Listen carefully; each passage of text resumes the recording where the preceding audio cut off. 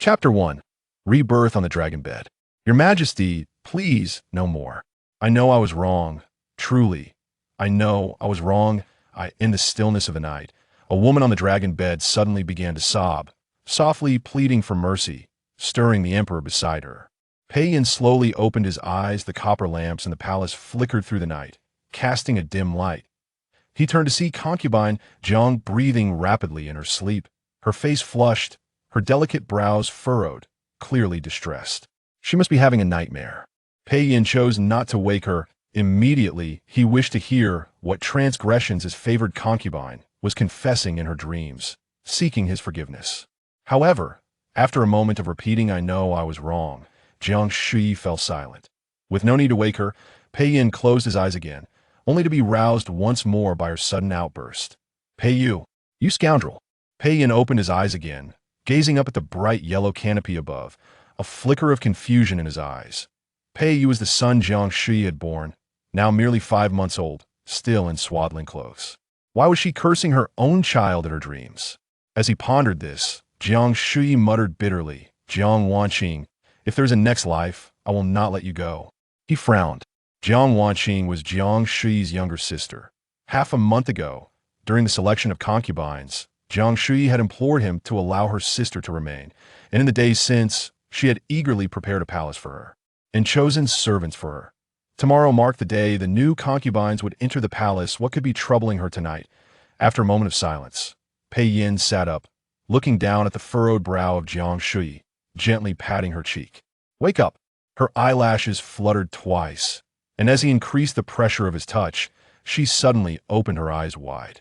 "What dream did you have? Tell me," Pei Yin inquired, but Jiang Shuyi merely stared blankly at him. After a long pause, she abruptly threw off the covers and stepped down from the bed, surveying the chamber. Such audacity was excessive even with his affection for her. Pei Yin would not indulge such behavior. His gaze deepened, regarding her steadily, his voice becoming noticeably cooler. "Concubine Jiang, what are you doing?" The title Concubine Jiang snapped her back to reality, and she looked at Pei Yin, who appeared significantly younger than before. She remembered the last moment before awakening, when Jiang Wanqing had been choking her, pain and suffocation overwhelming her, and then she blacked out only to awaken on the dragon bed in Qinqing Palace. Jiang Shuyi wanted to find a mirror to see if she had become younger, but before she could, she heard Pei Yin calling her concubine Jiang. She had been elevated to this rank after giving birth to Pei Yu, and for the subsequent 5 years, she held this title. During that time, she had eliminated Xue Shufei and Wu Guifei, but had not been promoted further. It was not until Pei Yu turned 6, and, during a fierce argument, expressed his desire not to have such a vicious and domineering woman as his mother, wishing instead to be born to a gentle and kind aunt. Jiang Shuyi, upon hearing this, nearly collapsed, unable to recover for days. To soothe her, Pei Yin had promoted her to Guifei. Later, Jiang Wanqing brought Pei Yu to apologize, tearfully claiming that it was her fault for spoiling her nephew Pei Yu, having been harshly punished by Pei Yin, was brought in by 2 palace attendants, kneeling and crying, "Mother, I was wrong. Do not blame Aunt. One was her own sister, the other her son. Despite the pain in her heart, Jiang Shuyi could not harbor true resentment against them." Subsequently, Jiang Wanqing privately advised her, "Pei Yu is still young and does not understand. Just continue to fight for him, and when he ascends to the throne, he will know to be grateful and filial to you." Thus, Jiang Shuyi became consumed by madness, relentlessly paving the way for Pei Yu. She suppressed and intimidated all the concubines in the harem, swiftly eliminating anyone who showed dissatisfaction. The eldest prince held the title of firstborn, and she frequently slandered him before Pei Yin, accusing him of unfilial words, and often bullied her younger son, tormenting palace servants for amusement. Pei Yin must have absorbed some of her insinuations, as his attitude towards the eldest prince grew increasingly indifferent. Yet Jiang Shuyi remained unsatisfied. She wished to eradicate any potential threats entirely. Encouraged by Jiang Wanqing, she resolved to poison the eldest prince. When the plot was exposed, it was Jiang Wanqing who reported her to the empress, meticulously outlining the evidence of her years of cruelty towards the other consorts, compelling and irrefutable. Her own son testified against her with disdain. "Mother, the eldest brother has never bullied me. I was forced by you to deceive father. You have turned father's harem into chaos and now seek to sow discord between us brothers, causing turmoil in the court. At that time, Pei was 8 years old, youthful and dignified, speaking with righteous indignation. Jiang Shuyi trembled with rage, losing all sense of composure, and shouted publicly, "Everything I did was for you." For me? You have no idea what I truly want. I desire brotherly harmony and filial piety. Yet you prevent me from getting close to my elder brother and complain of father, leading him to punish me. Brotherly harmony. Before his birth, Jiang Shuyi had already been embroiled in bitter conflict with the eldest prince's mother. How could there be any notion of brotherly affection? Filial piety? Without her, Pei Yin, the sovereign of the realm, would not have been able to be his father. Jiang Shuyi, in a fit of anger, fainted, and upon awakening, learned that Pei Yin had stripped her of her rank, confining her to Jiayang Palace for life, unable to leave without a decree. She believed that upon discovering the truth, Pei Yin would share Pei Ye's disdain for her, intending to let her die a lonely death in the palace. To her surprise, that very night, Pei Yin came again. Jiang Shuyi had lost all desire to please him, her hair in disarray as she sat on the bed, staring blankly out the window. Pei Yin approached her, gently lifting her chin, gazing into her eyes with calm inquiry. "Jiang Shuyi, do you remember how you lived before giving birth to Pei Yu?" Jiang Shuyi's eyes flickered with emotion. She had entered the palace as a potential consort a year before coming of age, becoming Pei Yan's maid. Being the youngest among the concubines, he initially treated her as a sister. Upon learning she was a daughter of a concubine, barred from education by her legitimate mother, he took it upon himself to teach her to read during his leisure. Those were the happiest days of Jiang Shuyi's life. The crown princess was kind, and although the other sisters were often embroiled in rivalry, they treated her, being so young and inexperienced, with kindness that of course. There were instances when one would scold her as a little vixen, prompting her to run to Pei Yin for solace, and he would always support her. After the passing of the former emperor and Pei Yan's ascension, she was conferred the title of Guifei and soon summoned to his chambers. That it felt strange, somewhat uncomfortable, painful even, yet Pei Yin was a patient teacher, guiding her gently, step by step.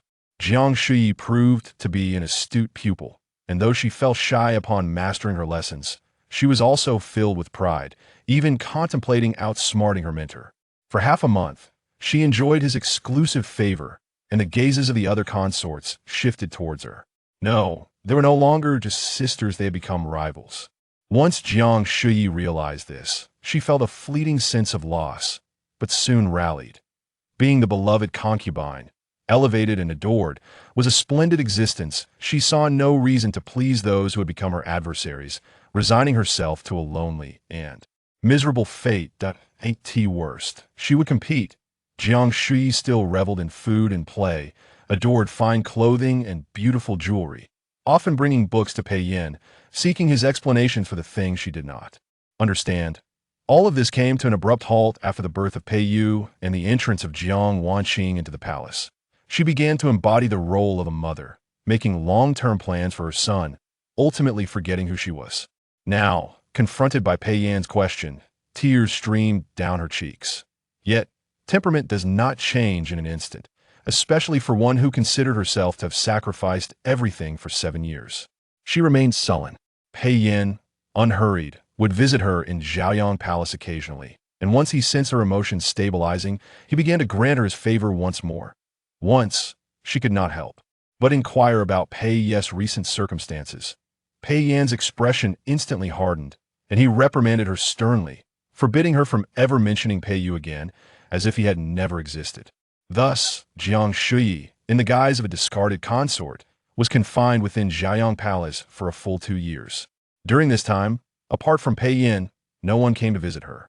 Gradually, she grew indifferent to the happenings outside, spending her days immersed in books and paintings, awaiting Pei Yan's company, while memories of her son and sister faded into obscurity. One night, Pei Yin informed her that he would soon lead an expedition and promised that upon his return, he would lift her restrictions and restore her status. After 2 years of confinement within Jiayang Palace, she felt a mixture of joy and apprehension. However, she did not await Pei Yan's return. Shortly after his departure, news reached Jiayang Palace. Pei Yu had fallen gravely ill, teetering on the brink of death, and wished to see her one last time. Strangely, Jiang Shuyi discovered that her heart remained unmoved. Previously, even the slightest injury to Pei Yu would bring her to tears, provoking his irritation. Nonetheless, having brought Pei Yu into this world, it was only fitting that she should bid him farewell. She retrieved the token Pei Yan had given her before his departure and commanded the guards to take her to Wenhua Hall. Pei Yu, now 10 years old and significantly taller than she remembered, lay in bed with flushed cheeks from fever. Upon seeing her, his eyes instantly welled with tears as he called out, "Mother." Jiang Shuyi hesitated for a moment before approaching him, oblivious to the slight movement of the curtains beside her. Yes, she reached the bedside and gazed at Pei Yu. Suddenly, someone from behind tightened a rope around her neck. Caught entirely off guard, she could not utter a sound, her heart racing with fear. Turning her head, she was met with the terrifying visage of Jiang Wanqing, who had always appeared so pitiful. "Sister Dai," she shrieked with frenzied laughter, her grip astonishingly strong. "When your concubine left, you promised to take care of me for a lifetime. Since that is the case, I wish to be the favored consort and bear a son.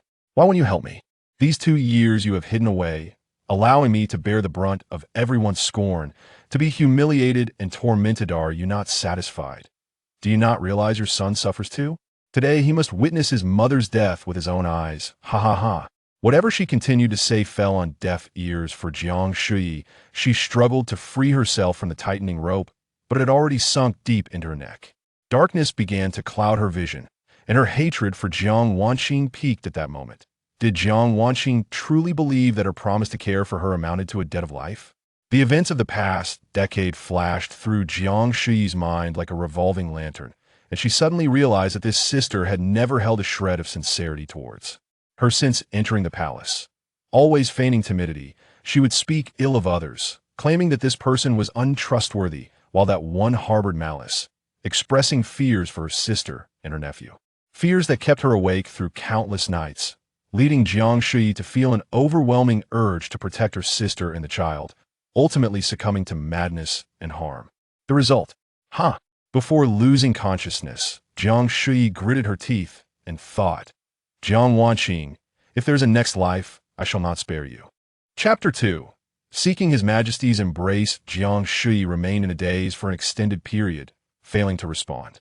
Pei Yan, seated at the edge of the couch, exhausted his patience and lightly tapped his knee. "Jiang Fei, you are being too audacious. Kneel."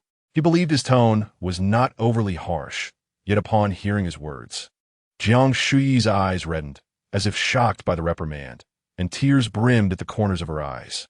Pei Yan paused, suspecting he might have spoken too sternly, only to see Jiang Shuyi suddenly stumble toward him, tears in her eyes, barefoot and in a thin garment, her hair cascading around her shoulders.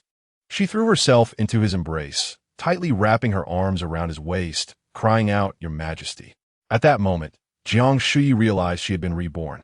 The pain and resentment from her previous life had not yet dissipated, and though she could not fathom why such an extraordinary event had occurred, she felt an overwhelming sense of joy.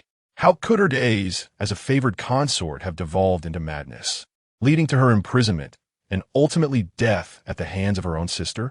The first face she encountered upon her rebirth was Pei Yan's, and her heart swelled with elation. During the 2 years of her confinement in Jiayang Palace, even her accompanying maidens had married and left the palace, leaving only Pei Yan by her side.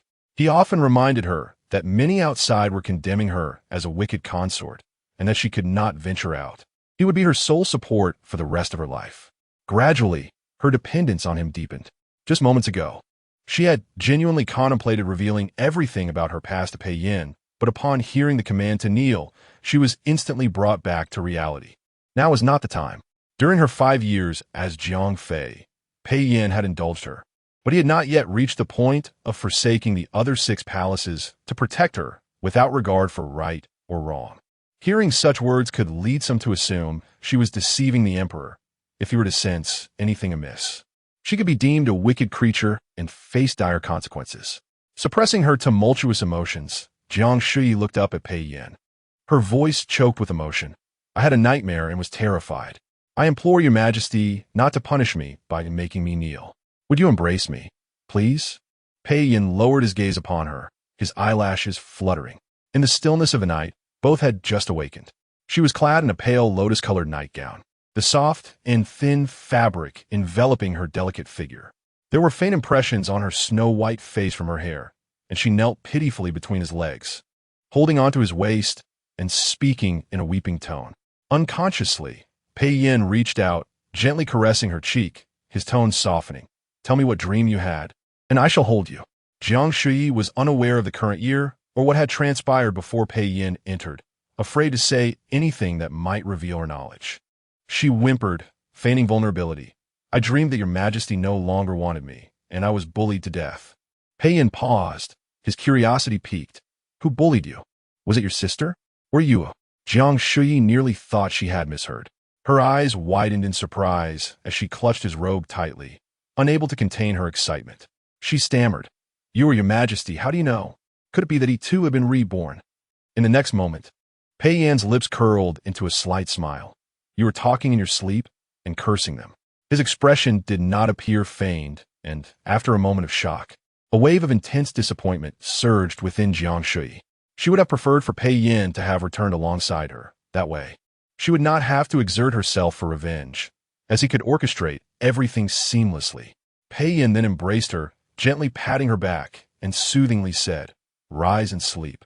Tomorrow your sister will enter the palace. You should be overjoyed, which is why you are having these absurd dreams. Tomorrow, Jiang Wanqing would enter the palace. Jiang Shuyi's mind buzzed as she lay back on the couch. It was as if she had returned to 10 years prior when she had just given birth to Pei Yu. Jiang Shuyi felt a wave of despair wash over her. Since fate had granted her a second chance, why had it not occurred a year earlier? If it had, Pei Yu would not have been born, and Jiang Wanqing would not have the opportunity to enter the palace. Now, the die had been cast. While Jiang Wanqing could be dealt with, what about Pei Yu? She could not simply return him to her womb. Raising him? Impossible. The mere thought of him filled her with aversion, and she wished to distance herself from him entirely. The entire night passed without her finding sleep, and as dawn approached, fatigue finally overcame her. She dozed off, only to be awakened shortly thereafter. Your Highness, it is time to prepare for the journey to Kuanning Palace. Today is the day the third miss enters the palace. It would be inappropriate to be late, as usual. Jiang Shuyi opened her bleary eyes and turned her head to find her side empty. Typically, the consorts would sleep on the outer side for ease of serving tea and water at night, ensuring they would not disturb the emperor when rising. However, Jiang Shuyi had always feared the dark, believing it safer to sleep on the inner side, and Pei Yin had permitted this, even allowing her to walk herself to morning court. Jiang Shuyi sat on the bed for a moment, gathering herself, her gaze sweeping the room until it landed on Jin Zhu's face, which she had not seen for 2 years, confirming that last night had not been a dream. She had indeed been reborn. Jin Zhu, oblivious to her mistress's unusual demeanor, stepped forward to assist her in rising, a broad smile on her face. With the third miss entering the palace, your Highness will have support in the harem. If another prince is born, our little prince will have a brother to rely on. How wonderful that would be. Jiang Shuyi's expression suddenly darkened. She had 2 accompanying maidens, Jin Zhu and Yu Zhu. Jin Zhu was clever and bold, while Yu Zhu was gentle and cautious. In her past life, Jin Zhu had wholeheartedly supported Jiang Wanqing, often whispering similar sentiments in her ear. At the time, Jiang Shuyi had not suspected her younger sister of harboring ill intentions, believing Jin Zhu was truly looking out for her. However, hearing such words now felt like daggers to her ears. Support? As a favored consort, she had no shortage of loyal followers. Miao Jiaoi, Ro Pin, Feng Marin, countless others willing to act as her blade. What had Jiang Wanqing done after entering the palace? She had spent her days crying and whispering alarming words, causing Jiang Shuyi great anxiety. When Jiang Shuyi finally resolved to confront those her sister deemed untrustworthy, she had feigned fear, distancing herself as if Jiang Shuyi were alone in her endeavors. Jin Zhu's latter remark was even more absurd. The notion of having Jiang Wanqing bear a prince to support Pei Yu? Among princes, there was no brotherly affection. They would grow up to vie for the throne against Pei Yu. Jiang Shuyi planted her feet firmly, turning her gaze upon Jin Zhu. displeased as she questioned, "Where did this third miss come from in the palace?" "This is the Imperial Palace. I am now His Majesty's Jiang Shuyi. And as for your talk of support, if the palace attendants overhear and report it to His Majesty, we could both lose our heads." Jiang Shuyi was taken aback. Having served the mistress for over a decade, she had never faced such a reprimand and found it hard to believe. What was wrong with her words? His Majesty favored the mistress. Even if he found out, he surely would not care. Why was the mistress suddenly so nitpicky and harsh? Had Yu Zhu, that two-faced little wretch, been speaking ill of her behind her back? Jiang Shuyi suddenly recalled another matter. Furrowing her brow, "Did I not instruct someone to prepare the eastern chamber of Zhaoyang Palace for Jiang Wanqing?" Indeed, Jiang Shuyi quickly regained her composure. Smiling again, "Once the third miss, or rather, Jiang Guren, moves in, Zhaoyang Palace will be lively. The sisters will be reunited, and other consorts will envy the fortune of having each other as companions." Jiang Shuyi found Jiang Shuyi and Appo's words increasingly irksome. Lively? It would be a cacophony, a deathly din. Having no desire to engage in further conversation, Jiang Shuyi completed her grooming and dressing before departing for Kunning Palace in a sedan chair. Chapter 3.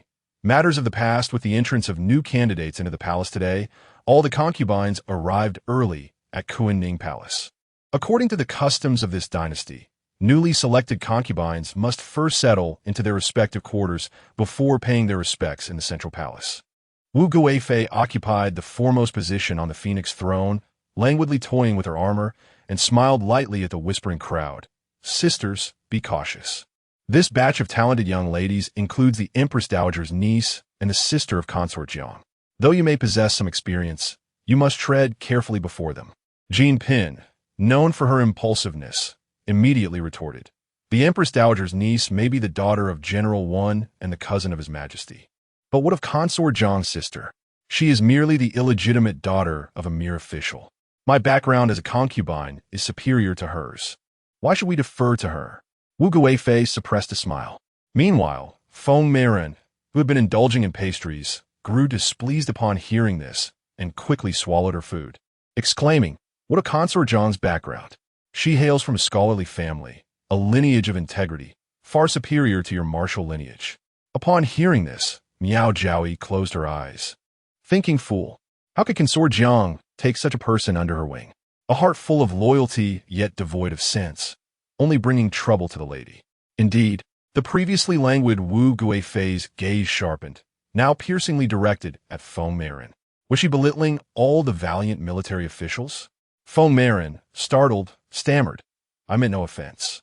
Still daring to argue, Wu Guifei rose, pointing at her and sternly scolding. Jean Pin's father fought valiantly for His Majesty, sacrificing life and limb. In your words, he becomes merely a practitioner of swordplay. If the soldiers were to hear this, how heartbroken they would be. The hall fell silent. Such a lofty accusation was indeed worthy of reprimand, even if His Majesty were present. If Wu Guifei chose to punish Feng Meiren severely, it would only elevate her own moral standing. Apart from Jiang Shuyi, the others eagerly anticipated the unfolding drama. Feng Meiren, at a loss for how to respond, looked helplessly at her allies, Miao Jiaoyi and Ro Pin. Ro Pin frowned, conveying a look that said, "I do not know how to handle this. We shall wait for the lady." Miao Jiaoyi, however, ignored Feng Meiren entirely, rising to kneel before Wu Guifei, calmly stating, "Your Highness." It was Jean Pin who first disrespected the civil officials. The censors speak boldly for the nation, unafraid of treachery. Hearing Jean Pin's words must have pained him greatly. "I am close with Feng Meiren, and I know she holds the nation's heroes in the highest regard." She must have spoken out of momentary anger. Feng Meiren hastily knelt beside her. "Miao Jiaoyi speaks the truth." Miao Jiaoyi's words implicated Jean Pin, suggesting that if Feng Meiren were to be punished, Jean Pin, the instigator, would face even harsher consequences. Otherwise, the pretense of high moral ground would crumble. However, Jean Pin, being neither cherished nor wise, would only stir up trouble if dealt with. Wu Guifei understood this well, but was unwilling to let Feng Meiren off the hook so easily. With a cold laugh, she said, "Very well, I shall overlook your slip of the tongue. But as a mere beauty, how dare you point fingers at Jean Pin and neglect the proper titles? Such overstepping, Who do you rely on for such audacity? This was a clear attempt to implicate Consort Jiang as well. Feng Meiren, rarely quick-witted, feared dragging her lady into this and resolutely declared, I have no one to rely on. All is my fault. I despise Jean Pin, and thus spoke without thought. I accept any punishment your highness sees fit. Miao Jiaoyi's expression soured. Who in the palace did not know she was favored by Consort Jiang? What was the point of feigning ignorance now? Wu Guifei smiled. You despise Jean Pin? Look at you, so bold today. If you grow weary of Jean Pin, or even of me, or the Empress, or even His Majesty, what might you do next? Feng Meiren lowered her head, lips pressed together in silence. Wu Guifei regarded her with disdain, slowly saying, Go kneel outside.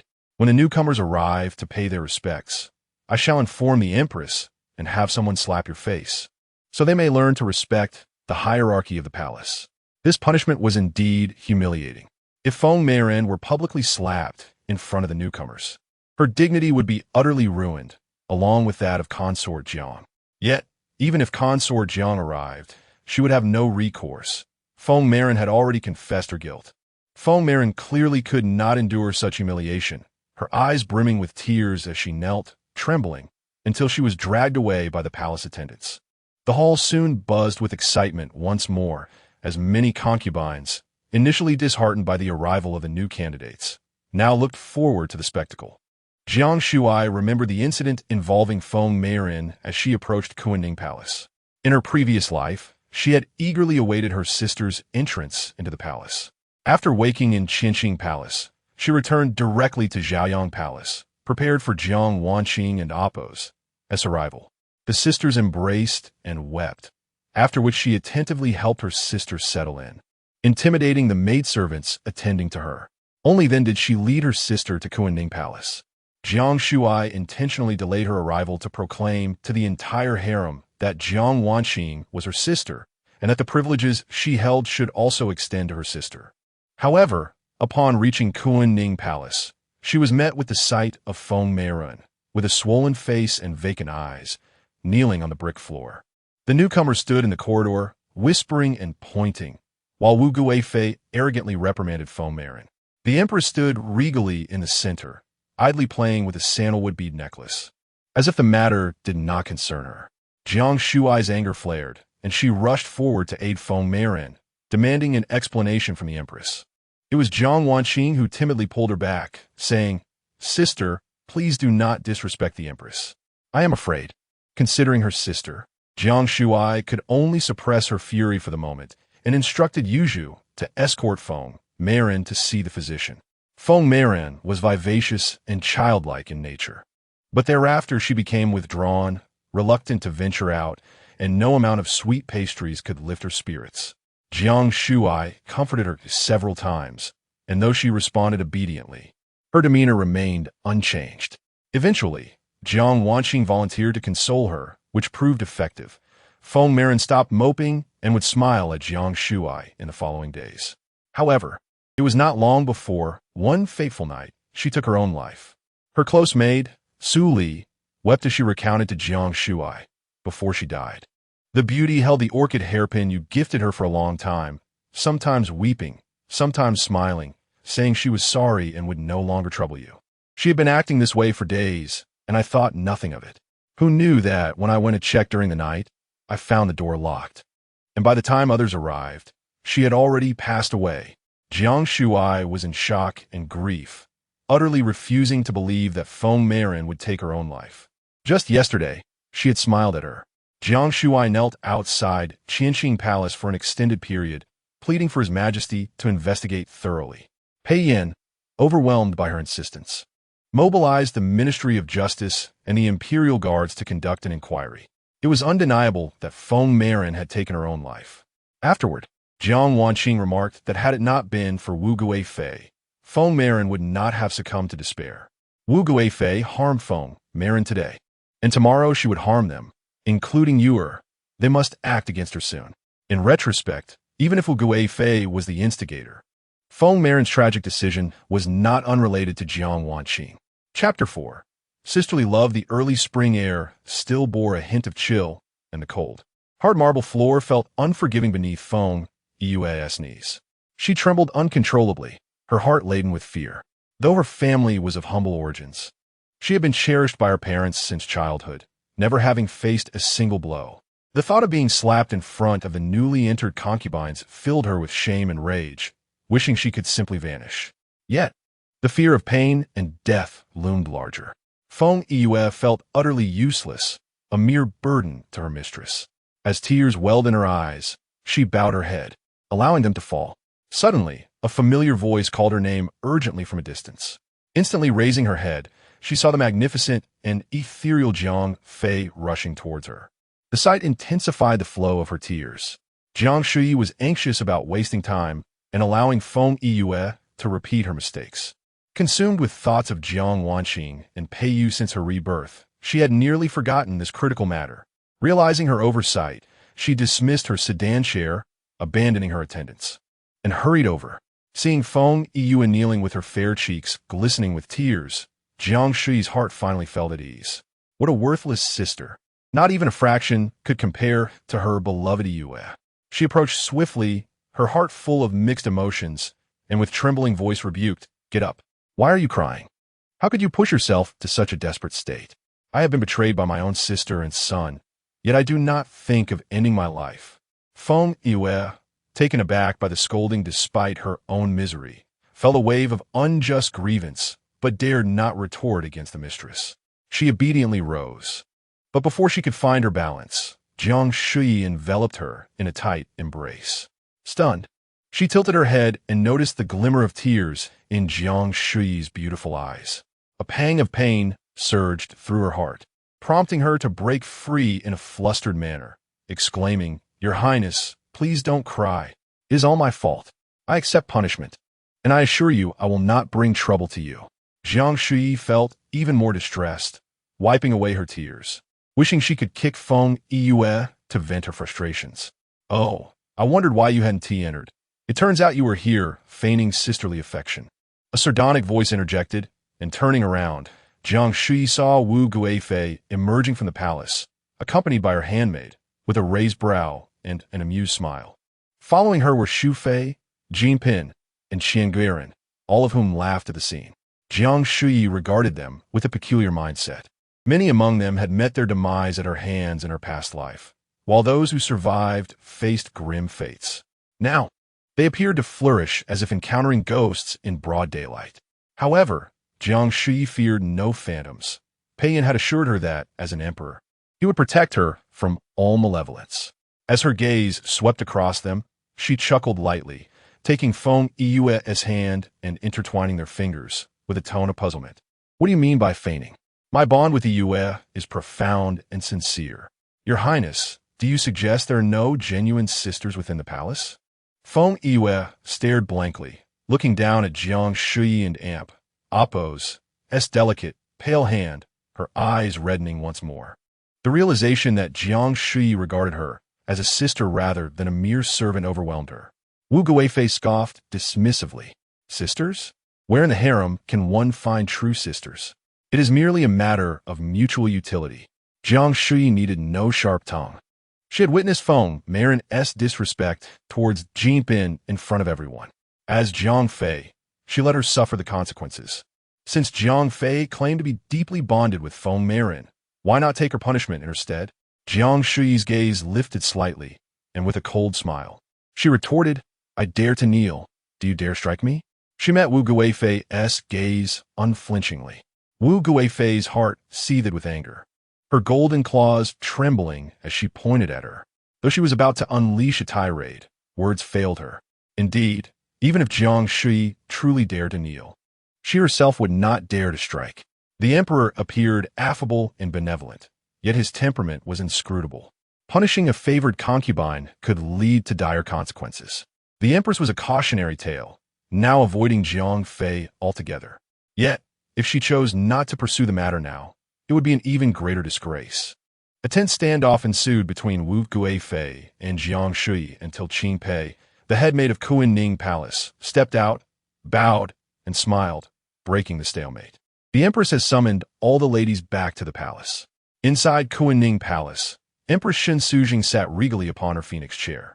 Perhaps due to the arrival of newcomers, She was adorned in especially grand attire, wearing a crown of red gold and green feathers, with pearls shimmering at her earlobes. Draped in a bright yellow brocade gown, her makeup pronounced. As Jiang Shuyi and the others entered, the concubines bowed, yet Empress Shun remained seated, her expression composed, as if awaiting their arrival. Wu Gui Fei, Xue Shu Fei, Jinpin, and others hurriedly saluted.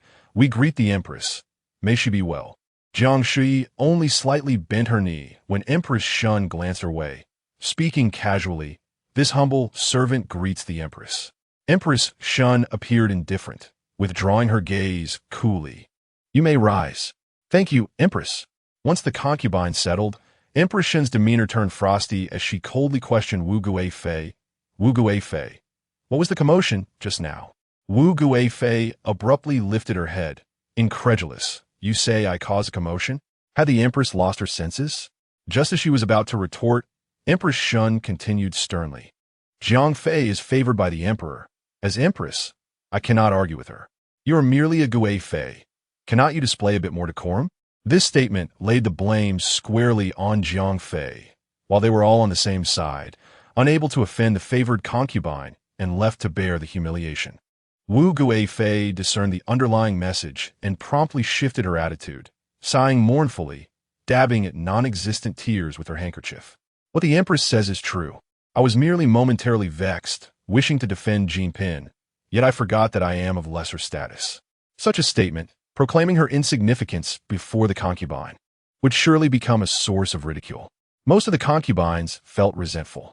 They had endured long years of hardship to ascend in rank. Yet now their status seemed meaningless in the face of imperial favor. Who could accept such a reality? Especially Jinpin, whose teeth nearly ground to dust in frustration. Jiang Shuyi, however, was unconcerned. This was for the best. Let them refrain from provoking her, saving her from dirtying her hands once more.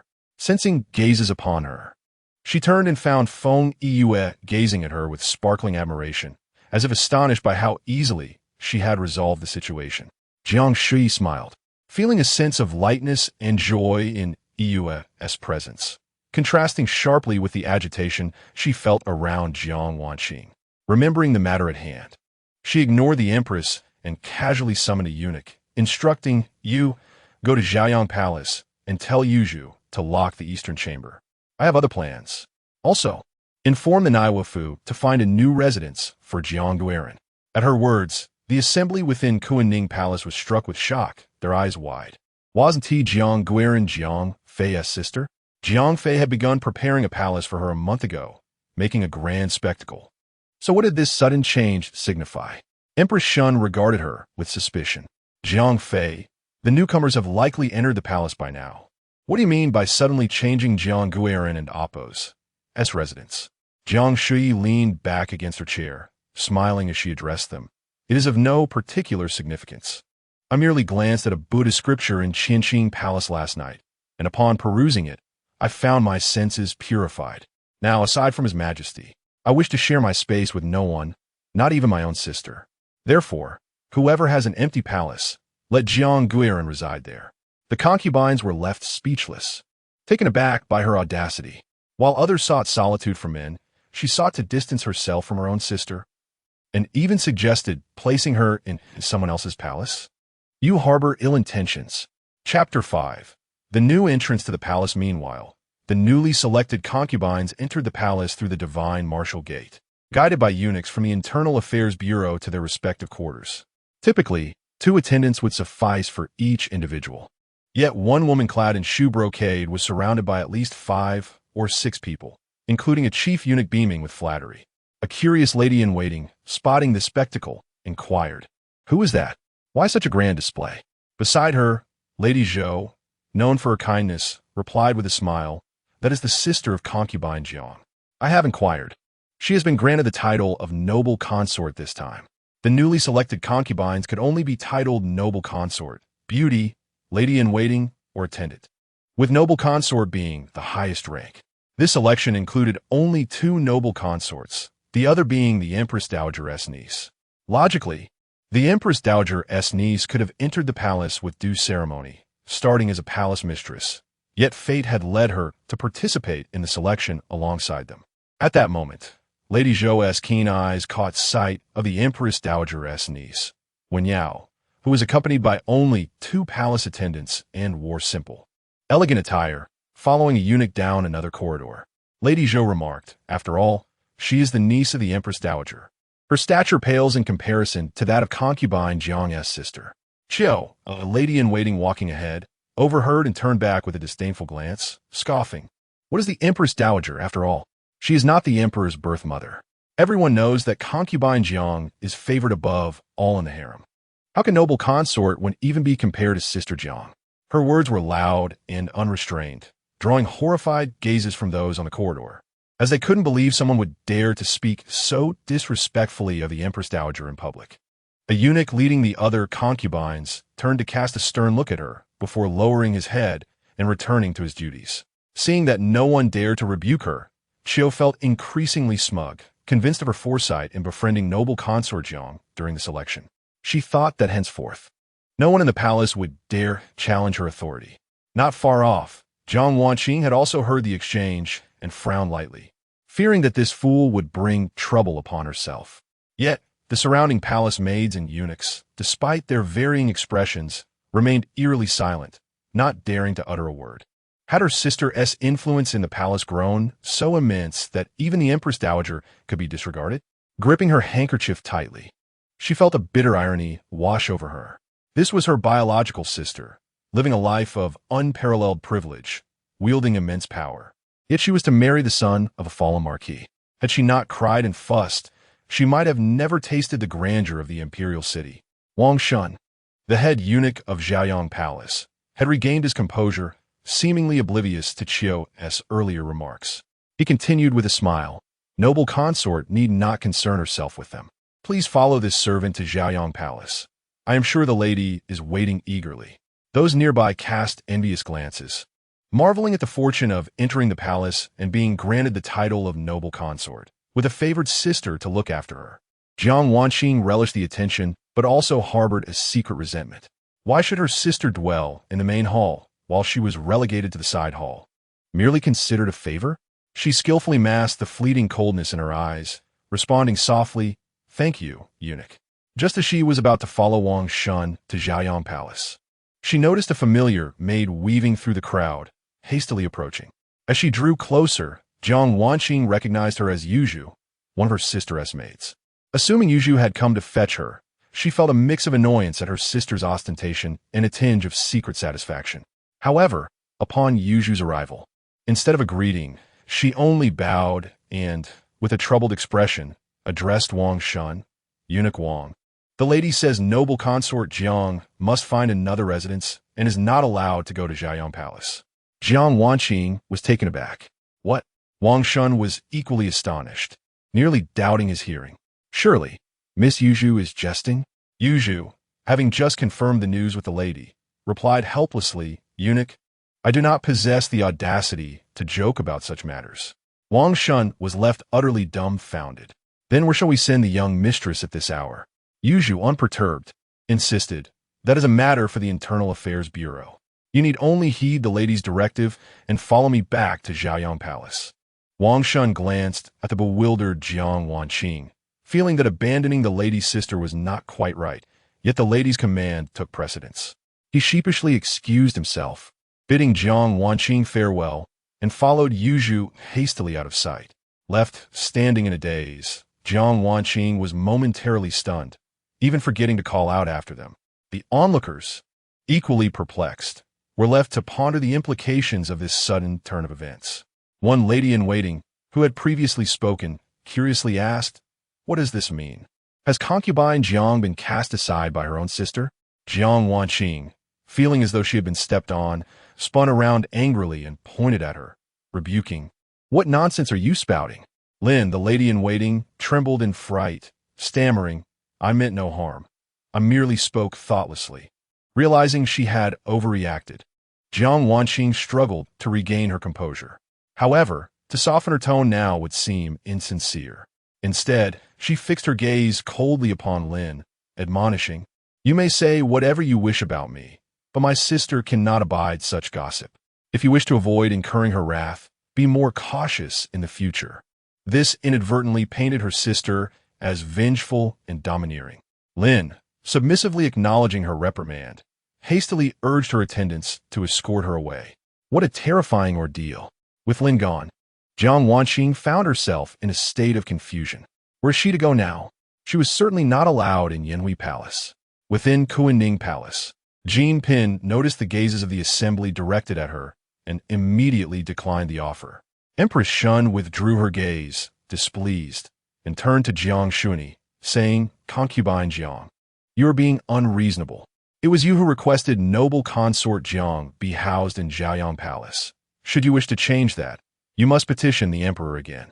Jiang Shuyi lifted her teacup, not even sipping, as she gazed at the morning light reflecting through the palace windows, indifferent. "I have been unreasonable for quite some time. And did you not just advise the noble consort to exercise discretion and not to stoop to my level? Why has the empress suddenly become so petty?" The retort only deepened Empress Shun's frown. "Perhaps it is best to allow noble consort Jiang to reside in this palace." Suddenly, Xue Shufei, who had been silent, spoke gently. The crowd turned to her, noting her soft smile, as though she were tactfully alleviating the empress's concerns. Empress Shun's expression softened slightly, yet with a hint of worry. She replied, "But you still have E and Oppos, to care for. Allowing noble consort Jiang to stay here may cause you distress." This implied that noble consort Jiang would likely leverage her sister's influence to dominate Xue Shufei and the crown prince. Xue Shufei smiled warmly. "It would not trouble me at all. If someone must be inconvenienced, let it be me rather than the other sisters." Empress Shun was greatly touched, showering Xue Shufei with praise and offering her gifts of jewelry and fabric.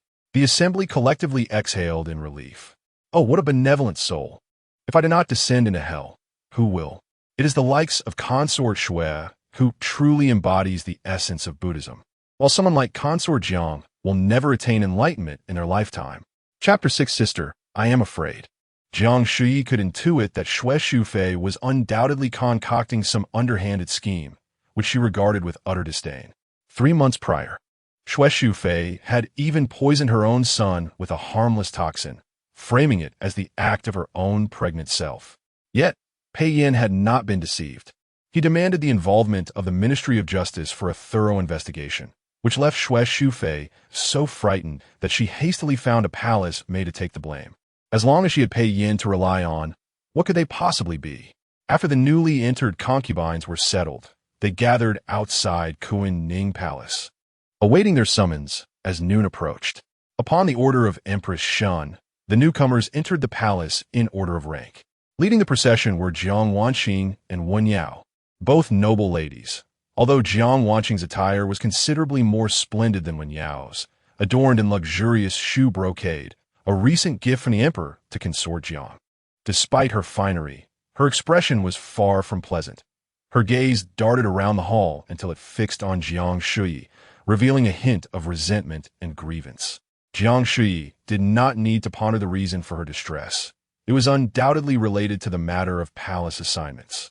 How dare she wear such a countenance? Jiang Shuyi's heart was filled with scorn, had it not been for the fear that a complete change in attitude might raise suspicions.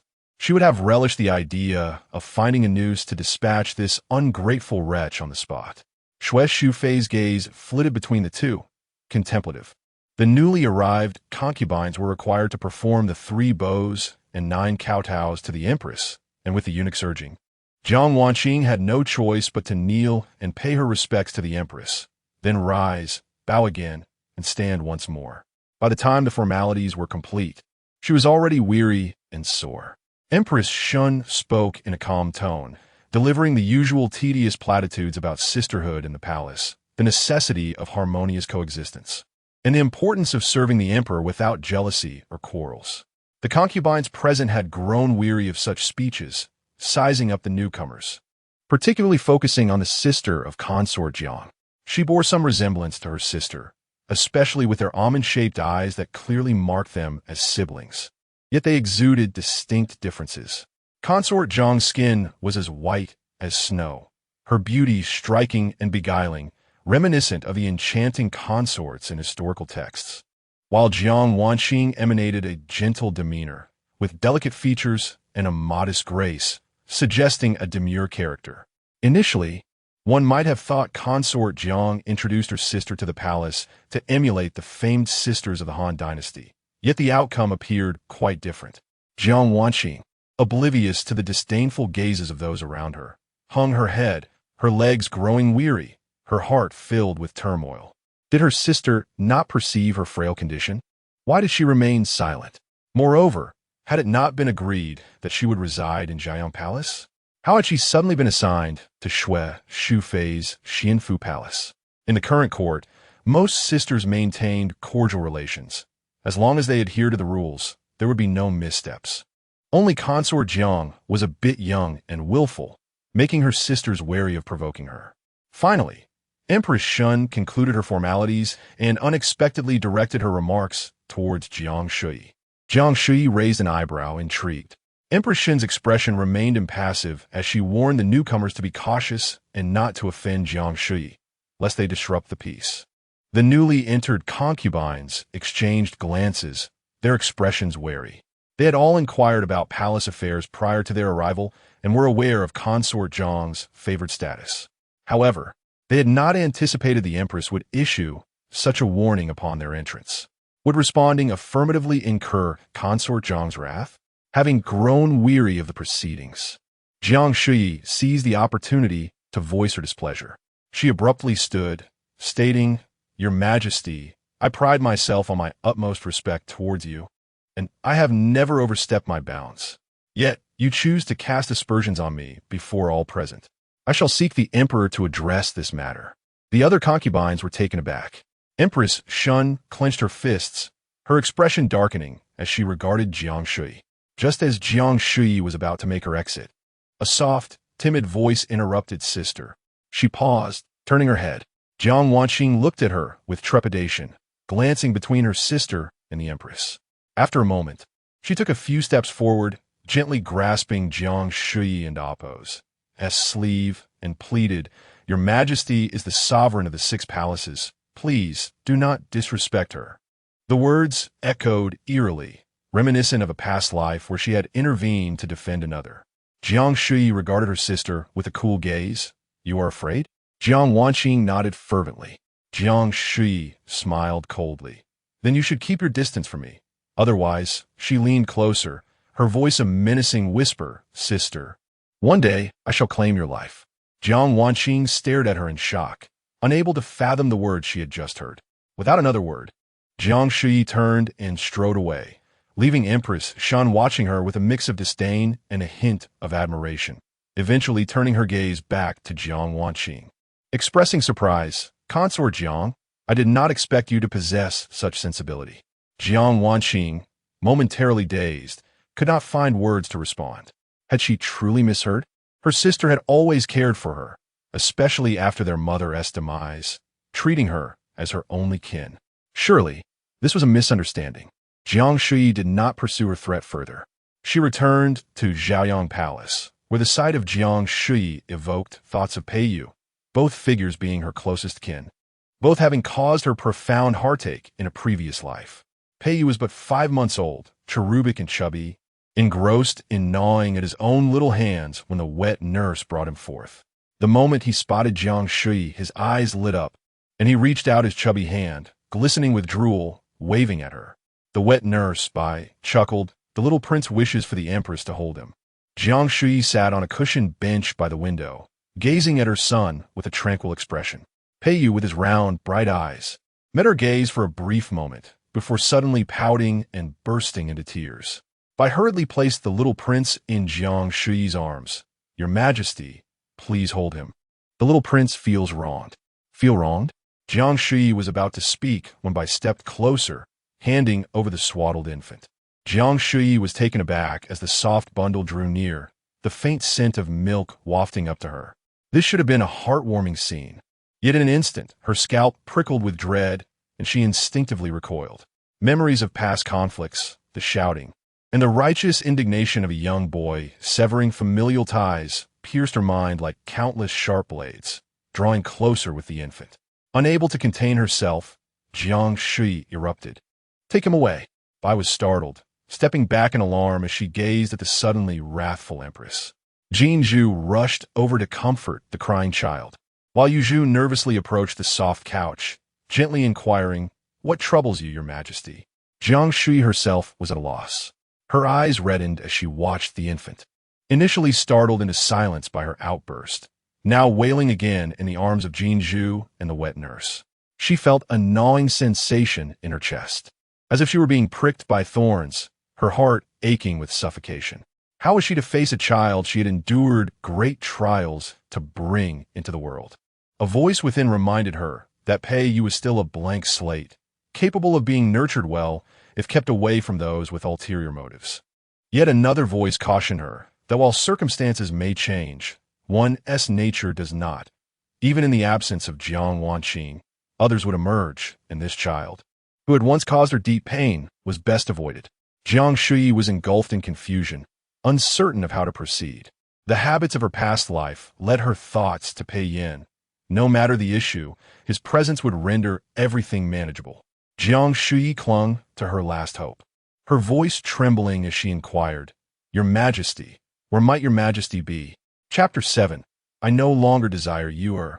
In the Sinang Palace, the small eunuch knelt on the ground, trembling as he recounted the words he had overheard on the long street.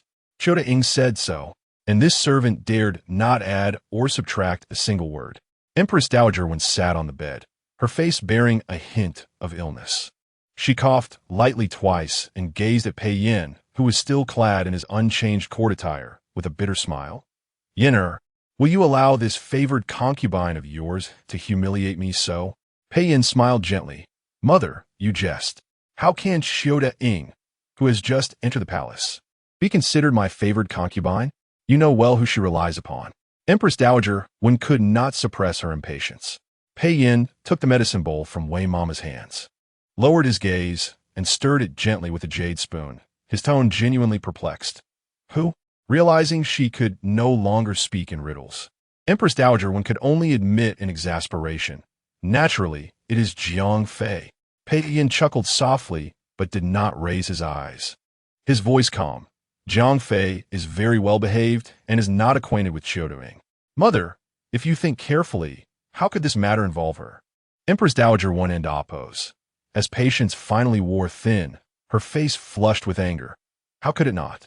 That show merely a Ing would not dare offend me unless instructed by Jiang Guiran. And who stands behind Jiang Guiran, the emperor should not need to ask me." Pei Yan's smile faded slightly as he raised his narrowed eyes, posing a question that was ambiguous. "If we follow your line of thought, does it imply that Jiang Fei is also backed by me?" Empress Dowager Wen was momentarily taken aback. She gazed at her gentle and refined foster son, feeling an inexplicable fear. Could it be that he was truly behind Jiang Fei? She recalled her bias towards Chun'er when he was alive, realizing she had been excessively partial to Pei Yin. Yet, who could balance affection between a biological child and an adopted one? After Chun'er's unexpected demise, she had treated Pei Yin as her own son. "Yin, are you?" Empress Dowager Wen stuttered, looking at Pei Yin with a hint of wariness that she herself did not recognize. Pei Yin regained his smile, signaling for a stool to be brought over and sitting by the bed. He personally lifted a spoonful of medicine to Empress Dowager Wen's lips. "It is time for your medicine, mother." Though this medicine was brewed in her own palace, it should pose no issue. Yet for some reason, as Pei Yin offered it, Empress Dowager Wen felt as if it had been poisoned. She tilted her head back, stammering, "I do not wish to drink the medicine." Pei Yin frowned slightly, causing Empress Dowager Wen's heart to tighten. However, he ultimately withdrew his hand, returning the bowl to the servant and sighing, "Then let it be for now. You know, my filial piety has always been steadfast." Empress Dowager Wen's lips twitched. "Regarding the matter of Chota Ing, I am aware."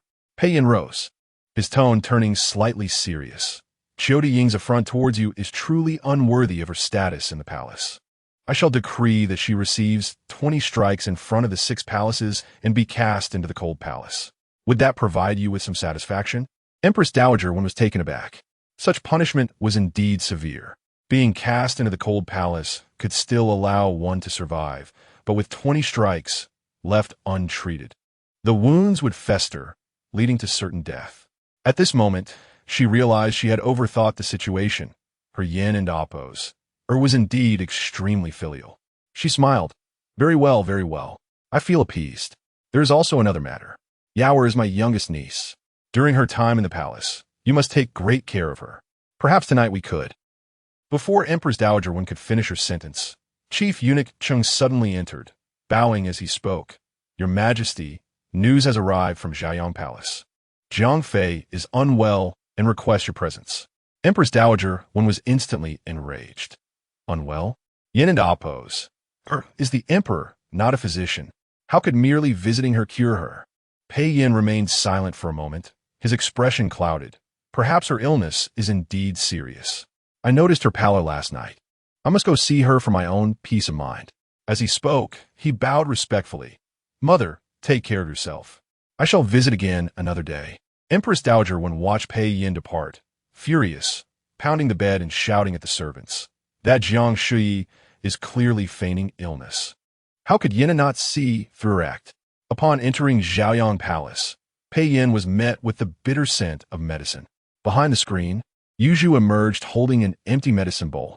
Upon seeing him, she immediately knelt. This servant greets your majesty. Pei Yin glanced at the bowl and inquired, what medicine is this? Yuzhu's face was filled with concern. It is a tranquilizing medicine. After returning from Kunning Palace, the lady suddenly felt short of breath and anxious, crying for you. I dispatched someone to Qianqing Palace and learned that you were caring for the Empress Dowager, so I gave her the tranquilizing medicine. The lady has just fallen asleep. Pei Yin said nothing, stepping around the screen and lifting the beaded curtain to enter the inner chamber. There, on the bed with half-drawn curtains, lay a woman with cascading hair. Facing him, as she lay curled up, a soft silk blanket draped over her, exposing a delicate shoulder. Her pale cheeks bore traces of tears, and her finely sculpted brows were slightly furrowed, her delicate hands hanging at the edge of the bed, grasping at the air like a lost and feeble lamb. Pei Yin gazed at her for a few moments before approaching slowly. Your Majesty, the woman on the bed suddenly called out uneasily, her long lashes fluttering gently. It seemed she sensed his presence, but could not awaken. Pei Yin pondered briefly, then leaned down, whispering softly in her ear, I am here. Wake up yourself, or I shall leave. Jiang Shuyi, in a half-dreamy state, caught the familiar scent but was heavily under the influence of the tranquilizing medicine and longed to sink back into sleep. Yet, she soon heard his threat. He said he would leave, feeling wronged. She recalled how he had promised to stay with her forever when he first confined her to Jiaoyang Palace. In a fit of anger, she shook off her drowsiness and opened her eyes wide. Her gaze fell upon Pei Yan's handsome face, which seemed to carry a hint of a smile that vanished in an instant. He then asked gently, what brings you to wake? Jiang Shuyi stared at him blankly before suddenly reaching out to grasp the embroidered sleeve adorned with a golden dragon. I thought I heard your majesty say you would leave. Her tone was one of justified complaint and inquiry. Pei Yin glanced down at the wrinkled sleeve clutched in her hand, a strange feeling passing through him. Jiang Shuyi, though occasionally bold before him, usually adhered to propriety. In the moment of his suspicion, Jiang Shuyi had already knelt up, tightly wrapping her arms around his waist. Burying her face in his chest, her voice suddenly weak. Do not leave. You're all I have. If you no longer wish for me, then grant me death. He was all she had. Pei Yin hesitated for a long moment, contemplating whether to admonish her for her audacity. Ultimately, he chose to indulge her, sensing that she had likely endured some grievances in Kunning Palace, causing her to momentarily lose composure. He reached out to gently stroke Jiang Shuyi and Appo's hair, soothingly assuring her, when have I ever said I do not want you? Moreover, you still have you and Appo's, and your sister. You should not speak of such morbid thoughts. Mentioning them only deepened Jiang Shuyi's heartache, and she clung to Pei Yin even tighter. She knew she ought to rein in her emotions, to avoid arousing suspicion, lest she risk losing his favor. But she could not help herself. In her past life, she had a sister and a son, so it mattered little if Pei Yin did not dote on her. However, in this life, Jiang Shuyi was painfully aware that her sister was heartless and her son ungrateful. Apart from Pei Yin, she had no other kin to rely upon. I no longer desire you, nor do I wish for my sister, your majesty. I implore you to show me a little more affection from now on, if you would be so kind." Upon uttering these words, her voice choked with emotion. She could no longer contain her trembling form and began to weep softly. Chapter 8. A dream of the concubine Pei Yin summoned the imperial physician for Jiang Shuyi. In the royal chamber, the physician knelt to take her pulse while Pei Yin stood outside the screen, surrounded by kneeling palace attendants. This morning, the lady had exhibited unusual behavior, unjustly reprimanding the servants, an occurrence that had never happened before. Later, on her way to Kunning Palace, she abruptly left her sedan chair and rushed forward. Furthermore, the lady, who had always shared a deep sisterly bond with concubine Jiang, suddenly decided to evict her to another palace today. Oh, and just now, she had frightened the young prince to tears. He must be quite terrified by now. Should His Majesty go and check on him? Jinju hurriedly reported before Yu Zhu could speak, and upon seeing the emperor's cold demeanor, Cheng Shozhong immediately reprimanded her. "You deaf fool." His Majesty inquired about the lady's state of mind, and you spouted this nonsensical string of complaints. Jinju, startled, shrank back, feeling somewhat wronged. I truly do not know." As she was a maidservant close to Consort Jiang, Cheng Shozhong refrained from further harsh words. Just as he was about to inquire with other attendants, the emperor had already stepped into the inner chamber. As Wang Taiji finished tidying the pulse pillow, he noticed the emperor's arrival and quickly bowed to report, "Your Majesty, Consort Jiang is in good health. Aside from some excessive heart fire, there are no other ailments." Pei Yin nodded gently and calmly instructed him to withdraw.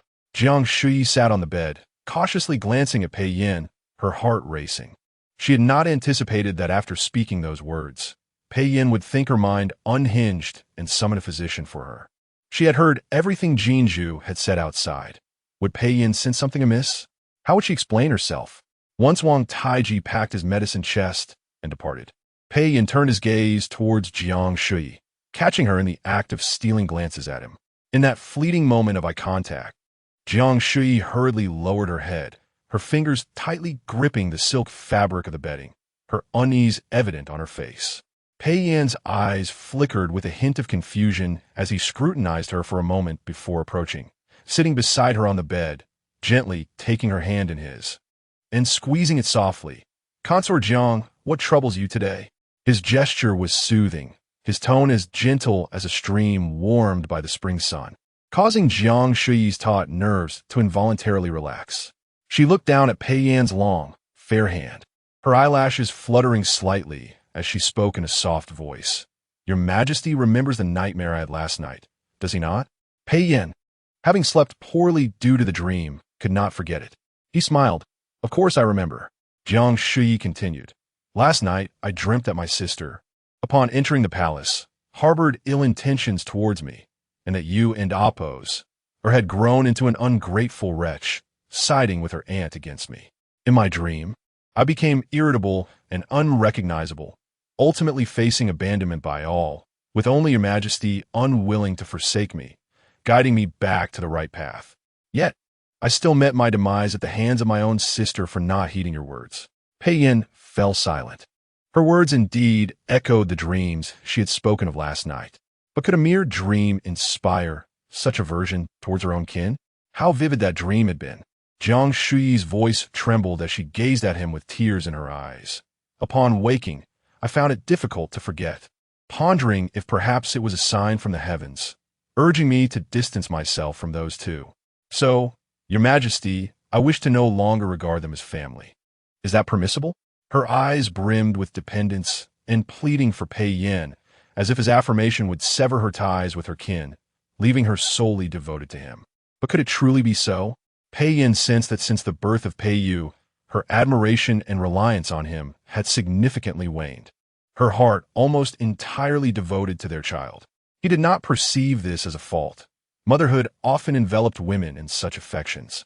Yet, in moments of leisure, he would reminisce about the innocent and carefree Jiang Shuyi before her child came into the world. No matter how much he yearned for the past, it was irrevocably lost. Presently, he believed Jiang Shuyi was merely grappling with the aftermath of her nightmare, In a few days, she would surely forget it and return her focus to their son. As this thought crossed his mind, a flicker of discontent arose within him, yet it was fleeting. Fear not, it was merely a dream. Pei Yin neither affirmed nor denied her request, instead offering gentle reassurance. If this weighs upon you, refrain from seeing Yuer and concubine Jiang for a few days. You need not attend the morning council. I shall inform the empress of your illness. Jiang Shuyi exhaled in relief. She had truly feared that Pei Yin would compel her to shower affection upon their son. Fortunately, Pei Yin remained the same as he had been a decade ago, treating her with utmost kindness. After a moment of hesitation, with tearful eyes, she gazed up at Pei Yin and pitifully inquired, "How many days can I take off?" She disliked attending the morning council daily. While it allowed her to showcase her authority, the regularity felt confining, especially after a recent return, where her thoughts were still in disarray. Pei Yin, perhaps discerning her thoughts, chuckled lightly and countered, "How many days do you wish for?" Jiang Shuyi tentatively suggested, "Could it be a year? A year?" Pei Yin responded with mild surprise, noticing the guilt on Jiang Shuyi's face as she realized the absurdity of her request. He softened his expression and gently asked, "Do you truly believe that it's feasible?" Jiang Shuyi knew it was not. She sighed in resignation. "Then how about half a year?" Seeing her in such a delicate state, Pei Yin felt an involuntary surge of affection. "I shall grant you 3 days to ease your mind." No sooner had he spoken than Jiang Shuyi's eyes filled with profound disappointment, the moisture shimmering in her gaze, threatening tears once more. Pei Yin, feeling helpless, moved beside her and embraced her. "You may jest, but I am the sovereign of the realm. Must I also indulge in your whims?" The morning council is a tradition established by our ancestors. If you find it tedious, you may take a sick leave for 2 days. But if you neglect it for an extended period, it would be unbecoming and tarnish my reputation. Nestled in his embrace, Jiang Shuyi felt a whirlwind of emotions. She understood Pei Yan's commitment to his image as a wise ruler. Since his ascension, he had been diligent and receptive, never lax in matters of governance or filial piety towards the Empress Dowager. Yet, even so, she had been a source of his troubles in her past life. After the revelations of her wrongdoings towards the concubines, Pei Yin had insisted on protecting her, leading to the despair of the father of a noble concubine, who tragically perished before the gates of the palace. The military officials were incensed, and the families of concubine Wu and concubine Shu rallied with like-minded officials to demand the execution of the evil concubine.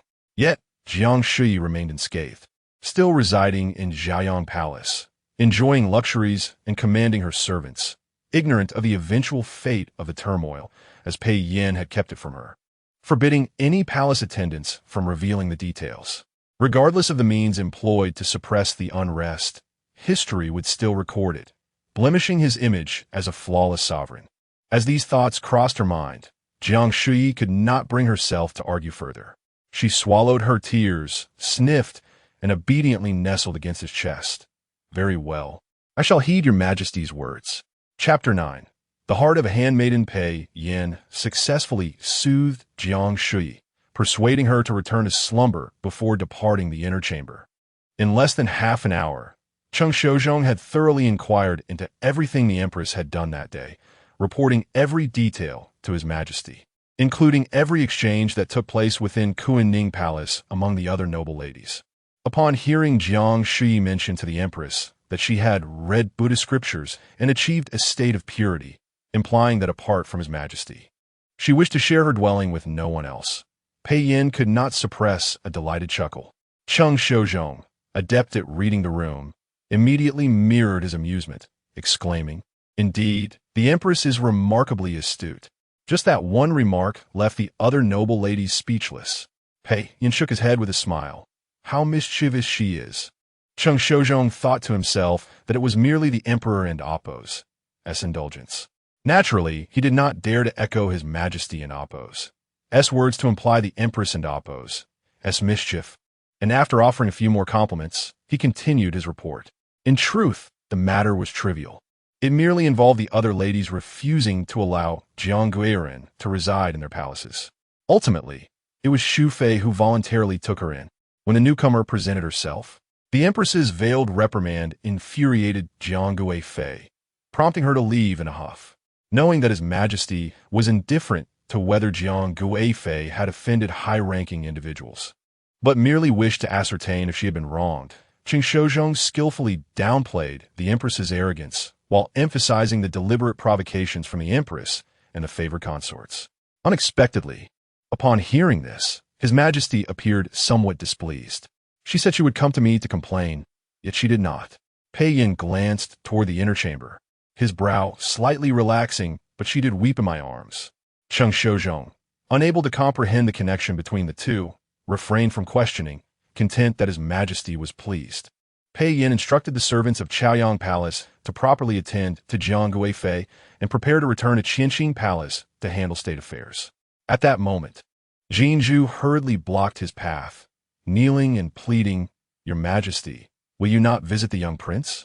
He has been frightened by the Empress and is still crying." Qing Shozhong, having never encountered such a lack of awareness, caught the Emperor's indifferent gaze and instantly understood, stepping forward to deliver a slap to Jinzhu. "Impudent! Which of you dares to obstruct His Majesty's path? Step aside." Though the slap lacked the full force of the chief steward, it left Jinzhu's hair disheveled and a red, swollen imprint upon her cheek. Jinzhu, both pained and startled, quickly realized, upon noting the Emperor's disinterest in her plight, that she stood before a true dragon among men, not merely an ordinary lord. Should she continue to speak, she might find herself swiftly commanded to face dire consequences. She immediately crawled to the side, trembling, and exclaimed, "This servant acknowledges her fault. This servant acknowledges her fault." Fortunately, His Majesty showed no intent to pursue the matter further, passing by her so that Jinzhu could only catch a glimpse of the golden dragon embroidered on the hem of his robe. She gazed up at that regal and imposing figure, her eyes flickering with longing and resentment. Jiang Shuyi awoke in the evening, noticing Jinzhu's swollen left cheek.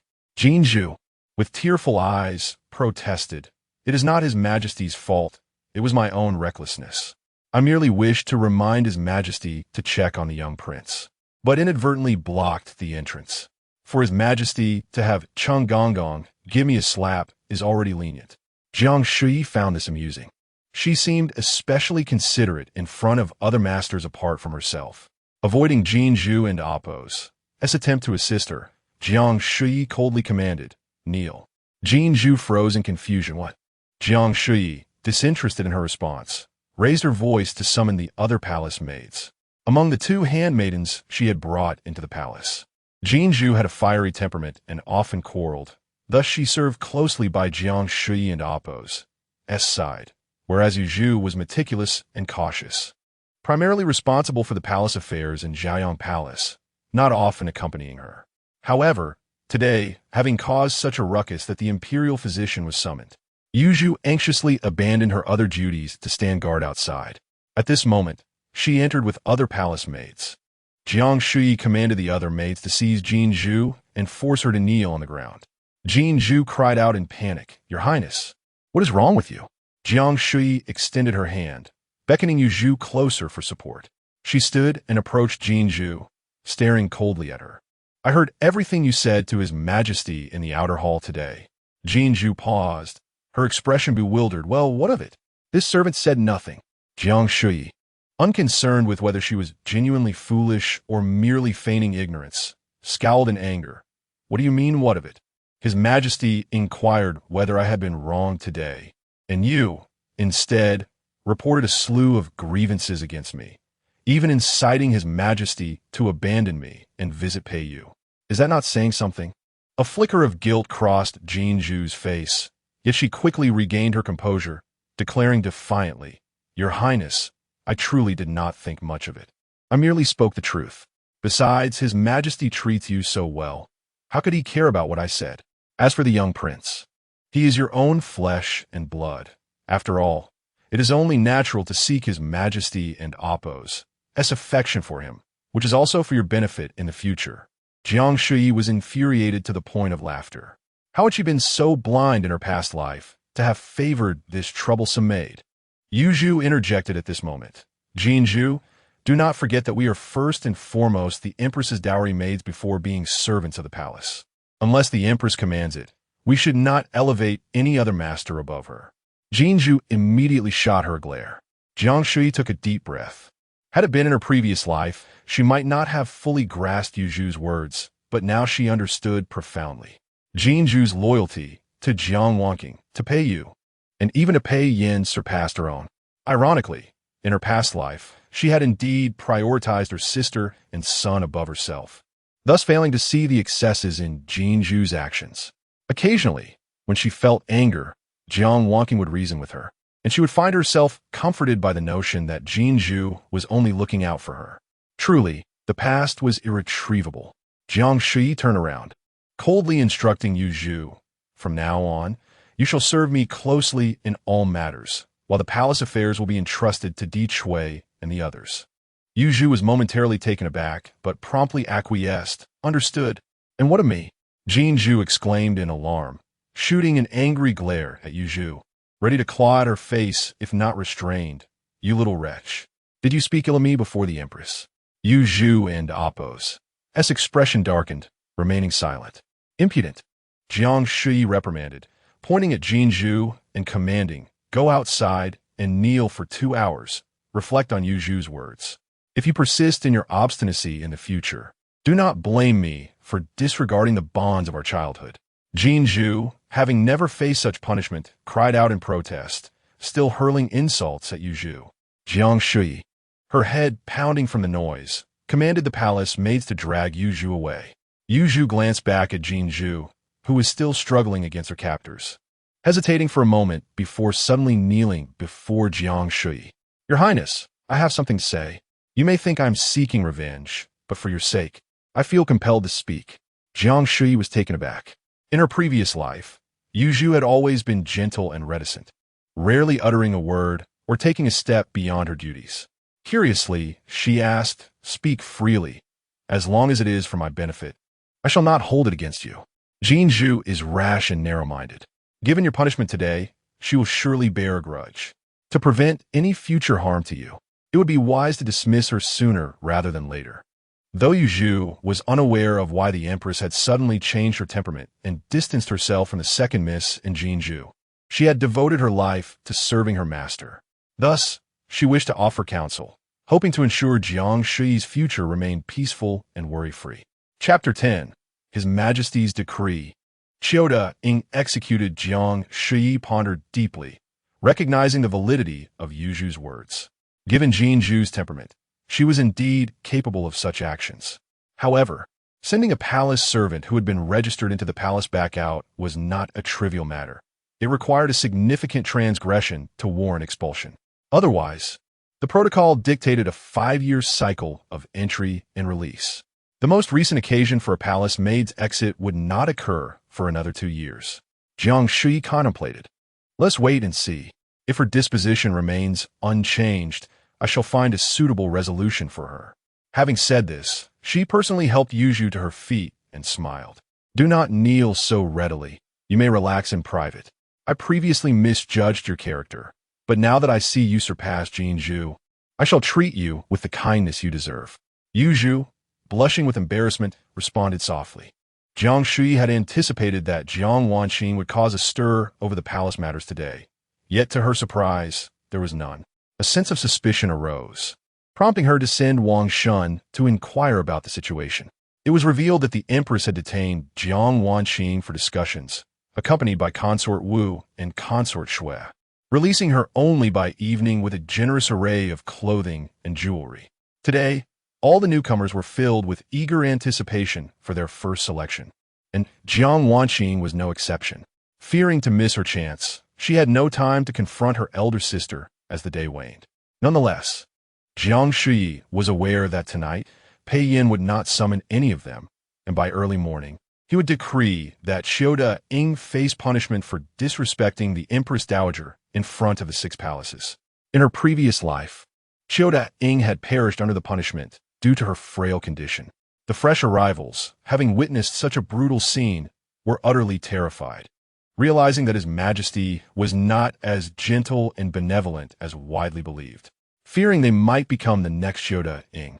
Several timid ones reported illness to the Ministry of Internal Affairs, requesting the removal of their green head plates. At that time, Jiang Shuyi was not present, as Cheng Shouzhong had come to her with a smile early in the morning, informing her that His Majesty would visit Zhaoyang Palace after court to inspect her studies, allowing her to forego the morning assembly. She was puzzled. Ever since Pei Yu's arrival, she had lost interest in seeking knowledge from Pei Yin. Why the sudden examination? She later realized that Pei Yin likely wished to shield her from witnessing the bloodshed.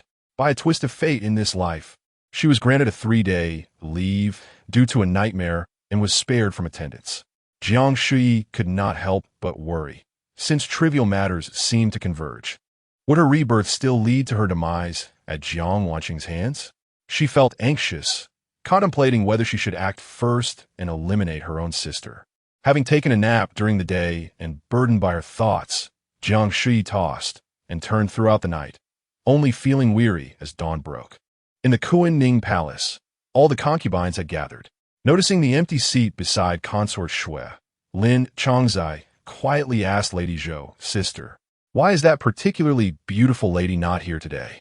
Lady Zhou shrugged, responding softly, "I am as new to the palace as you are. If you do not know, how would I?"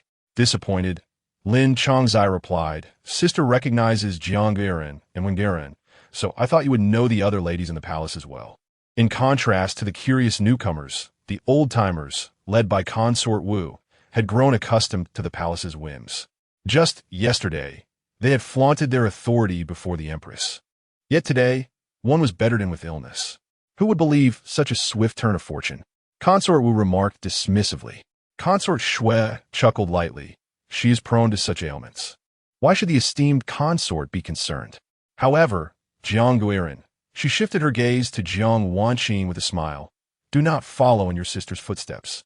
At once, Jiang Wanqing's composure faltered. She felt a twinge of resentment. How could her sister, fully aware of her entry into the palace, choose not to appear today? Did she not realize it would bring her scrutiny? Jiang Wanqing could only feign a look of alarm. Consort Shui, you jest. I would not dare. My sister is undoubtedly not intentional. She is always obedient to our mother and elder sisters at home. Her reference to mother was in regard to her biological mother. Consort Wu scoffed, interjecting before Consort Shui. But is it not different? Your sister has parental authority at home, naturally bowing low, yet now, emboldened by His Majesty and Appo's favor. What will she not dare to do? Jiang Wanqing's jealousy surged anew at these words. Why was it that, despite their shared lineage and similar upbringing under their biological mother, she had to remain subservient while her sister enjoyed freedom? Interestingly, His Majesty did not summon anyone for the night. Consort Shui's voice interrupted Jiang Wanqing's thoughts. Laced with mild curiosity, I had assumed, as Jiang Gairun is the sister of Jiang Fei, that the Empress would persuade His Majesty to select you first. At this, all the concubines present turned their attention to the conversation, a mix of jealousy and curiosity swirling about the relationship between Jiang Gairun and Jiang Fei. Jiang Wanqing's hands clenched tightly. Why indeed had His Majesty not chosen her? Perhaps it was because her sister had no sway over His Majesty's decisions? Jiang Wanqing looked at Consort Shui with hopeful anticipation, yearning to hear that her sister's status was not as elevated as she imagined. Yet disappointment was inevitable. Consort Wu shot her a glance and spoke up again. Are you truly Jiang Fei's sister? His Majesty has avoided the Empress's palace on the 1st and 15th days for her sake. And what does it mean for you to be summoned? Jiang Wanqing's heart sank into despair. Ah, indeed, what sisterly affection was there? Her sister had only agreed to her entry into the palace to flaunt her own favored position. Consort Shui noticed Jiang Wanqing's fingers digging in her palm, nearly drawing blood, and smiled softly. Before long, a eunuch announced the arrival of the Empress, and Empress Shun, adorned in her phoenix robe, emerged from the inner hall. The ladies immediately rose to pay their respects. Empress Shun appeared somewhat unwell, casting a glance at Xiuda Ying, who sat at the end of the line. Before she could speak, Cheng Shouzhong entered with a group of eunuchs, exuding an intimidating presence. Standing at the center of the hall, Jiang Shuyi did not bow to the ladies but sternly declared, "The imperial decree has arrived," while Empress Shun maintained her composure. The others were filled with uncertainty, hastily kneeling. Empress Shin also rose to kneel before the other concubines. Jiang Shuyi then announced the decree. "His Majesty decrees, I govern the realm with benevolence and filial piety. Whenever the Empress Dowager suffers, I personally attend to her needs." Who could have anticipated that Qiu would act with such arrogance and disrespect, speaking ill of the Empress Dowager and disturbing her peace during illness? This is an unpardonable crime. She is to receive 20 strokes and be cast into the cold palace. As the proclamation concluded, a collective gasp filled the air. The newcomers, having yet to pay their respects to the Empress Dowager, recalled that on the day of their arrival, Qiu had uttered a few disrespectful remarks. Yet, the most egregious of her words merely questioned the Empress Dowager's significance, suggesting she was not the sovereign's biological mother. Surely, such a punishment was excessive. Others trembled in fear, while Qiu had already collapsed to the ground. She watched in terror as the eunuchs from the Ministry of Punishments approached her, her spirit wavering as she cried out, "I am wronged! I am wronged!" The eunuchs paid her no mind, their expressions grim, advancing to drag her away. In her desperate struggle, Qiu caught sight of Jiang Wanqing and cried out, "Sister Jiang, save me! Please have Jiang Fei save me!" Jiang Wanqing quickly averted her gaze, wrinkling her brow in disdain. Chapter 11. A heart in trepidation outside the hall. The spring benches had already been set up. Qiu was bound to one of them, while a eunuch from the Shunqing division raised a thick wooden staff and swiftly brought it down. The concubines were ordered to observe, listening to the sharp sound of the staff slicing through the air and Qiu's agonized screams, each of them trembling in fear and weakness. Feng Yue, timid as she was, felt her legs quaking and was on the verge of tears. Miao Jiaoyi stood behind her, lightly scolding her for her cowardice while quietly grasping her hand. Wen Yao, as the niece of the Empress Dowager, observed the scene with a composure that belied her usual gentleness, her expression merely indifferent. Empress Shun, with a string of sandalwood prayer beads concealed in her sleeve, gently fiddled with them, her eyes half closed, revealing little emotion. Gradually, blood soaked through the clothing behind Qiu, and Wu Guifei averted her gaze, not out of sympathy, but because she had never witnessed such brutality and found it unnerving. Shui Shufei cast a discreet glance at Jiang Wanqing, noting her tightly clenched hands and the anxious fear etched across her face, further confirming her suspicion that Jiang was a foolishly restless individual. Qiu's cries for mercy grew feebler until they ceased altogether. The final few strikes seemed to land upon lifeless flesh. Jiang Shuyi approached to check Qiu's breath, a faint smile playing on his lips as he uttered 2 words, "She is dead." At this proclamation, the crowd could no longer contain their panic, a wave of alarm rippling through them. Lin Changzai lost her footing and fell to the ground, while Zhou Meiren, herself frightened, trembled as she attempted to help her up. Only 20 strikes, and yet she is dead? Wu Guifei found it hard to believe. She had dealt out punishment to her own servants, and after 50 strikes, they still lived. Meanwhile, Ru Pin, whose father served in the Ministry of Punishment, sensed a chilling realization. This was a death blow. Aimed at the lower back rather than the buttocks, a few strikes would shatter the kidneys. Jiang Shuyi represented the Emperor's will, who evidently had no intention of allowing Qiu to survive. Truly, such a ruthless heart. Jiang Shuyi signaled for the attendants to remove Qiu's body, then bowed to the Empress, smiling as he addressed her. "Your Majesty, esteemed ladies, I apologize for the fright you have endured. His Majesty is merciful and seldom wishes to impose punishment upon the imperial concubines. However, Qiu's actions were a grave transgression, necessitating this punishment for the Empress Dowager's sake. The display was also intended to serve as a warning to prevent others from following in her footsteps." Empress Shun paused her fidgeting with the prayer beads and nodded lightly. "I understand. In the future, I shall ensure that the harem conducts itself with utmost propriety." Jiang Shuyi then scanned the other concubines, his smile devoid of warmth. "And what of you ladies?" The concubines hurriedly responded, their voices trembling. This servant concubine shall remember this. Cheng Shozhong, satisfied, instructed the attending eunuchs to clean up the instruments of punishment before taking his leave. He walked away nonchalantly, leaving behind a gruesome trail of blood where Qiu Daring had been dragged, a sight that was hard to bear.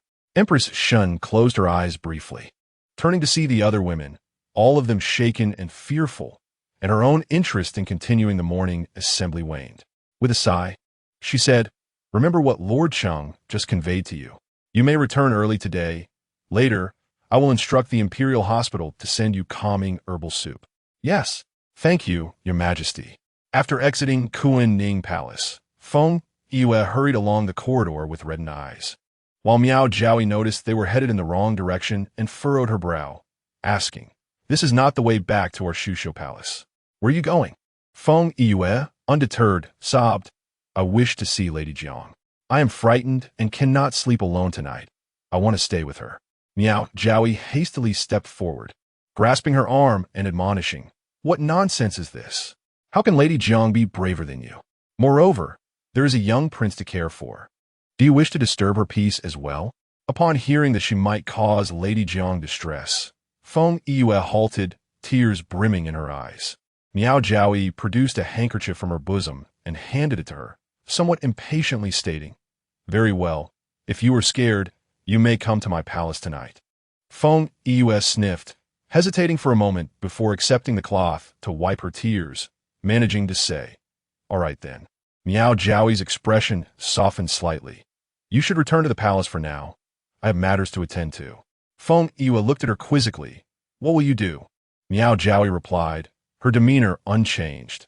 "I'm going to find Lady Jiang." Feng Yue.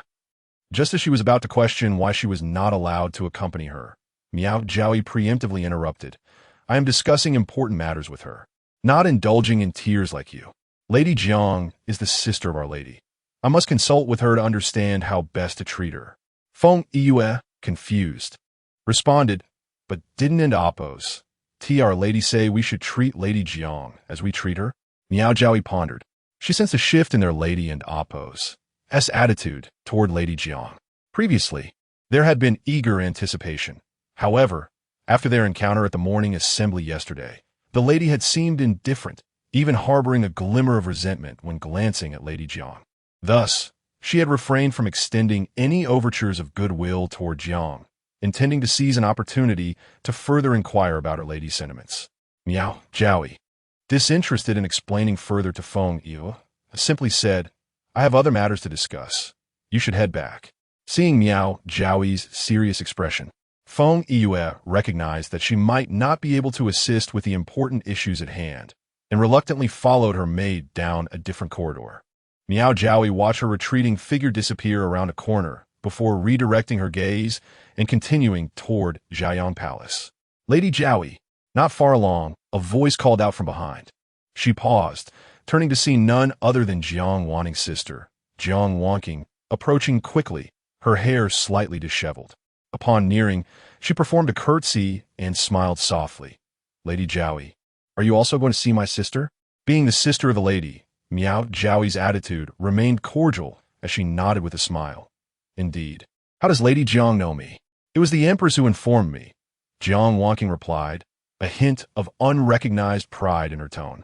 "After the morning assembly yesterday, the Empress kept me behind, along with Gui Fei and Shu Fei. They told me that the composed and taciturn lady sitting at my sister and Oppo's side is you." Miao Jiaoyi did not believe that this group would speak well of her and cast a discerning glance at Jiang Wanting. As she continued walking, she casually warned, "The Empress and Lady Jiang do not share a harmonious relationship. You should be cautious in your dealings with them." Jiang Wanting innocently inquired, "What do you mean?" "The Empress and Shu Fei are both very kind. Perhaps my sister has misunderstood them?" Miao Jiaoyi's gaze darkened, though her expression remained pleasant. "Perhaps. You should discuss it with your sister." The two arrived at the entrance of Jiayang Palace and instructed a palace maid to announce their presence. Shortly thereafter, a second-ranked maid, Di Chui, emerged with a smile. Bowing slightly, "Lady Jiaoyi, please follow this servant inside." Miao Jiaoyi smiled and nodded, stepping through the palace doors. Jiang Wanqing was about to follow when Di Chui, her smile fading, blocked her path. Lady Jiang, please wait. Our lady will only summon you after she has met with Lady Zhaoyi. Jiang Wanqing was taken aback. Summon? My sister wants me to wait for a summons? Chapter 12. Sister Yu. In the main hall of Zhaoyang Palace, the Empress spoke with a serious expression. I wish to eliminate Jiang Wanqing. Do you have a plan? Upon entering, Miao Zhaoyi was startled by the abruptness of the statement and looked up at the solemn face of the Empress, quickly scanning her surroundings. Jiang Shuyi, noticing her apprehension, smiled nonchalantly. Rest assured, I have sent Yuzhu and the servants away. No one will hear us. Even if they do, let them report it to the Emperor. Let us see who perishes first. Still the audacious lady. It seemed she had not lost her reason. Miao Zhaoyi sighed in relief, but, puzzled, inquired. Doesn't the Empress only have Jiang Guiran as a full-blooded sister? Why the sudden desire to eliminate her? Jiang Shuyi, of course, had no need to lament her nightmares to Miao Wangshu. She simply stated, I have recently discovered that she is not a good person. From a young age, she deceived everyone, but only targeted me, her own sister. Regrettably, it is too late for regret now. She has entered the palace, and I can only ask for your assistance in devising a way to remove her. This was not entirely untrue.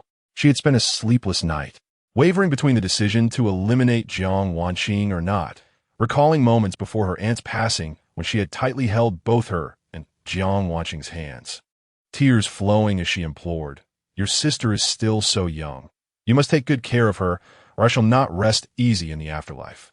She also remembered Jiang Wanqing crying over a broken jade bracelet gifted by their mother, lamenting the punishment she would face. Jiang Shuyi, unable to bear her distress, had given her own bracelet to her, all the while questioning, what about me? Yet, she had already accepted it. There were countless similar instances. But Jiang Shuyi had previously been blinded and unwilling to think in that direction. Miao Zhaoyi, realizing the Empress was not jesting, frowned thoughtfully for a long while before gravely stating, eliminating a noble consort is not a trivial matter. In my humble opinion, if the Empress does not favor her, then simply ignore her. Jiang Guiran is your sister. Those who envy you cannot harm you without consequence, and they will naturally vent their ire upon her. You need only observe from a distance. Why sully your hands? Jiang Shuyi looked at her with a hint of frustration. I inquired yesterday, and the Empress and Shu Fei have been quite favorable towards her, bestowing many gifts. How can there be a conflict? The Empress pondered. Why does the Empress favor Jiang Guiran over other newcomers? Is it because she is my sister? To disgust me? Miao Zhaoyi chuckled softly. You are correct in part. It is indeed because she is your sister, but it is not solely for that reason. Oh, Jiang Shuyi and Appo's eyes sparkled with interest. In her past life, Miao Zhaoyi had been her advisor. However, having been struck by the death of Feng Yue, Miao Wangshu and Appo's demeanor had turned dark and ruthless. She would not have engaged in discussions with Jiang Shuyi as she did now. She would have unconditionally followed her commands, risking herself to eliminate those who threatened her. Unfortunately, after the deaths or madness of Wu Guifei, Shu Fei, and Jin Pin, Miao Wangshu had unexpectedly hanged herself on Feng Yue's Memorial Day. Their alliance with Jiang Guiran was undoubtedly a strategy to undermine the Empress. Miao Zhaoyi spoke steadily. Should Jiang Guiran prove useless and hold no leverage over you, she will become a pawn to be discarded, and anyone can trample her. From my observations, Jiang Guiran is not one to easily submit. She will inevitably fall into conflict with them, and we can merely watch the spectacle. Jiang Shuyi found it difficult to adjust to Miao Wangshu's newfound cautiousness. Testing her loyalty, she feigned a petulant tone. What if I insist that she must die now? Miao Zhaoyi smiled helplessly. The Empress has favored me. Should you persist, I can only find a way to comply, hoping that when the truth comes to light, you will plead for my family's safety. Jiang Shuyi scrutinized her expression, finding no pretense, and finally felt reassured. She was genuinely frightened by Jiang Wanqing, doubting her own judgment of character. Yet, it seemed she was not entirely blind. At least Miao Zhaoyi remained truly loyal. Upon reflection, seeking stability was not a mistake.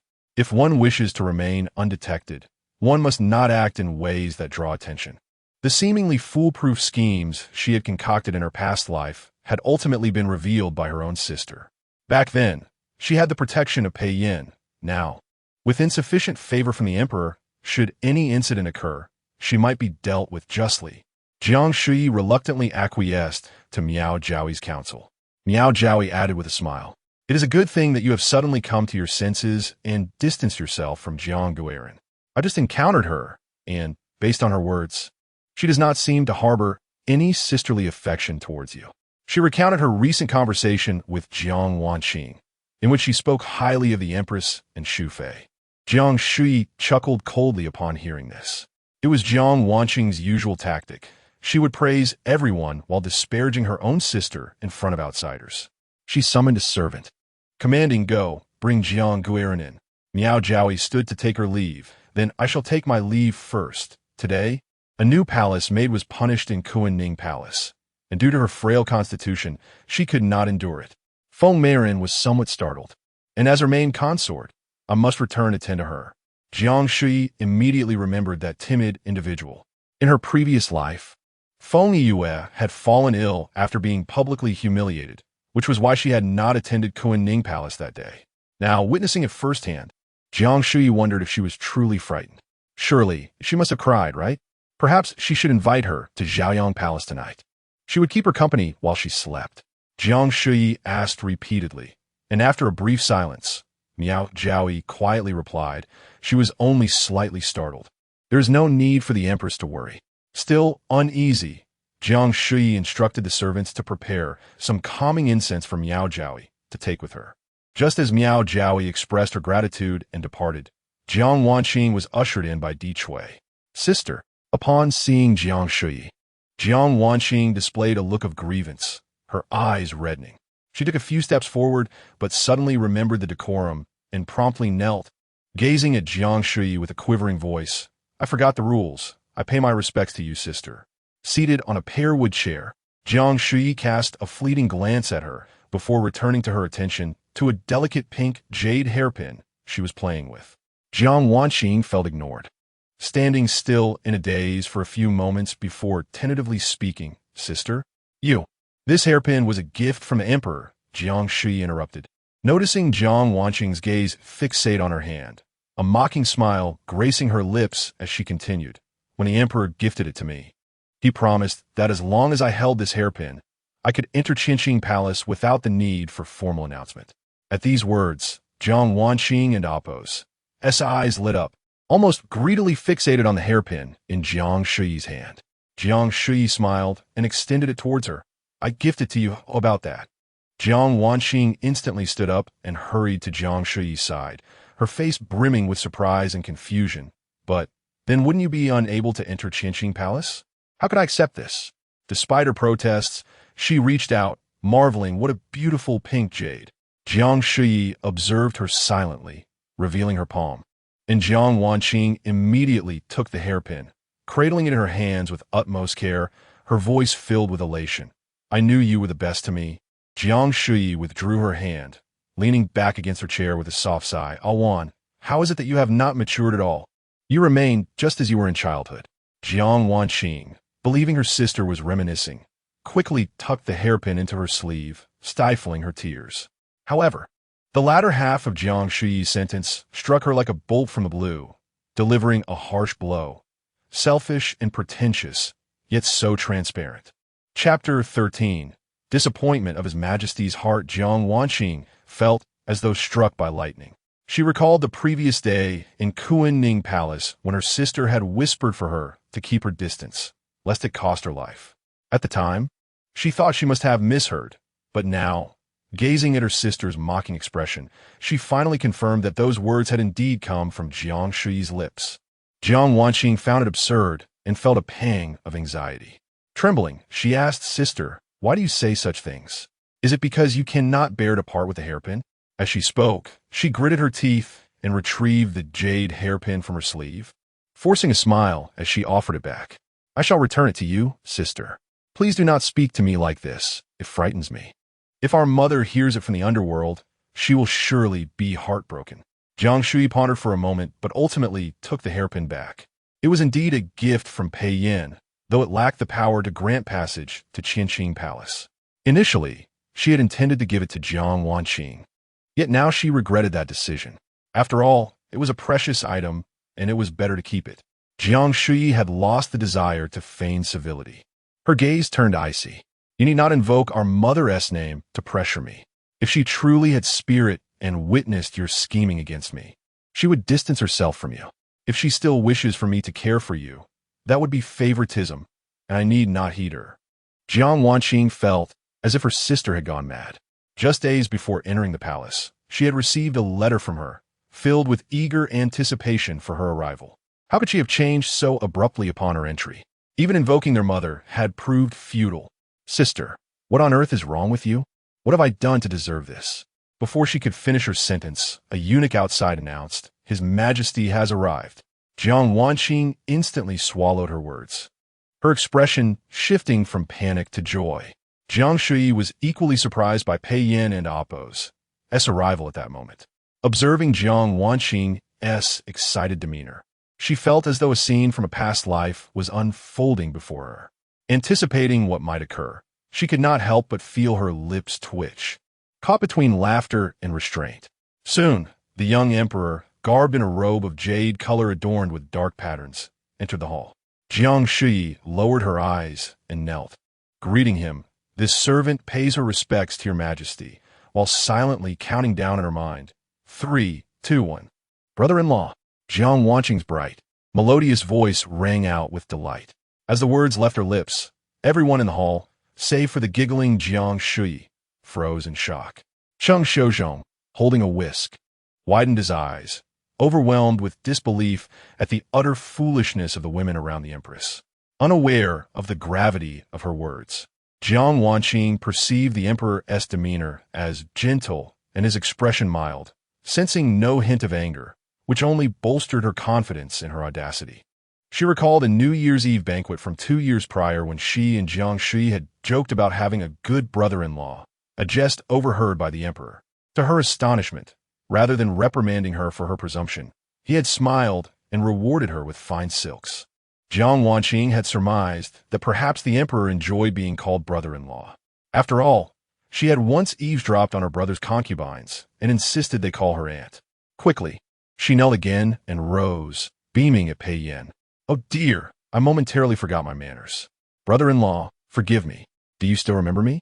Pei Yin regarded her with a calm gaze, saying nothing, and walked past her towards the still courteous Jiang Shuyi.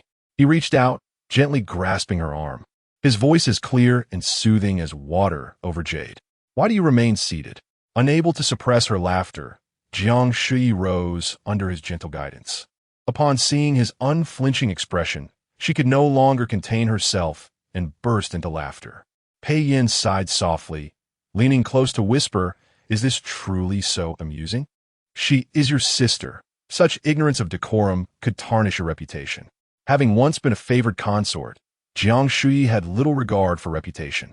With a playful tone, she winked at him, imitating brother-in-law. Pei Yin's breath caught momentarily as he gazed deeply into her eyes, causing Jiang Shuyi to feel a rush of embarrassment. Meanwhile, Jiang Wanqing's impatience grew. She approached them innocently, asking, What are you and brother-in-law discussing? Why am I not allowed to listen? Noticing Pei Yin's expression darken, Jiang Shuyi realized he was genuinely displeased. Although Pei Yin was known for his gentle and refined nature, even the most docile creature can bite when cornered, especially a ruler. In a similar incident from her past, during a morning assembly in Kunning Palace, Jiang Wanqing had brazenly called Pei Yin brother-in-law in front of the entire court. At that time, Jiang Shuyi had wished for a hole to swallow her whole. She quickly pulled Jiang Wanqing aside, attempting to apologize.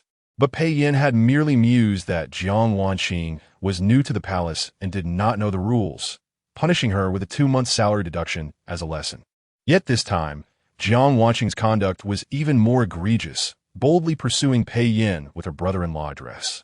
Jiang Shuyi no longer intended to shield her sister. Stepping back, she composed her expression and knelt before Pei Yin. Jiang Wanqing has spoken out of turn, displaying the utmost insolence. I cannot control her, and I beseech your majesty to handle this matter justly. Pei Yin cast a glance at her, his expression now darkened. Cheng Shozhong and the others who had accompanied him stood in trepidation, aware that while their sovereign rarely erupted in anger, this somber countenance was alarming. Yet, Jiang Wanqing remained oblivious. Startled by her sister's words, she glanced at the emperor, who neither scolded her nor acknowledged Jiang Shuyi, leading her to a realization. The emperor was not angry. He was simply exasperated with her sister and Appo's interference. She edged closer to the emperor, looking down at Jiang Shuyi in astonishment. Sister, what are you doing? Even if you are upset about the jade hairpin, you cannot deceive brother-in-law into punishing me. Pei Yin remained silent, turning his back to approach the throne. His tone turned cold as he addressed Cheng Shozhong. Did you not hear Jiang Fei's words? Jiang Wanqing has behaved inappropriately. What should be her punishment according to palace rules? Cheng Shozhong sprang to life. Previously, he had hesitated due to Jiang Wanqing being Jiang Fei's sister, unsure if Pei Yin would show leniency. Had he known, he would have scolded her the moment she uttered brother-in-law. Determining the punishment was difficult.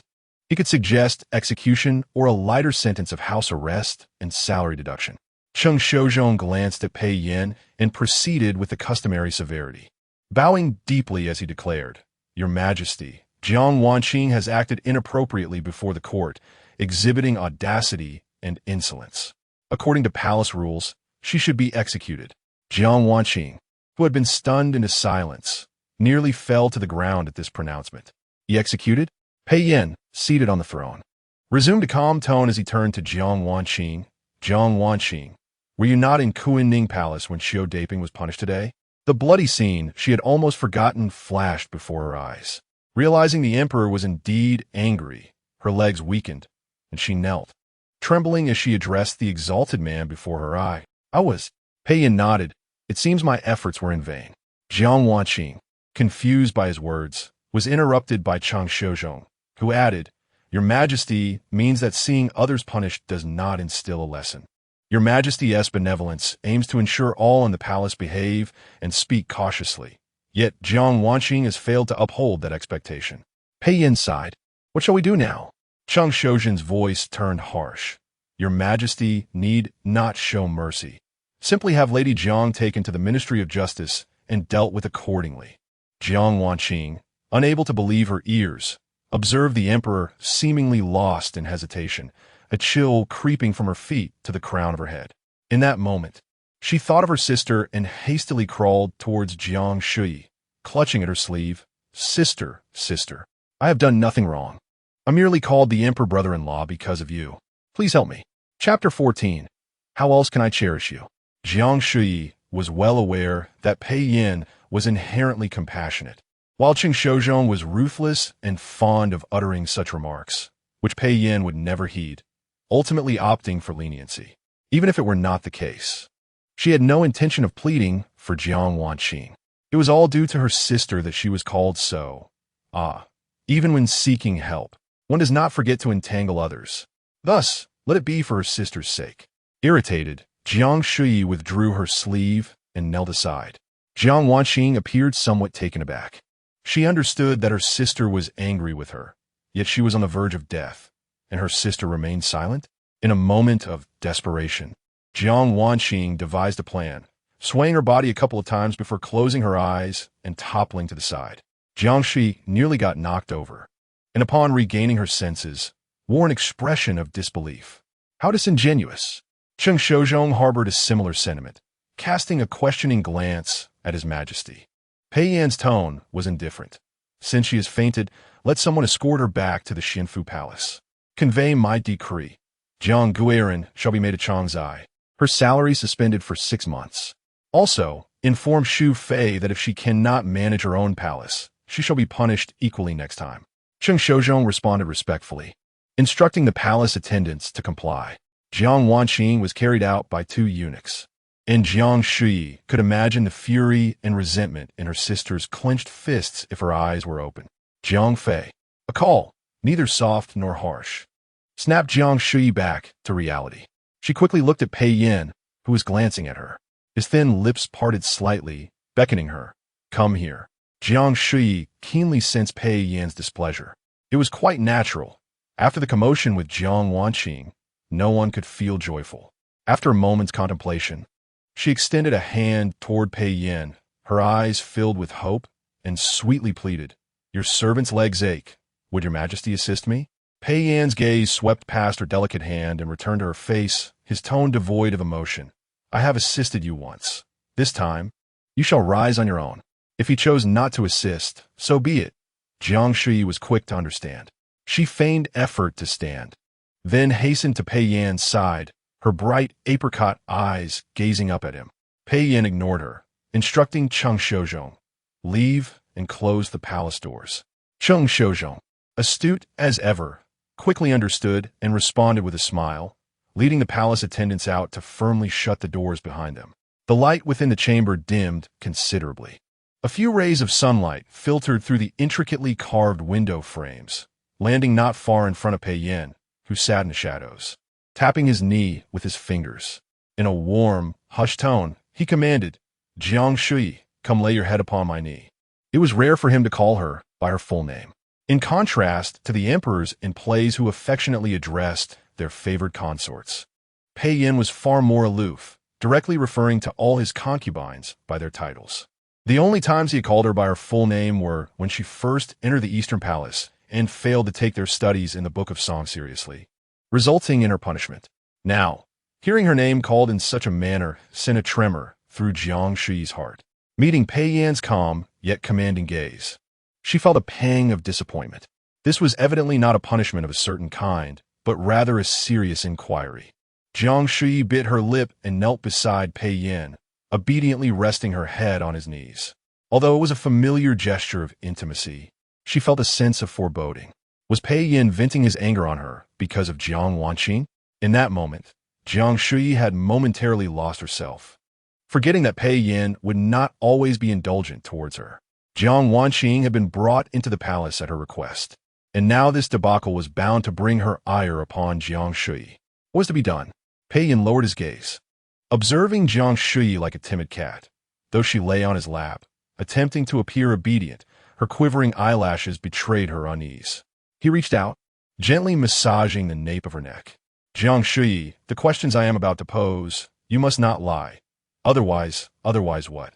Jiang Shuyi's heart raced. Her ears perked up. "I shall impose a severe punishment upon you." At these words, Jiang Shuyi and Appo's body stiffened, and her eyes brimmed with unshed tears. For the first time across 2 lifetimes, she heard Pei Yan speak of punishment with such seriousness, and the thought of a heavy punishment struck her. In her previous life, even after orchestrating turmoil in the harem, Pei Yan would merely furrow his brow in mild discontent and rebuke her lightly, ultimately aiding her in concealing her transgressions. Pei Yan had always been someone she relied upon. How had it come to this? "Do you hear me? Respond." Just then, Pei Yan pressed for an answer. The sight of the exquisitely carved dragon-patterned jade belt buckle at his waist brought Jiang Shuyi back to the stark reality that she was before an emperor, not a husband. Suppressing the rising tide of bitterness, she submitted. "Your servant hears you. I would not dare lie to your majesty." Pei Yan softly acknowledged, halting his ministrations, and spoke. "You despise your sister not because of a nightmare, do you?" His tone was not interrogative, but rather assertive. Jiang Shuyi's heart sank. How had Pei Yan discovered this? She was certain he had not experienced rebirth. Otherwise, he would not have spoken such heavy words to her. No response? A faint hint of displeasure laced his voice. Jiang Shuyi, without further contemplation, closed her eyes, resigned to her fate. "Your majesty is correct." Since her secret was uncovered, what was left to conceal? She opted for honesty, allowing Pei Yan to take the reins. Pei Yan's expression grew colder. Just as I suspected, he grasped Jiang Shuyi's chin, lifting her face to prevent her from resting on his lap any longer. Forced to meet Pei Yan's serious gaze, Jiang Shuyi could no longer suppress her grievances. Her eyes reddened, and long-suppressed tears cascaded down her cheeks. Pei Yan wiped her tears with his thumb, his face unyielding. "Why do you cry? Are you afraid I shall punish you for treason?" Jiang Shuyi shook her head through her tears, then nodded, her voice a stuttered sob. "I am afraid. Your servant is afraid, but I do not weep out of fear. It is because your majesty no longer cherishes me, and I feel wronged. Therefore I cry. What more must I do to cherish you? Pei Yan's expression remained as tranquil as water, yet his hand grew slightly firmer as he wiped away her tears. Have I not treated you well enough? Have I not bestowed honors upon you? And yet, you dare speak of feeling wronged without uttering a single truth to me. At that moment, Jiang Shuyi found herself at a loss for words. Her only response was her tears. Your mother passed away early, and you have endured hardships since childhood, which justifies your wariness of those around you. However, you ought not to erect barriers against me.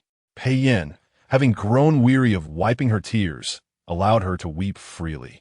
At least, he knew that her tears signified acknowledgement of wrongdoing. He gazed down at the weeping figure who was gradually losing her breath, his phoenix-like eyes inscrutable. Since you have long been at odds with your sister, why must you feign a close bond before me? You implored me to let her enter the palace, intending to use my hand to rid yourself of her, correct? Jiang Shuyi, I had no idea that the person I have raised for 5 years harbored such ill intentions. Jiang Shuyi's sobs halted abruptly, confusion washing over her. This felt amiss. Had Pei Yan not discovered her rebirth? What was he implying? As she collected her thoughts, it became apparent that Pei Yan had not experienced rebirth. Even with his astuteness, he could not have guessed her secret. Perhaps he merely sensed her lingering resentment towards Jiang Wanqing. Jiang Shuyi gazed at him with tear-filled eyes, biting her lip as she grasped his sleeve. In a voice tinged with insecurity, she murmured, Your Majesty, you are able to discern even my humble thoughts. Chapter 15. If you do not err, I shall not be angry. Pei Yan's typically tranquil gaze remained unfazed, yet for some inexplicable reason, Jiang Shuyi felt an undercurrent of turmoil lurking beneath. Overwhelmed by a sense of guilt, she moved closer and embraced Pei Yan, relieved that he did not push her away. I acknowledge my mistakes, Your Majesty. I'm deeply sorry. I will not dare again. Pei Yan, feeling the softness against him and listening to her frantic apologies, closed his eyes momentarily to regain his composure. How could he truly be enraged? He understood the diverse intentions of those in the imperial harem. Although Jiang Shuyi was somewhat different, she was not one he had raised from infancy. It was entirely normal for her to harbor thoughts and schemes unknown to him. Perhaps it was due to Jiang Shuyi's tendency to cling to him and weep ever since that fateful dream, or perhaps it was her light-hearted jest of calling him brother-in-law, which suggested that she never anticipated facing his wrath. In any case, Pei Yan found himself under the illusion that Jiang Shuyi ought to trust him wholeheartedly, without any reservations. Yet, being an emperor, how could anyone dare to be completely unguarded with him? He could not solely blame Jiang Shuyi. Pei Yan softened his expression, gently stroking her back, and inquired, Do you truly recognize your errors? Jiang Shuyi nodded vigorously in his embrace, sobbing, Indeed. Pei Yan's tone grew gentler. Then rise. His abrupt change in demeanor left Jiang Shuyi momentarily taken aback. She lifted her head, her nose red from crying, gazing at Pei Yan with bewilderment, and timidly asked, Your Majesty, are you no longer angry with me? Pei Yan smiled. If you do not err again, I shall not be angry. Err in what regard? Concealing the truth from him? How could Jiang Shuyi possibly refrain from erring? Not only was she hiding the matter of her rebirth, but her recent schemes with Miao Jiaoyi were also secrets she could not divulge to Pei Yan. Jiang Shuyi offered no reply. She pressed against Pei Yan's knee to rise, her eyes red and pitifully gazing at him, softly asking, May I sit upon Your Majesty's lap? Pei Yan found her audacity amusing. Seeing that he was no longer angry, she sought to overstep boundaries. Thankfully, she possessed enough sense to inquire about it first. After a moment and a pause, as contemplation, Pei Yan shifted his hand from his knee, smiling as he regarded her. Jiang Shuyi's eyes brightened instantly, tears still clinging to her lashes, yet joy returned to her countenance. She eagerly nestled into Pei Yan's embrace, wrapping her arms around his neck and leaning close to his ear. Your Majesty, I adore you most dearly. Even though you were just fierce with me, I still cherish you. Pei Yan's smile faltered as he felt the soft warmth of her small frame against him, momentarily losing himself in thought. Could Your Majesty not express a fondness for me as well? I am somewhat frightened by your fierceness. fearing that you may come to disdain me and wish to be rid of me. How could he ever wish for her absence? Yet, Pei Yin found himself unable to utter such frivolous words. Jiang Shuyi continued to playfully pester him, prompting Pei Yin to sigh softly and effortlessly lift her, carrying her toward the beaded curtain. In the Xinfu Palace, Xue Shufei nearly failed to maintain her composed demeanor upon receiving the edict from the eunuch. What did it mean that if she could not manage Jiang Wanqing, she would share in the blame? Jiang Wanqing had only just entered the palace yesterday, and she had merely held the position of her superior for a day. How could she possibly oversee her? What was Jiang Shuyi, the sister, doing? Nevertheless, she dared not voice her grievances. Politely dismissing the eunuch, she promptly led her attendants to the western chamber. Within the sleeping quarters, Jiang Wanqing had already been placed upon the bed, her eyes still closed, appearing as though she remained unconscious. Xue Shufei struggled to suppress her rising ire and furrowed her brow as she addressed the palace maid beside her. Your mistress is in such a state. Why have you not summoned the imperial physician? Liu Li, feeling the weight of her master's charade, understood her mistress was merely feigning unconsciousness. Your Highness, I shall go at once. This was meant for the mistress's ears, and as expected, Jiang Wanqing suddenly stirred her fingers and then slowly awakened. Where am I? Jiang Wanqing opened her eyes, looking around in confusion. Upon seeing Xue Shufei, she hastily struggled to sit up. Your Highness, why are you here? Xue Shufei had never encountered such theatricality. She donned a gentle smile and stepped closer. Sister, have you forgotten? You fainted in Zhaoyang Palace, and it was His Majesty who commanded your return. Jiang Wanqing feigned recollection, sitting there dazed and vacant. Xue Shufei took a seat beside the bed, feigning curiosity. Sister, what on earth did you do to provoke His Majesty to demote you and punish you, thereby reprimanding me as well? Jiang Wanqing's expression darkened instantly. The previous events felt like a nightmare she wished to forget. However, with Xue Shufei's unyielding gaze upon her, Jiang Wanqing could only grit her teeth and squeeze out a few tears.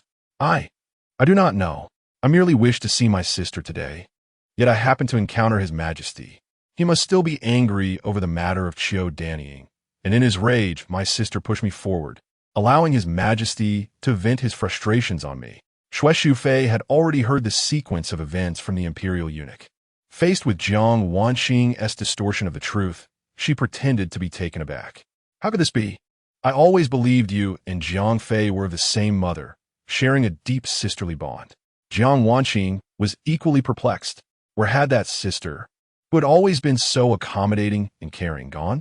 Lowering her head, she clenched her fists and softly remarked, My sister was not always like this. Perhaps it is because she has become a favored concubine. Hearts are fickle, and I alone remember our childhood bond.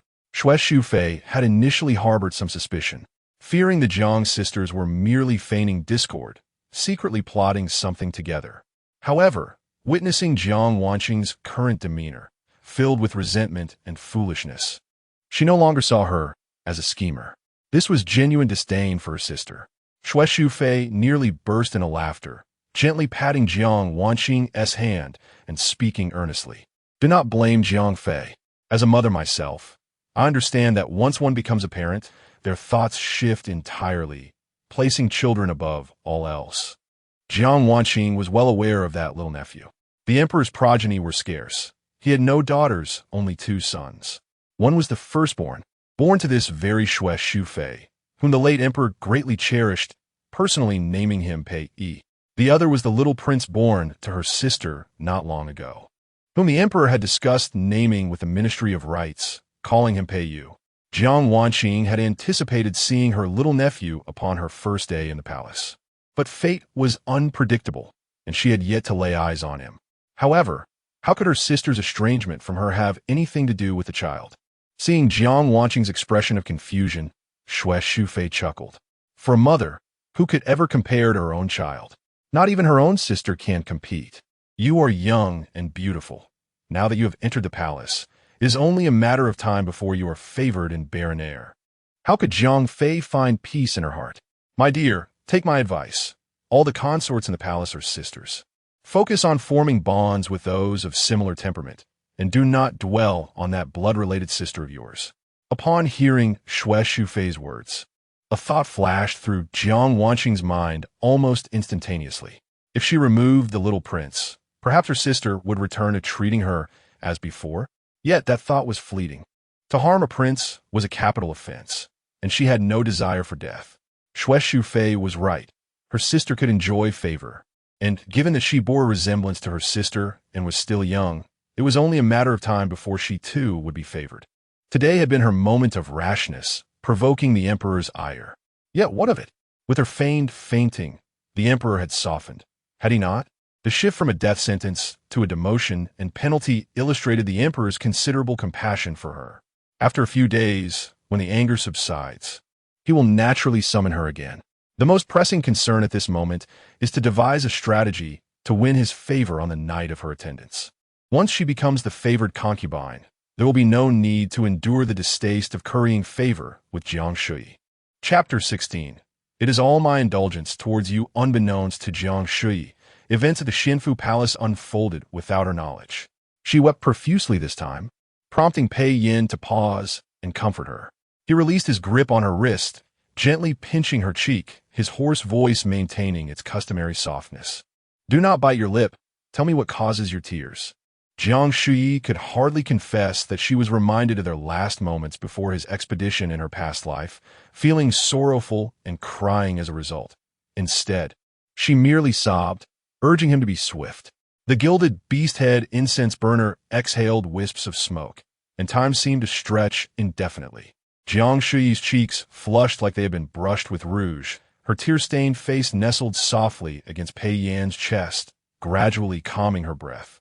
Pei Yan gazed down at her, waiting a moment before gently massaging the back of her head and inquiring, "Do you still believe that I do not desire you?" Coming back to her senses, Jiang Shuyi understood the sudden affection he was bestowing upon her in broad daylight. Was this merely a way of pacifying her after reprimanding her?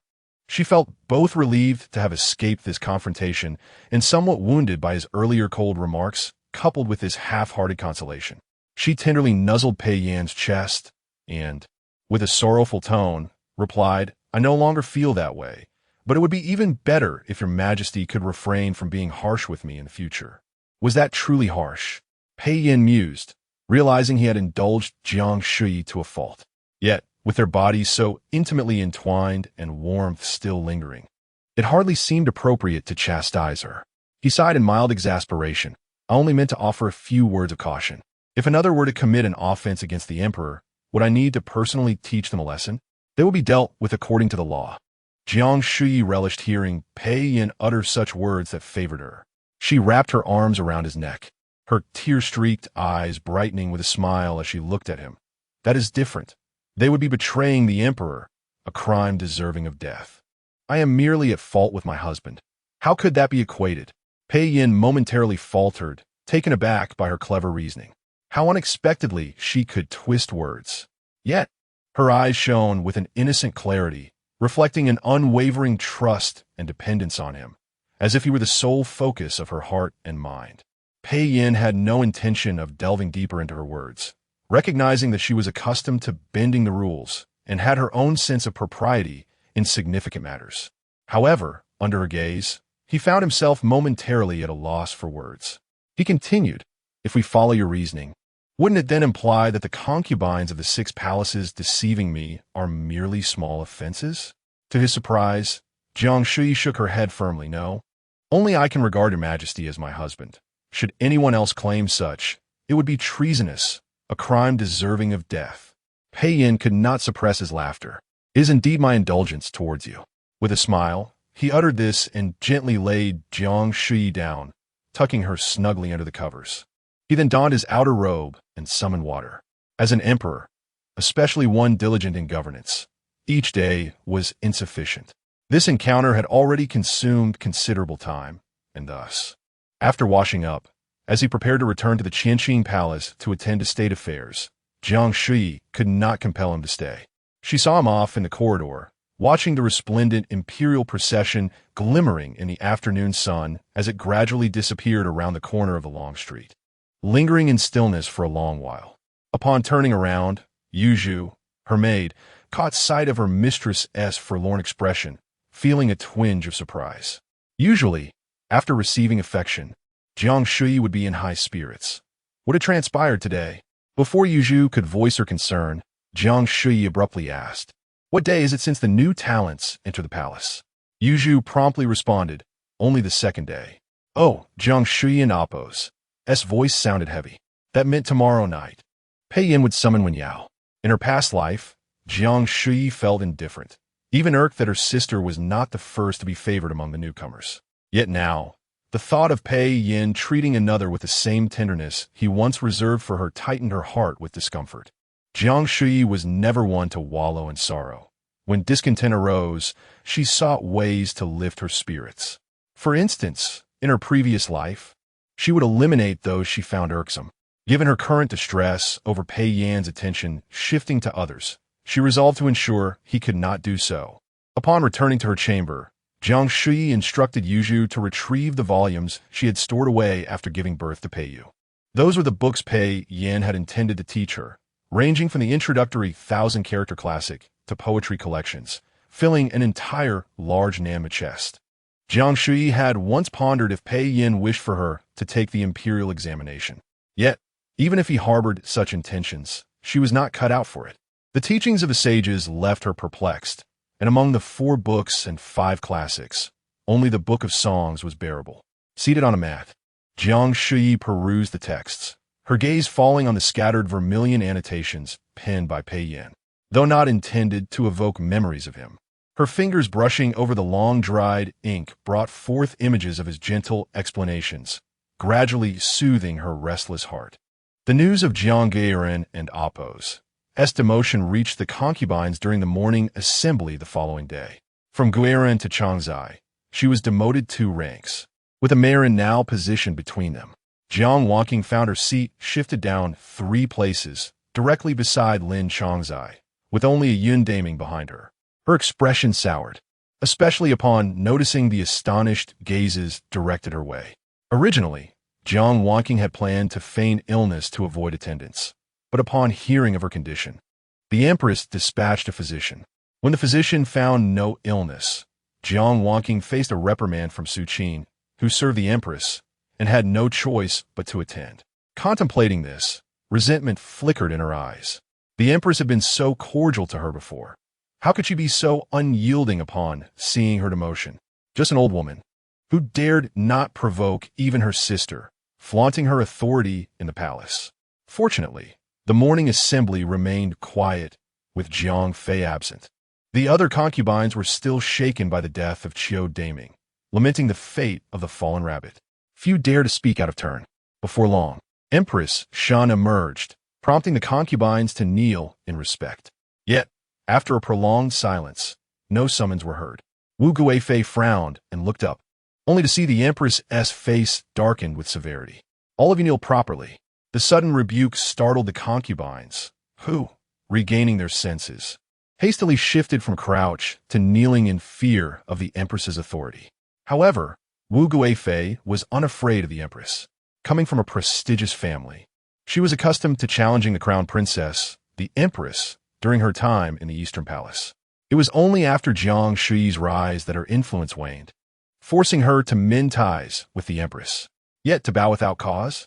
That was out of the question. Wu Guifei remained standing, even leisurely rising to her feet, casting an irritated glance at the Empress, her smile superficial. "Empress, what is the cause of your temper today?" Empress Shin coldly reiterated her command, "Kneel." Wu Guifei paid no heed, regarding her with a sardonic smile. Turning away, Empress Shun instructed her personal maid, Su Qin, teach her a lesson. The smile on Wu Guifei's face instantly vanished. Had this old woman lost her mind? Though Empress Shun often wore a stern expression, she had never resorted to violence against the concubines. Thus, Wu Guifei, witnessing Su Qin approach, remained still, believing the Empress was merely posturing until she felt a slap across her face. Wu Guifei's eyes widened. The slap was not particularly forceful, but the public humiliation made her cheeks flush in an instant, her entire body trembling slightly. Standing before her, Su Qin questioned, "Wu Guifei, will you not kneel?" Wu Guifei was at a loss for how to respond, her mind buzzing, only wanting to pounce on this insolent maid. Yet, the slap had instilled a sense of trepidation, preventing her from acting as she had before.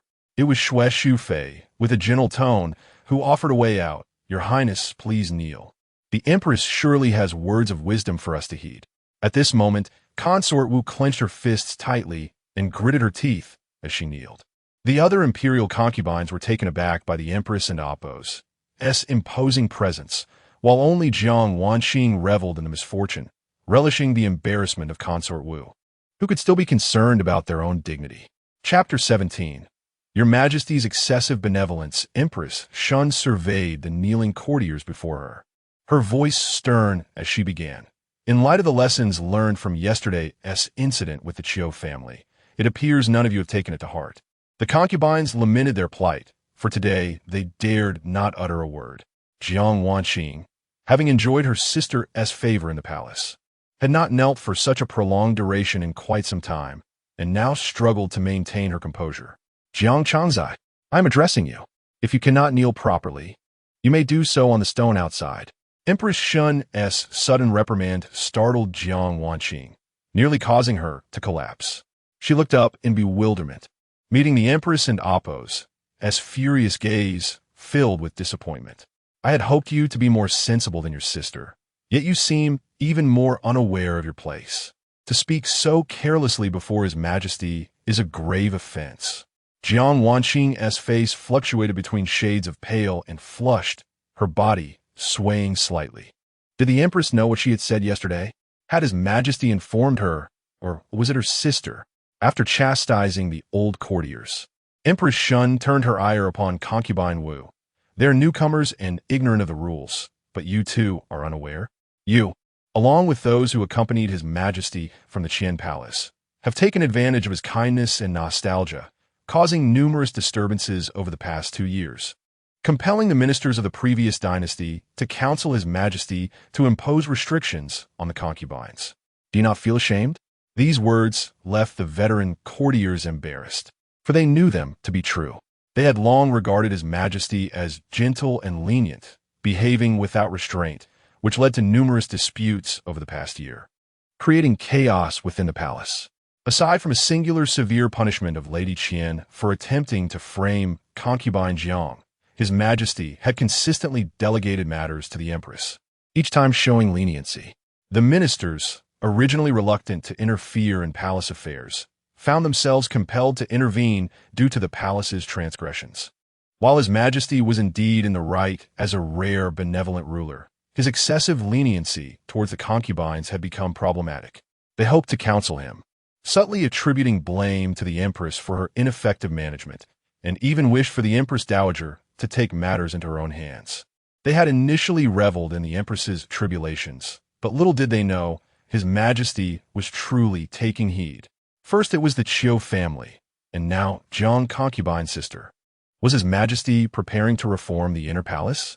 After delivering her thunderous reprimand to the established courtiers, Empress Shun turned her focus to the newcomers, instilling fear and silence among the concubines, who dared not utter a word of defense. Those with more experience fared better, but the newly arrived courtiers, who once believed in His Majesty's benevolence and the Empress's grace, now found themselves confronted by the harsh realities of palace life. Empress Shun lectured them for a full half-hour before allowing them to leave. Weary, she reclined in her phoenix chair, rubbing her temples. Suqin promptly instructed a young maid to bring hot tea and, after the Empress had sipped a few times, began to massage her acupressure points, casually remarking, Your Majesty, after today's events, it seems many will harbor resentment towards you. What can I do? Empress Shun replied, glancing at her with a hint of hesitation before closing her eyes and changing the subject. Their resentment will not stir up trouble. This palace belongs to His Majesty. As long as he continues to regard me as a fitting empress, I shall remain at ease. Suqin sighed in sympathy. After the court session, Pei Yin was summoned to Xinang Palace on account of the Empress Dowager's ill health. Not only was Empress Dowager Wen present, but also Wen Yao. She donned a simple water blue skirt and styled her hair in a lily bun, her adornments minimal. making it difficult to associate the exquisite white magnolia hairpin with an exorbitant value. Wen Yao had been conversing with the Empress Dowager by the bedside when she noticed Pei Yin's arrival. She promptly rose, performing an appropriate greeting.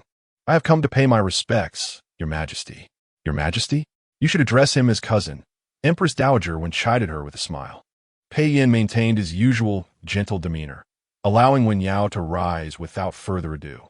"Thank you, cousin." She hesitated, her cheeks reddening slightly as she finally managed. "Thank you, Your Majesty." Empress Dowager Wen observed the two with a smile. "Yin, I know you favor those younger than you.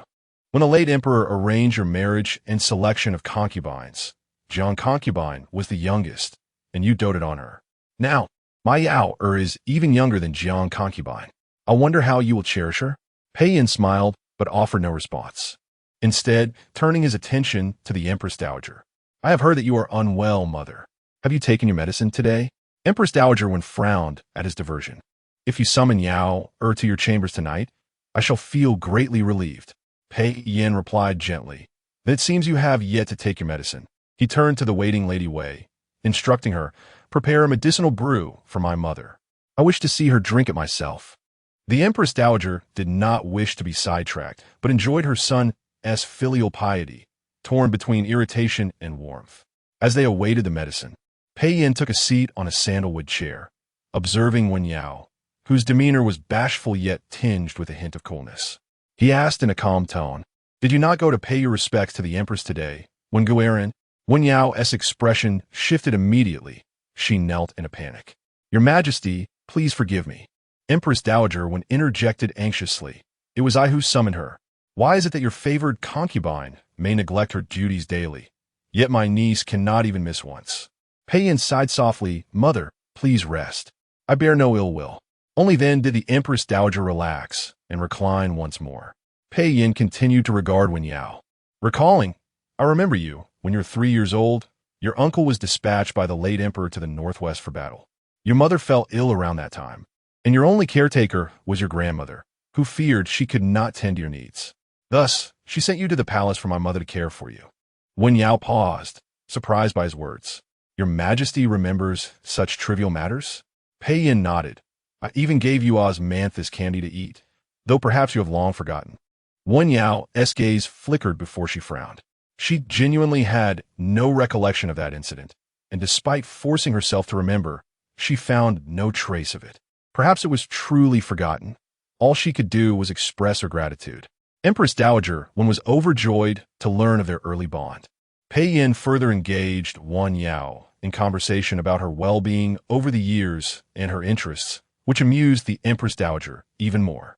When the medicine was ready, Pei Yin took it and personally served it to the Empress Dowager, who, in good spirits, found the brew sweeter than usual. Yet her mind lingered on the matter of having her niece attend to Pei Yin at night. "Yin, have you truly considered my words? It has been 3 days since the newcomers entered the palace, yet you have not summoned a single one. And yesterday, in broad daylight, you were frolicking with Jiang Concubine, which is utterly inappropriate." Pei Yin returned the empty bowl to Lady Wei with a helpless sigh. "It seems I cannot conceal even the smallest misstep from you, mother." Realizing her words might have overstepped, Empress Dowager Wen softened her tone as she grasped Pei Yin's hand. "It is not your fault. It is Jiang Concubine who is unreasonable. Yao is quite well behaved. If such matters arise, she would surely counsel you." Pei Yin wore a resigned expression. "Mother, your every word revolves around my cousin, reminding me of my childhood when you were so devoted to third brother that I felt invisible. This stirs a twinge of jealousy within me." Empress Dowager Wen burst into laughter at this, yet her mirth was tinged with bittersweet tears. She realized her shortcomings in not nurturing Pei Yin as a child, allowing her biological son to bully him. Yet, in the end, when she relied on Pei Yin, he bore no resentment and treated her with the love of a true son for many years.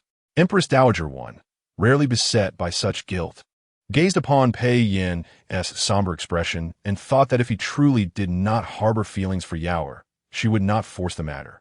However, Pei Yin, seemingly concerned for her worries, soon restored his smile.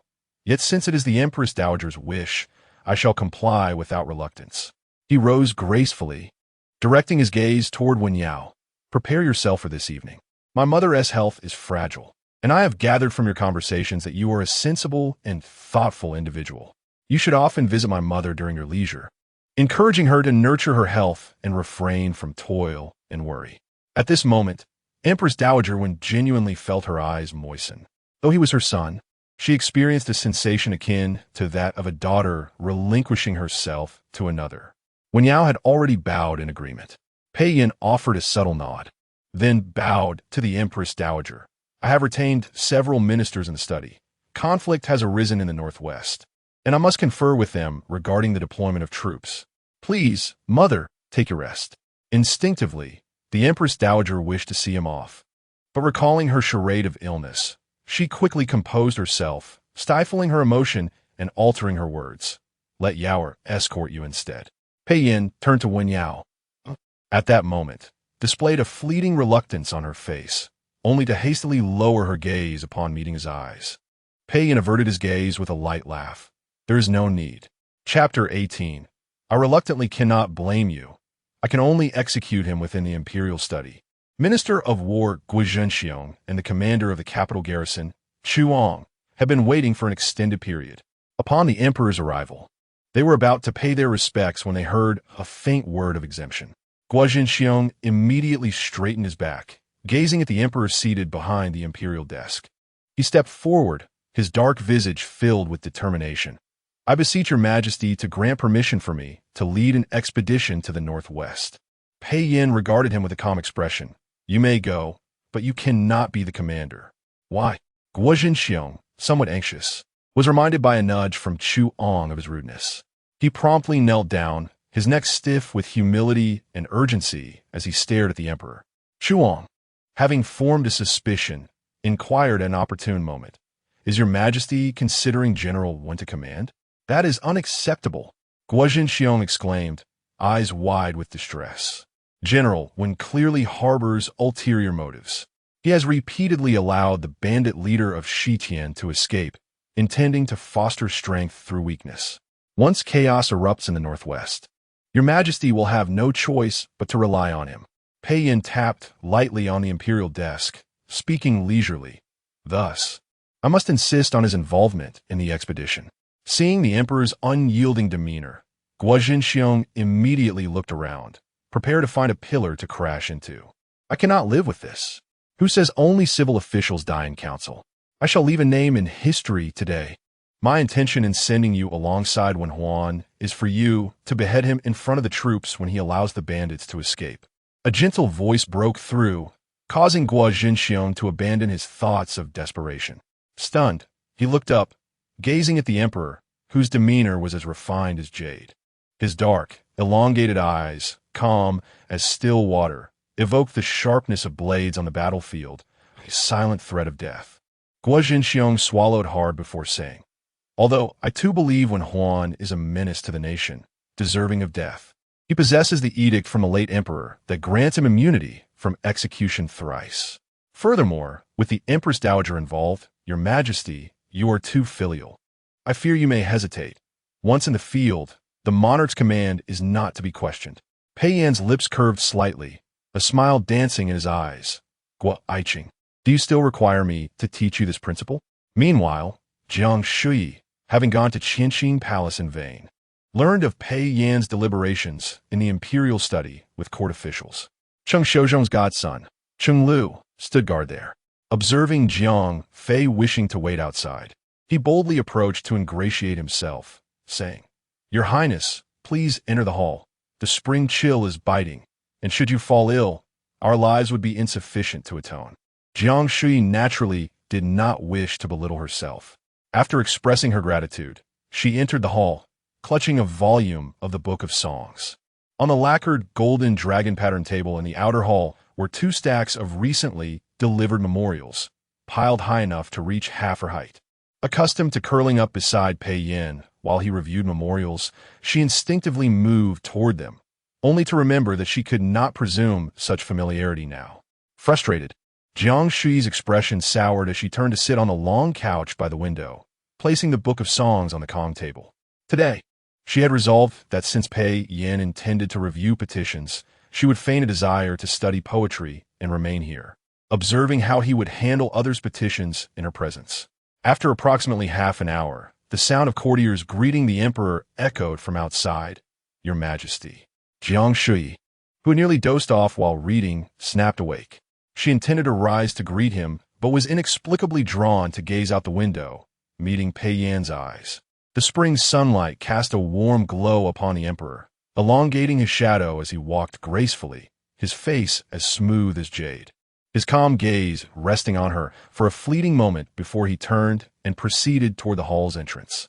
Jiang Shuyi hastily donned her shoes, descended from the soft couch, and quickly approached the entrance just as Pei Yan stepped inside. With her eyes sparkling, she curtsied. "I pay my respects to your Majesty." Pei Yan initially ignored her, scanning the room and landing his gaze on Cheng Lu, who immediately felt a chill and hastily lowered his head. Cheng Shozhong, glancing back and forth, discerned the situation. Cheng Lu had attempted to curry favor in his absence, only to inadvertently incur the emperor's wrath. What sort of place is Qianqing Palace, permitting unauthorized entry? He wore a stern expression as he shot Cheng Lu a look. The latter, understanding the implication, felt his legs weaken as he followed Cheng Shozhong out. After a considerable silence, Jiang Shuyi, having not heard Pei Yan speak, looked up to find his attention directed toward the long couch where she had placed her book. "Is that the book you brought?" His tone was gentle yet tinged with curiosity. Jiang Shuyi stood upright and grasped his sleeve, adopting a coy tone. "Indeed, I wish to continue studying with your Majesty." "Oh." Pei Yan turned to her, casting a glance at her hand gripping his sleeve, smiling as he asked, "Did you not say you have become a mother? Would it not be inappropriate for me to instruct you?"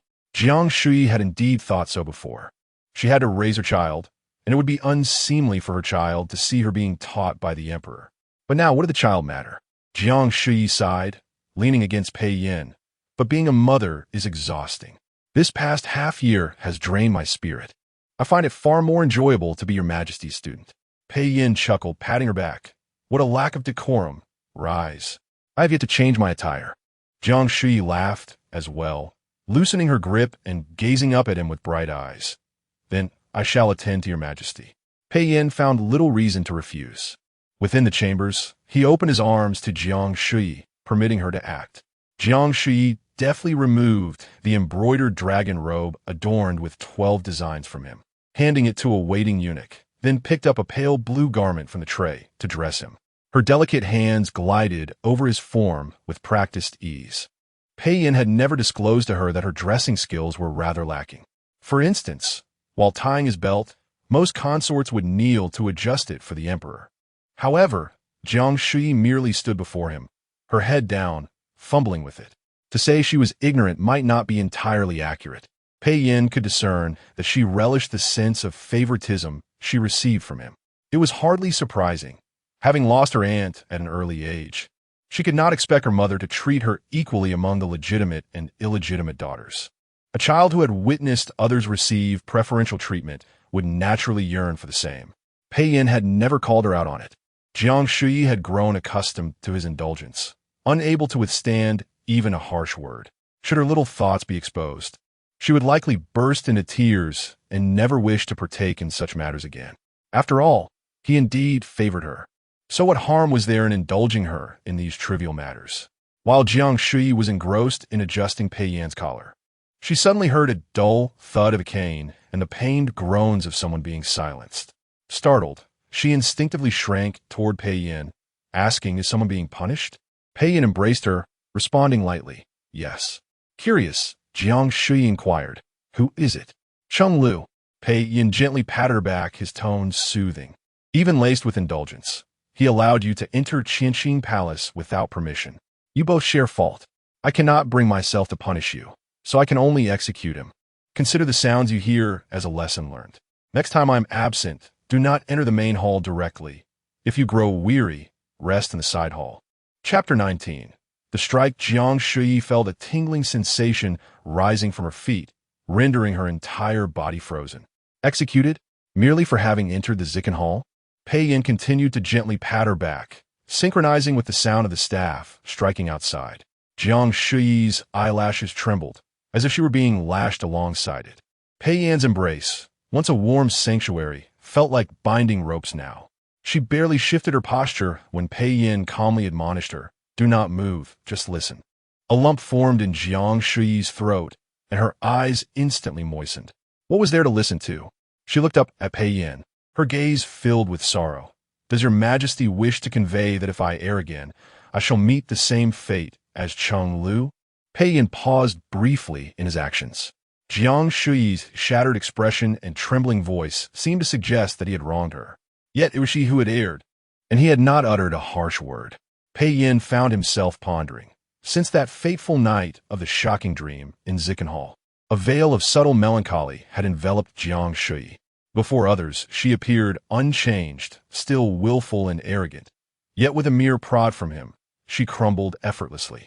For instance, just the other day, after she had taken some medicine and dozed off, at his casual mention of leaving, she awoke with a start and clung to him, weeping freely. Then there was yesterday, when Pei Yan, feeling a flicker of anger from being deceived, had offered her a few mild reprimands, and she had once again erupted into tears and chaos, only to be soothed after some effort. Now it seemed they were poised to repeat that cycle. After a moment of silence, Pei Yan commanded the eunuch standing nearby in a calm tone, "Go and inform Chang Shozhong to cease the strikes." The eunuch promptly exited, and soon the sounds from outside ceased. Jiang Shuyi was bewildered by Pei Yan's sudden change of heart, and as her pent-up grievances surged within her, she was on the verge of tears when Pei Yan released her. Free from her constraints, she did not feel liberated. Instead, her heart tightened as she gazed at him with teary eyes. Pei Yan had intended to maintain a stern demeanor, but her looks softened his resolve, prompting him to merely point to the bed, "Go sit over there." Jiang Shuyi grasped his hand, looking at him with glistening eyes. Pei Yan remained unmoved, inquiring, "Are you disobedient?" With her charms falling flat, Jiang Shuyi reluctantly released him, wiping her tears as she took a seat at the edge of the dragon bed. Pei Yan observed her from his position, his tone gentler. "There is no need for tears. I shall not scold you nor punish you. I only wish to discuss reason with you." Jiang Shuyi found some comfort in his words, lifting her gaze to him, her tears still lingering. "In recent days, when speaking with me, your majesty," Pei Yan chose his words carefully, neither too harsh nor too gentle. "There have been instances of overstepping." Jiang Shuyi's heart jolted unexpectedly, but she managed to suppress her emotions, replying sincerely, "It is because I have grown increasingly fond of your majesty, to such a depth that I cannot restrain myself." Pei Yan found himself at a loss for words. Meeting Jiang Shuyi's gaze, filled with affection, he felt a flicker of doubt. Could it be that she was with child again? During her pregnancy with Pei Yu, she had behaved similarly, clinging to him incessantly, her emotions swinging wildly, crying at the mere sight of him or in his absence. However, he quickly dismissed the thought. No, that could not be the case. Pei Yan regarded Jiang Shuyi with a steady demeanor. "You must learn to restrain yourself. I am not scaring you. The Qianqing Palace is where I reside and manage state affairs, and even my mother cannot enter at will. Yet you brazenly entered while I was absent. If I do not reprimand you, who knows, next time you might dare to trespass into the imperial study." Jiang Shuyi lowered her head, her fingers entwined. Pei Yan was correct. She had indeed planned to pursue him into the imperial study the following day. She had thought that since she held some importance in his heart, she could find ways to leap into it. It seemed, however, that she had almost leaped to her demise. A robe adorned with pale, blue dragon patterns brushed past her, the scent of dragons, saliva wafting through the air as a hand rested on her shoulder. "I have conveyed so much to you. Did you take it to heart?" Jiang Shuyi held back her tears, lifting her head to respond earnestly. "I have taken it to heart, and I shall not act thus again." Pei Yan hesitated to say more, nodding gently. "Very well. The person outside, I entrust to you to deal with. You have saved his life today. Though Cheng Lu is sycophantic, he possesses a conscience and knows gratitude. If you wish to take him away, do so. Otherwise, I shall have him executed. This was a favor freely given. Do not refuse it." Jiang Shuyi recalled the head eunuch Wang Shun in her palace. Though loyal, he was too gentle, and tasks involving death would terrify him into nightmares. In her previous life, She had deemed him unworthy and had instead favored another eunuch recommended by Jiang Wanqing, with disastrous results, as that eunuch had ultimately testified against her. "Thank you, Your Majesty. Cheng Lu acted wrongly only to please me. I am willing to take him away." Pei Yin acknowledged her with a sound, retracting his hand and smiling. "Return now. Did you not intend to continue your studies with me? Then review the lessons I have taught you in the past few days. In a few days, I shall test you. If you have forgotten everything, I will no longer accept you." Only then did Jiang Shuyi remember her original intent. She had wished to cling to Pei Yin, preventing him from favoring others tonight. It truly was rather presumptuous of her. Complying with Pei Yan's words, Jiang Shuyi rose to take her leave. Outside the hall, Cheng Lu was bound to a spring stool, his mouth stuffed with hemp seeds, bloodied at the back, yet still alive. Cheng Shozhong, in a moment of leniency towards his adopted son, had not permitted the executioners to strike fatally, hoping that perhaps the emperor's decree might be tempered. Upon seeing the Empress Jiang exit, he hurried to greet her, smiling. "Your Highness, are you returning to the palace? Oh, do not look over there. Be careful lest this wretched creature offend your eyes." Jiang Shuyi had not intended to look that way, but upon hearing Cheng Shozhong's words, she glanced over. Cheng Lu, weak and breathless, struggled to lift his head towards her, his eyes pleading. Jiang Shuyi understood he sought her intervention and, averting her gaze, addressed Cheng Shozhong. "No need for further punishment. Take Cheng Lu to Jiayang Palace. He shall serve beside me from now on." Cheng Shozhong's eyes brightened, but he confirmed, "Is this the emperor's command?" Jiang Shuyi, feeling irritable, shot him a glare. "Does Cheng Gonggong think I possess the audacity to act on my own accord?" She had just been reprimanded for entering the Qianqing Palace. What else could she dare to do? Though she refrained from voicing the latter part of her thought, Cheng Shozhong understood and hastily criticized himself for his lack of tact. Offering numerous apologies, Jiang Shuyi, initially filled with frustration, calmed down, finding the situation dull. She turned and walked towards the palace gates. Cheng Shozhong, with utmost respect, watched as the empress departed before returning to Cheng Lu and Appo's side, gritting his teeth and giving his head a sharp tap, sighing, "Consider yourself fortunate, you wretched creature. Serve well in Jiayang Palace, and should you dare to act recklessly again, I shall personally see to your end." Chapter 20. His Majesty has summoned Lady One. As dusk enveloped the Qianqing Palace, news spread that His Majesty had summoned Lady One. Jiang Shuyi, seated by the window, watching the returning swallows, momentarily froze upon hearing the news. She closed her eyes and raised her sleeve to wipe away the tear that had shamefully escaped her eye. In stark contrast to the silence of the Jiayang Palace, the Chenglu Palace was filled with jubilance. The eunuchs from the Jingshi room came bearing good tidings. En Wenyao's two maidservants, grasping golden melon seeds, generously rewarded them, each receiving a handful. The eunuchs laughed heartily, as if sweet words were flowing freely, while the maidservants beamed in agreement on behalf of their mistress. However, Wen Yao frowned slightly, as if the prospect of attending to the emperor was a cumbersome affair. Traditionally, concubines were required to bathe and be carried into the Qianqing Palace by eunuchs, to prevent hidden weapons from being used against the emperor. Yet, the late emperor found the sight of bare concubines uninteresting and preferred them to adorn themselves, seeking to please him in every way possible. As for assassination, he did not believe that the pampered women of the court would entertain such notions.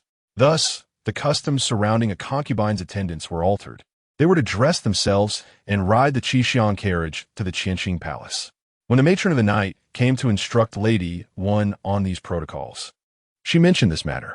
To her surprise, Lady One cast her a disapproving glance, expressing her displeasure, even if the late emperor had not changed the rules.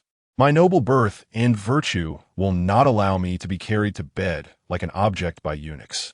The matron was momentarily taken aback. What did that imply? Did it suggest that the concubines of the late emperor were not noble or virtuous? She glanced at another matron, who shook her head, signaling her to refrain from further comment.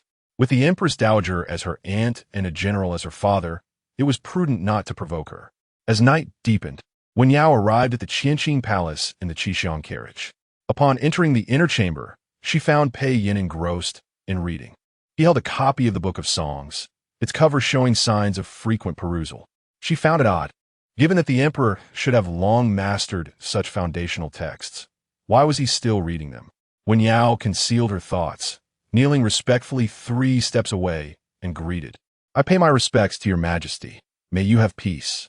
Pei Yin seemed to have only then noticed her presence, closing the book and raising his gaze to her. Today, Wen Yao was adorned simply yet elegantly in a pale pink skirt, her hairpin replaced by one made of mutton-fat jade, equally precious, shimmering under the candlelight. Pei Yin said, "You may rise." Wen Yao stood, then bowed her head in silence. The chamber fell into a profound quiet. Pei Yin caressed the book in his hands, studying her for a moment before speaking. "You need not be anxious. Tonight, I shall not call upon you." Wen Yao stiffened, her eyes widening in astonishment. Pei Yin sat regally, exhibiting the same gentle demeanor as when she had seen him at her aunt's side, clad in a moon-white silk robe, resembling an amiable gentleman of a common family. He looked at her and inquired, "You do not wish to attend to me, do you?" A momentary expression of panic crossed Wen Yao's face before she quickly knelt again, exclaiming, "I would not dare. I would not dare." Pei Yin echoed with a smile. "Then I have spoken correctly." Before Wen Yao could retort, he continued, somewhat puzzled, "Lady Wen, if you wish to avoid me, why did you choose to enter the palace?" Wen Yao realized she had no rebuttal, biting her lip before candidly replying, "Your Majesty, it is not that I wish to avoid you. Rather, I desire a husband who is devoted solely to me." Pei Yin appeared not to perceive the glimmer of hope in her eyes, feigning confusion. "Your father cherishes you deeply. If he knew of your desires, he would never permit you to enter the selection. Have you not expressed your thoughts to your family?" Wen Yao lowered her head once more. It was not that she had not spoken. Her father had sought many esteemed suitors who vowed never to take concubines. Yet those mundane individuals failed to capture her interest. Her father, a man of great military achievements and respect, had given her a life akin to that of a princess. Why should she settle for an ordinary man, devoting herself to mundane household duties and wasting her life? Only the current emperor, possessing both virtue and talent, could be deemed worthy of her. Unbeknownst to the emperor, many of the young aristocrats today were frivolous and lacked ambition. She would rather enter the palace than marry one of them. Wen Yao expressed her distaste, gazing at Pei Yin, a flicker of struggle crossing her features before she finally admitted, Perhaps your majesty will treat me well in the future." Pei Yin smiled, his expression warm as spring sunshine melting ice. "Have I treated you poorly thus far?" For a fleeting moment, Wen Yao was taken aback. Quickly regaining her composure and averting her gaze, "Your majesty is kind to all concubines, especially to Lady Jiang. I have heard from my aunt that your majesty dotes on her tremendously." Her tone carried a hint of dissatisfaction by the end. Pei Yin recalled Jiang Shuyi, who had been acting petulantly these past few days. Jiang Shuyi had been his companion for 5 years, accustomed to relying on him. Hence her displeasure was not surprising. As for Wen Yao, Pei Yin chuckled lightly, tapping the book in his hands. "Lady Wen, you must understand from this day forth, any favor I show you will no longer be due to your relation to the Empress Dowager, but because you are my concubine, as a sovereign and a husband. It is only natural for me to care for you, but I must also extend the same kindness to the other concubines of the palace." Upon hearing this, Wen Yao felt a mix of joy and sorrow. Joyful because the emperor's words indicated he was not intimidated by her father or aunt, and therefore would not treat her well solely because of them. Sorrowful because the emperor's affections were numerous, leading her to wonder if he would ever forsake the harem for her. Wen Yao bit her lip, tentatively suggesting, "Might I be so bold as to request your majesty not to compel me to attend to you until you have developed a deeper affection for me?" Pei Yin regarded her as one would a playful child, sighing in mock exasperation. He placed the book on the table and raised his hand towards her. "Very well. I shall grant your wish. Rise now. The ground is cold, and you risk catching a chill." His soothing tone caused Wen Yao's heart to flutter unexpectedly. Though her father loved her, he was a rough and burly general, lacking in tender warmth, providing only cold, luxurious garments and hairpins. Her brothers, stationed in the northwest, had not returned in years, leaving her estranged from them. This was the first time Wen Yao felt warmth emanating from a man. Wen Yao stood, feeling a bit lost, uncertain of what to do next. Pei Yin smiled. I have heard you enjoy reading at home? Wen Yao nodded. My father possesses many rare books, but he does not care to read them. My other sisters prefer games and merriment, while I cherish solitude, often keeping company with poetry and literature. Pei Yin replied, Then you should be familiar with the books here. Let us do this. I shall have the servants prepare some ink and paper, and we shall each compose a poem inspired by this spring night. Whoever writes the better poem shall enjoy a night of rest in bed, while the other must settle for the low couch outside. With a playful glint in his eye, he added, Lady One, I have your best interests at heart. If you were to leave now, you would become the subject of ridicule. Wen Yao and oppose. As heart raced, and before she could gather her thoughts, she found herself agreeing eagerly. Chapter 21. Soft-hearted on the following morning, during the assembly, Wen Yao arrived first while Jiang Shuyi was the last to make her entrance. Jean Pin let out a cold snort, remarking on the disparity among individuals. Some, once favored, delight in flaunting their power and disregarding the central palace, while others, like noble Lady One, remain sensible and respectful of the rules. It was evident to everyone who she referred to.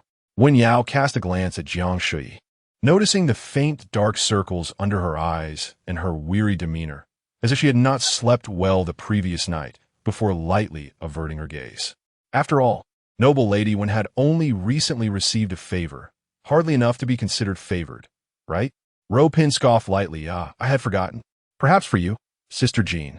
Noble Lady One already qualifies as favored.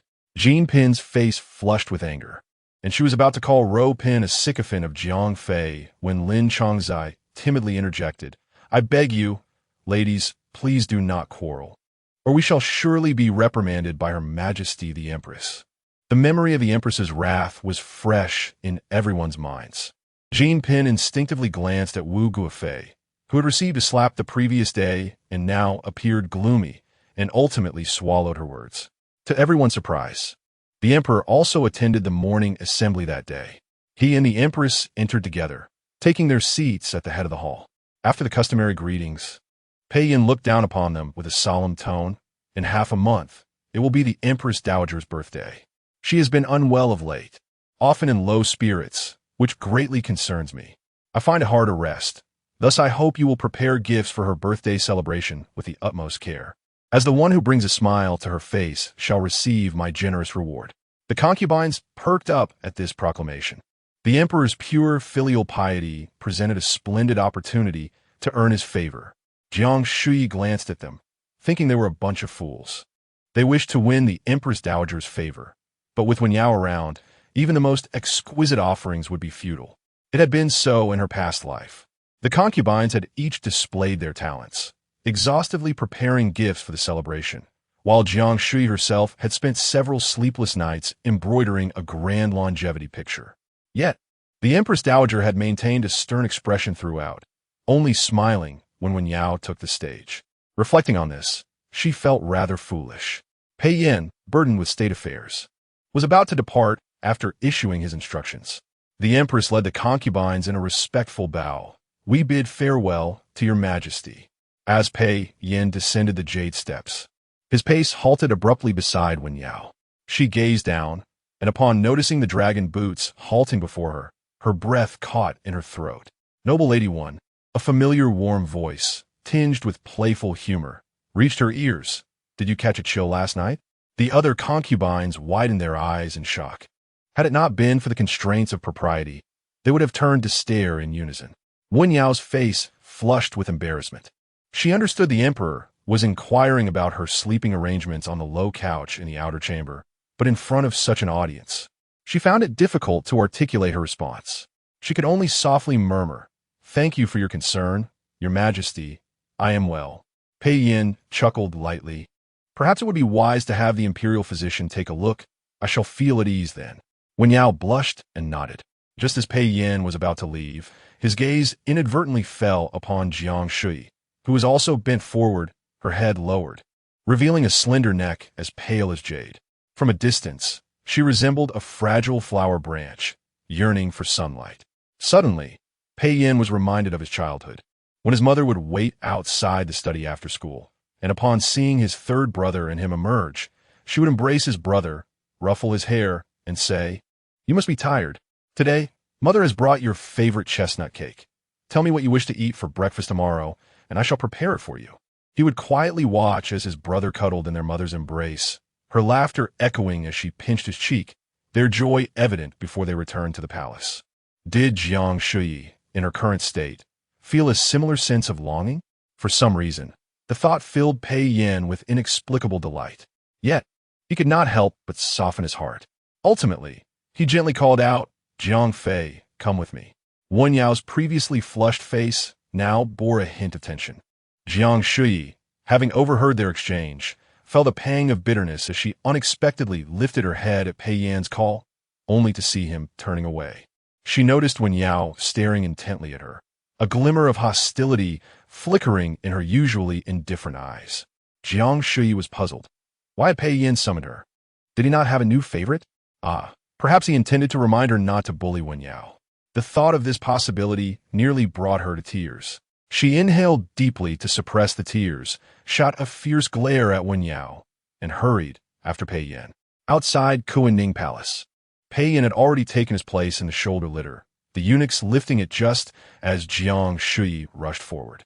Remembering how she had been chastised the day before, she quickly halted 2 paces away and bowed. "Your Majesty, peace be upon you." Pei Yin was somewhat taken aback by her adherence to decorum, and upon noticing her slightly reddened eyes, he understood. "Are you feeling unwell?" he asked gently. Jiang Shuyi felt he was feigning ignorance, which favored Concubine would not be distressed upon seeing the emperor with a new favorite. Reflecting on this, she realized she had not felt upset in her previous life. Perhaps she had been too preoccupied, wholly devoted to her son, and busy preparing gifts for the Empress Dowager, while Jiang Wanqing frequently came to her with grievances. By the time she began to pay attention to the other concubines, Wen Yao had already taken her own life due to her father's downfall. Seeing Jiang Shuyi silent and averted, Pei Yin sighed and tapped the armrest lightly. "Jiang Fei, come closer." Jiang Shuyi snapped back to reality, instinctively obeying Pei Yan's command and stepping beside the litter. He gently ruffled her hair, a smile playing on his lips. "I recall you enjoy milk cake. I will instruct Cheng Shozong to have some prepared for you." Jiang Shuyi looked up at him, puzzled. She was not one to shy away from asking for what she desired. If she wished for something, she would simply request it from the kitchen. Why this sudden offer?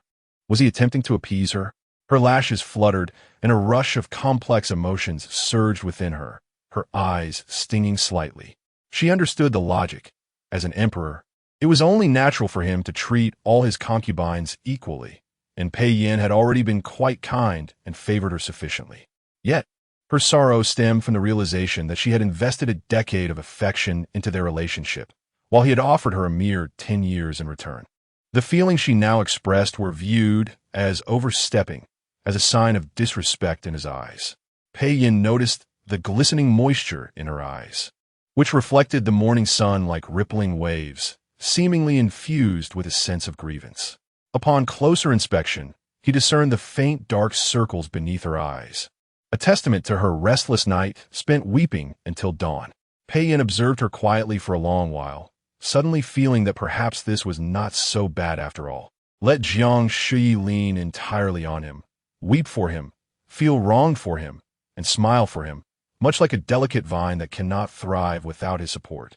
It was, indeed, an intriguing notion. Chapter 22. The quartet in these troubled times do not create disturbances. Pei Yin sat in his palanquin, his gaze lowered as he looked down at Jiang Shuyi. "Be obedient, and I shall cherish you forever." His gentle tone carried a unique imperial authority, causing Jiang Shuyi to shudder. It was evident he had come to warn her against bullying Wen Yao. The worst of her fears had materialized, yet at this moment, she could not bring herself to weep. The long-suppressed tears were blown back by the cold wind of the street. She turned her face away, her tone a mixture of pouting and playful defiance. "Your Majesty, rest assured, I will not provoke Lady Wen. Even if she bullies me, I shall endure it." Pei Yin observed her slightly drooping face and the despondence in her eyes, realizing she probably hadn't taken his words to heart. However, if he were to admonish her further, it would likely lead to tears. So be it. It was not a grave matter, merely an inconvenience for him. Since you entered the Eastern Palace, when have I ever allowed you to suffer grievances? Pei Yin sighed with resignation, rubbing his forehead.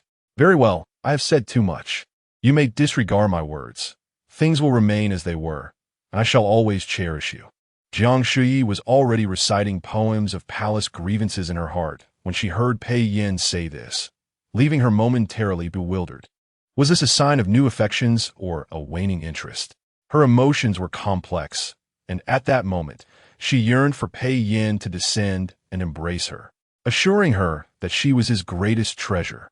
Yet, amidst the chaos of war and his governmental duties, he merely comforted her with a few words before ordering the palanquin to return to Qinxing Palace. Jiang Shuyi stood in place for quite some time until a voice behind her said, "We pay our respects to Lady Jiang." She turned to see Wen Yao, bowing humbly with downcast eyes. It appeared the Empress had concluded the morning meeting, and the concubines were gradually emerging from Kunning Palace. Wu Guifei glanced this way before moving on, while Xue Shufei conversed with Jiang Wanqing, both wearing smiles. However, upon noticing Jiang Shuyi, Jiang Wanqing's smile faltered. Her lips pursed as if contemplating approaching her, only to ultimately turn away, feigning displeasure. Jiang Shuyi felt a wave of disgust. She would rather focus on Wen Yao. She frowned and asked, "Why is Lady Wen lingering before me instead of returning to the palace?" Wen Yao straightened, meeting Jiang Shuyi's gaze with calmness.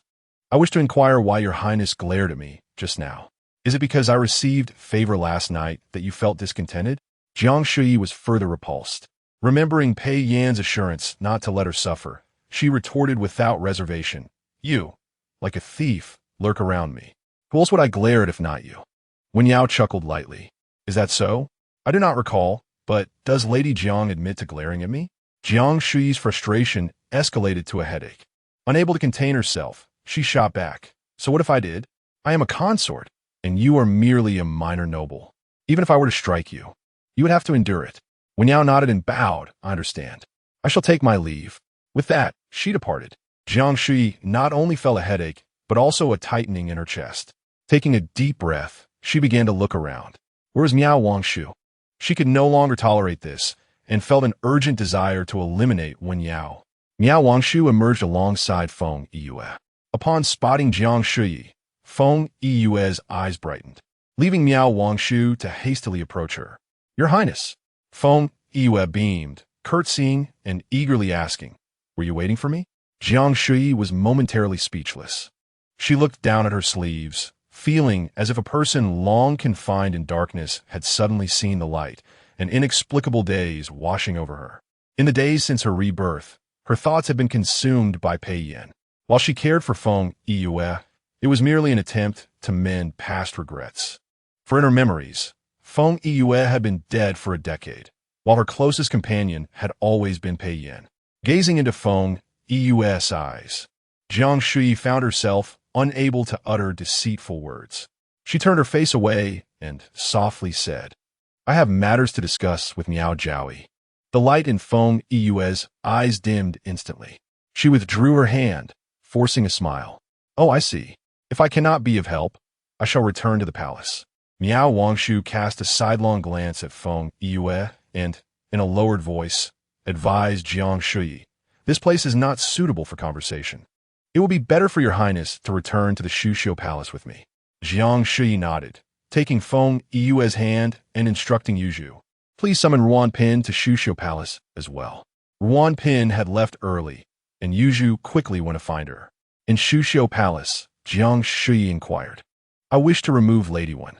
Do you have any means to do so?" Miao Wangshu, having experienced such inquiries from Jiang Shuyi before, remained calm. However, Ruan Pin was so startled she nearly sputtered her tea. Coughing, she accepted the handkerchief from Miao Jiaoyi, incredulously asking, "Your Highness, what do you mean by remove? Do you wish for Lady Wen's life? We have never engaged in such actions, especially not against the Empress Dowager's niece."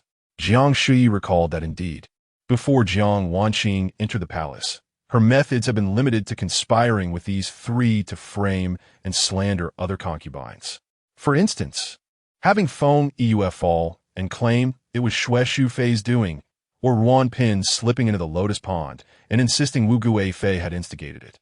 Then, there were times Jiang Shuyi would cry to Pei Yin, fabricating tales of grievances, begging him for justice.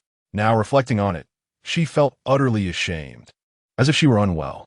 Fortunately, Jiang Wanqing was unaware of these incidents. Otherwise, if she had disclosed them during her previous life, Jiang Shuyi would have lost all dignity, transforming from a ruthless seductress into a foolish consort. Feng Yue was quite eager. "Your Highness, just say the word. I'm not afraid. Even if it is the Empress Dowager, I would dare to take action." Ruan Pin laughed, but Miao Wangshu was alarmed, her gaze turning cold as she scolded. "What nonsense are you spouting? Fool! Either close your mouth or leave this place." The severity of her words brought tears to Feng Yue's eyes, leaving her stunned. The atmosphere grew awkward, and it was Jiang Shuyi who finally spoke, pulling Feng Yue to her side. She sat on the noble seat, and Feng nestled next to her, tears glimmering in her eyes, as if she were about to cry. Jiang Shuyi couldn't help but smile.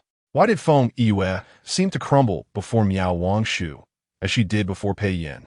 She comforted her. "Enough, I know your heart is loyal, but your understanding is somewhat lacking. Just listen to me." Feng Yue, feeling wronged, clung to her arm and murmured in agreement, refusing to look at Miao Wangshu. Miao Wangshu, unfazed, turned to Jiang Shuyi. "Your Highness, there is truly no need for you to take action against Wen Yao." "Oh." Jiang Shuyi's curiosity was piqued. She looked up at Miao Wangshu, wanting to ascertain whether she too had been reborn and knew that Wen Yao would ultimately meet her end, prompting her to inquire further. "Why is that?" "Because Lady Wen has a father whose accomplishments overshadow her," Miao Wangshu replied calmly, her tone lowered slightly. "Historically, those who have succeeded must withdraw. The greatest taboo for a minister is to leave their sovereign with nothing left to bestow. When there is nothing left to grant, the only option is to grant death." Chapter 23. Is His Majesty not impartial toward the consorts? In Jiang Shuyi's heart, Pei Yin had always been a benevolent and exceedingly kind figure. He would never execute a subject for having nothing left to give, let alone when that subject happened to be his own uncle. In her past life, Wen Huan had met his tragic end at the hands of the enraged Minister of War, Guo Zhenxiong, for harboring bandits. And Pei Yin had mourned his loss for a long time, until more of Wen Huan's transgressions came to light. Miao Wangshu was unaware of this history and misinterpreted Pei Yin as a suspicious ruler, which indicated her lack of reincarnation. "You have a point," Jiang Shuyi mused. In truth, she had no intention of eliminating Wen Yao at this moment. Merely voicing her thoughts brought her a sense of relief. She indignantly recounted how Wen Yao had disgusted her earlier. Miao Wangshu, upon hearing this, smiled thoughtfully. "Your Highness, it seems that Lady Wen intends to report your grievances to His Majesty." In the Hall of Supreme Purity, Wen Yao had already been standing at the palace gates for nearly half an hour. The early spring breeze carried a chill, and she was beginning to feel stiff from the prolonged exposure. "Your Highness, please understand, His Majesty always attends to state affairs without receiving visitors," Cheng Shouzhong remarked with a smile, twirling his feather duster. "Even Jiang Fei cannot gain entry.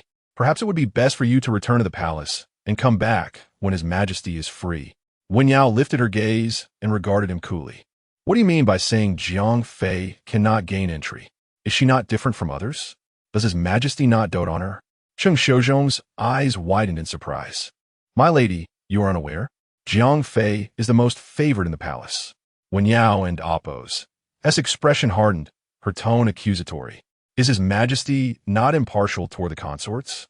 Cheng Shouzhong was momentarily speechless, caught off guard. Realizing her own aggressive demeanor, Wen Yao felt no need to placate a servant. Cheng Shouzhong awkwardly chuckled, excusing himself to attend to His Majesty, leaving his son Chang Fu behind to watch over Lady Wen, and promptly made his exit. After standing for another cup of tea, she finally received word that His Majesty had concluded his duties and welcomed her inside. Clenching her sleeve, she stepped through the palace doors with her aching legs. Inside the Hall of Supreme Purity, a few eunuchs had just brought in a charcoal brazier filled with imperial silver charcoal, still freshly lit and not yet radiating warmth.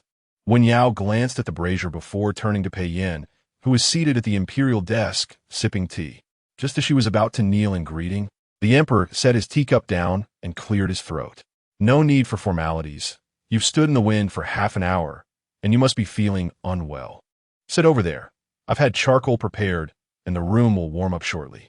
His casual tone was like a gentle morning sun, instantly melting away the frost that had settled upon Wen Yao. Typically, she abhorred weeping women, yet at this moment, her eyes felt moist. Thank you, Your Majesty. Wen Yao still bent her knees slightly before taking a seat in the carved chair pointed out by Pei Yin, lowering her head in silence. Pei Yin regarded her with warmth, inquiring gently, "Is there something of great importance that necessitates your presence at this moment?" Wen Yao paused, unable to adopt a melodramatic demeanor, and spoke plainly. "Jiang Fei is displeased with me for attending to His Majesty last night. During this morning's meeting, she glowered at me and claimed that, despite her rank, she could strike me if she wished, and I would have to endure it." Pei Yin fell silent for a moment before frowning and rebuking. Nonsense. Wen Yao understood he was referring to Jiang Fei, and she slowly raised her head, asking, "Is what Jiang Fei said true? Can she truly act without restraint and strike a consort at will?" Pei Yin replied, "It is merely her temper. In this palace, I am the law. I am the authority. If she dares to behave in such a manner, I shall not spare her." Wen Yao was taken aback. She found it hard to accept that Pei Yin dismissed Jiang Fei and Appo's actions as mere temperament. In her family, had any of her father and Appo's concubines spoken to her so, she would have seized the opportunity to inform her father, who would have exacted a severe punishment on that concubine to appease her. Feeling desolate, she trembled as she spoke. "Could Your Majesty not punish Jiang Fei just once to rein her in?" Pei Yin, fiddling with the Ru kiln porcelain cup, glanced at her with a hint of helplessness. "Wen Guiran, though I am an emperor, I am still but a mortal with human desires. If Jiang Fei serves me well, I cannot be overly harsh. Matters of verbal disputes are trifling. I shall privately admonish her the next time I see her." Wen Yao was taken aback, as she observed the affection that inadvertently shone in Pei Yan's eyes when he mentioned Jiang Fei. Her heart felt as if it were being mercilessly sliced, pain coursing through her.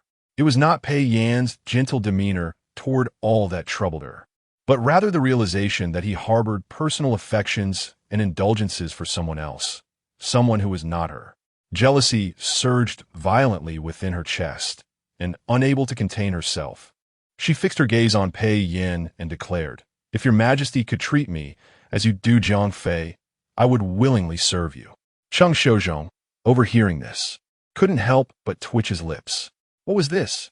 Did His Majesty now seek her favor? Pei Yin, however, maintained an unruffled demeanor, even adopting a teasing tone as he lamented.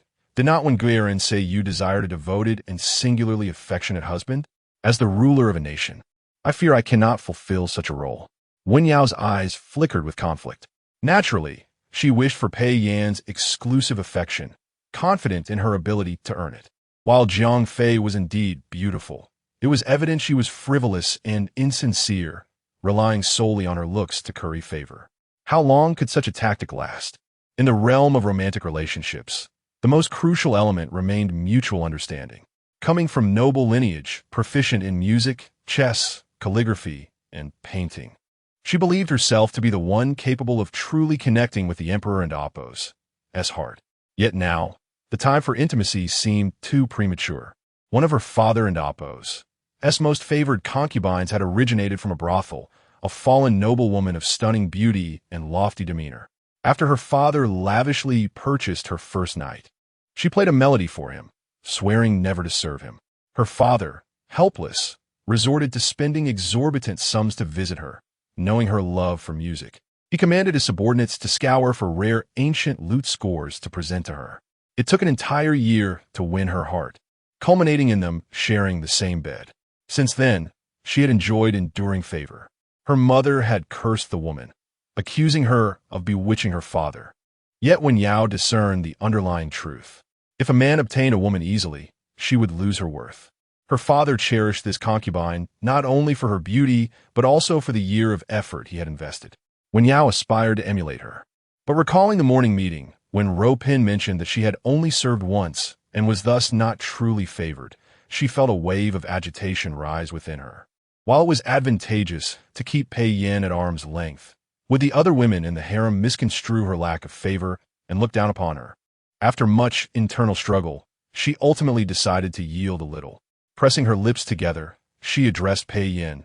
"My feelings will not change, but perhaps your majesty could, as you did last night, compose poetry with me during our intimate encounters."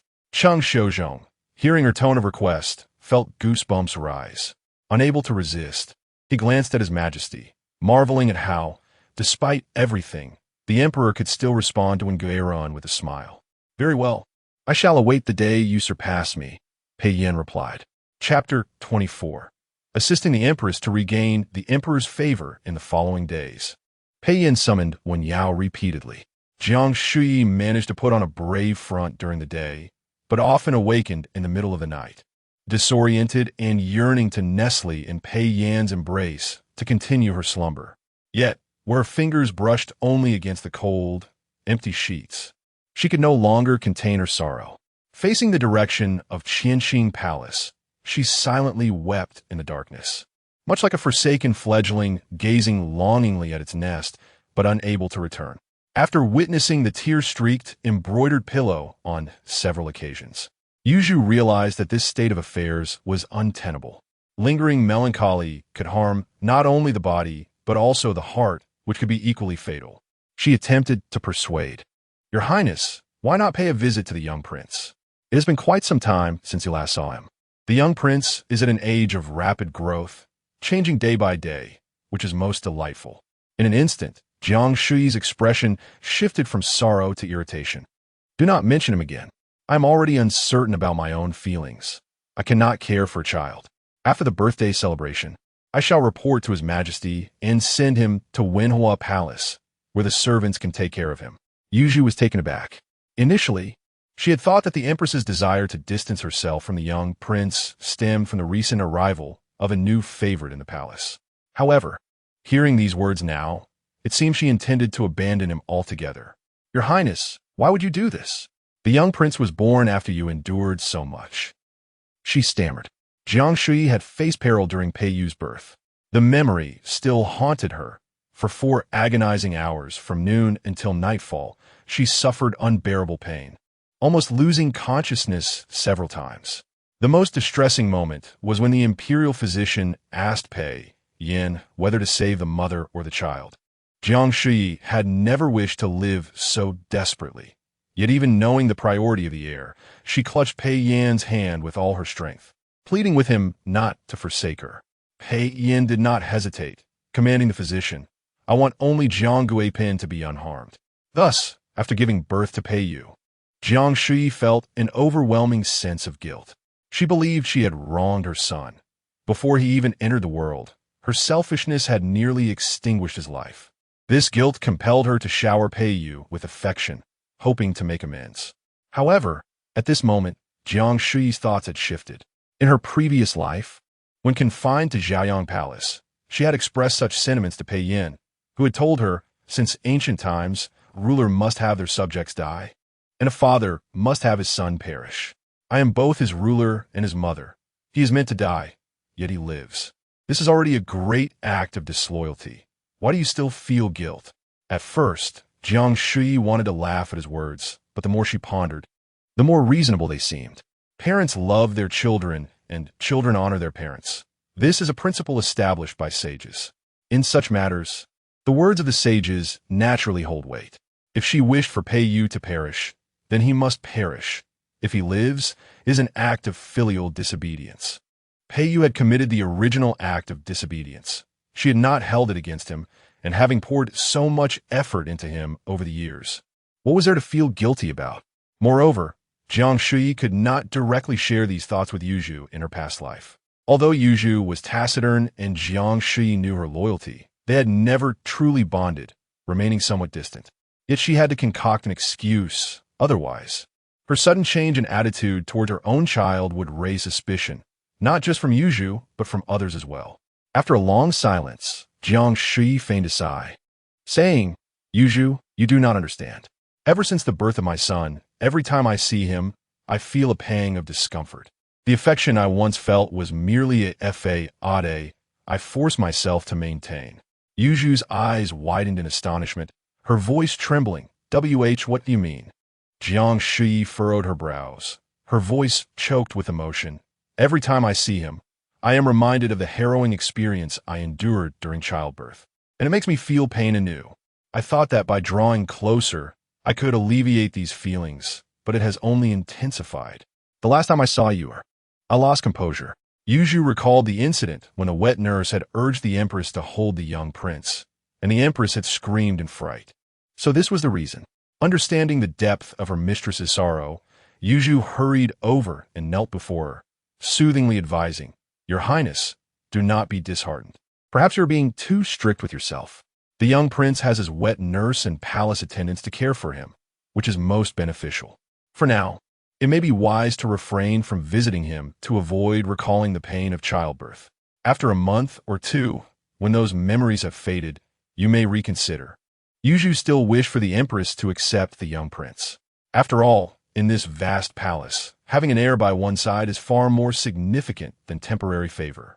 If he were truly sent to Wenhua Palace, who knew which concubine might take advantage of the situation to endear herself to the young prince, rendering the empress's sacrifices in vain? Jiang Shuyi nodded, sniffing back her tears, and earnestly replied, "I think so too." At that moment, a voice came from outside the beaded curtain. "Your Highness, Cheng Lu has come to pay his respects." Jiang Shuyi turned her gaze and indeed saw Cheng Lu standing with his head bowed behind Di Chui. They had evidently been there for some time. Having not dared to speak, Cheng Lu had been brought back from Yangxin Palace, and, having recovered from his injuries, was naturally here to pay his respects. However, how could he have healed so swiftly in just a few days? She gestured for Yuju to rise and address the outside. "Come in." Cheng Lu's injuries had not fully healed. He limped as he entered the hall and, upon reaching the floor, knelt down, weeping and banging his head on the ground. "I am eternally grateful for your Highness's life-saving grace. Your kindness I shall never forget. From this day forth, my life belongs to your Highness. Should your Highness command me to chase away dogs, I shall not pursue cats. Should your Highness command me to leap into the river, I shall not hang myself."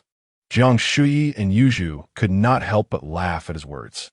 Such a silver-tongued fellow, he learned nothing from his punishment.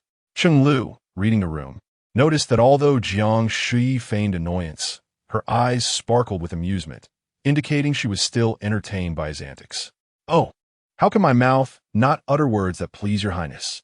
he lamented, playfully slapping his own face, his expression a mix of grievance and determination as he looked at Jiang Shuyi. "Though my words may seem frivolous, they are indeed sincere. I would willingly brave fire and water for your Highness, never shying away from death." Jiang Shuyi believed him, not because of Cheng Lu's declarations, but because she trusted Pei Yan's judgment. Having proclaimed Cheng Lu to be grateful and loyal, it must surely be true. "Enough," Jiang Shuyi said, her earlier gloom lifted by his antics. Her lips curved into a slight smile. "Your injuries are not yet fully healed. Return and rest. Once you are well, come back to serve me." Cheng Lu hurriedly expressed his gratitude and rose, but he did not leave with Di Chui. Instead, he appeared hesitant, casting timid glances at Jiang Shuyi. Jiang Shuyi and oppose, as patience waned. "What are you sneaking around for?" Cheng Lu quickly knelt again. "I wish to share your Highness and oppose as burdens, but I fear you may think me meddlesome." "Share my burdens?" Jiang Shuyi frowned at him. "What do you know of my troubles?" Cheng Lu cautiously glanced at Yuju, then at Di Chui. Making his intentions clear, he desired to speak without them present. Jiang Shuyi caught on and chuckled. "They are closer to me than you are." The implication was clear. If he left, they would remain. Cheng Lu's mouth twitched, and he decided to be direct, addressing Jiang Shuyi earnestly. "Recently, noble lady, one has received extraordinary favor from the emperor. I believe your Highness is troubled by this. I am willing to offer my meager assistance to help you regain the emperor's affection." Chapter 25. The affliction of yearning the favor bestowed upon lady when stirred a considerable uproar within the imperial harem. His Majesty, a wise and benevolent ruler, had always maintained a measured approach towards his consorts, never indulging in prolonged visits, even to the most favored, like concubine Jiang, who had never enjoyed more than 6 or 7 consecutive nights of his company. During the morning assembly, as the empress engaged in her customary pleasantries, the gazes of the onlookers pierced through like daggers, fixating on Wen Yao. Maintaining her usual serene demeanor, Wen Yao regarded the empress with an air of attentive deference, seemingly oblivious to the undercurrents of their scrutiny. Feeling fatigued, Empress Shun lowered her gaze to sip her tea, at which point Concubine Shuyi gently inquired, "Oh, why is Concubine Jiang absent today? Is she unwell again?" This remark elicited little attention from the others, as Miao Jiaoyi and her companions were well aware of Jiang's temperament. If she chose not to attend, it was likely of no grave concern. Meanwhile, those who opposed Jiang were preoccupied with their jealousy towards Lady Wan and paid little heed. Only Jiang Wanqing turned her gaze toward the empress. Empress Shun set her teacup down, her expression darkening. "Ah, she has fallen ill again." Concubine Shuyi smiled at Jiang Wanqing.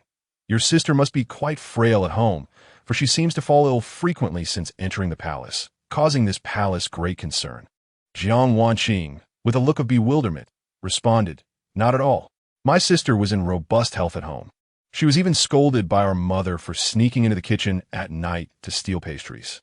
Jean Pin, having overheard the conversation, coldly remarked, "Your sister's ailments are hardly genuine. She merely exploits her imperial favor, displaying audacity and disrespect towards the empress." "Sister would never act in such a manner," Jiang Wanqing protested, incredulity etched on her face as she pleaded with the seated empress. "If that is the case, Your Majesty should send the court physician to check on her. Perhaps my sister is truly gravely ill, and I am deeply concerned." Lady Qian smirked. It seems Jiang Changzai is rather oblivious to her sister's true nature. "Enough," Empress Shun interjected, her expression stern. "I cannot concern myself with her. Keep your distance. Or if trouble arises, even if I wish to advocate for you, I cannot defy the Emperor's will." Concubine Shuyi nodded in acquiescence, and the others followed suit. Feng Yue, filled with indignation, wished to retort against the Empress, but was silenced by a fierce glare from Miao Jiaoyi, causing her to turn away in frustration. Jiang Wanqing clutched her handkerchief, her eyes brimming with resentment. Why was it that when she was relegated by the Emperor and feigned illness to avoid the morning assembly, the Empress dispatched a physician to expose her, yet now, when it was her sister's turn, the Empress turned a blind eye? "Your Majesty," Jiang Wanqing began again, but was cut off sharply by Empress Shun. "If you are concerned about concubine Jiang's illness, wait until the assembly concludes and visit her yourself. She is capable of summoning a physician without troubling this palace." Empress Shun was exceedingly vexed with Jiang Wanqing. Initially, she had thought Jiang Wanqing might garner favor and sought to cultivate a relationship with her. However, she found her utterly unhelpful, and her persistent loyalty to concubine Jiang only served to irritate the Empress further. Seeing that she was a hopeless case, the Empress deemed it unnecessary to invest any more effort. Jiang Wanqing's face fluctuated between pallor and flush. Jean Pin observed the unfolding drama with a sardonic smile. Empress Shin quickly cast a frosty glance in her direction. "I have countless palace affairs to attend to each day. You all seem to have far too much leisure. If you are so idle, why not devote your efforts to serving His Majesty instead of squabbling amongst yourselves?" The ladies' expressions fell instantly. They wished to serve, but the Emperor did not summon them. Mentioning this, they once again recalled Wen Yao and cast unfriendly glances her way. Empress Shun followed suit, her furrowed brow easing slightly as her tone softened. "Among you, only Lady Wen has made remarkable progress. When she first entered the palace, I thought her overly earnest and lacking the artifice to please the Emperor like concubine Jiang. Yet now she is the sole source of my satisfaction." Wen Yao promptly lowered her head, her tone respectful. "Your Majesty bestows excessive praise upon me." Empress Shun sighed. "Your decorum reassures me regarding your long-term service to His Majesty. Unlike concubine Jiang, let's not dwell on that. You have won His Majesty's favor. Perhaps you might gently counsel him to distance himself from concubine Jiang." Wen Yao's eyes flickered momentarily, and she readily agreed. Your Majesty, rest assured, I understand. I shall advise His Majesty to keep a distance from Concubine Jiang tonight. Tonight? Lady Qian chuckled lightly. It appears His Majesty has granted Lady Wen permission. Let us not await news from Qianqing Palace tonight. We should retire early. With those words, the scrutiny upon Wen Yao intensified. She regarded the assembly with indifference, her thoughts drifting to the poetry exchange with His Majesty that awaited her that evening. A subtle smile playing at her lips. Upon returning to Changle Palace, Wen Yao first penned a letter to her father, as was her custom these past few days. Her father had instructed her to send a daily missive reporting her safety until their meeting at the Empress Dowager's birthday celebration. This correspondence will be delivered by a palace insider without the emperor's knowledge. Wen Yao considered her father's actions superfluous. His Majesty was kind-hearted and would never act against her. She even contemplated informing the emperor of her father's clandestine maneuvers within the palace, believing it improper. For a daughter remains under her father's authority until marriage, and her father could not outweigh her husband. However, since they had yet to consummate their marriage, she decided to hold her tongue for the time being. Having finished her letter, she perused poetry books for a while until the sun began to dip in the west, signaling the evening's arrival and the time for the emperor's summons. Dressed in resplendent attire, her eyebrows finely drawn, her lips adorned with color, she awaited the eunuchs from the Niwafu to bring her news with eager anticipation.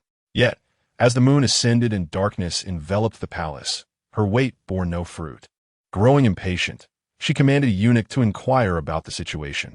Was His Majesty detained by state affairs? Surely, he ought to inform her. The eunuch soon returned, his demeanor downcast, struggling to meet her gaze, clearly hesitant to deliver ill tidings. Wen Yao, her patience exhausted, coldly warned, if you do not speak, I shall send you to the Shunqing division to face punishment. The eunuch, wishing only to prepare his mistress for bad news, never imagined her words would be so severe, and he fell to his knees, despair etched across his face as he stammered, Your Highness, I have learned that, after this morning's audience, His Majesty went to Jiang Palace to visit the gravely ill concubine Jiang and has yet to return to Qianqing Palace. Even the memorials are being taken to Jiang Palace for his review. Crash! The jade cup, smooth and lustrous, was hurled against the embroidered carpet, producing a muffled thud. The eunuch cautiously glanced up to find Lady Wen's face twisted with venomous rage, her gaze locked onto the direction of Jiang Palace, her clenched fists trembling slightly. Meanwhile, in Jiang Palace, Pei Yin sat at the pearwood table, perusing memorials, while Jiang Shuyi reclined beside him, her head resting on his lap, playfully toying with the dragon-patterned jade pendant on his belt. Pei Yin closed the memorial and set it aside, reaching down to fondle Jiang Shuyi's hair. Chuckling softly, Is this the gravely ill concubine Jiang, come to bid me farewell? Jiang Shuyi giggled, nuzzling against him, her voice tender. It is merely a heavy affliction. My heart aches for you, and only you can heal me. If you do not come today, I shall truly perish. Chapter 26. Jiang Shuyi, biting down, forced Pei Yin to use his left hand to hold her head, lowering his gaze to admonish her. Do not treat matters of life and death as jest, nor should you recklessly cling to me. Having just bathed, a faint mist of water lingered on his body, intertwined with the fragrance of dragon saliva from his garments. Jiang Shuyi glanced up at Pei Yin, noting that although his expression remained calm, the depth in his lower gaze was unmistakable. With a playful smile, she bit down on the jade pendant of the azure dragon hanging from his waist, her eyes sparkling as they met his. Having recently received kindness from him, the rouge at the corners of her eyes had yet to fade. Her fair skin, under the flickering candlelight, resembled the softness of mutton-fat jade. Her cherry lips parted slightly, her pearly teeth resting upon the dragon's form carved from the jade. Her gaze held no hint of repentance, clearly flaunting her favored position, displaying her charm before the indulgent emperor. Unfortunately, Pei Yin was not easily swayed by beauty. He reached out, pinching Jiang Shuyi's cheek, retrieving the jade pendant from her mouth, and asked, his tone steady, Do you enjoy biting? Jiang Shuyi, with her face pinched, resembled a cat lifted by its scruff, her spirited demeanor instantly diminished. She quickly shook her head. I do not. Had she truly angered Pei Yin? I believe you do, Pei Yin replied calmly, releasing her chin and commanding, remove the pendant. Bite it and wait on the bed. You may release it only when I have finished these documents. Jiang Shuyi felt a chill of despair.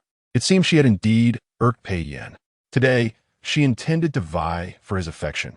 How could she afford to sabotage herself?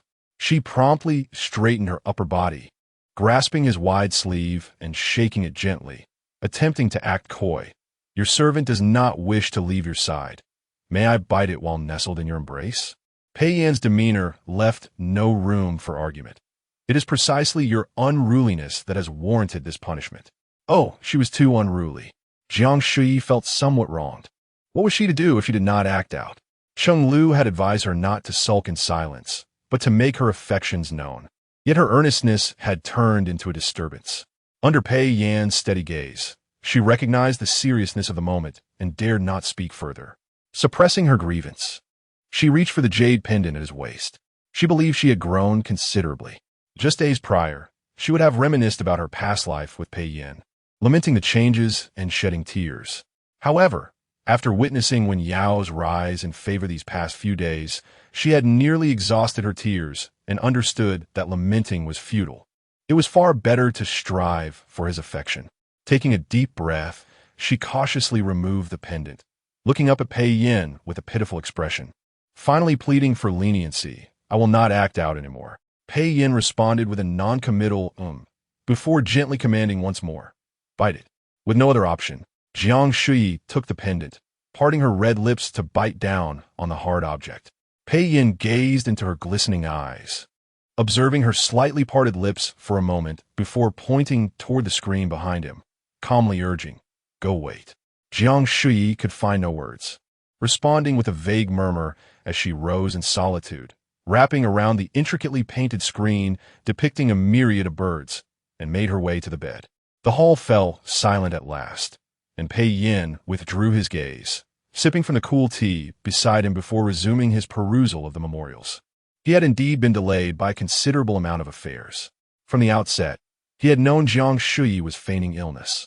Yet, feeling pity for her recent neglect, he had come, intending only to comfort her before departing. To his surprise, she clung to him, lamenting for an entire hour, as if she had suffered an unimaginable grievance, refusing to let go, merely wishing for his company for the day.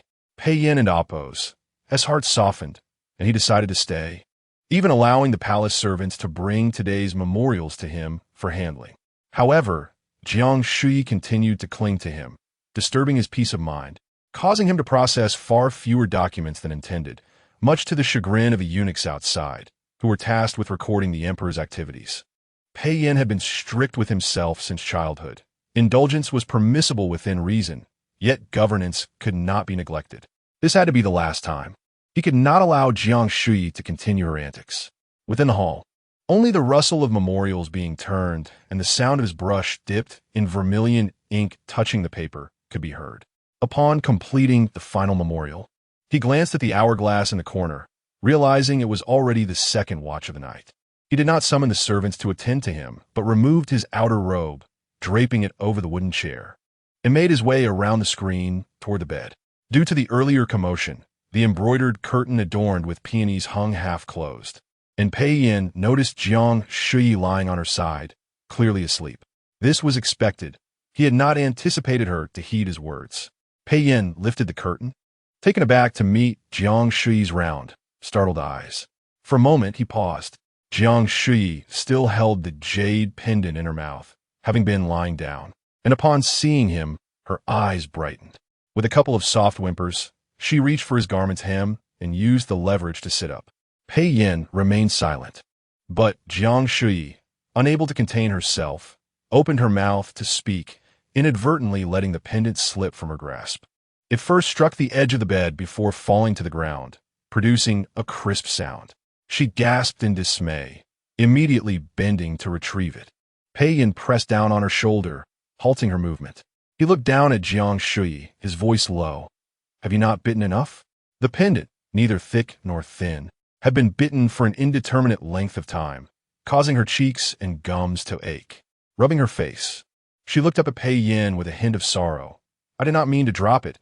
It simply slipped because I could not hold on any longer. Are you afraid of me?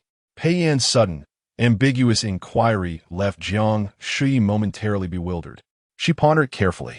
Although there were times when Pei Yin's imperial demeanor intimidated her, it was akin to how she would annoy her aunt in childhood, provoking her aunt to anger and fear of being scolded.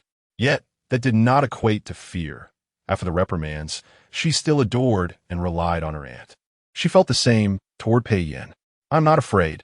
I adore your majesty. Jiang Shuyi and Appo's eyes sparkled with clarity, her lips curving into a smile. As if the mere thought of her affection for Pei Yin brought her joy. Pei Yin observed her for several moments before gently averting his gaze. Sitting at the foot of the bed, he gestured for her to rest her head on his knee. Jiang Shuyi obediently complied. Pei Yin's expression softened considerably as he lowered his gaze, removing the cumbersome hairpin from her head and placing it aside. He then reached out to massage her cheeks, his touch neither too gentle nor too harsh.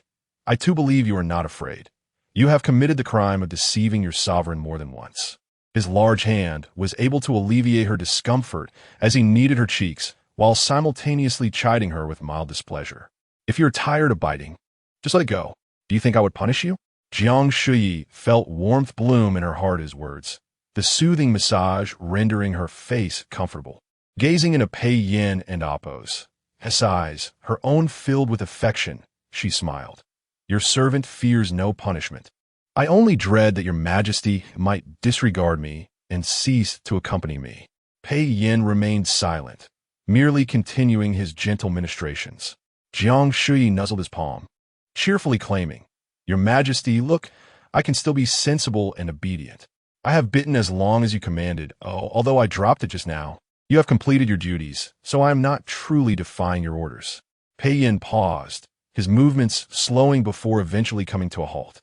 He looked down at her and asked, Does my affection for noble consort cause you such sorrow and uncertainty? Jiang Shuyi was momentarily taken aback, her eyelashes fluttering. She had not intended to cry, yet in this moment, with Pei Yin suddenly mentioning another favored consort, she could not help but feel her eyes redden, despite the smile still adorning her face. Pei Yin sighed softly upon seeing her reaction. Jiang Shuyi, you're the one I cherish most. He leaned slightly closer, his eyes deep and shimmering like a starry night, his voice as soft as the evening breeze. She cannot compare to you in the slightest. Do not waste your emotions on someone unworthy, understood? Chapter 27. Jiang Shuyi seized a vase and hurled it at Wen Yao, unable to restrain herself any longer. Jiang Shuyi wept in Pei Yin's embrace. Pei Yin ceased his efforts to console her, allowing her to vent the grievances she had accumulated over the past few days. When her sobs eventually subsided into faint shudders, he gently patted her back, whispering, Sleep now. I shall stay by your side. Surrounded by his familiar warmth, Jiang Shuyi murmured in a tearful tone, Your Majesty, may I sleep in your embrace? Pei Yin reclined against the headboard while Jiang Shuyi nestled in his arms, finding solace in his presence, though it meant he could not sleep. His hand rested upon her waist, feeling the gentle rise and fall of her body, still recovering from her emotional outburst. Very well, Pei Yin replied softly. At last, Jiang Shuyi felt completely at ease, trembling eyelashes closing as she surrendered to slumber. It was a rare night of sweet dreams. In her dream, she vaguely sensed herself being moved from the warm embrace, stirring restlessly until a familiar voice reassured her. I have not left. My arm is numb from your weight. Let us lie down together. With that, Jiang Shuyi released her tension and drifted back into sleep. The following day, as Jiang Shuyi instinctively reached beside her upon waking, she was startled to find nothing there. Fearing that the previous day's events had been a mere figment of her imagination, she sat up in a panic and spotted a green jade dragon pendant resting on the embroidered pillow beside her. It was no dream. Yuzhu, she called out urgently. Yuzhu hurried in from the outer chamber, asking, What are your orders, your highness? Where's his majesty? Jiang Shuyi inquired. He has gone to court and instructed me not to wake you, Yuzhu replied. Upon noticing the jade pendant in Jiang Shuyi's hand, she smiled. His Majesty said that with this pendant, you may see him whenever you wish, no longer needing to hide and weep alone. Jiang Shuyi's eyes shimmered as she caressed the green dragon pendant, sensing the oppressive gloom that had lingered in her heart for so long dissipate like dew drying in the morning light. The morning assembly was unusually lively. Jiang Shuyi arrived late, just in time to witness Lin Changzai covering her face and kneeling on the ground, sobbing. Before her stood Wen Yao, her expression as frigid as frost. What could this be about? In her good spirits, Jiang Shuyi was inclined to meddle, particularly since Wen Yao was involved. Upon entering, all present, except for the noble consorts Wu and Shui, rose to pay their respects. Jiang Shuyi returned the gestures perfunctorily, her gaze sweeping over Lin Changzai's swollen left cheek, exclaiming in astonishment, "What has happened here? Has the Empress punished someone again?" The Empress had not even appeared, and Shui Shufei smiled as she interjected, "Sister Jiangfei, your timing is fortuitous. This incident arose because of you. You should hasten to mediate between Noble Consort 1 and Lin Changzai." Upon hearing this, Jiang Shuyi regarded Wen Yao thoughtfully. "Oh, so it is Noble Consort 1 who struck." Wen Yao lifted her icy gaze to meet Jiang Shuyi's, declaring, "Lin Changzai spoke disrespectfully, daring to speculate on the emperor's intentions. My actions were merely to preserve the dignity of the royal family." Her eyes seemed to threaten Jiang Shuyi. Jiang Shuyi, having never before been so affronted, felt a mix of anger and amusement. "Noble Consort 1, you speak with great bravado. You have yet to attain the position of the primary consort, and yet you presume to take charge and discipline others in the harem." A flicker of disdain passed through Wen Yao's eyes. What did rank matter? If she so desired, ascending to the position of noble consort would be a trivial endeavor. At that moment, Lin Changzai cried out, "Jiangfei, please see reason. I did not speculate on the emperor's intentions. It was noble consort one who claimed during yesterday's assembly that his majesty would continue to summon her to his chambers. Yet last night, it was you, your highness, who spent the night with him. I merely inquired why his majesty suddenly changed his mind, and for that, I was struck." "Cease your lies." Wen Yao coldly glared at Lin Changzai. "I never stated that his majesty would summon me. You fabricate nonsense and will face the consequences before my aunt." Terrified, Lin Changzai crawled towards Jiang Shuyi, bowing her head and wailing, "I truly did not lie. Yesterday, the empress instructed noble consort one to advise his majesty to distance himself from you. Did that not imply she would be summoned to his chambers? Everyone heard it. I spoke no untruth." Just as Empress Shun entered, she overheard Lin Changzai's accusations and felt a twitch in her eyelid. Jiang Shuyi, now seething with anger, was relieved she had secured Pei Yan's attention the previous day. Otherwise, Wen Yao might conspire with the Empress to tarnish her reputation before him. The mere thought sent a shiver of dread through her. "The Empress has arrived." At the eunuch and Appo's announcement, everyone hurriedly rose to pay their respects. Jiang Shuyi, in her fury, remained rooted to the spot, glaring at the Empress without bending her knees. Empress Shun appeared to disregard her presence entirely as she took her seat on the phoenix throne, instructing the concubines to rise. She then reprimanded Lin Changzai, who still knelt on the ground. "Lin Changzai, why are you still kneeling? Return to your place." The commotion had been loud enough for the Empress to hear, yet she chose not to mention it, signaling her intent to quell the matter. But Lin Changzai, oblivious, continued to wail, "Noble consort one did not allow me to rise. How could I dare? She will report me to the Empress Dowager. Qiu Da-ing was executed for angering the Empress Dowager. I do not wish to die. My legs are trembling. I cannot stand. I implore your majesty, be silent." Empress Shun snapped, her head pounding from the incessant noise. "I asked you a simple question, yet you prattle on endlessly." Jiang Shuyi, equally enraged, interjected, "If Lin Changzai has grievances, must the Empress, as the sovereign of the 6 palaces, also silence her?" It seemed as if Empress Shun had not heard. As she addressed Lin Changzai, "Noble consort, one is gentle in nature. She would not unjustly target you. You must have erred, so go and apologize to noble consort one. With me here, this matter shall be resolved. If anyone dares to mention it again, I shall not let it pass." Noble consort when gentle? Jiang Shuyi felt stifled by being disregarded, letting out a cold laugh as she replied, "Only moments ago." She asserted her intention to manage the harem on behalf of the empress and discipline the concubines. Wen Yao's fingers tightened into a fist as she glared at Jiang Shuyi. This time, Empress Shen ceased to feign ignorance, casting a stern gaze at Wen Yao. "Noble consort Wen, is there any truth in this?" Wen Yao composed herself, standing with utmost respect as she replied, "I had no intention of overstepping. Please do not heed the slander of petty individuals." Unable to contain herself, Feng Yue stood up, disregarding Miao Jiaoyi and Appo's warning. "Who do you call a petty individual?" Empress Shun reprimanded. "You overstep your bounds." "I referred to Zhang Fei as a petty individual," Wen Yao stated coolly, and the hall fell into stunned silence, punctuated by gasps. Empress Shun frowned. "Noble consort One, with the ongoing strife at the borders, His Majesty is burdened with worry. Zhang Fei enjoys a life of luxury. Rather than concern herself for the nation, she feigns illness to gain favor, adding to His Majesty's troubles. How is she not a petty individual?"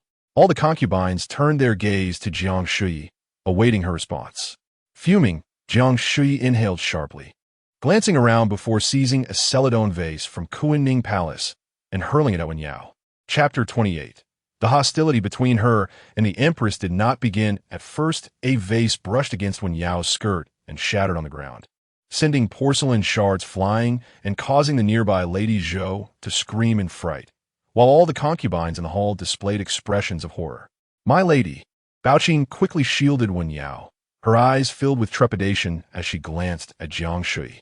Wen Yao had grown up in an environment where no one dared to utter harsh words to her, let alone hurl objects in her direction.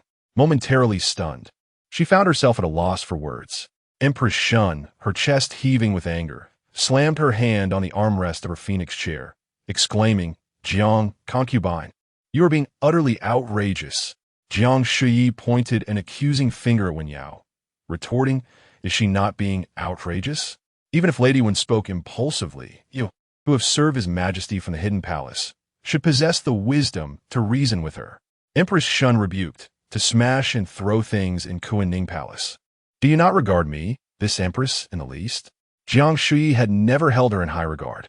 "Very well, if I am to refrain from smashing, then I implore your Majesty to exercise the authority of the master of the 6 palaces and deal with this treasonous individual." Empress Shun and Appo's expression darkened as her gaze swept between Jiang Shuyi and Wen Yao. After a long pause, she could not bring herself to utter a word. One had the emperor's backing, while the other had the empress dowager's support. Which one could she dare to punish? Yet, all the concubines in the hall awaited her command. After a prolonged silence, Empress Shun finally closed her eyes and turned to Wen Yao, saying, "Lady Wen, your actions today were indeed inappropriate. If Jiang Concubine is a petty individual, does that not make His Majesty a foolish ruler who cannot discern loyalty from treachery? Your words are indeed presumptuous, and while I wish to protect you, I find myself powerless." Wen Yao and Appo's face turned pale as she attempted to defend herself. "Your Majesty, Jiang Concubine is indeed. No matter her circumstances, until His Majesty decides her fate, she must still refer to her as an Appo's. Your Majesty and Appo's." Empress Shun and Appo's expression hardened, and she interrupted her without courtesy. Jiang Shuyi, now feeling vindicated, smiled provocatively at Wen Yao, noticing her clenched fists and feeling even more triumphant. Empress Shun had chosen to side with His Majesty. Yet she found herself in a quandary on how to deal with Wen Yao. "Your Majesty," Shu Fei gently interjected, relieving the immediate pressure. "Since Lady Wen has offended Jiang Concubine, why not allow Jiang Concubine to handle the matter herself? She has always been benevolent, and I trust she will only chide Lady Wen without inflicting real punishment." Miao Wangshu felt a chill in her heart. She understood her lady's temperament well. If Shu Fei did not make this suggestion, her lady might have only scolded Wen Yao lightly, mindful of the Empress Dowager. However, with Shu Fei's insinuation, her lady would likely feel compelled to retaliate and punish Wen Yao severely. Wen Yao was the beloved niece of the Empress Dowager. If she were genuinely punished, the Empress Dowager would not spare her lady. Given the ongoing turmoil in the northwest, it was crucial to rely on General Wan, and His Majesty would likely not show favoritism towards Her Lady. As anticipated, upon hearing Shui Shufei's proposal, Empress Shun appeared relieved, addressing Jiang Shuyi. Then let it be in your hands.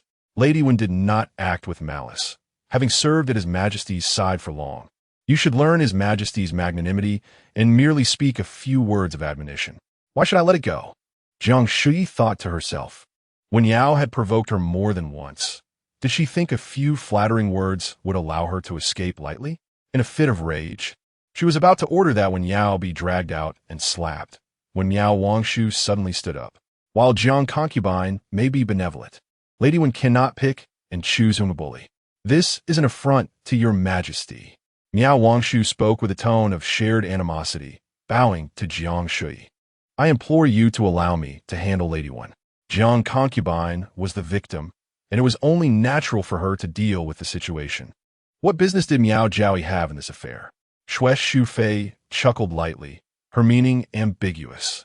If I recall correctly, His Majesty has not bestowed upon you the authority to aid in the 6 palaces and Appos affairs or to adjudicate the concubines, has he?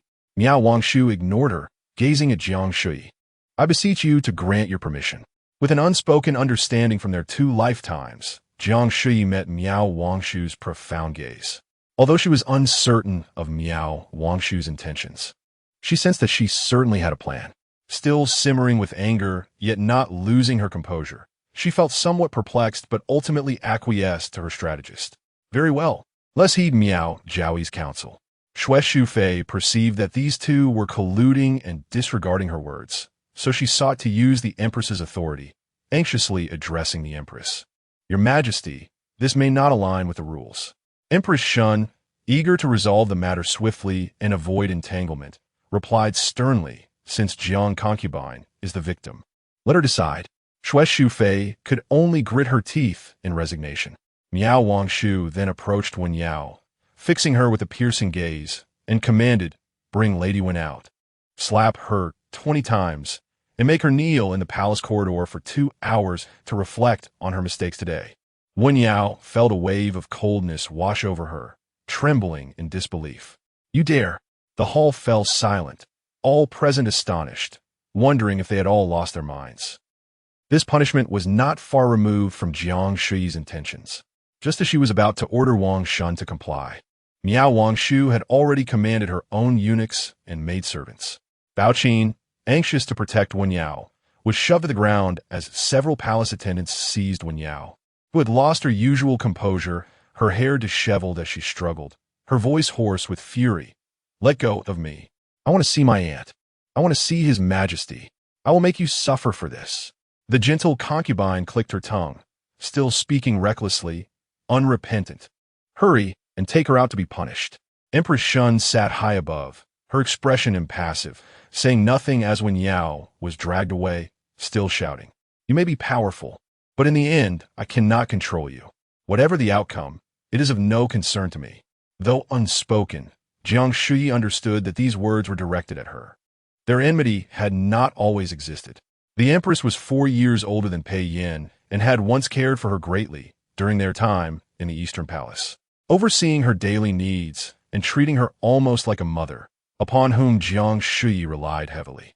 Later, when Pei Yin ascended the throne and Jiang Shuyi first gained favor, she received unparalleled attention, with other concubines not even catching a glimpse of His Majesty for an entire month. One day, during a morning audience, Empress Shun had kept her behind, sternly warning her to advise His Majesty to be equitable in his affections. At that time, Jiang Shuyi found this amusing. Why would she agree? Empress Shun suddenly adopted a harsh demeanor, scolding her to kneel in the side palace and transcribe the teachings for women. Jiang Shuyi, in tears, refused to comply, prompting the Empress to order the attending maid to strike her with a ruler. From morning until late at night, she was forced to write continuously. Halting even momentarily would earn her punishment. By the time she was released from Kuan-Ning Palace, her hands trembled, and her arms and back bore numerous bruises. That night, snow fell heavily. Pei Yin, burdened with state affairs, spent the night alone in Qinxing Palace. Jiang Shuyi, disregarding the advice of her attendants, rushed over in tears, falling several times in the snow. When she reached the palace entrance, she was disheveled, blocked by the guards, crying out for His Majesty. Cheng Shozhong emerged from the inner sanctum, informing her that His Majesty had already retired for the night and asked her to return to the palace, promising she could return the next day. Jiang Shuyi, unconvinced that Pei Yin could sleep soundly after witnessing her distress, felt overwhelmed with grievance and despair, and directly called out Pei Yan's name repeatedly, startling all the palace attendants. Finally, the Qianqing palace lit up with candlelight, and the door was opened by a young eunuch. Pei Yin, clad in a thin night robe, stood on the jade steps, his phoenix eyes dark and deep as the night, devoid of any emotion as he gazed at her. Seeing him was like seeing both a sovereign and a father.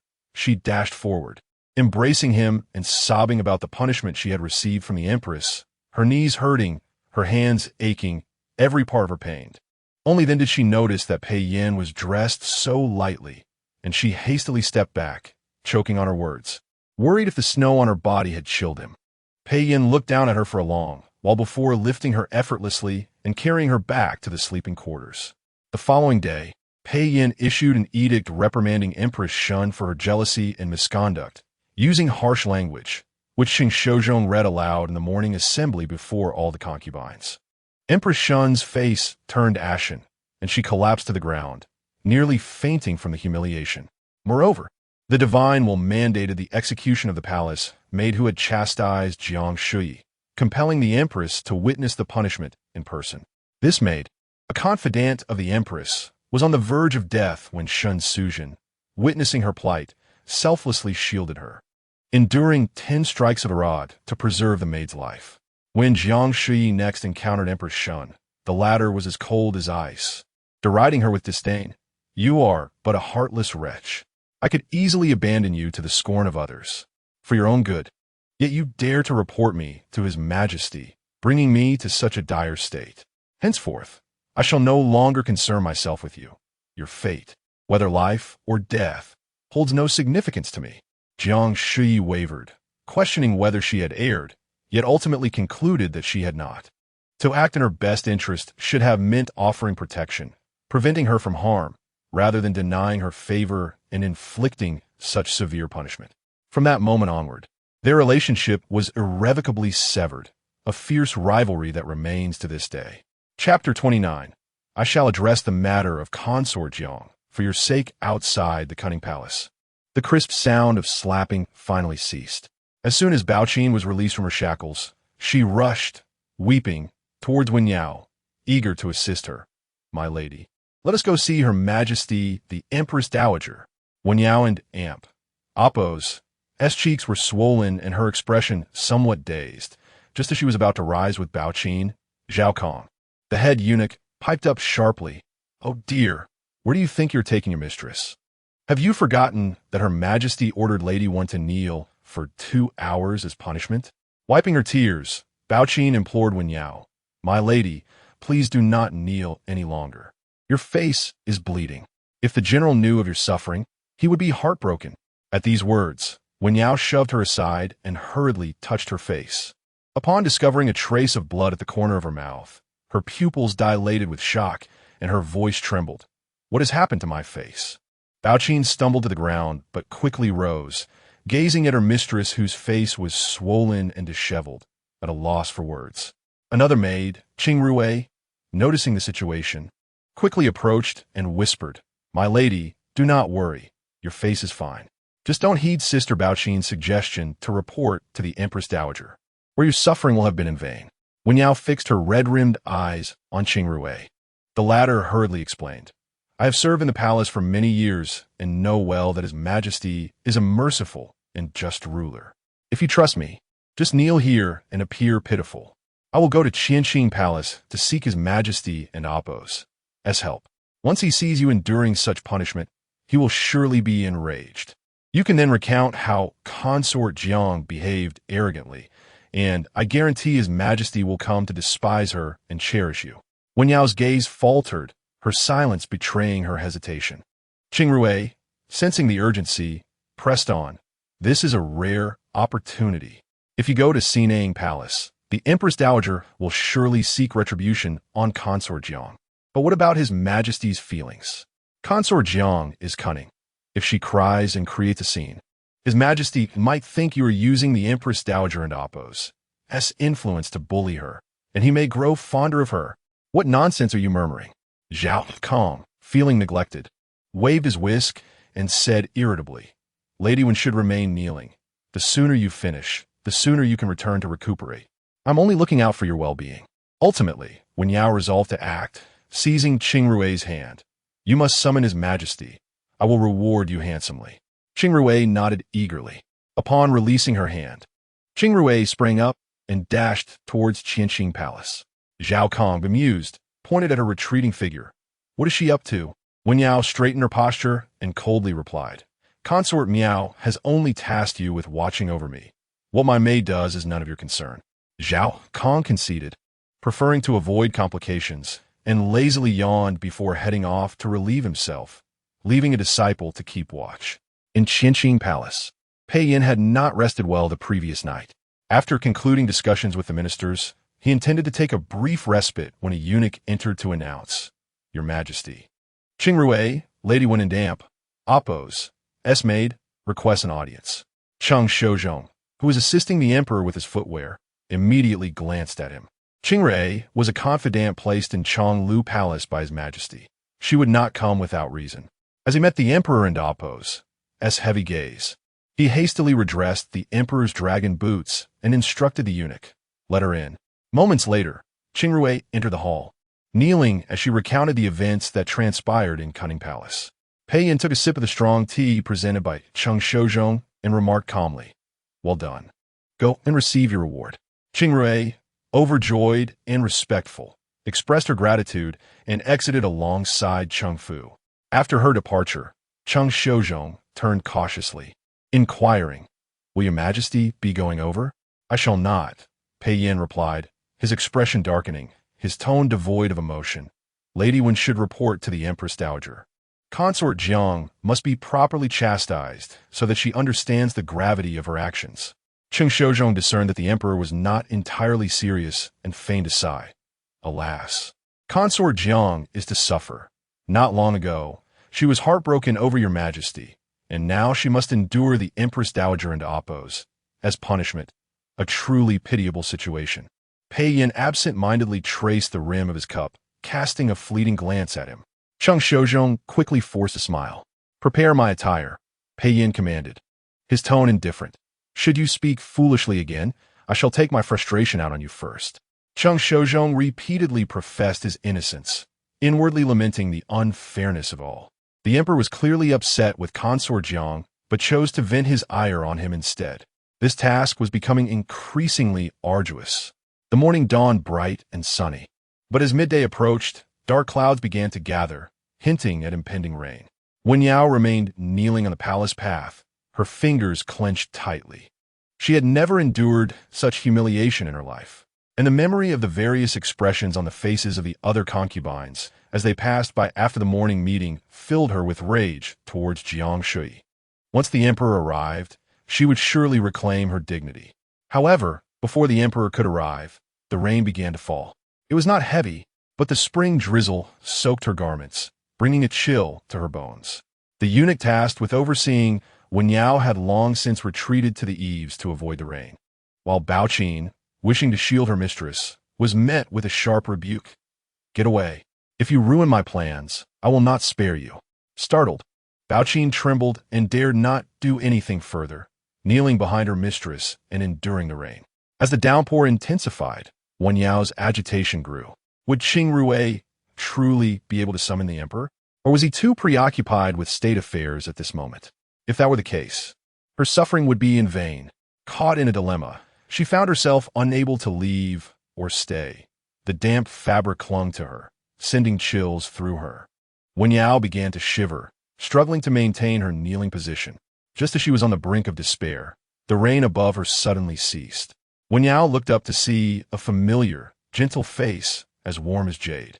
Her heart seemed to momentarily halt, and she spoke, her voice trembling. You are Your Majesty. Pei Yin lowered his gaze slightly, holding a blue silk umbrella, his expression one of compassion. I have come too late, and you have suffered. Wen Yao's eyes brimmed with tears. Pei Yin spoke softly. Rise and sit in my palanquin to return to the palace. I will hold Consort Jiang accountable at Zhaoyang Palace. Her behavior is utterly unacceptable. Wen Yao's heart raced, and she quickly grasped his robe. Your Majesty, did you not say that Consort Jiang serves well and would not be held accountable for her minor transgressions? Pei Yin frowned. She has heeded Consort Miao's instigation, causing you to suffer in this manner. Is that still considered a minor transgression? Are you certain it is Consort Jiang's fault? What if I provoked her first? Wen Yao regretted her words the moment they left her lips. Yet she was eager to ascertain her position in the emperor's heart after this ordeal. Pei Yin replied, if you truly were so ungrateful, you would seek your mother for justice rather than kneeling here. He donned the cloak offered by Jiang Shuyi, draping it over Wen Yao and Appo's, asked shoulders with gentle tones. You are gentle, virtuous, and obedient, yet you endure grievances silently despite having the Empress Dowager's support. I see all of this. How can I not feel pained? Return now. I shall seek retribution for you today. Chapter 30. Are you afraid now? Jiang Shuyi and Miao Wangshu returned together to Zhaoyang Palace. After Yuzhu served tea and withdrew with the palace maids, Jiang Shuyi, puzzled, inquired of Miao Wangshu, why did you insist on dealing with Wen Yao yourself? I initially thought you aimed to resolve the matter peacefully and mitigate her punishment, yet it was anything but light. If that is the case, it would have been better for me to issue the order, rather than allow Wen Yao to harbor resentment against you. What will you do if she seeks revenge on you through the Empress Dowager in the future? With your Highness saying this, even if I am resented, I accept it willingly, Miao Wangshu replied with a sigh and a smile. Had I acted as I did today, while serving Consort Wu, I would have surely faced her wrath upon returning, not to mention concerns for my own well-being. Jiang Shuyi believed it was only natural to protect her own, yet she felt a certain joy in being praised by her subordinate. With a slight smile, she remarked, I know I am not as clever as you.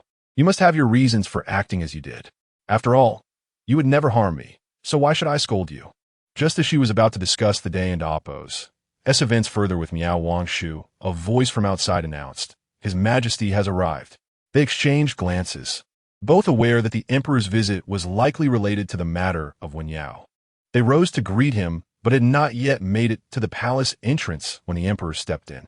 We pay our respects to your Majesty, they both said in unison, bowing.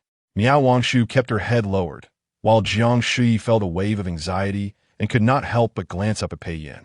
To her dismay, she noticed that he was drenched from the rain, with his clothes even sticking to his arms, droplets of water falling from his sleeves. Her expression shifted, and she hurriedly approached him, disregarding her initial greeting. Taking his cold hand in hers, she angrily questioned Jiang Shuyi. How could you allow His Majesty to become soaked like this? Are you tired of your duties? Jiang Shuyi could only respond with a muted expression. Jiang Shuyi then called for Yuzhu, instructing her to prepare hot water for bathing, and pulled Pei Yin towards the inner chamber. Your Majesty, you should change your clothes first. You must be careful not to catch a chill. However, he did not budge. Turning to face her, Pei Yin gazed at her with a blank expression. Jiang Shuyi's instincts told her that something was amiss. Pei Yin, usually gentle and cheerful, looked displeased with his current demeanor. As she anticipated, he said lightly, What are you in such a hurry for? I am here to punish you. Her heart sank in guilt and grievance as she looked at him. She felt guilty for having indeed crossed a line today, but was also aggrieved that Pei Yin had dismissed her concerns for Wen Yao so easily yesterday, only to suddenly feel remorse today. Her thoughts were evident on her face, prompting Pei Yin to shift his gaze to Miao Wangshu, who stood respectfully to the side. Miao Jiaoyi, you may return to the palace. Miao Wangshu complied, casting a glance at the entwined hands of Jiang Shuyi and Pei Yin before bowing and taking her leave. Wait, Jiang Shuyi called after her, glancing at the rain outside. It's raining, Dui Chui. Take an umbrella and see Miao Jiaoyi back. Be careful on the way. Don't slip. Miao Jiaoyi thanked her with a smile and departed with Dui Chui. Pei Yin observed Jiang Shuyi's attentiveness towards others and felt a twinge of displeasure. He grasped her hand firmly, relaying the chill from his skin to her warmth. Noticing her flinch, He tightened his grip and remarked coolly, rather than worrying about her.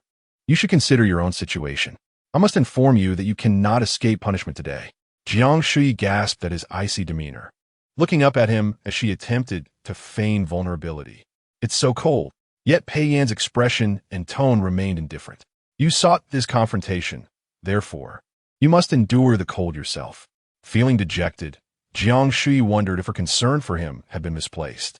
Pei Yan said nothing further and led her into the inner hall. As his damp sleeve brushed against her, she quickly suggested, Your Majesty, perhaps you should wait a moment. The hot water will be ready soon. It will be better to bathe before. Do not think to delay me with such excuses, he interrupted without looking back. Jiang Shuyi felt distressed. She had merely wished to inquire about the situation, yet he placed all blame upon her. Once inside, he released her hand and settled into a familiar chair. Noticing her standing at the door, biting her lip, he asked, Do you feel wronged? Jiang Shuyi was nearly overwhelmed with grievance. Unable to contain herself, she took a deep breath and exclaimed, Your Majesty, you are biased and believe only what you see. You see how pitiful Nguyen is and place the blame on me. But in this world, it is not the pitiful who are always in the right. Pei Yan remained unperturbed, adopting a receptive demeanor. Very well, I shall listen. Speak your reasoning. If given the chance, Jiang Shuyi could speak for days. Since Nguyen gained favor, she has targeted me. She treats the Empress and the other consorts with utmost respect, yet when it comes to me, she looks at me as if I were a rat in a gutter, always revealing that she wishes to bite me. I have endured this for far too long. Pei Yan could not help but chuckle, resting his forehead against his hand. You should take this complaint to Mother and see if you do not get scolded. Jiang Shuyi was not foolish enough to do that. Seeing his smile reassured her that he was not angry. She boldly approached him, grasping his sleeve and shaking it playfully. The Empress Dowager favors her niece. I dare not seek punishment from her. But your Majesty has said you care for me most. I can say anything in your presence. Do not think that flattering me will allow you to evade responsibility. Speak your case clearly. Though Pei Yan said this, he did not withdraw his sleeve. Jiang Shuyi sighed in disappointment, but quickly regained her fervor.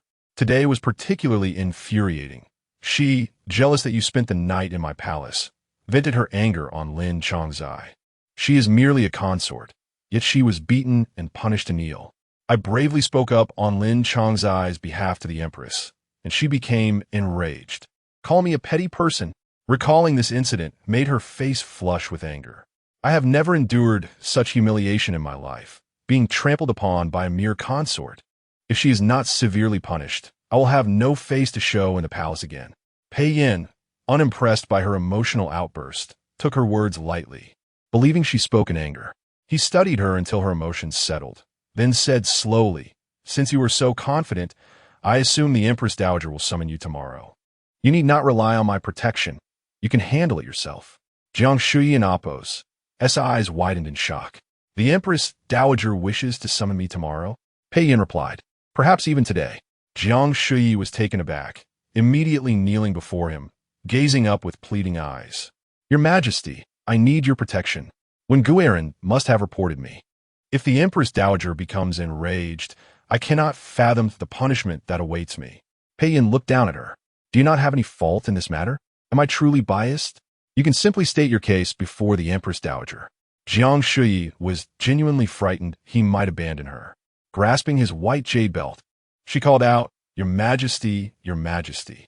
Pei Yan regarded her silently for a moment before lifting his hand and gently grasping her chin. So now you know fear? Chapter 31. Your Majesty, could you grant me a few of your intimate garments?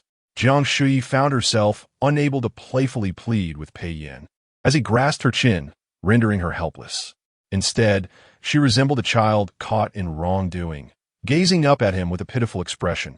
I understand now, Your Majesty. Please do not abandon me.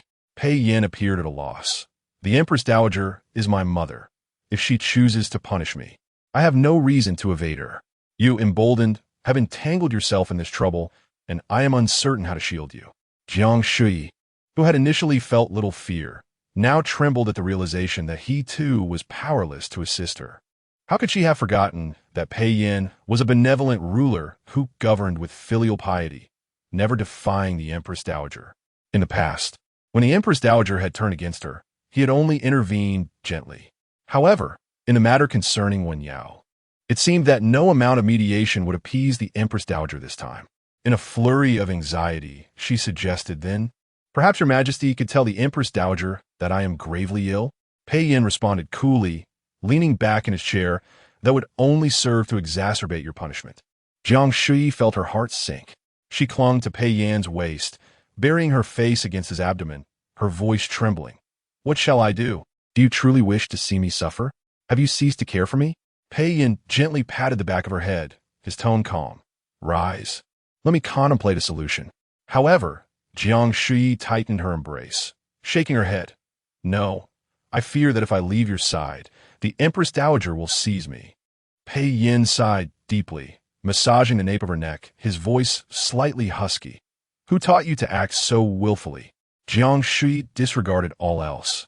Pei Yin was her sole reliance, and his tone suggested he would devise a means to protect her. She continued to call out, "Your Majesty, your Majesty."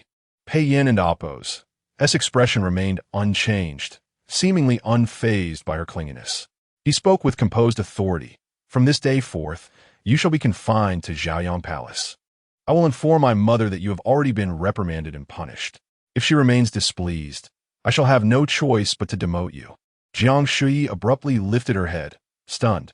"Confined? Demoted?" Pei Yin replied, "If you are unwilling, you may go to see my mother yourself."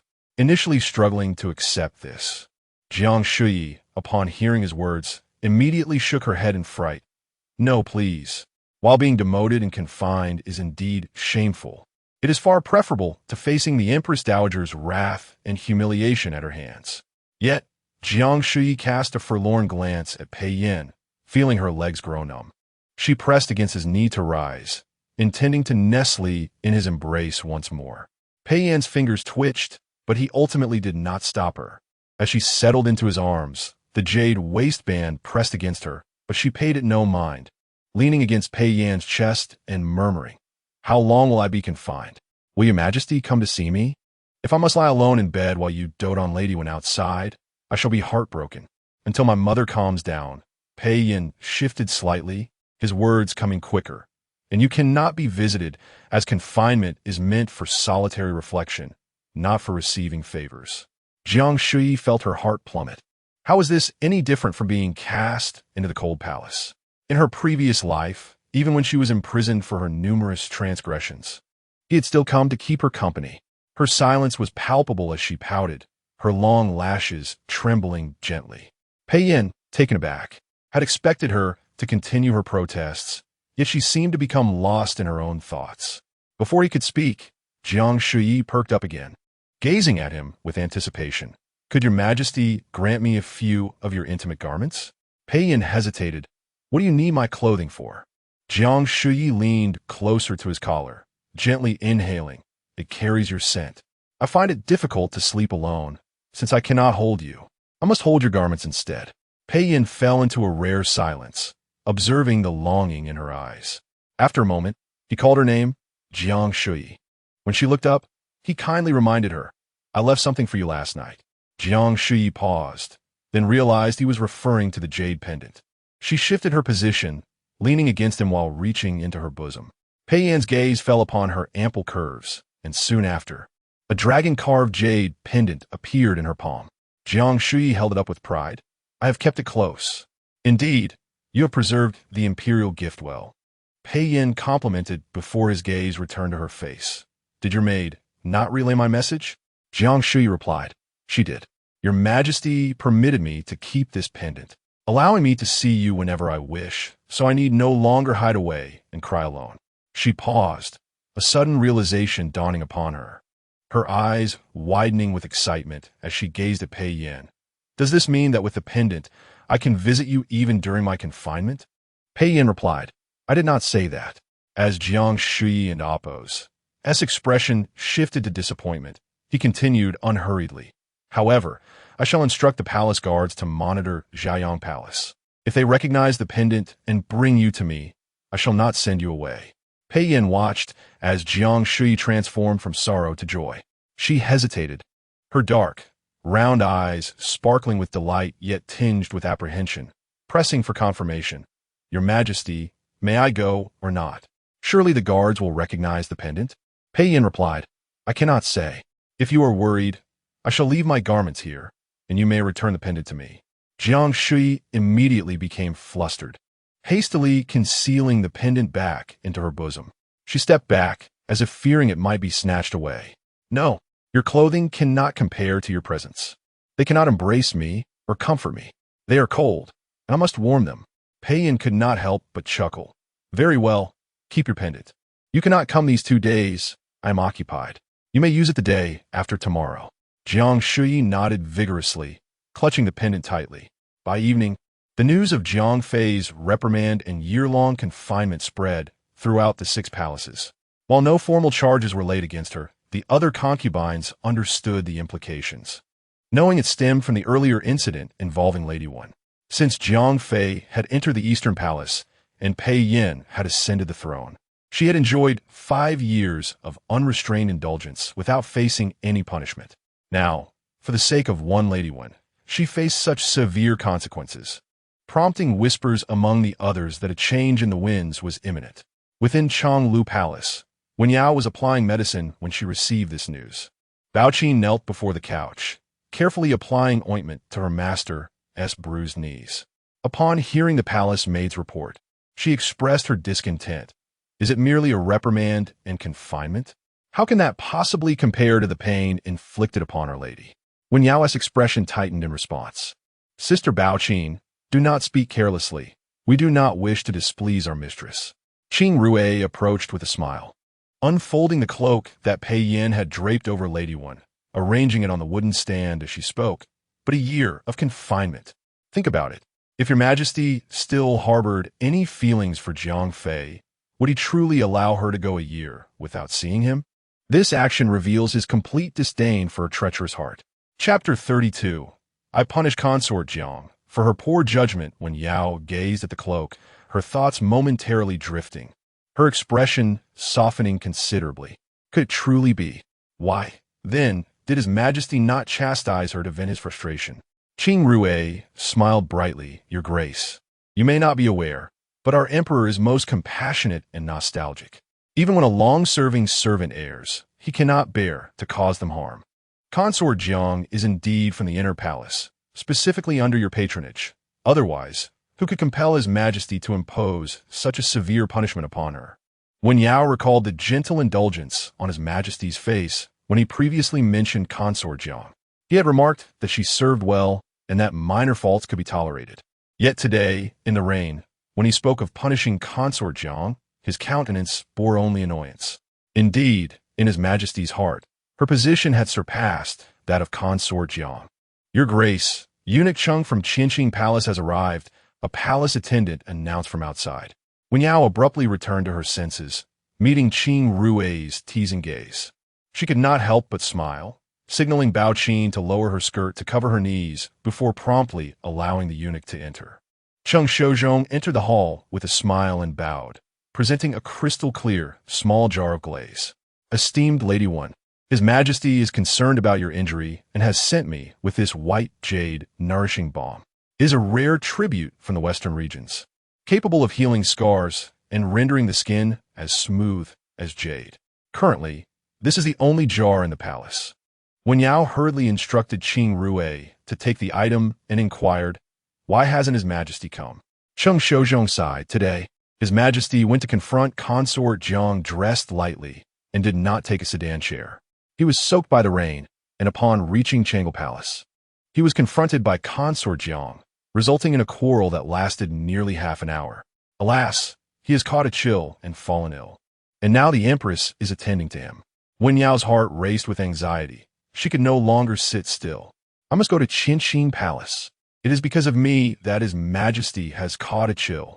As she stood, pain shot through her knees, and had it not been for Bao Qin and Appo's timely support, she would have nearly fallen.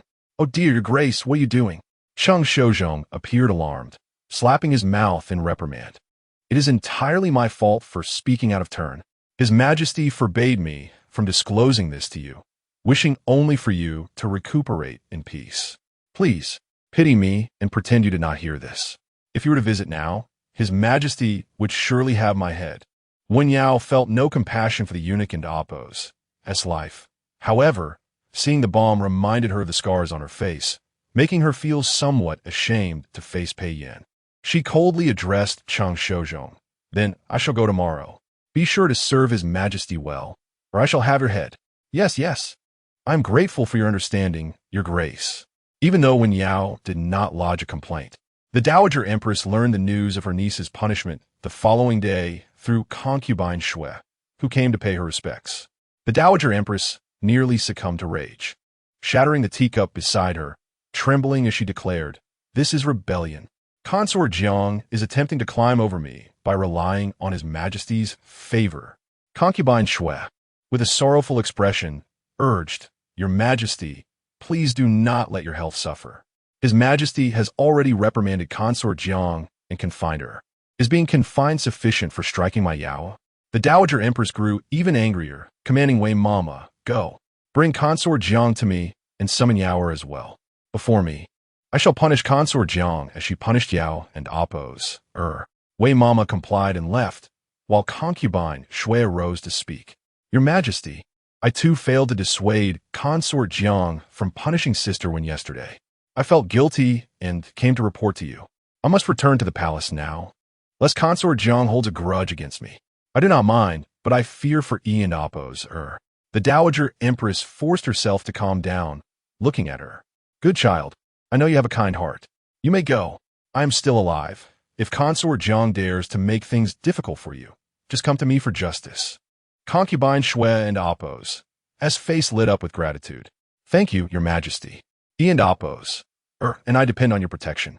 The Dowager Empress gazed at the gentle and considerate Concubine Shui, feeling her son was blind to overlook so many virtuous consorts and instead favor the most venomous among them. She feared that the previous poisoning incident involving Pei was also related to Consort Jiang. Wei Mama was gone for quite a while, only to return with Pei Yin and Wen Yao together. As they entered the hall, both appeared frail as they bowed to her. "Mother, Aunt."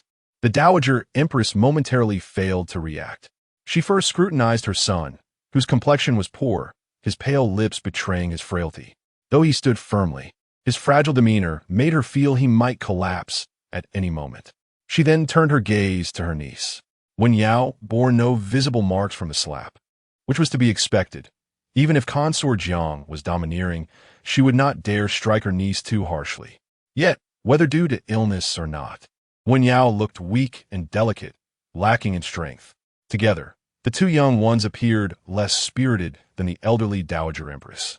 Straightening her posture, the Dowager Empress stammered, "What has happened to you both?" Pei Yin coughed weakly twice before softly replying, "A moment of negligence has led to a chill. We did not wish to worry you, Mother." Wen Yao looked at him, biting her lip, feeling a mixture of bitterness and joy. His Majesty had fallen ill because of her, but chose to endure it, fearing his aunt and Appo's reproach. "And Yao and Appo's, Hearing her aunt inquire again, Wen Yao instinctively considered revealing that her punishment included kneeling in the rain, causing her knees to suffer from the chill overnight. However, meeting Pei Yan's gentle gaze, she swallowed her words. On the way here, His Majesty had explained everything clearly to her. Consort Jiang was inherently jealous, and during the inquiry yesterday, she had acted out of line. He had seen through her true nature and would no longer meet with her. Yet in consideration of their past feelings, he hoped not to pursue the matter too fiercely this time and would grant Consort Jiang a reprieve. Wen Yao naturally felt reluctant, but His Majesty did not press her, merely stating that she had been sufficiently understanding and it was only natural not to endure further. Seeing His Majesty's weak smile, Wen Yao ultimately relented. As long as His Majesty could completely let go of Consort Jiang and bestow his exclusive favor upon her, what would it matter? With this thought, Wen Yao knelt down. Looking at the Dowager Empress, "I am fine, Aunt. Regarding yesterday's events, I do not hold Consort Jiang responsible. It was I who spoke out of turn first, provoking her. His Majesty has already avenged me, so I implore you not to pursue this matter further. Otherwise, I shall remain kneeling here." The Dowager Empress was momentarily taken aback. nearly leaping in anger. I am doing this for you, and yet you threaten me. Mother, please don't be angry. Pei Yin, feeling weak, knelt down as well, soothingly speaking. Lady Wen is not threatening you. She is merely being exceedingly understanding. It pains me to see this. As for Consort Jiang, I have already severely punished her yesterday. If mother feels it was insufficient, I shall demote her until you are appeased.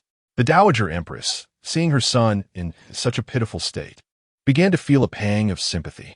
Yet this matter not only concerned her niece's grievances, but also the Wen family's reputation.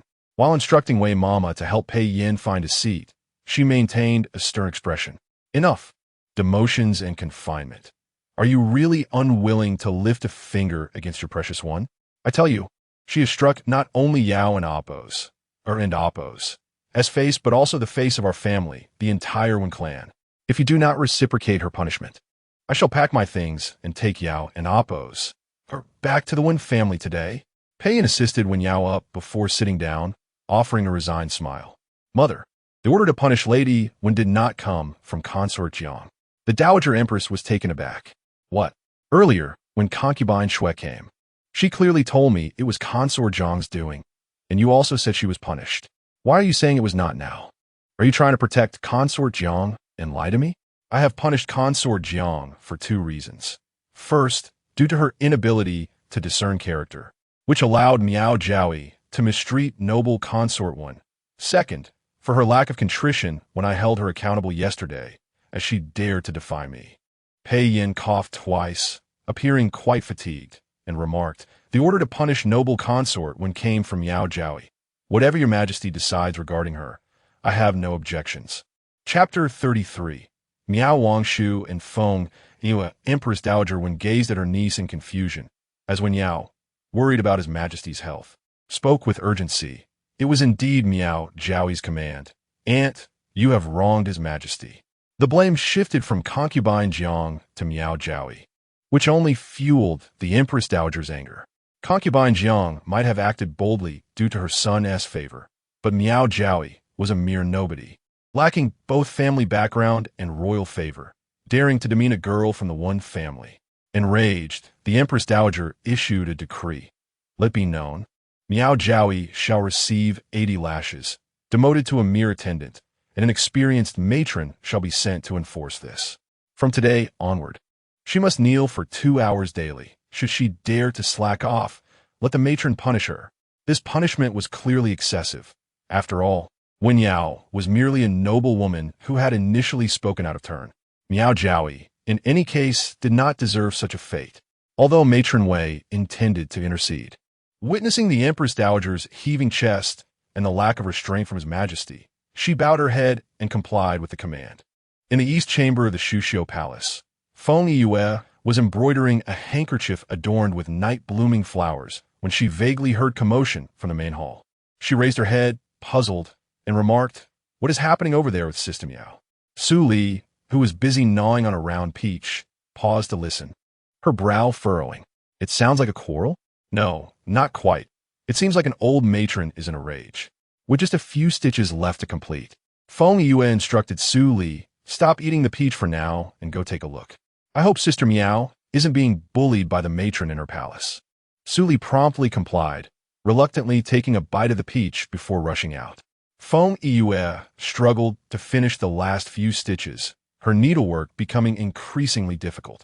She accidentally pricked her finger, causing her to gasp in pain and mutter in frustration, "This wretched thing is cursed." She contemplated using scissors to vent her anger on the handkerchief, but having spent several days on it, she hesitated. Just then, Su Li's panicked voice echoed from the doorway. "Not good, not good." Feng Yue looked up to see Su Li stumbling in. Her face flushed and pointing towards the main hall, stammering with alarm, Sister Jiaoyi has been beaten. There's blood on her face and nose. It's so terrifying." The night-blooming handkerchief fell to the ground as Feng Yue stood in shock. "What did you say?" Upon reaching the main hall, Feng Yue found Miao Wangshu kneeling on the brick floor, a stout matron standing beside her, brandishing a rod and chastising her. Miao Wangshu, already slender, appeared even more fragile, swaying like a bamboo in the wind, yet she struggled to maintain her upright posture. Sister Miao. Feng Yue cried, her eyes reddening. Miao Wangshu did not turn, but the matron's sharp gaze fell upon her. Upon recognizing her, the stern matron forced a semblance of politeness. Miss Feng, Miao De Ing is currently receiving punishment. It would be best for you to return. Feng Yue, distressed, countered, what punishment? What wrong has Sister Miao committed to deserve this? Does a mere beauty dare to question the Empress Dowager's decree? The matron's expression hardened as she reprimanded. If Miss Feng interferes with the execution of a decree, she shall share the same fate as Miao De Ing. Feng Yue, usually timid and easily intimidated, felt tears welling in her eyes upon recalling Su Li and Appo's words and witnessing Miao Wangshu and Appo's plight. Overwhelmed, she stepped forward. The matron, uninterested in engaging further, ordered the palace attendants from Xinang Palace, hold Miss Feng down. Shaoan, return to Xinang Palace and seek the Empress Dowager's instructions on how to proceed. Before Feng Yue could react, Miao Wangshu turned her head. Her once delicate features were now swollen and bruised, blood seeping from her mouth and nostrils as she coldly regarded Feng Yue, a look of animosity in her eyes. With a barely audible hiss, she spat out a single word, get out. Feng Yue stood frozen, while the matron raised her rod and struck Miao Wangshu's back, admonishing, one must not move during a kneeling punishment. Has Miao De Ing forgotten the rules? Miao Wangshu leaned forward, collapsing on the ground. She forcefully shut her eyes, letting out a breath but remaining silent, before pushing herself back up to kneel once more. Feng Yue covered her mouth, her eyes wide and red, retreating a few steps. When the matron glanced back at her, she stumbled and fled. The matron, disdain flickering in her eyes, did not command the attendants to pursue. Miao Wangshu exhaled softly, gazing up at the glaring midday sun, her eyes returning to a tranquil void. 2 hours passed, and the shadows had shifted westward. Aside from the shadows moving with the setting sun, Miao Wangshu remained motionless, like a corpse. The matron gritted her teeth. The Empress Dowager had sent her to torment Miao Jiaoyi, yet how could she report this? She deliberately lingered an extra quarter of an hour, but Miao Jiaoyi still showed no sign of movement. Reluctantly, the matron uttered a few more sharp words before leaving with her entourage from Xinang Palace. Exuding an air of authority, Manlu, hiding nearby and witnessing her mistress and Appo's suffering, was already in tears. She rushed over to support her, her voice trembling, Mistress, they have left. Please get up. Miao Wangshu's knees had gone numb from the pain, and despite Manlu's support, she couldn't rise. Just as she was about to call for another person, she remembered that all the other palace maids had been sent back to the Naiwafu after her demotion, leaving only Manlu. Suddenly, her arm was grasped by someone. Turning her head, she found Feng Yue, her eyes swollen and streaked with tears. Miao Wangshu frowned, each word causing her pain. Didn't I tell you to leave? Feng Yue shook her head, tears streaming down her face. No, sister didn't tell me to leave. But she feared they would hit me too. Miao Wangshu scoffed coldly. You overthink. I fear you, foolish girl, will only complicate matters for me. Feng Yue's tears brimmed, her sobs hitching. I know I'm foolish. I know I lack sense. I know I always cause trouble for you, the Empress. I want to change, but I don't know how to be clever. Sister, I promise to listen to you from now on. Please don't drive me away. Father and mother are far away, and Concubine Jiang is under house arrest. You are all I have left, sister. Miao Wangshu felt pain in her knees, her face, and a buzzing in her ears.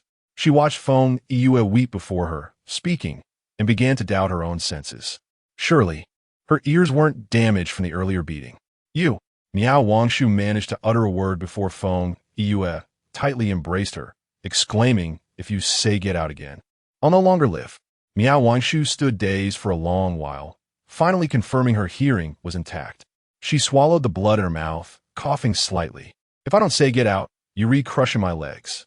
Chapter 34. The attire of the palace made as the emperor's illness intensified. A warmth arose at dusk, prompting the concubines of the imperial harem, from the empress downwards, to take turns attending to him in the palace of heavenly purity. Nevertheless, the next day, the emperor forced himself to attend the morning court, where he appointed the commander for the expedition to the northwest. General Wen Huan, seasoned in numerous battles and most familiar with the western regions, was deemed the people's choice. Yet he declined the command, citing his mother's grave illness and his own disturbed mind as reasons for his inability to bear such a heavy responsibility. The Minister of War, Guo Jinxiang, immediately knelt and declared with great fervor, "If General Wen cannot shoulder this duty, I am willing to take on the mantle. I beseech your majesty to permit me to lead the expedition. I shall assuredly return with the head of the Western King." Cheng Ying, the commander of the capital garrison, chuckled. Minister Guo is rather presumptuous. If General Wen, with his extensive battlefield experience, cannot claim the head of the Western King, do you truly believe you are more formidable? He continued, that incompetent king's head is not so difficult to procure. If General Wen cannot succeed, he surely has his reasons. Upon hearing this, Wen Huan's expression darkened, and he bowed deeply, addressing the emperor with grave intensity. Your Majesty, Minister Guo slanders loyal subjects. His intentions must be punished. The emperor remained silent for a long moment. Wen Huan furrowed his brow, pondering his nephew's unusual behavior today. In the past, he would have swiftly reprimanded Guo Jinxiang. Now, with war looming, he should have utilized his authority, yet he hesitated, just as he was lost in thought. Pei Yan and Appo's gentle voice emanated from the dragon throne. Minister Guo and Appo's words are indeed inappropriate. Wen Huan and Appo's frown eased as he cast a disdainful glance at Guo Jinxiang. However, his nephew continued, but in this critical time of staffing, I shall refrain from punishment. Minister Guo, you shall lead the expedition to the northwest. Should you achieve a great victory, it will serve as atonement for your previous transgressions, and I shall not hold past grievances against you. Wen Huan's expression shifted dramatically. Meanwhile, Guo Jinxiang jubilantly expressed his gratitude. I obey your majesty. Long live the emperor. Your majesty, please wait. Wen Huan and Appo's voice boomed like thunder, echoing throughout the hall of gold and glory, drawing the attention of all the officials. Pei Yan responded with a gentle demeanor. Uncle, do you have further matters to discuss? Wen Huan's countenance turned serious. The terrain of the northwest is treacherous, and the Western King is cunning. If a man of Minister Guo's rashness and lack of strategy leads, it will be tantamount to deliberately sowing discord among the troops. This battle would surely lead to the loss of lives and be an undeniable defeat. Pei Yan appeared troubled. But uncle, you cannot go to battle, and I have no one else to rely upon. Wen Huan regarded his nephew with a measure of suspicion. He was not a foolish ruler. Did he not understand that the implication was for him to submit? This was Pei Yan's first military endeavor since ascending the throne, and Wen Huan felt compelled to seize this opportunity to teach him a lesson, to remind him that despite being emperor, he must still show respect to his uncle and the entire Wen family. His sister needed to be well taken care of, and his young daughter should not suffer any grievances within the palace. However, Pei Yan's demeanor suggested he was prepared to adopt the posture of an emperor, unwilling to bow his head. Wen Huan was indifferent. On one hand, he truly did not believe that Guo Jinxiang, this dim-witted individual, could win a battle. On the other hand, his own son was stationed in the northwest and would participate in the fight. Even if Guo Jinxiang managed to win, he had ways to ensure his defeat. A little lesson for his nephew would suffice. After tasting defeat, he would know to come humbly to him. Wen Huan chuckled softly. If that is the case, then I wish General Guo a triumphant return. The Palace of Eternal Radiance was sealed off by the Imperial Guards, preventing any news from reaching the outside world. Jiang Shuyi felt as if she had returned to a past life, imprisoned in this place, isolated from the world, unaware of the happenings outside, or when she might be freed. Each day, her only desire was to see Pei Yan. Alas, in this life, he would not come to her. She would have to go to the Palace of Heavenly Purity. Jiang Shuyi was not one to endure solitude willingly. After 2 days of restraint, on the third morning, she took her jade pendant and intended to go out. The guard examined the pendant in her hand and quickly bowed. Your Highness, I must report to His Majesty first. Jiang Shuyi's heart raced. You must report? Did His Majesty not leave any word for you? This jade pendant cannot be ineffective, can it? Is it possible that Pei Yan deceived me into this confinement and then abandoned me? The guard in Appo's demeanor remained respectful. I beg your Highness and Appo's pardon. I must report to His Majesty. Jiang Shuyi realized he would say just that. He would not dare to force his way through, leaving her to wait in frustration for him to report. Returning to her chamber, Jiang Shuyi tossed the jade pendant onto the bed, unable to hold back her tears. Yuzhu quickly counseled her, "Your Highness, please wait a moment. His Majesty must have left a message, or else the guard would not be willing to report to the Palace of Heavenly Purity." Jiang Shuyi, with tears in her eyes, kicked the leg of the table. "No, His Majesty is merely deceiving me. He never granted me permission that day, and I foolishly believed him. Had I known, I would have preferred to request my attire." Yuzhu was both amused and exasperated. "Your Highness, if His Majesty truly wished to avoid seeing you, would he need to resort to deception? Over the past 2 days of confinement, our provisions and comforts have not been diminished. The guards who attended you earlier were also extremely respectful. If not for His Majesty and Oppo's his orders, how could it be so?" Jiang Shuyi found some merit in her reasoning, yet she remained troubled and anxious.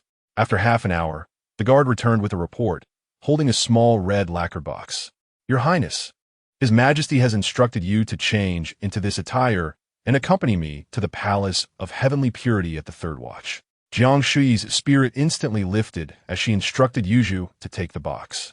Approaching, she opened it to reveal a dress of pale pink fabric, evidently designed for the palace maids.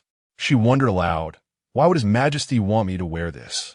The guard bowed his head and replied, "His Majesty has stated that since you are confined in the Palace of Eternal Radiance, tonight you will be disguised as a newly appointed palace maid when you go to the Palace of Heavenly Purity." Jiang Shuyi understood. This was to prevent others from discovering her secretive escape from confinement, hence the choice of night and the attire to conceal her identity. Just as she was about to nod in agreement, she noticed the guard stifling a laugh, his lips twitching. "What is so amusing?" Jiang Shuyi paused, reflecting on his earlier words, and after repeating them silently thrice, she felt a wave of embarrassment wash over her. Newly appointed palace maid? How utterly inappropriate. As night fell, Jiang Shuyi donned the dress and styled her hair into a maid's bun. She twirled before Yuzhu, eagerly asking, "Do I look beautiful?" Yuzhu could barely contain her laughter. "Your Highness is naturally exquisite, radiant beyond compare. You would look splendid in any attire." "That is too formal," Jiang Shuyi retorted, dissatisfied. She approached the mirror to adjust the floral adornments in her hair, then caressed the fabric of her sleeves, humming softly, "Being a palace maid is truly different. This material is exceptional. It feels quite similar to what I usually wear." Yuzhu observed from the side, noting how the dress accentuated Jiang Shuyi's graceful figure. And a suspicion formed in her mind, though she kept it to herself, merely smiling in agreement. The third watch soon arrived, and Jiang Shuyi, filled with excitement, followed the guard to the Palace of Heavenly Purity. Chapter 35. I shall not depart. Do not weep. As the night deepened, the Qinqing Palace was illuminated with bright lights. When Jiang Shuyi entered alongside Cheng Shozhong, Pei Yin was seated on a low couch, engrossed in a book. Having just bathed, he donned a night robe, his hair unbound, cascading over his shoulders and slightly damp. The candlelight cast a glow upon his handsome face, which, in that moment, bore little resemblance to that of an emperor, instead evoking the image of a refined young master from a wealthy family. Having not seen him for 2 days, Jiang Shuyi felt a flutter of excitement in her heart, struggling to suppress the impulse to rush into his embrace. Instead, she gracefully knelt and offered her greeting. "I pay my respects to your Majesty." Pei Yin, without lifting his gaze, turned a page of his book. "Where did the subject come from?" Cheng Shozhong. "I recall not summoning any consorts tonight." Jiang Shuyi paused, taken aback. She turned to Cheng Shozhong, who wore a broad smile. "Your Majesty has not summoned any consorts. This one is a newly appointed palace maid." It dawned on her. Jiang Shuyi inhaled deeply, realizing Pei Yin was indulging in playful banter. A blush crept across her cheeks as she cleared her throat and commanded, "Cheng Gonggong, you may withdraw. Allow this servant to attend to the emperor." Though she referred to herself as a servant, her demeanor was that of a favored consort. Cheng Shozhong, discerning no objection from the emperor, smiled knowingly and exited the room. Now, Only the emperor and the favored consort remained in the inner chamber. Jiang Shuyi glanced at Pei Yin, who remained absorbed in his book, not sparing her a glance. She surveyed the room, her gaze landing on the expansive dragon bed. A smile graced her lips as she made her way towards it. Pei Yin had indeed heard her send Cheng Shozhong away, initially expecting Jiang Shuyi to approach him. However, after a brief, rustling sound from the direction of the bed, silence ensued. Lifting his gaze from the book, he looked over to find a pair of embroidered shoes askew on the floor, and the quilt on the bed was noticeably bulging, indicating someone had nestled beneath it. Jiang Shuyi, he called out. Jiang Shuyi promptly pulled down the quilt, revealing her head, her eyes sparkling with delight. Pei Yin, perplexed by her inexplicable merriment, spoke evenly. If you are tired, you may rest in Jiayang Palace. There's no need to come here. Jiang Shuyi feigned innocence. Your Majesty, what do you mean? I am merely a newly appointed maid serving before you. Oh, Pei Yin played along. You seem to be performing your duties splendidly, yet your master remains here, while you, a maid, brazenly take your leave to sleep. Jiang Shuyi, puzzled by his insistence that she was sleeping, rolled over on the bed, propping her chin on her hands as she regarded him earnestly. I am not sleeping. I am climbing onto the dragon bed. Pei Yin gazed at her, a rare silence enveloping them. He set aside his book and approached the bed, where Jiang Shuyi sat up, her hair slightly disheveled but her attire impeccable. Is this how one simply climbs? Pei Yin stood by the bed, looking down at her, and gently tucked a stray lock of hair behind her ear. I would think you have taken a liking to the bed in Qinqing Palace. Indeed, I have, Jiang Shuyi replied, tilting her head against his hand, her eyes gleaming. The bed in Qinqing Palace carries your essence. I am fond of everything related to you. Pei Yin fell silent once more. He understood why Jiang Shuyi had suddenly become so dependent on him. It was merely a reflection of his patience during her pregnancy and the choices he had made during her difficult labor. Earlier, Di Chui had reported that Jiang Shuyi had confided in Yu Zhu, expressing her struggle to love their son due to lingering grievances towards Pei Yu. If this were the case, then she had no one else to rely upon in her lifetime. But perhaps her reliance had become excessive. In the past, weeks could pass without concern. Now, just 2 days apart felt like losing a part of her soul. Such dependence was not beneficial for her, though Pei Yin found no inclination to correct it. He caressed Jiang Shuyi's face, his tone gentle. You speak sweetly, yet if I were to confine you within Qinqing Palace for eternity, you may not find it agreeable. I would.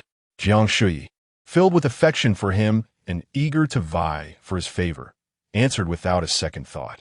Not just for a lifetime. I wish to be by your side for all eternity. I care not for anything else.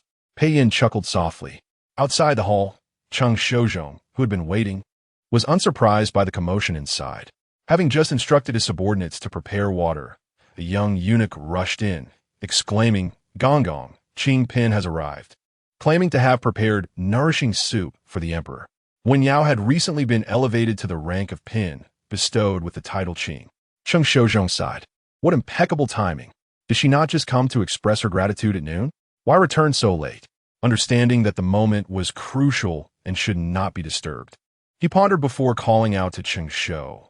Go and inform her that the emperor is bathing. Asked Qing Pin to wait a moment. Cheng Shou nodded and hurried out, returning shortly with a worried expression. Qing Pin insists she can enter to assist the emperor with his bath. Let her assist. Cheng Shozhong was exasperated, kicking his godson lightly.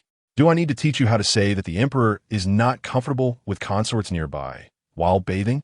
Cheng Shou, looking distressed, replied, Godfather, you should go speak with her.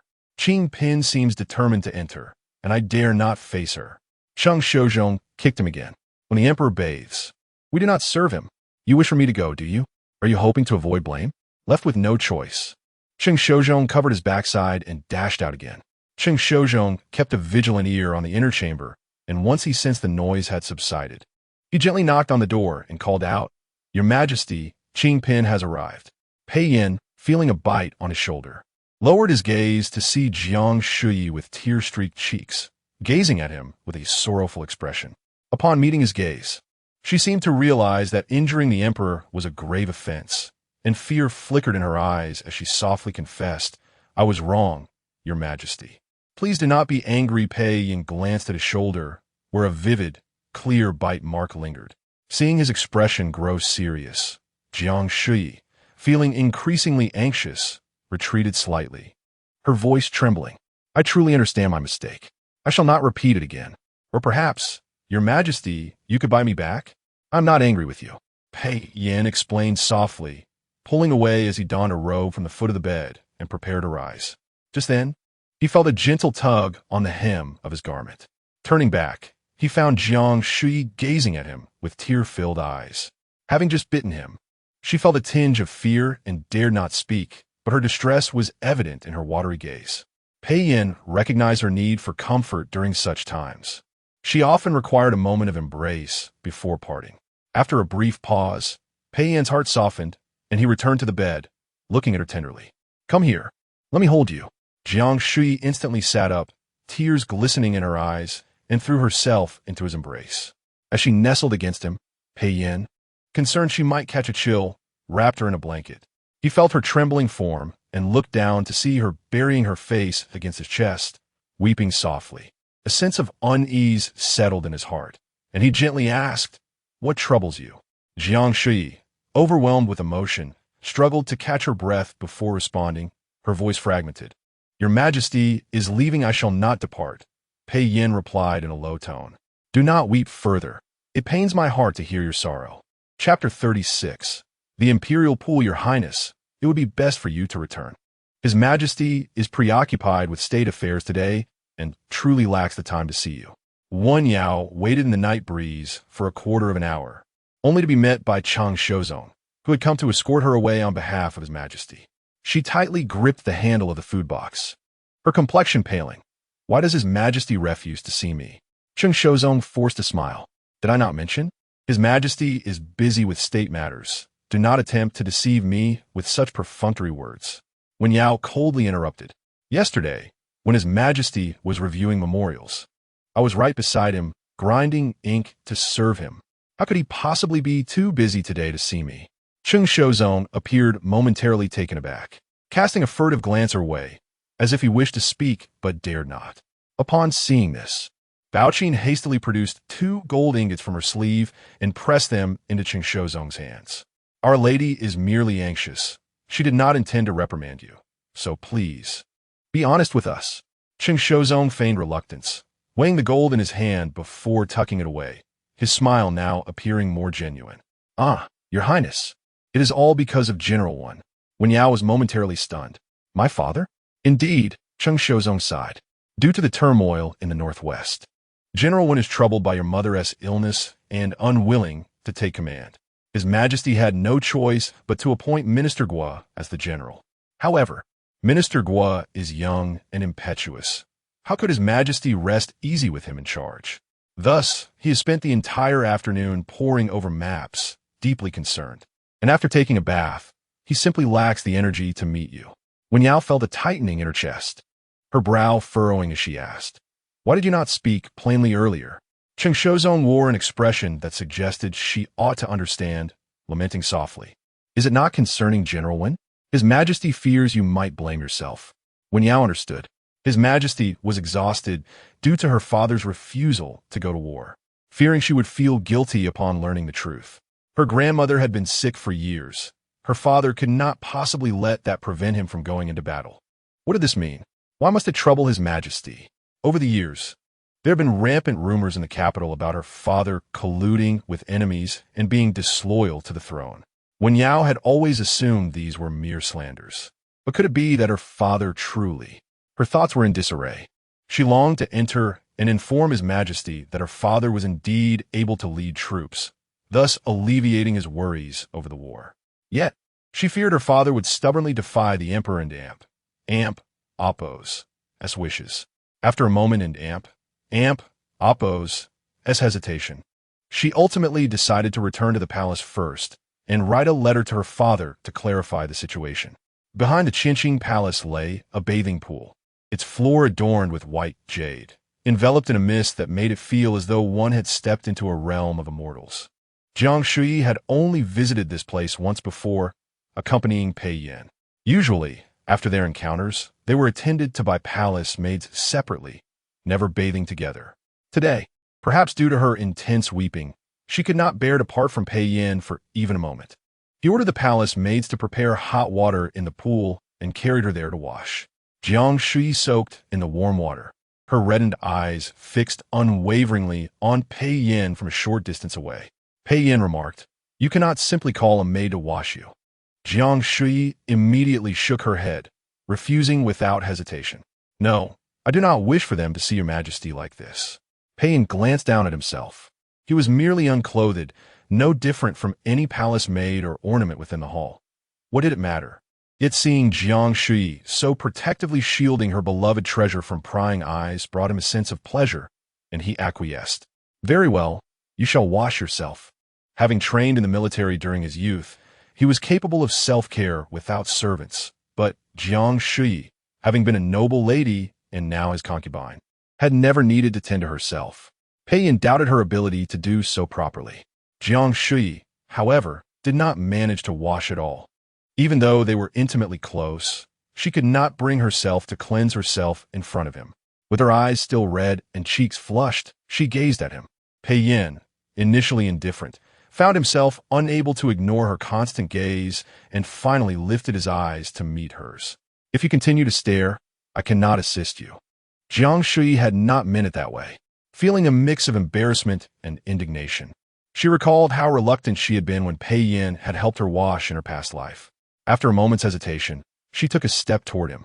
The sound of splashing water echoed as Pei Yin and Appo's gaze remained fixed on her. "Your Majesty." Jiang Shuyi stood before him, her voice hopeful as she reached underwater to grasp his hand.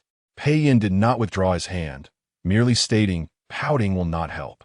No emperor serves his concubine."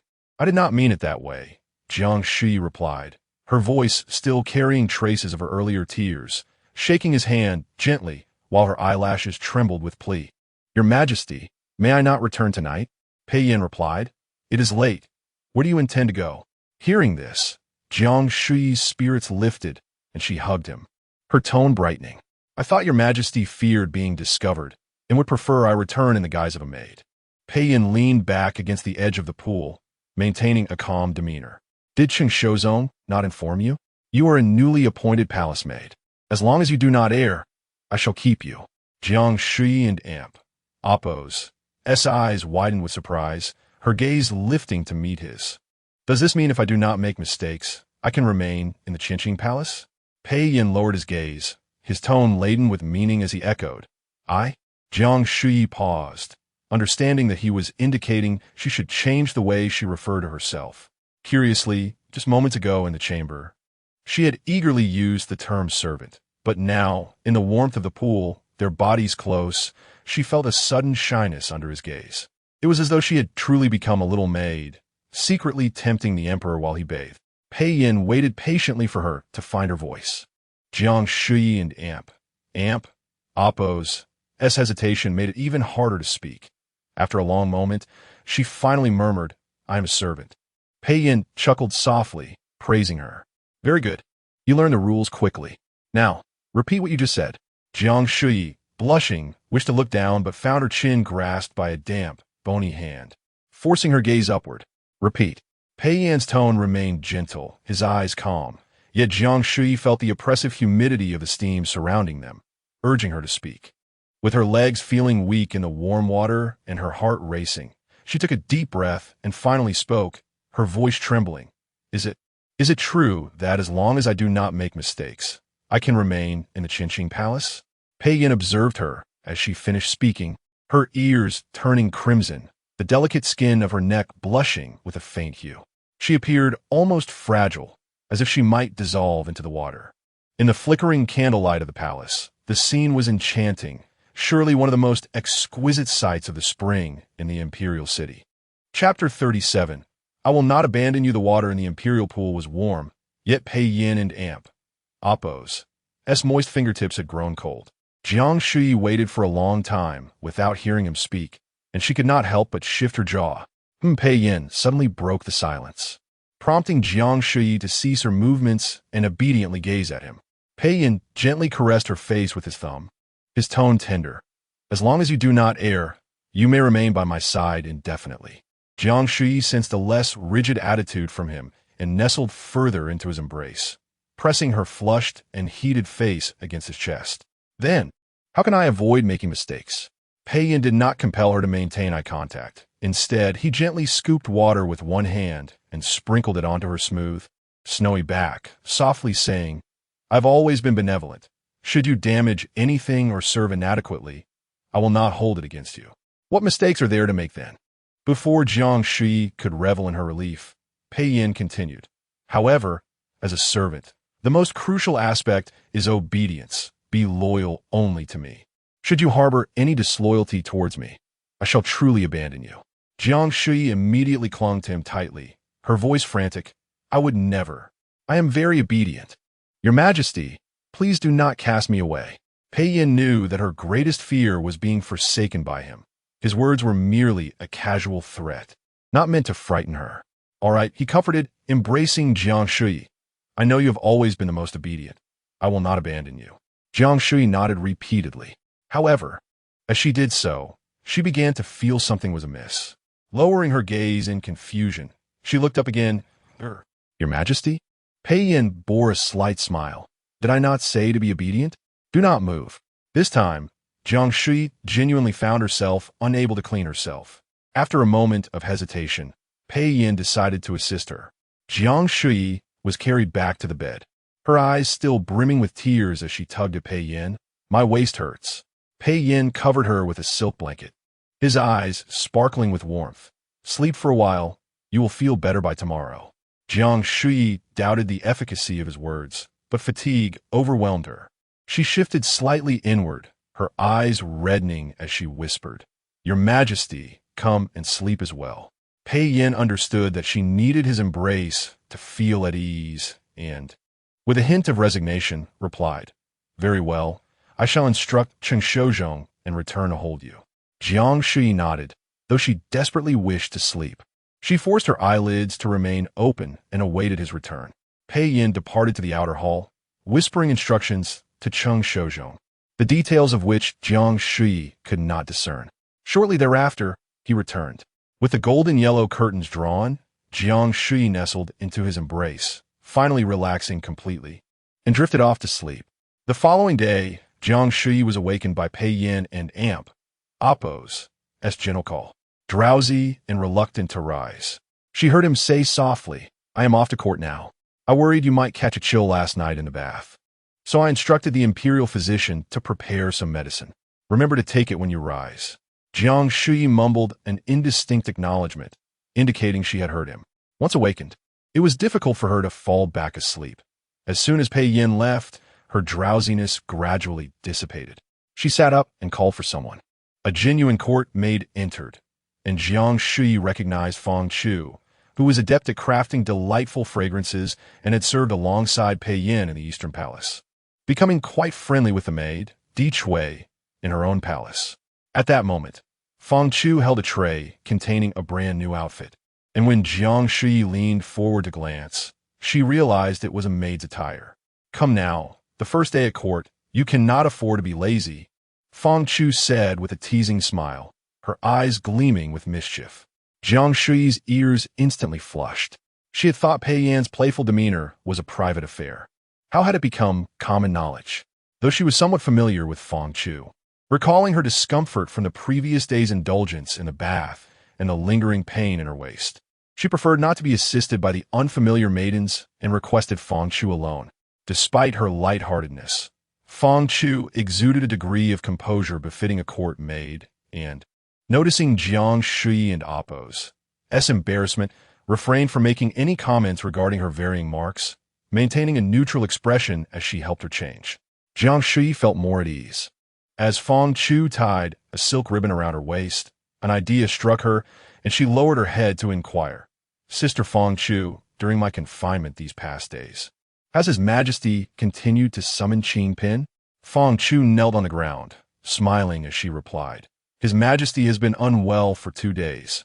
The ladies have taken turns attending to him and have not been summoned. Unwell? Jiang Shuyi was taken aback.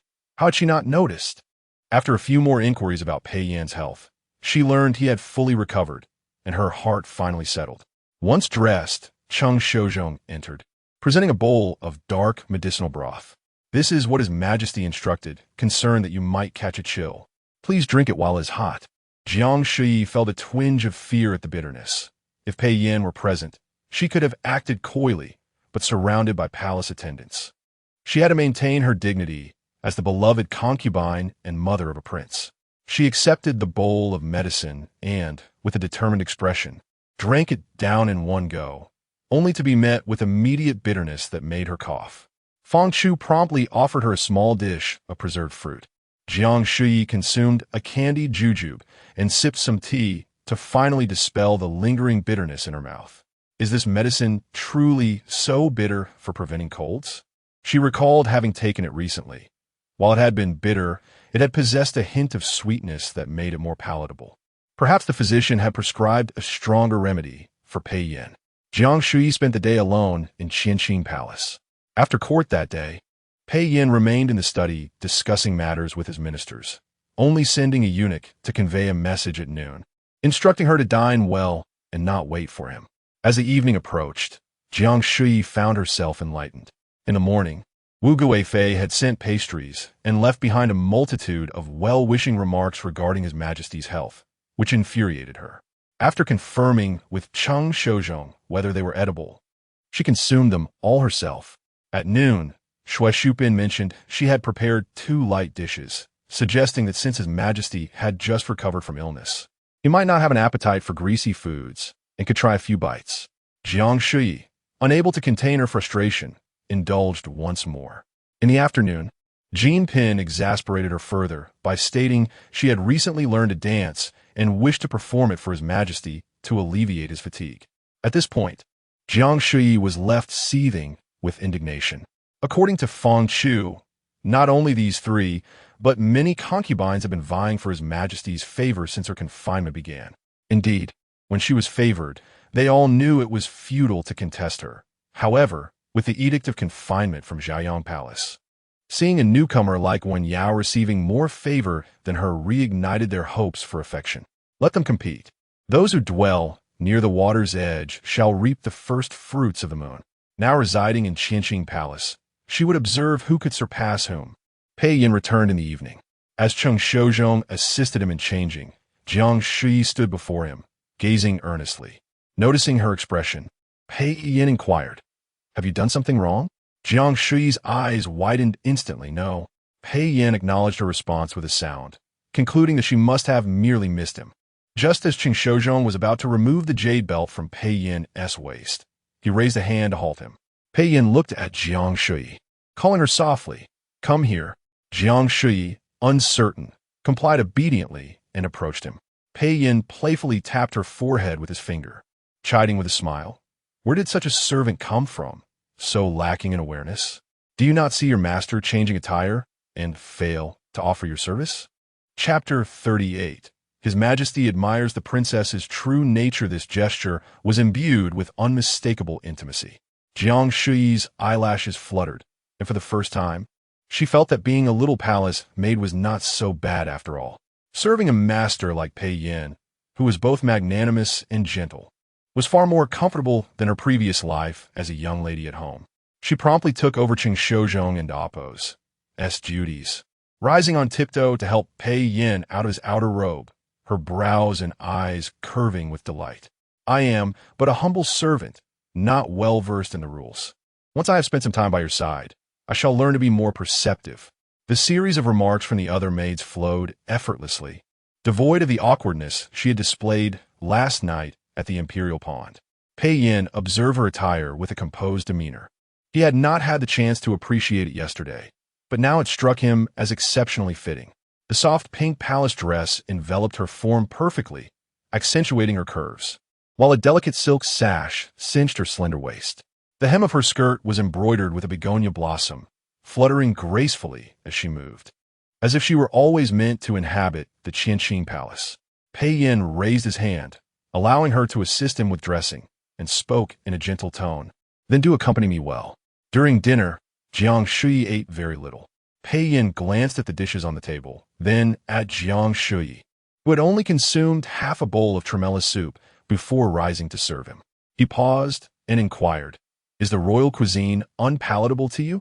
Jiang Shuyi, feeling somewhat embarrassed, replied softly, No, it is just that I had eaten too much during the day." Pei Yin smiled, not partaking in the fish she had placed on his plate, and instead chose a serving of stir-fried vegetables for himself. "I see. I was concerned that you might be unable to eat due to my absence, but it seems I was overly worried." Jiang Shuyi playfully huffed, sitting back down across from him. "I was indeed unable to eat, but this morning the noble consort brought pastries, and at noon the virtuous consort sent over some side dishes. In the afternoon, the cautious consort wished to dance for me. How could I let their kindness go to waste? I feasted on their offerings, but the songs and dances remain to be enjoyed. Would your majesty care to partake tomorrow?" Pei Yan's smile deepened. "Very well. I shall indulge in the cautious consort's performances tomorrow." Jiang Shuyi's expression shifted to one of feigned distress as she incredulously asked, "Your majesty truly wishes to see?" "I had no intention of doing so, but you could not bear to waste her goodwill," Pei Yin replied with a feigned helplessness. "You know well that I cannot bear to see you sad, so it would not hurt to take a look." Jiang Shuyi sensed a hint of jest in his words, but feared he might be serious. She hastily rose to his side, anxiously tugging at his sleeve. "I was merely jesting. If your majesty wishes to see, I shall learn to dance for you, and I assure you it will be far more captivating than the cautious consort's performance." Pei Yin feigned contemplation, causing Jiang Shuyi's face to flush with urgency. Finally, he leisurely stated, "Very well, I shall await your dance." Jiang Shuyi exhaled deeply, resolving to learn dancing once her confinement was lifted. After dinner, Pei Yin needed to transcribe scriptures for the Empress Dowager and suggested Jiang Shuyi retire to her chamber to rest. Reluctant to part, she clung to his arm and attempted to coax him. "Your Majesty, I promise I will remain silent and just watch you." Pei Yin gently caressed her cheek. "Have you not learned your lesson from last time, when you bit that jade pendant for so long?"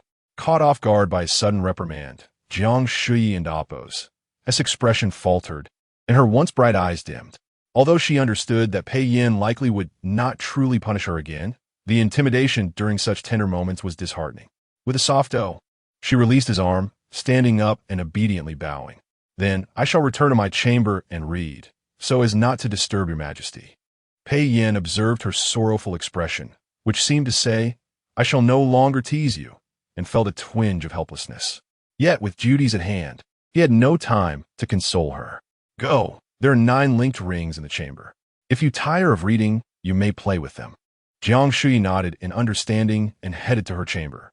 Pei Yin watched her enter before summoning Cheng Shoujo. "Fetch Fang Chu and have her accompany the concubine Jiang. And while you're at it, replace the incense in the hall." Cheng Shoujo understood and responded in a low voice. In the inner chamber, Jiang Shuyi sat on the dragon bed, hugging her knees and staring blankly at the bright yellow curtains, when she suddenly heard a soft, teasing voice. "Is the princess troubled?" Turning her head, she saw Fang Chu smiling as she entered. Jiang Shuyi, feeling somewhat downcast, refrained from taking out her frustrations on the palace maid. As a favored concubine, there was no need for her to feign cheerfulness. Fang Chu, undeterred, busied herself replacing the fragrant herbs in the golden incense burner.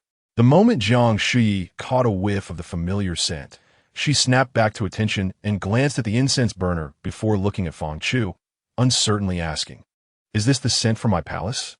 "Indeed," Fang Chu replied, returning the incense burner to its place. "His Majesty is concerned for you, fearing you may find the dragon's saliva fragrance unfamiliar and sleep poorly at night. He specifically instructed me to fetch this comforting aroma from Zhaoyang Palace to replace it." The faint sorrow that had enveloped Jiang Shuyi and Appo's face vanished instantly. She sprang to her feet, eager to leave the bed, prompting Fang Chu to rush over to assist her in putting on her shoes. "Do not rush, my lady. If you were to fall, it would cost me my life." Jiang Shuyi longed to see Pei Yin, but recalling the earlier incident, she hesitated and lowered her head to ask Fang Chu, "Sister Fang Chu, you have served in the palace for many years and possess keen insight. Please tell me honestly, do you think my temperament is too lively, perhaps even vexing His Majesty? How could you think such a thing?" Fang Chu replied, her face filled with surprise. "The Empress is dignified, and the virtuous consort is gentle. Yet neither holds his majesty's favor as you do. Clearly, his majesty cherishes your true nature. Jiang Shuyi grew even more troubled. Then why, when his majesty is handling affairs of state, do they serve him ink and paper while I am sent away? Fan Jujuka. Do you still not understand? Jiang Shuyi looked at her in confusion. Naturally, it is because the other ladies serve him in a proper manner, not daring to glance at the memorials. But you, favored by his majesty, seem to wish to cling to him. If he did not send you away, how could he attend to his duties? This reasoning seemed somewhat valid. In her past life, Jiang Shuyi had been worn down by her son and sister's betrayals, confined to Jiayang Palace, often feeling weary and despondent. When accompanying Pei Yin as he reviewed memorials, she seldom spoke, preferring to rest quietly on his lap, while he would occasionally pinch her ear or stroke her hair. But in this life, things are different. After her brush with death, she had let go of those grievances and no longer allowed herself to be unhappy over unworthy matters. Now, she desired to vie for his affections, often clinging to him, but perhaps she truly had been a distraction. Once she grasped this, she decided against going out. Upon regaining her senses, she found Feng Chu regarding her with an amused expression, as if fully aware of her thoughts. Feeling suddenly bashful, Jiang Shuyi reached out to poke Feng Chu's waist. You speak as if you have witnessed it firsthand. When have I ever wished to cling to his majesty? Feng Chu laughed and dodged. Oh, when you have inquiries for me, you call me sister, which is delightful to hear, risking my head for the truth, only to have you turn against me afterward. Unable to resist, Jiang Shuyi joined in the laughter. You dare to be so cheeky. Today, I shall make you admit your fault. The sounds of their joyous banter spilled out from the inner chamber. At the imperial desk, Pei Yin, engrossed in transcribing scriptures, smiled faintly at the sound before rolling up his sleeves to dip the brush into the dark red ink, clearly mixed with blood. Chapter 39. The past has gone to transcribe scriptures in blood is the most profound expression of sincerity. It is not for the deities to witness, but rather for the world to behold. Pei Yin recalls the year he turned 7, when his father, the emperor, fell gravely ill. During this trying time, all the consorts of the palace, along with his conscientious siblings, rushed to the Qianqing Palace to demonstrate their genuine devotion and filial piety, leaving him alone within the palace walls. The empress, preoccupied with showcasing her eldest son's filiality before the emperor, completely forgot about him. Yet, Pei Yin could not venture to the Qianqing Palace himself, lest the empress suspect him of harboring ulterior motives to win their father's favor. No one considered the repercussions of his absence. Once the emperor recovered, he promoted several attentive concubines and praised some of his dutiful siblings, bestowing rewards upon them, before turning his wrath upon Pei Yin. At the age of 7, he was no longer a mere child. Why had he failed to attend to his father? Was it fear of contracting the illness? If so, such cowardice and lack of filial duty rendered him unworthy of his royal lineage. Only then did the empress remember him, but she would never take responsibility for her negligence. She vaguely explained to the emperor, upon hearing of your majesty's illness, Chen-er wept and insisted on serving you. I brought him along, but Yin-er said nothing and appeared unwilling, so I did not force him to come. I thought he could join later if he wished. This account only incited the emperor's fury further, prompting him to order the guards to bring Pei Yin before him. Pei Yin was treated like a criminal, dragged to the Qianqing Palace. The emperor's face was a mask of fury, but upon seeing Pei Yin, his anger momentarily subsided. Pei Yin's complexion was ghostly pale, as if he were a thin sheet of rice paper, ready to be swept away by the wind. The emperor, still seething, questioned him from his lofty position. Are you ill as well? Have you been unwell these past days? Or are you feigning this wretched appearance in anticipation of my inquiry? Kneeling on the ground, Pei Yin gazed up at the man on the dragon throne, a faint, innocent smile gracing his lips as he whispered, I wish to beseech the Buddha to exchange my life for that of the emperor. Thus, I transcribe scriptures in blood to demonstrate my sincerity. Now that you have recovered, it seems I must pay the price. With that, he fainted. The emperor was alarmed and ordered an examination of Pei Yin's body, discovering several cuts on his left arm. Further inspection of his quarters revealed a large stack of scriptures transcribed in blood, the stains ranging from dark to vivid red. clearly indicating he had labored for an extended period. The emperor felt a pang of remorse and commanded the royal physician to treat him diligently, chastising the empress for failing to care for Pei Yin, who had nearly bled himself dry. Upon learning of this incident, the eldest brother stormed into Pei Yin's chamber, dragging him from his bed and demanding that he clarify to their father that the matter had nothing to do with their mother. The empress, unable to witness her son's foolishness and still resentful from a reprimand, intercepted the eldest brother and coldly remarked that Pei Yin had grown up and now harbored his own thoughts.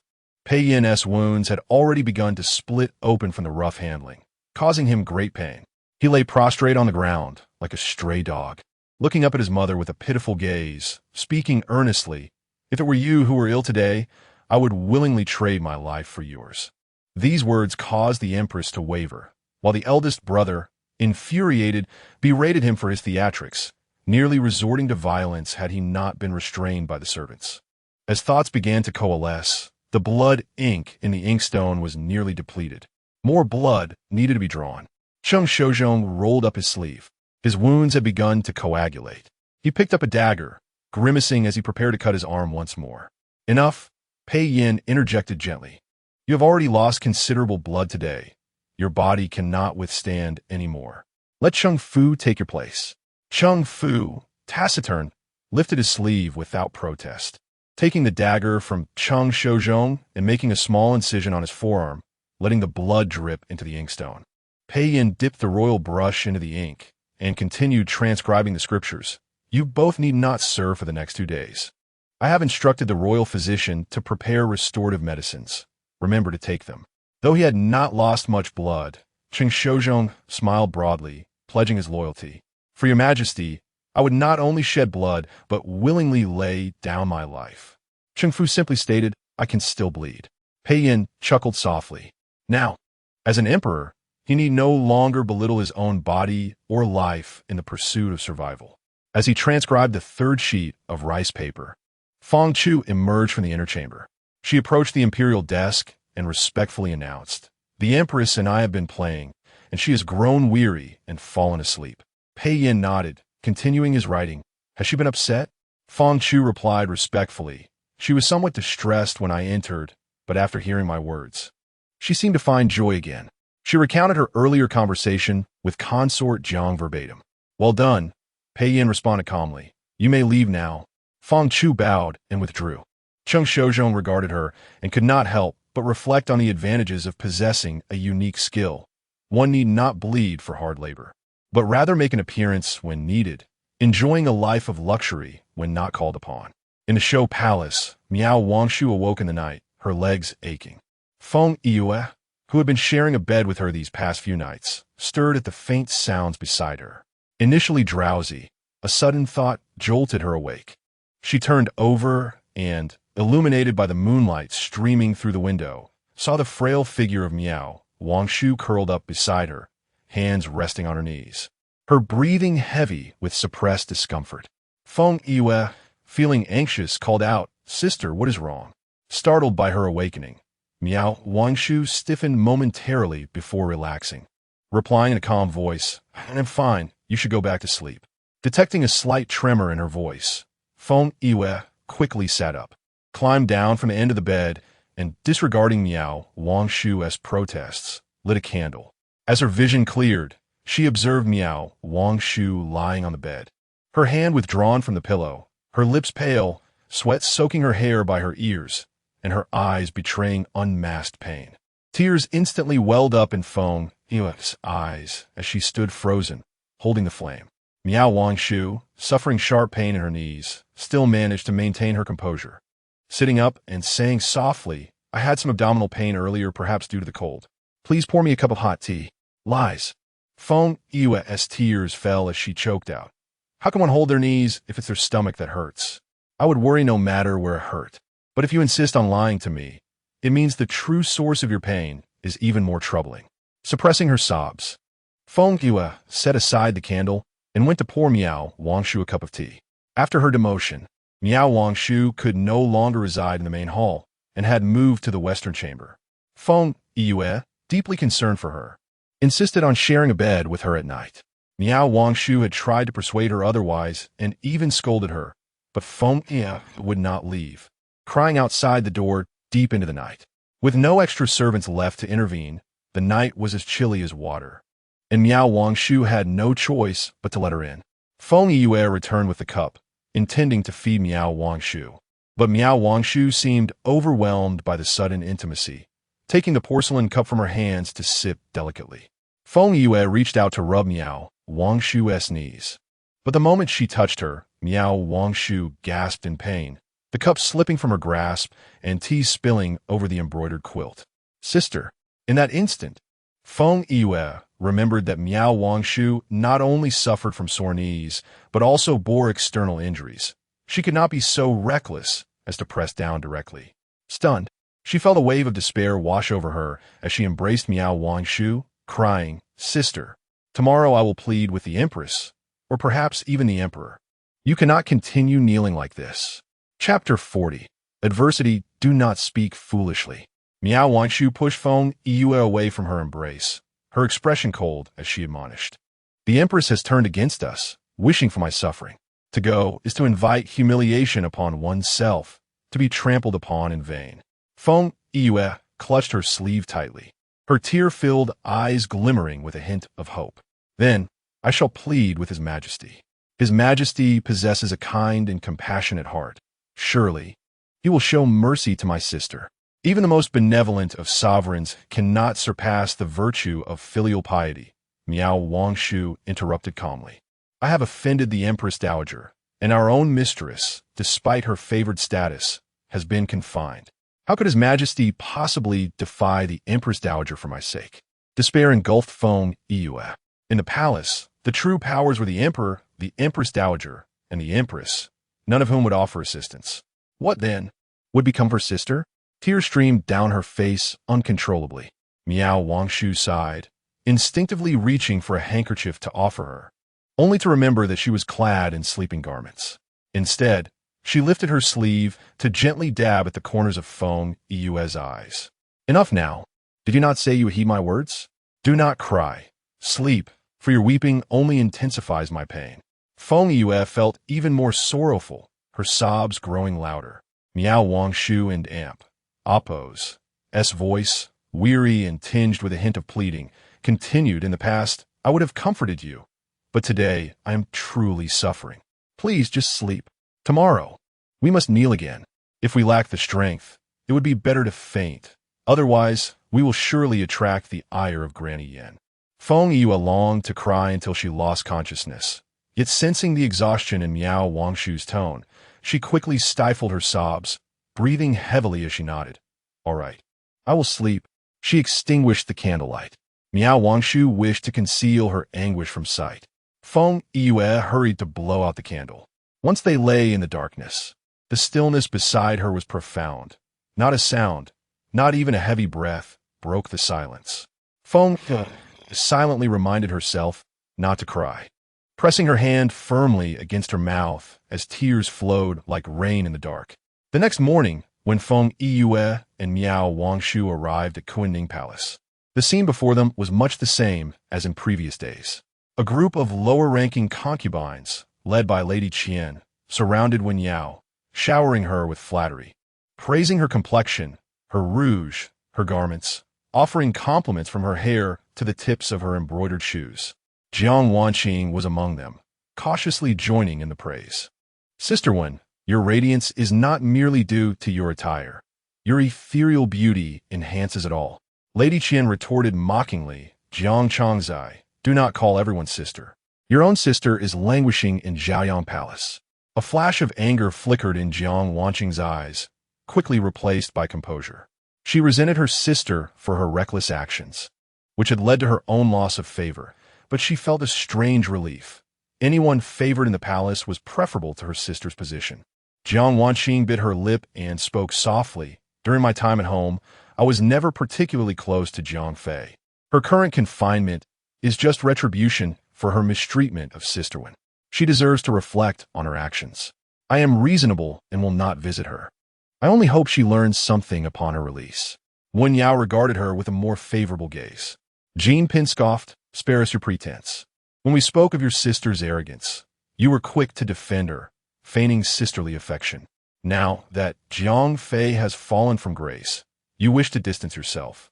Her disdain for Jiang Fei was matched only by her contempt for the favored Wen Yao and the opportunistic Jiang Changzai. Not a single good person could be found in the palace.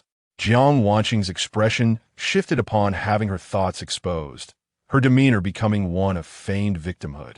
Sister has always had a difficult temperament, but I have not held it against her. I thought that, after spending years in the palace, she would have learned some decorum, yet she has only grown worse. Her words faltered as she glanced at Wen Yao. "Sister One, please do not blame me for my sister's faults. I truly admire those with noble character, like you." Feng Yue clenched her fists. In the past, she would have spoken up for her mistress, but now, she understood without needing Miao and to oppose. Excuse that she must remain silent. She could not afford to create more chaos. Yet, even in her silence, there were those who would not allow them peace. Jiang Changzai, as the sister Jiang Fei, could still discern right from wrong, knowing to distance herself from Jiang Fei. Feng Meiren and Miao should follow suit. Shu Fei spoke gently, instantly drawing everyone's attention to the two newly arrived. Feng Yue and Miao Wangshu instinctively sought to sit quietly. But under the scrutiny of the entire hall, they had to approach the high-ranking concubines to pay their respects. Wu Guifei had been contemplating how to vie for favor in recent days and paid them no mind. Shu Fei took a delicate sip from her tea, offering no command to rise. With the two highest-ranking individuals remaining silent, their gestured greetings could only be sustained. In the past, they could have risen independently, but now, without Jiang Fei's protection, every movement required caution to avoid being criticized, further exacerbating their plight. Roshi knew she could offer no assistance and prioritized her own safety, remaining silent. Wen Yao's cold gaze fixed upon Miao Wangshu. The marks of injury on her face had been healed with the Imperial Beauty Balm, while Miao Wangshu's wounds, after 4 days, had yet to fade. Yet this did not appease Wen Yao's fury. "You did not hear the admonishment from the Empress Dowager just now?" Wen Yao pressed. Miao Wangshu replied with deference, "I heard it and will certainly abide by it, distancing myself from the Empress Dowager."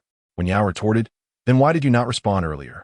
Do you still harbor thoughts of your former mistress, resenting the punishment from your aunt?"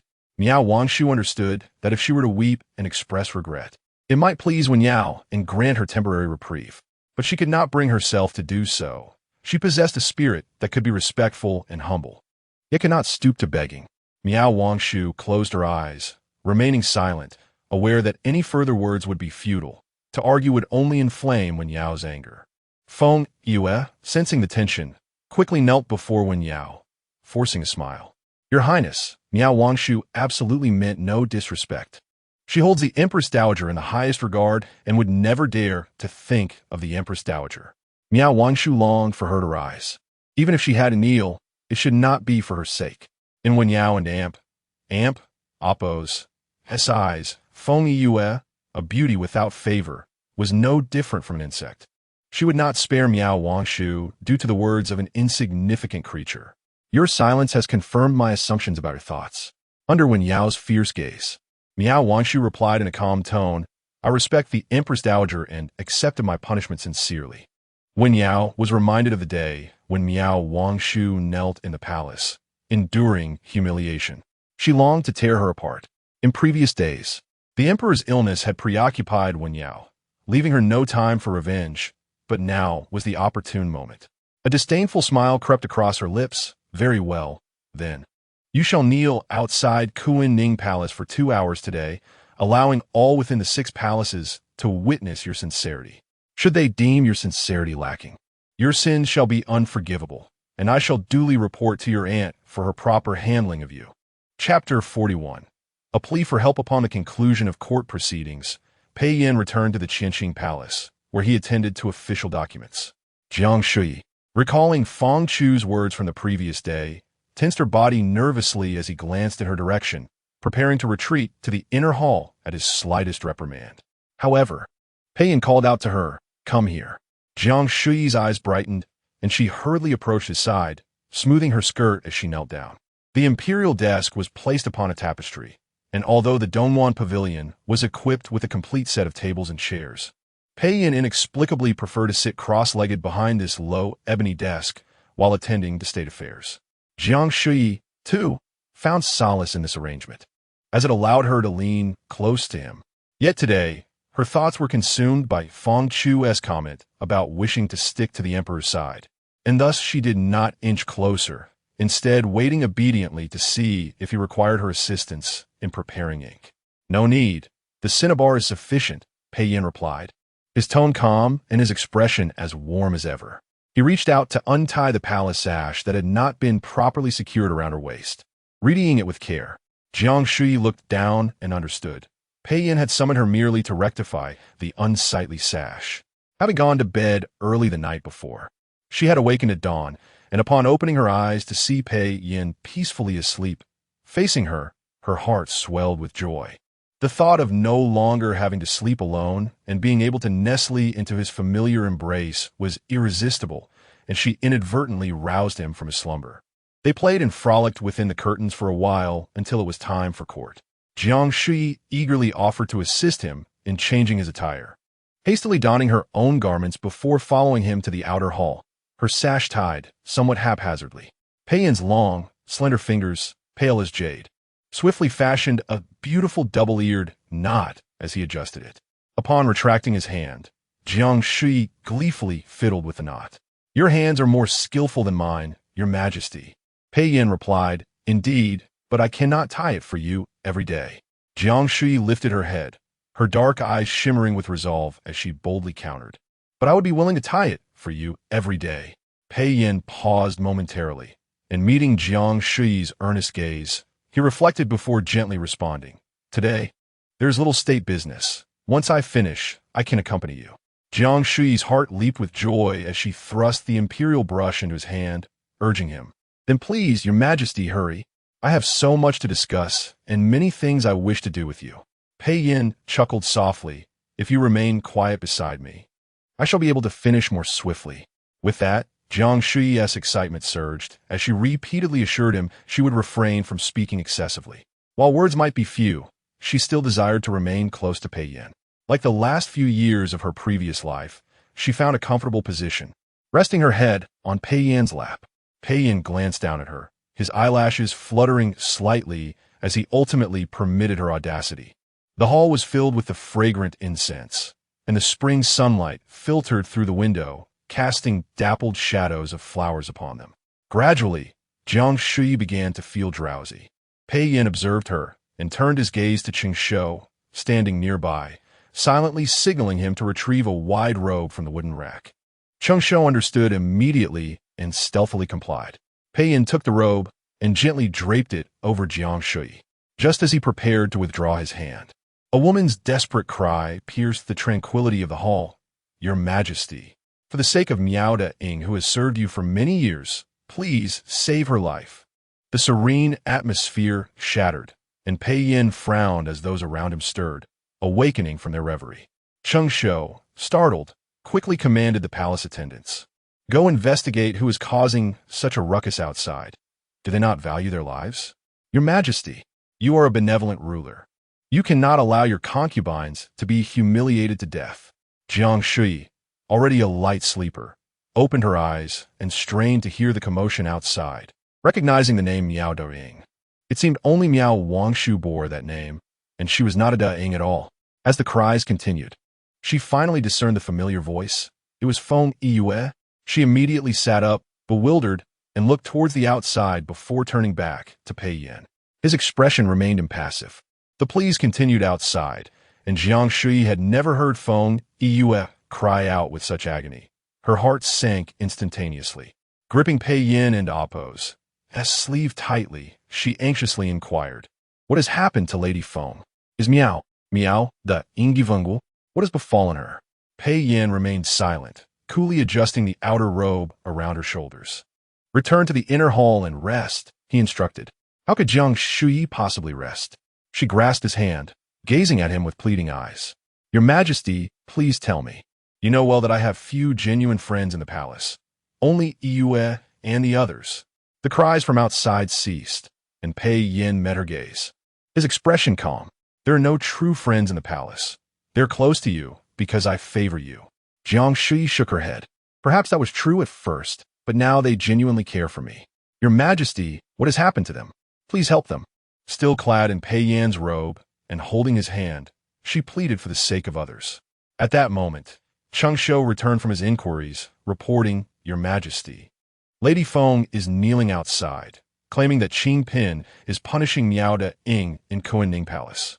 Miao De Ying has fainted, and Qing Pin forbids any treatment, insisting she is feigning illness, and intends to report to the Empress Dowager to have Miao De Ying taken to the Shenqing Sea.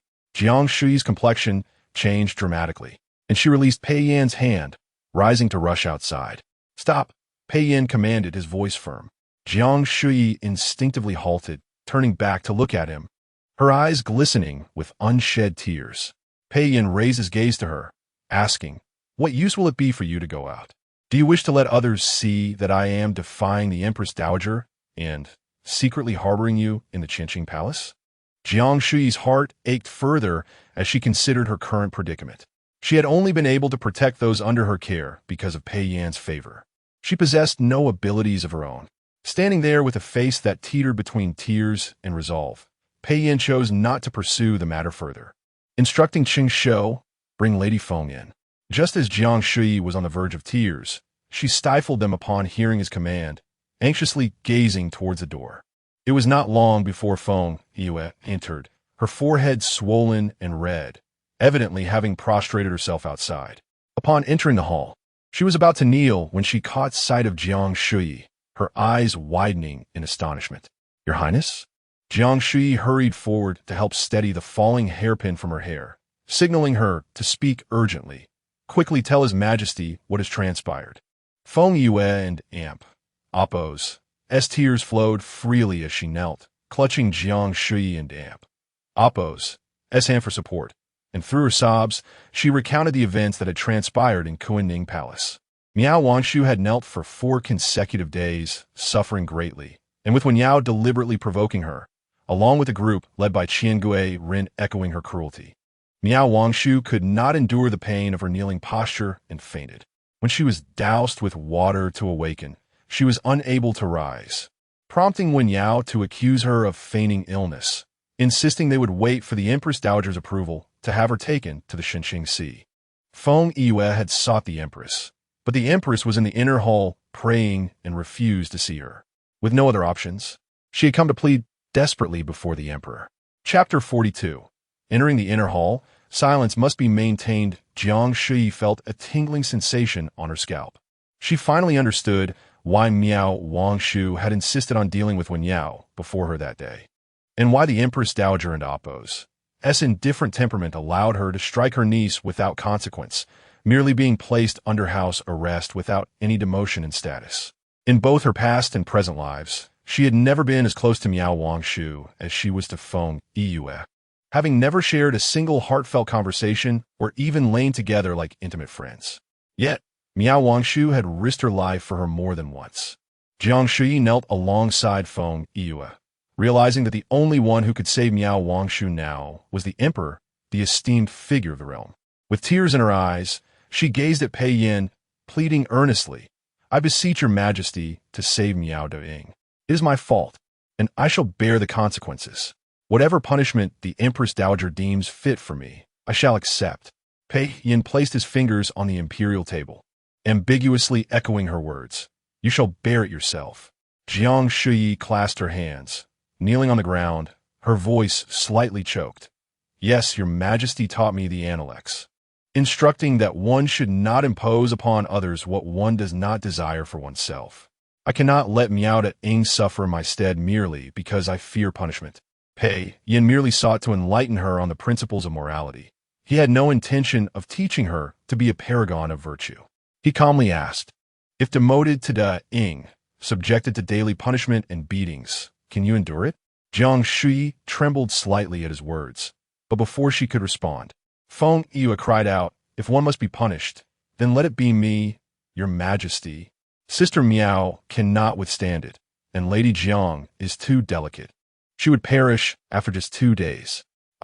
coming from humble origins, can endure a few more days of punishment to appease the Empress Dowager. You are not so easily perished.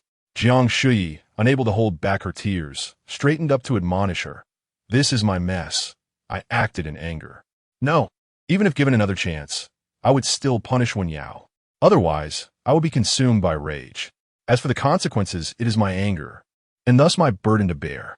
If you persist in this manner, you are intentionally making my conscience uneasy. Feng Yue longed to remind her that they had committed many unprincipled acts, rendering the notion of conscience moot, but with the emperor present, she dared not speak her mind and could only weep loudly, embracing the empress. Sheng Shou observed the emperor's increasingly grim expression. He could not articulate what was amiss. Pei Yin appeared as gentle as jade, calm and serene, but Sheng Shou felt an inexplicable fear. Why was he on duty today? Had he known, he would have bled for his godfather yesterday. Jiang Shuyi. The emperor's call, neither warm nor cold, halted her sobs. Turning to Pei Yin, she was about to continue her plea when she heard his indifferent voice. Since you wish to bear the punishment, kneel properly. The Qianqing Palace is not a place for your wailing. At that moment, Jiang Shuyi could not afford to feel sorrow for Pei Yin and Appo's tone. Realizing that Miao Wangshu might be saved, she quickly complied, pushing Feng Yue aside and wiping her tears with her sleeve, kneeling properly. Feng Yue, recognizing her own loss of composure, stifled her tears and knelt decorously behind the empress. Pei Yin instructed Cheng Shou, send Cheng Shouzhong to Kuanning Palace to convey a message to Qing Pin, informing her that her actions today have been excessive. Also, tell the empress that she must not be a mere bystander when matters require her attention. Miao de Ying shall be entrusted to her care. Cheng Shou understood that the emperor doubted his ability to convey the message clearly and maintain order, so he promptly set off to fulfill the task. Jiang Shuyi felt a sudden lightness in her heart, while Feng Yue was overwhelmed with joy, tentatively asking, Your Majesty, may I return to care for Sister Miao? Pei Yan's voice turned slightly cold.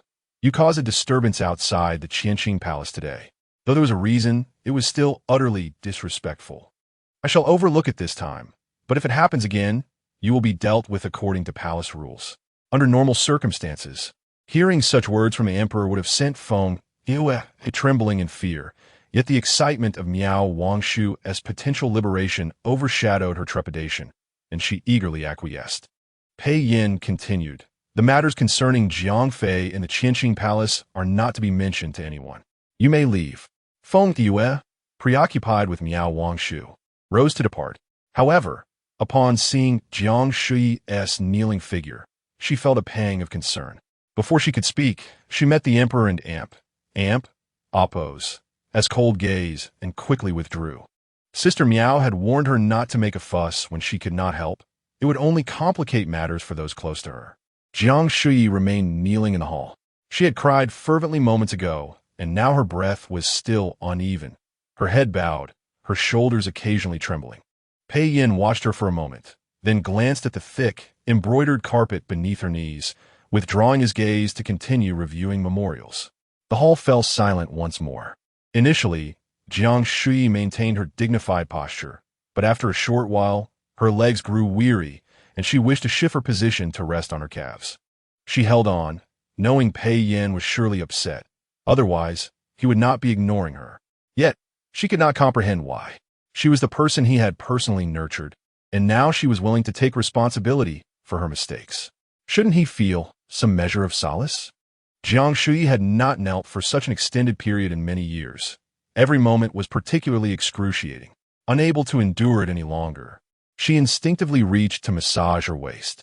However, as soon as she touched it, Pei Yin, as if he had eyes on the top of his head, softly commanded, Kneel properly. She immediately withdrew her hand. The reviewed memorials piled up on the left side of the imperial table, and, as Jiang Shuyi watched them, a wave of sorrow washed over her. Just not long ago, he had said that today's affairs were few. Once completed, he could accompany her. Yet now, it seemed there would be no further opportunity. She did not regret her actions, but felt an urge to weep. When Pei Yin heard the muffled sobs, he lifted his gaze to see Jiang Shuyi, who had only just calmed down, beginning to cry again, her lips pressed together, her fragile back quivering gently. He wondered what thoughts plagued her. Was she crying out of remorse or for another? At that moment, Chen Shouzhong entered from outside the hall and, upon seeing the tearful figure of Jiang Fei kneeling on the ground, he sighed inwardly. After all the effort to gain a day of rest, how was it that this matter had arisen so soon? It seemed he was not destined for a life of ease. Suppressing his own frustrations, he respectfully reported to the emperor, "Qing Pin has come with me and wishes to meet your majesty." Pei Yin replied with a curt acknowledgement, turning to Jiang Shuyi and calling Jiang Fei. Jiang Shuyi immediately looked up, tears brimming in her eyes. Pei Yin commanded, "Enter the inner hall," and maintained silence. Instinctively obeying, Jiang Shuyi stifled her tears and rose, her legs trembling slightly. Chen Shouzhong hurried to assist her. "Do not support her. Let her walk on her own." Chen Shouzhong had no choice but to release his grip. Jiang Shuyi, tear-streaked, looked at Pei Yin, but upon receiving his cold gaze, her heart ached. She said nothing, tears flowing as she resolutely made her way toward the inner hall. Having resolved to bear all consequences, she could not afford to waver. Was it not merely punishment by kneeling and beating? She had already died once in her past life. Could this truly be more unbearable? If it were, she could simply choose to end her life, perhaps even return to her previous existence. Once the door behind her was closed by Chen Shouzhong, Jiang Shuyi stood in the empty inner hall, suddenly questioning her situation. Was she not meant to replace Miao Wangshu in bearing the punishment? Why then did it seem that she was hiding away? Chapter 43. As Chen Shouzhong stood before the throne, a wave of darkness enveloped him. Upon entering the palace, Wen Yao appeared anxious, neglecting even the formalities, and urgently inquired of Pei Yin, "Your Majesty, why do you prevent me from punishing Miao Dang?" Her tone bore a hint of reproach, prompting Chen Shouzhong to clear his throat, a subtle reminder of decorum. "Your Highness, such insolence is unbecoming." Noticing the emperor and Appo's frosty demeanor, Wen Yao quickly moderated her tone, offering a perfunctory apology, though her heart remained unyielded. Unlike her initial days in the palace, she had come to regard Pei Yin as her husband rather than a sovereign. While a wife ought to honor her husband, it is equally the husband's duty to consider his wife's dignity. Yet today, Pei Yin disregarded her feelings entirely. "I had thought you different from Consort Jiang." Pei Yin's seemingly casual remark tightened Wen Yao's heart. Standing by the window, he gazed outward, lost in reminiscence. "I remember the day you were humiliated, kneeling alone in the rain, fragile and pitiable. I felt profound sorrow, believing you would empathize with the weak, even from your elevated position. Yet I see now how easily the heart can change. You have become a person I scarcely recognize." Wen Yao felt a sharp pang of anguish at the disappointment in his voice, her heart constricting painfully. Anger faded in the face of despair as she knelt, hastily defending herself. "Your Majesty, I assure you it was not my intention. Miao Dang feigned illness to escape punishment from my aunt. I merely sought to uphold her authority. I have never treated others with such disdain, and I have always respected the esteemed ladies of the court." Pei Yin turned to face her. At this juncture, "Do you still wish to deceive me?" Desperation surged within her. "If you doubt me, Your Majesty, feel free to investigate. Was Miao Dang truly feigning?" Pei Yin sighed, gazing at the stammering Wen Yao with a heavy heart, lamenting. "All the ministers proclaim me a wise ruler, yet I find myself woefully foolish. The women I cherish, each one exhibits such deplorable character." Jiang Shuyi crouched behind the door, nearly unable to hear the exchanges due to the heavy drapes separating the inner and outer chambers. However, Pei Yan's words pierced through, leaving her momentarily startled. Was he reprimanding her? Outside, Wen Yao's panicked voice echoed, possibly confessing some fault, though the nature of her admission remained unclear. Jiang Shuyi strained to listen, catching fragments of Wen Yao's pleas, promising never to behave thus again, invoking notions of understanding and virtue. But Pei Yan's voice was no longer audible. When Wen Yao departed from Qianqing Palace, she felt utterly disoriented, as though her feet were submerged in cotton. Had it not been for Bao Qin and Qing Rui supporting her on either side, she might have collapsed. Qing Rui reassured, "Do not be disheartened, Your Highness. While the emperor is indeed upset, he has not genuinely punished you. He merely requests that you take some time to reflect before returning to Qianqing Palace. This is not even confinement, which indicates he still cares for you. Bao Qin, feeling indignant, retorted, "What is there for the empress to contemplate?"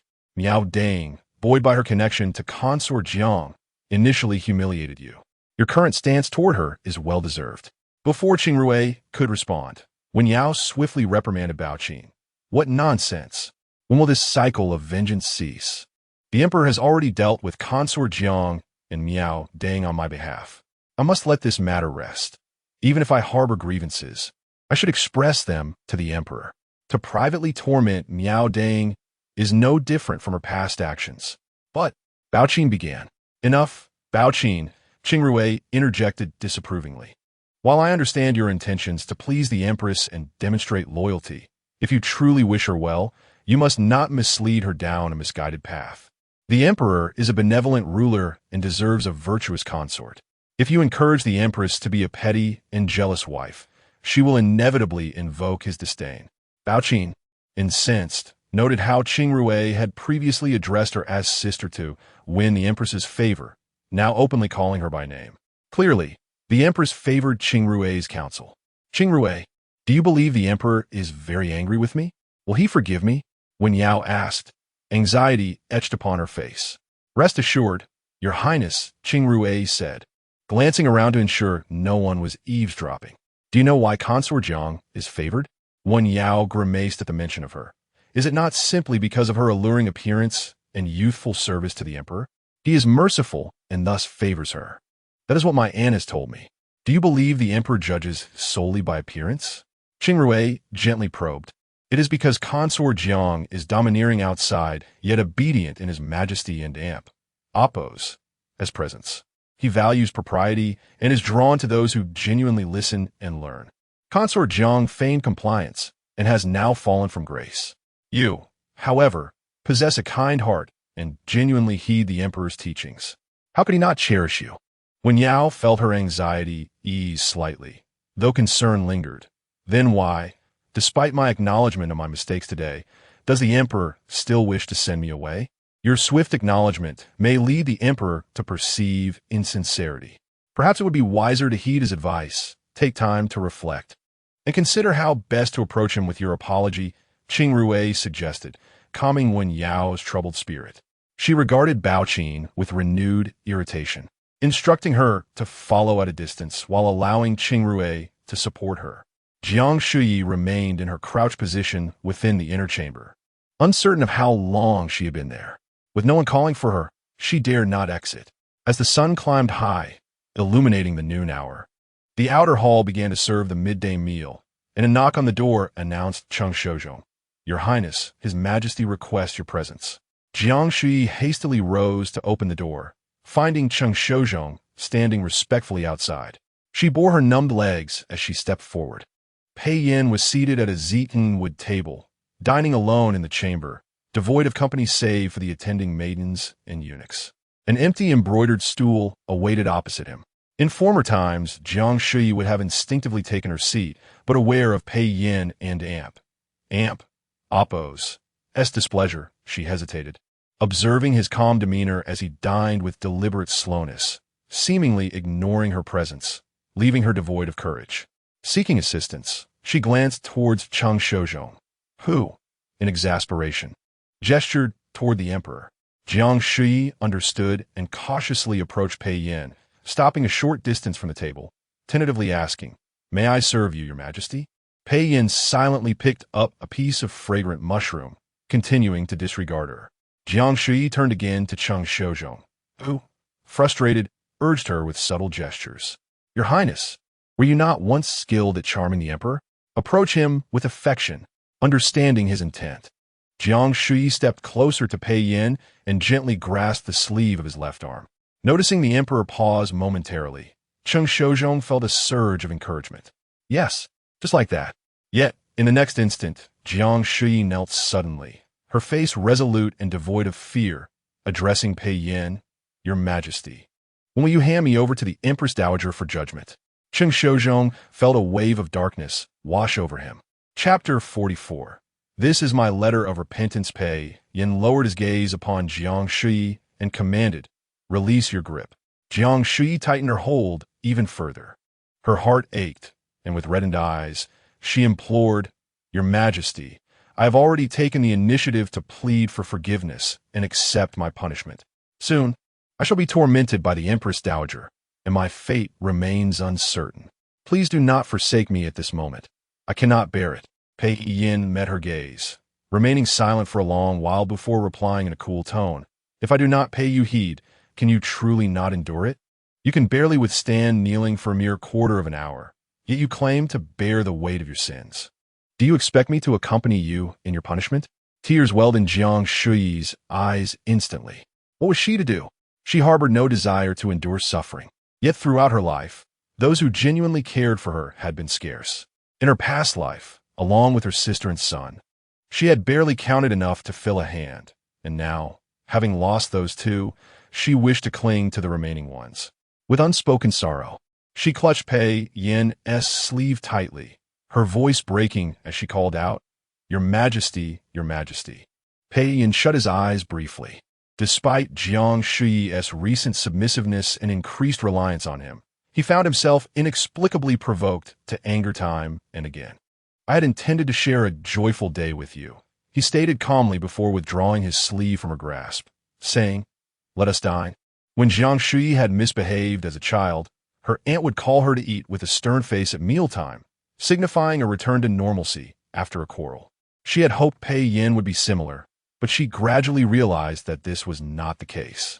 She attempted to serve him food, but while he did not refuse, he hardly ate, consuming only a few bites of the rice before setting down his chopsticks and departing with Jiang Shuyi hurriedly chased after him, grasping at his garment and asking, "Where are you going, your Majesty?"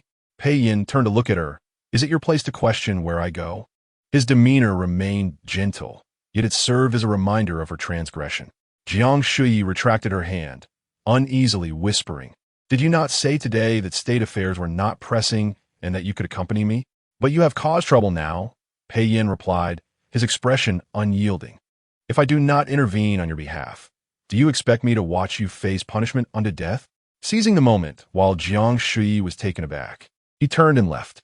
Cheng Shozhong quickly followed, signaling for Cheng Shou to remain and attend. By the time Jiang Shuyi regained her senses to pursue him, it was too late to mediate on her behalf. Did this mean he had no intention of allowing her to be dealt with by the Empress Dowager? She abruptly turned to Cheng Shou, who was startled and hastily positioned himself at the doorway, stammering, "Your Highness, you cannot go out." Jiang Shuyi was somewhat at a loss and asked, "Where's the green dragon jade pendant that His Majesty bestowed upon me?" Cheng Shou, unaware of the specific pendant, answered blankly, "I do not know. Can I search for it in the Qianqing Palace?" Cheng Shou, similarly clueless, hesitated to say too much for fear of inciting her anger. Cautiously replied, "If His Majesty permits, you may. If not, you may not." Jiang Shuyi. After a brief, silent exchange, she weakly instructed, "Call Fang Chu here." Cheng Shou, relieved, promptly sent a servant to fetch her. As night fell, Pei Yin returned to the Qianqing Palace. The outer hall was desolate, devoid of anyone but the standing eunuchs and palace maids. Cheng Shozhong noticed the emperor glance towards the inner hall and immediately inquired, "Where is Her Highness?" Cheng Shou answered honestly, "I do not know what she and Sister Fang Chu are doing inside. She has not come out for dinner." Seeing the emperor and Appo's increasingly grim countenance, Cheng Shozhong shot his son a fierce glare. Could he not communicate in a more tactful manner? Being so blunt would only serve to further anger the emperor. As expected, the emperor's voice turned frigid. "Reset the meal and bring her out." Cheng Shozhong complied, and before long, returned with Fang Chu. After Fang Chu bowed, before the emperor could inquire, she cheerfully proclaimed, "Your Majesty, Her Highness has spent the entire afternoon asking me how to appease you and how to make you happy. I may have overstepped, but I offered a few suggestions, and now she is waiting for you inside." Cheng Shozhong observed the emperor's expression soften considerably at this news, silently marveling at Fang Chu's perceptiveness and eloquence. "Look at how astute Fang Chu is with her words, and then look at my own sons. The eldest is foolish. The youngest, simple-minded, while the second nearly brought calamity upon himself. By the time he regained his focus, the emperor had already stepped toward the inner chambers. Pei Yan envisioned numerous possible scenarios. Fang Chu had originally been a nameless maidservant under a low-ranking concubine in his father's harem. Due to her astuteness, she had devised various means to help her mistress win favor, eventually rising to the rank of first-class maid. His father was captivated by beauty, and with so many lovely women in the harem, Fang Chu and Appo's ability to assist her mistress in standing out was attributed to her unorthodox and ingenious methods. Having anticipated this, Pei Yan's gaze fell upon Jiang Shuyi, who stood neatly in the hall, awaiting his arrival. His eyes instinctively drifted to her collar. Fang Chu had personally designed numerous garments, which had once become a trend in the harem, with concubines secretly vying to replicate them. Pei Yan had perused a few of the designs before deciding to bring her into his fold. Rags and tatters, unfit for the eye, Jiang Shuyi might be adorned in such attire at this moment. Pei Yan's gaze darkened as he inadvertently glanced down, halting when he saw the sash at her waist. The double-eared knot he had tied that morning still hung perfectly, showing no signs of being undone or retied. How had she managed to put it on? In the next instant, Jiang Shuyi suddenly knelt before him, her hands raised high, presenting a densely written sheet of paper, her tone earnest as she declared, "This is my letter of repentance. I beseech your majesty to review it." A letter of repentance? They had been inside for so long, and this is what they produced? In the outer hall, Cheng Shozhong nearly dropped his jaw upon hearing Fang Chu's words, shaking his head. "Miss Fang, are you truly unafraid of the emperor's wrath?" Fang Chu replied with a smile, "Your majesty is a wise ruler. I have neither deceived nor committed any taboo. How could I be punished?" Cheng Shozhong was left speechless. Fang Chu's words had crossed his mind, but how much more so for the emperor? Fang Chu, fully aware of the situation inside, could hardly contain her amusement. Steward Cheng, you do not understand. As we say in our hometown, and Appo's, one monkey, one tether. And Appo's, the methods I taught the Empress Dowager are not suitable for her highness." Before Cheng Shozhong could respond, Cheng Shou leaned in curiously and asked, "Sister Fang Chu, do elaborate." In high spirits, Fang Chu generously explained. The Empress Dowager lacked sufficient affection for the late emperor and could only rely on external means. However, the emperor and empress are deeply in love. It should be a matter of course. Even if they require some assistance, it ought to be during a time of tenderness, rather than when they are at odds. Goodness gracious! Cheng Shozhong repeatedly waved his hands. "Please stop. I can feel my face burning. You, a young lady, discussing such matters without a hint of modesty." Fang Chu dismissed his concerns, retorting, "Steward Cheng, you need not be embarrassed for me. We serve our masters. What have we not heard or seen? Do you truly close your eyes and block your ears while changing the bedding for His Majesty during the night? Oh dear, let us not speak further. Was it not I who misspoke?" Chapter 45. Does it hurt? Pei Yan calmly finished reading the letter of remorse. It enumerated more than 10 faults, ranging from the grave, betraying his earnest intentions and foolishly attempting to confess to the Empress Dowager, to the trivial, such as carelessly placing an unwelcome dish on his plate during lunch. He set the rice paper beside him and raised his gaze to the properly standing Jiang Shuyi not far away. Tapping the rice paper lightly with his fingers, Pei Yan inquired, "Did Fang Chu dictate this, or is it your own reflection?" Jiang Shuyi, displaying a compliant demeanor, replied honestly, "The line about disappointing your majesty was suggested by Fang Chu. The rest are my own thoughts." Pei Yan responded indifferently, "Then that line cannot be considered a sincere acknowledgement from you."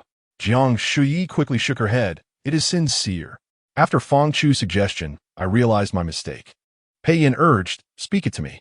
If your majesty truly wished for me to bear the consequences, you would not have protected me under the guise of confinement." Upon hearing this, Jiang Shuyi noticed Pei Yan's expression soften, his gaze encouraging her to continue, and she recognized that Fang Chu had indeed guided her well. She continued eloquently, "Your majesty is a ruler of benevolence and filial piety, yet out of concern for me, you have acted in such a manner. I, in turn, failed to appreciate your kindness and foolishly sought to confess to the Empress Dowager. This truly betrays your Majesty's heartfelt intentions, and it is no wonder you are angered. If I were to protect someone dear to me, I would feel the same. In truth, Pei Yin had already persuaded himself to let go of his anger. Jiang Shuyi had committed no grave error. Her desire to protect Feng Miao and others was akin to his own protective instincts towards Cheng Shouzhong and his followers. It was merely a responsibility of a high-ranking individual towards their subordinates. However, she must not forget the origins of her elevated status. He is her support and her sovereign. Placing insignificant individuals before him would warrant a lesson learned. Pei Yin observed the pure, dark depths of Jiang Shuyi's eyes, which held a hint of anxiety, as if she feared misinterpreting her faults and inciting his ire. The last remnants of his pent-up frustration dissipated. It was good that she recognized her mistakes. She must not err again. Jiang Shuyi immediately nodded like a chick pecking at rice. Your Majesty, rest assured, I shall never overstep my bounds again. If you wish to punish me, then do so. If you choose to protect me, I will gladly hide behind you, not even calling out to my parents. Pei Yin could not help but chuckle softly. Rising, he pressed the letter of remorse beneath a decorative object and instructed Jiang Shuyi, go to the bed. Jiang Shuyi, about to embrace him, hesitated upon hearing this and withdrew her outstretched foot, feeling a mix of confusion and anticipation as she sat down on the spacious bed. Gazing at Pei Yin without blinking, Pei Yin approached and sat at the edge of the bed, gesturing with his eyes, remove your shoes and socks, and lift your skirt. I want to see your knees. It was to check if she had injured herself while kneeling. Jiang Shuyi felt a twinge of disappointment, but complied, rolling up her skirt and undergarments. Her knees bore no marks. Her skin was fair and delicate, glowing like fine warm jade in the candlelight. Pei Yin, as her husband and sovereign, felt compelled to touch her, and he gently caressed her rounded knee, asking softly, does it hurt? His hands bore calluses from martial training, and Jiang Shuyi giggled, dodging slightly, it tickles. Pei Yin continued to stroke her knee, but his tone grew serious. Jiang Shuyi, my anger today stems from more than just what you have mentioned. Jiang Shuyi was momentarily taken aback. Had she not yet acknowledged all 13 faults? At all times, remember your identity. You are my consort, and all matters must prioritize me, regardless of the situation, as long as I do not permit it. You should not forsake me to draw close to others. Not even Feng, nor your father, nor your children. When compared to me, you must choose me without hesitation. Jiang Shuyi found these words somewhat familiar, recalling the days of her previous life when she was imprisoned. Whenever she mentioned Pei Yin had expressed similar sentiments, though far more harshly, insisting that even if Pei Yu were to be flayed alive, she should immediately abandon him without a second thought. Why was he repeating such sentiments now? Was he truly so furious with her? Seeing Jiang Shuyi lost in thought, Pei Yin remained patient. He could have refrained from saying such things, but he preferred her smile over her tears. If it were possible, he wished to avoid a day where he would have to question her about her pain after punishing her. Jiang Shuyi reflected on the events of the day. In her anxiety regarding Wang Shu, she had indeed disregarded propriety, crying and embracing Yu in the presence of the emperor. Was this what Pei Yin referred to? As a ruler, he naturally commanded attention wherever he went, and it was somewhat presumptuous of her to overlook him today. As for his subsequent words, Jiang Shuyi found them strange. It felt incongruous for a ruler, known for governing with benevolence and filial piety, to speak of forsaking family and friends. In her previous life, it was Pei Yu who had wronged her, yet she still held onto thoughts of him. Pei Yin had spoken out of anger then, but in this life, Pei Yu had done nothing wrong, nor had her father or Yu. Why did they all come into question? However, upon deeper reflection, the hierarchy of heaven, ruler, parents, and teachers dictated that the sovereign should indeed come before family. Perhaps Pei Yin merely wished to impart this lesson to her. Once she understood this, her heart settled, and she inched closer to Pei Yin, gazing up at him with determination.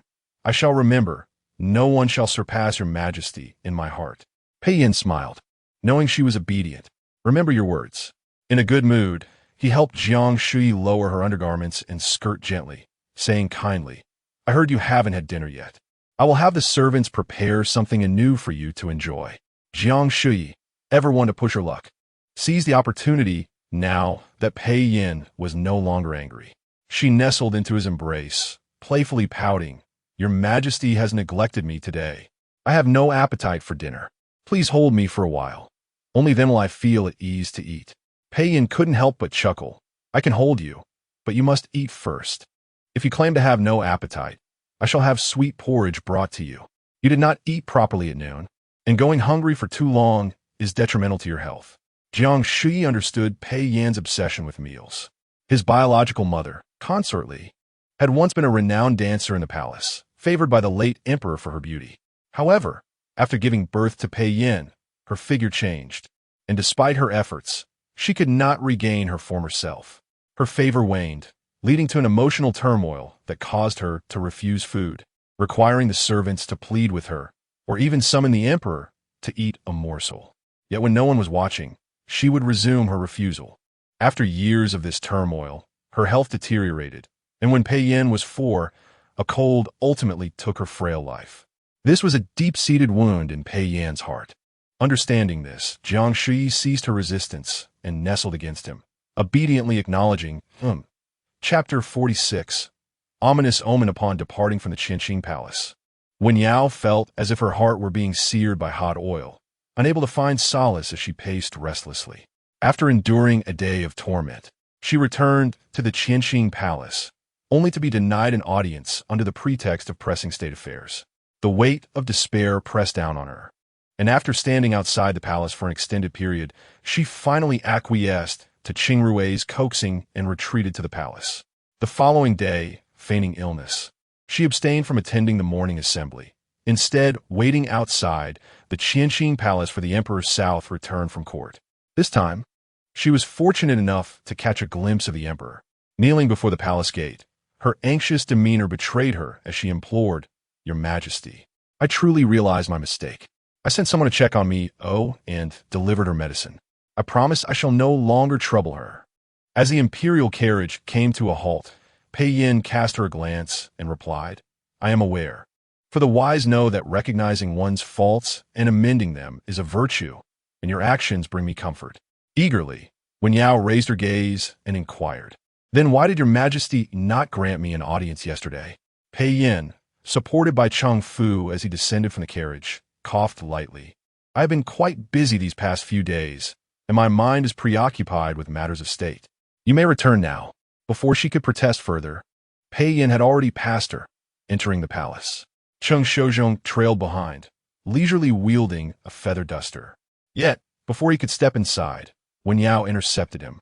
"Hold on, Master Cheng, I have a question for you." Cheng Shozhong halted, inwardly anticipating her inquiry. He turned, his expression laden with reluctance. "What is it, Lady Qing?" "I must attend to His Majesty."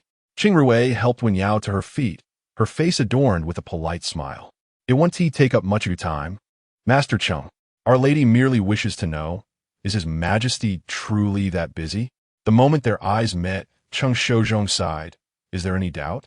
His Majesty has been poring over the topographical maps of the Northwest, strategizing for military exercises, often for an entire day, neglecting food and drink. His prior illness has not yet fully subsided, and this current strain may well be detrimental to his health." Wen Yao felt as if her heart were being cleaved in twain. Unable to suppress her anger, she retorted, "Is Guo Zhenxiong utterly useless? Why must everything hinge upon His Majesty alone? What need is there for him as a general?" "Alas!" Cheng Shozhong appeared taken aback. "Political matters must not be discussed in the inner palace, my lady. Please exercise caution."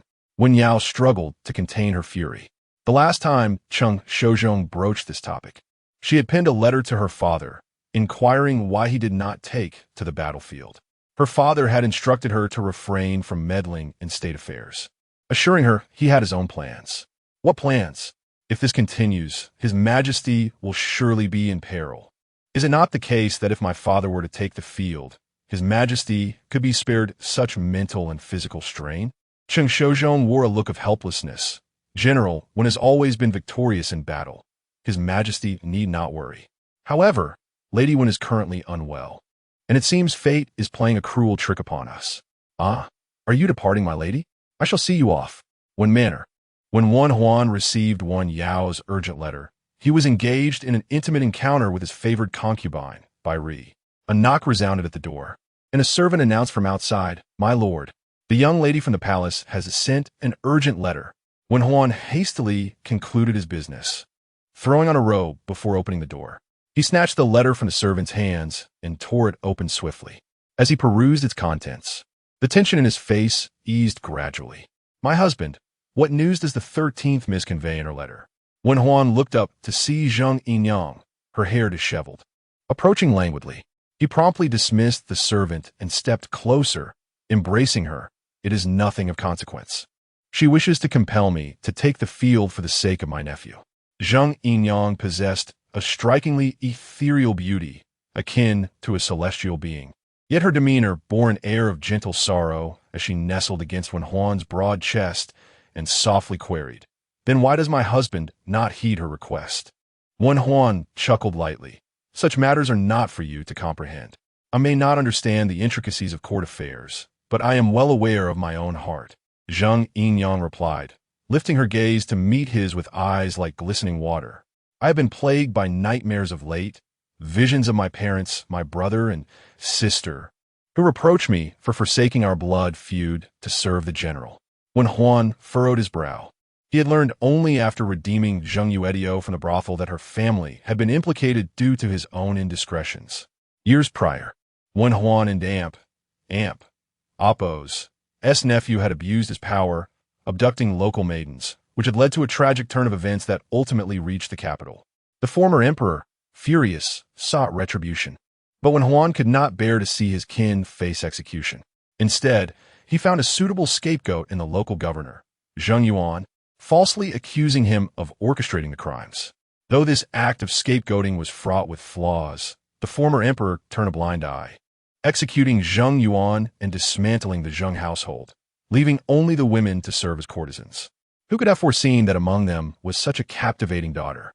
When Huan had later wished to help Yuedio locate her family, but her parents and siblings had vanished without a trace, leaving only a sister who had also been forced into servitude and who perished due to her rebellious nature.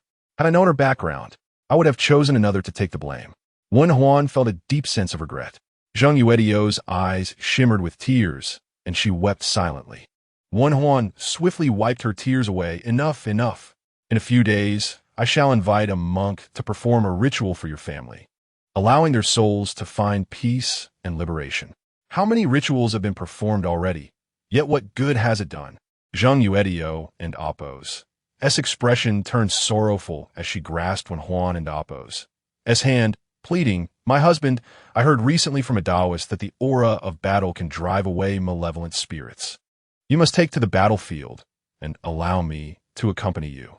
"Absolutely not." Huan rejected the notion without a second thought. "What nonsense is this? You, with your timid disposition, would surely perish at the sight of bloodshed on the battlefield."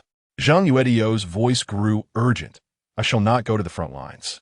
I only wish to serve the general in camp. Countless souls perish daily in battle. Perhaps my parents linger because they cannot find their way to the afterlife. With so many lost souls to guide them, perhaps they could follow them to peace."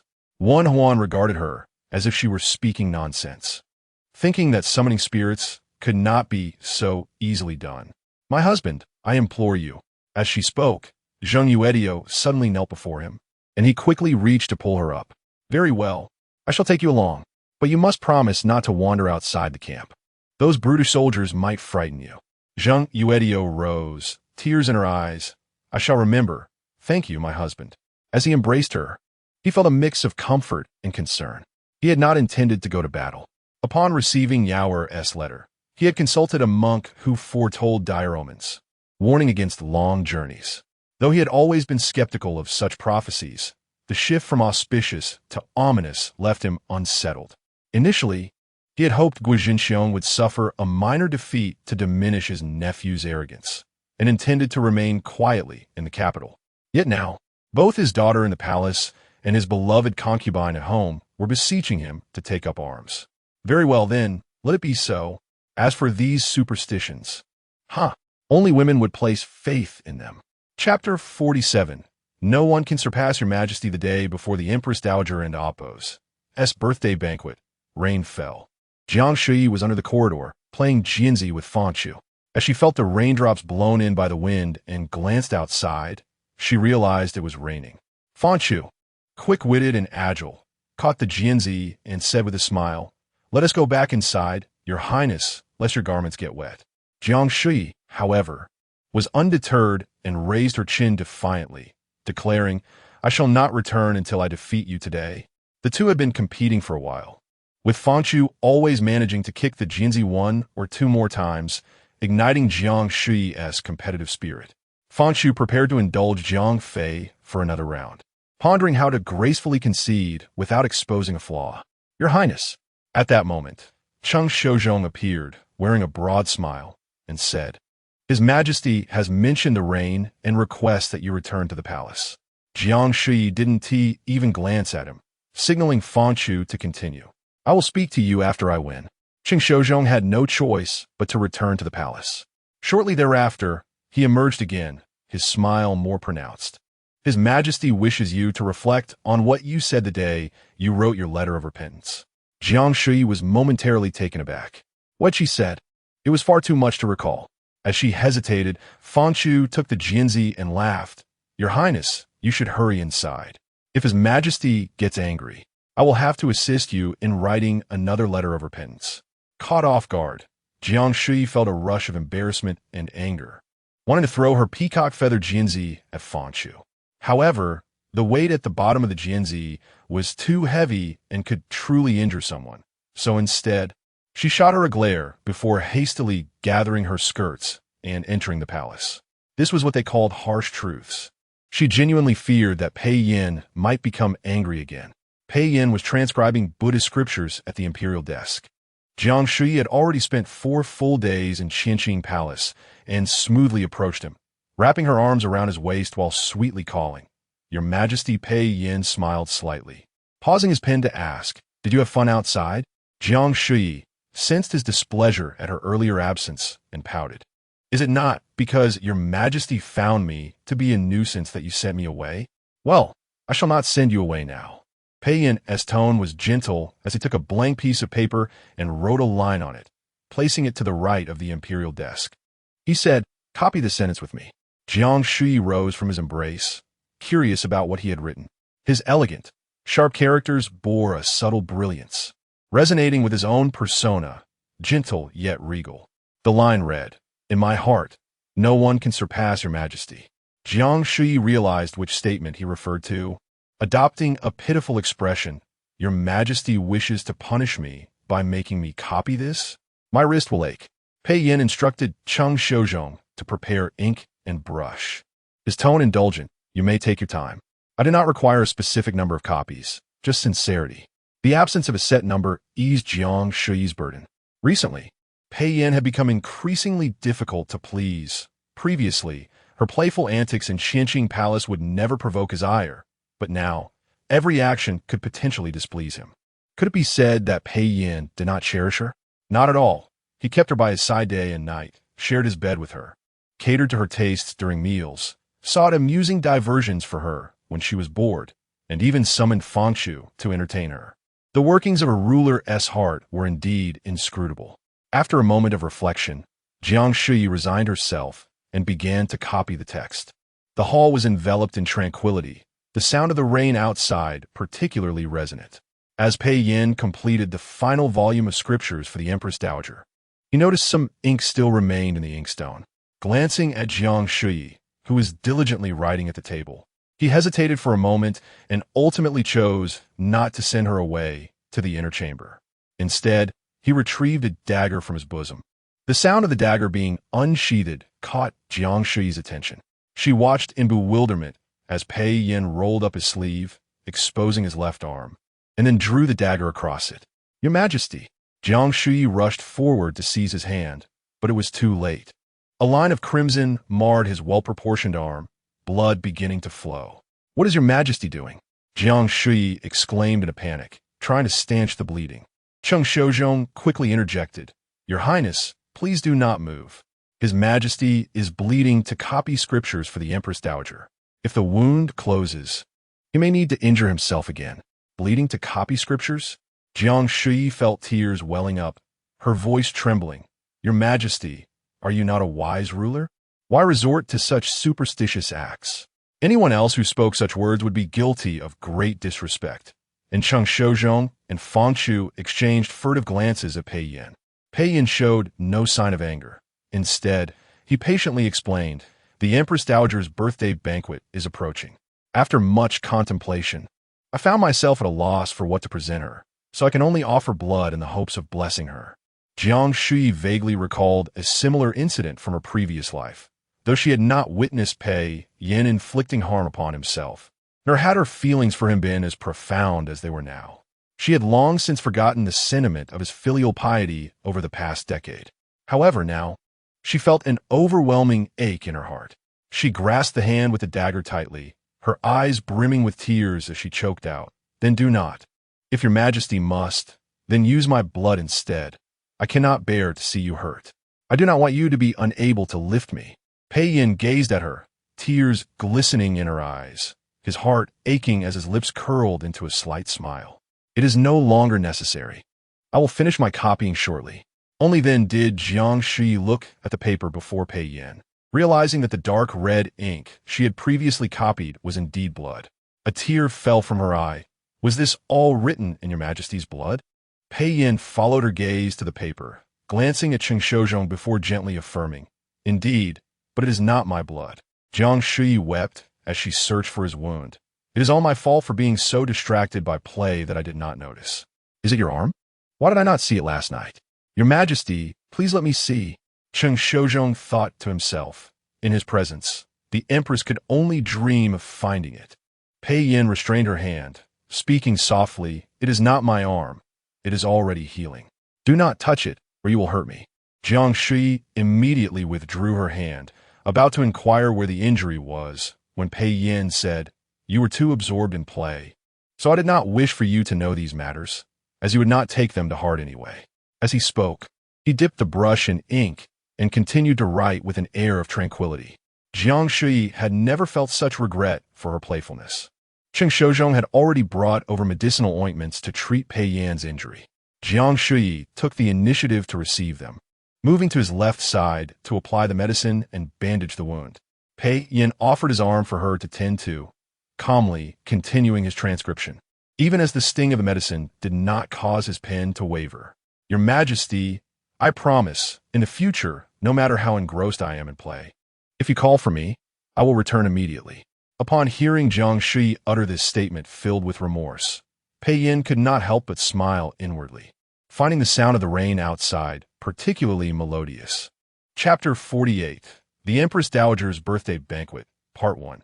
It is well known throughout the court that His Majesty is both benevolent and filial. In the 3 years since his ascension, the birthday celebrations for the Empress Dowager have grown increasingly grand. Members of the royal family, nobles, and officials of the 5th rank and above all come to the palace on this day to pay their respects with their families. As the brother-in-law of the emperor, Wen Huan received permission to meet with the Empress Dowager in the Xinang Palace prior to the banquet. Inside the Xinang Palace, the Empress Dowager had been eagerly awaiting her brother's arrival. Upon seeing Wen Huan enter, her eyes immediately reddened. Following the customary protocol, Wen Huan knelt to pay his respects.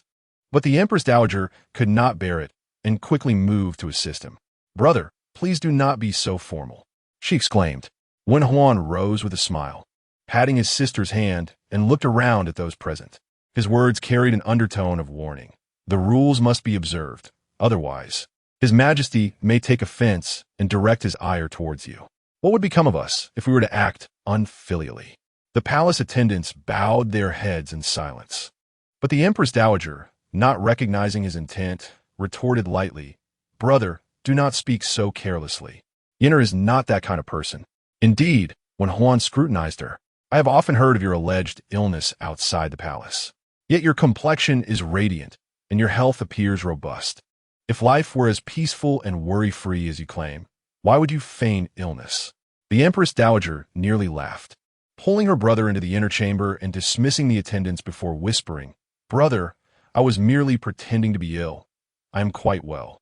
When Huan studied her closely, noting her plump cheeks, rosy complexion, and dark hair without a single strand of silver, save for a few fine lines at the corners of her eyes, he began to believe her words, though his heart grew heavier. Why would you feign illness? Is it because Pei Yin has not been dutiful enough? The Empress Dowager, unable to justify her actions, grew somewhat displeased. Brother, why do you always say such things upon entering the palace? Do you not appreciate our motherly affection? When Huan adopted a stern expression. If he were truly your biological son, my beloved nephew, I would not question him so. But he is not. He bears no blood of the Wen family. My true nephew, and he were never on good terms when he was alive. I cannot believe he would genuinely care for you as a mother. The Empress Dowager protested. Yenner has always been sensible and has never held a grudge against me for past grievances. When Huan replied, that is precisely what is peculiar. Few possess such a forgiving nature. When the Inspector Wang once conspired against me, I feigned ignorance, but upon returning home, I had his wife and children bound and forced him to take his own life. A man who does not repay a grudge is no true husband. I cannot believe Pei Yin would be any different. The Empress Dowager grew angry. Yet you still favor your beautiful concubine, Jiang. My sister-in-law has come to me in tears multiple times. Do not forget, her entire family suffered due to your brother's death. Be wary of her seeking vengeance. At the mention of Zheng Yu Zhao, when Huan's expression softened considerably, he waved his hand dismissively. Ah Zhao is not a man. As a delicate woman, she will naturally follow her husband. What concern is it of mine? The Empress Dowager immediately countered. Then why should you concern yourself with me? I am but a married woman now. Wen Huan laughed heartily. In the Wen family, there are no married daughters. We remain Wen family members until death. Speaking of which, I have heard that a Yao is quite favored in the palace. Is that true? The Empress Dowager perked up and began to share news of her niece's recent circumstances with her brother until a eunuch announced that the banquet was about to commence. The birthday banquet was set at the Yichuan Terrace.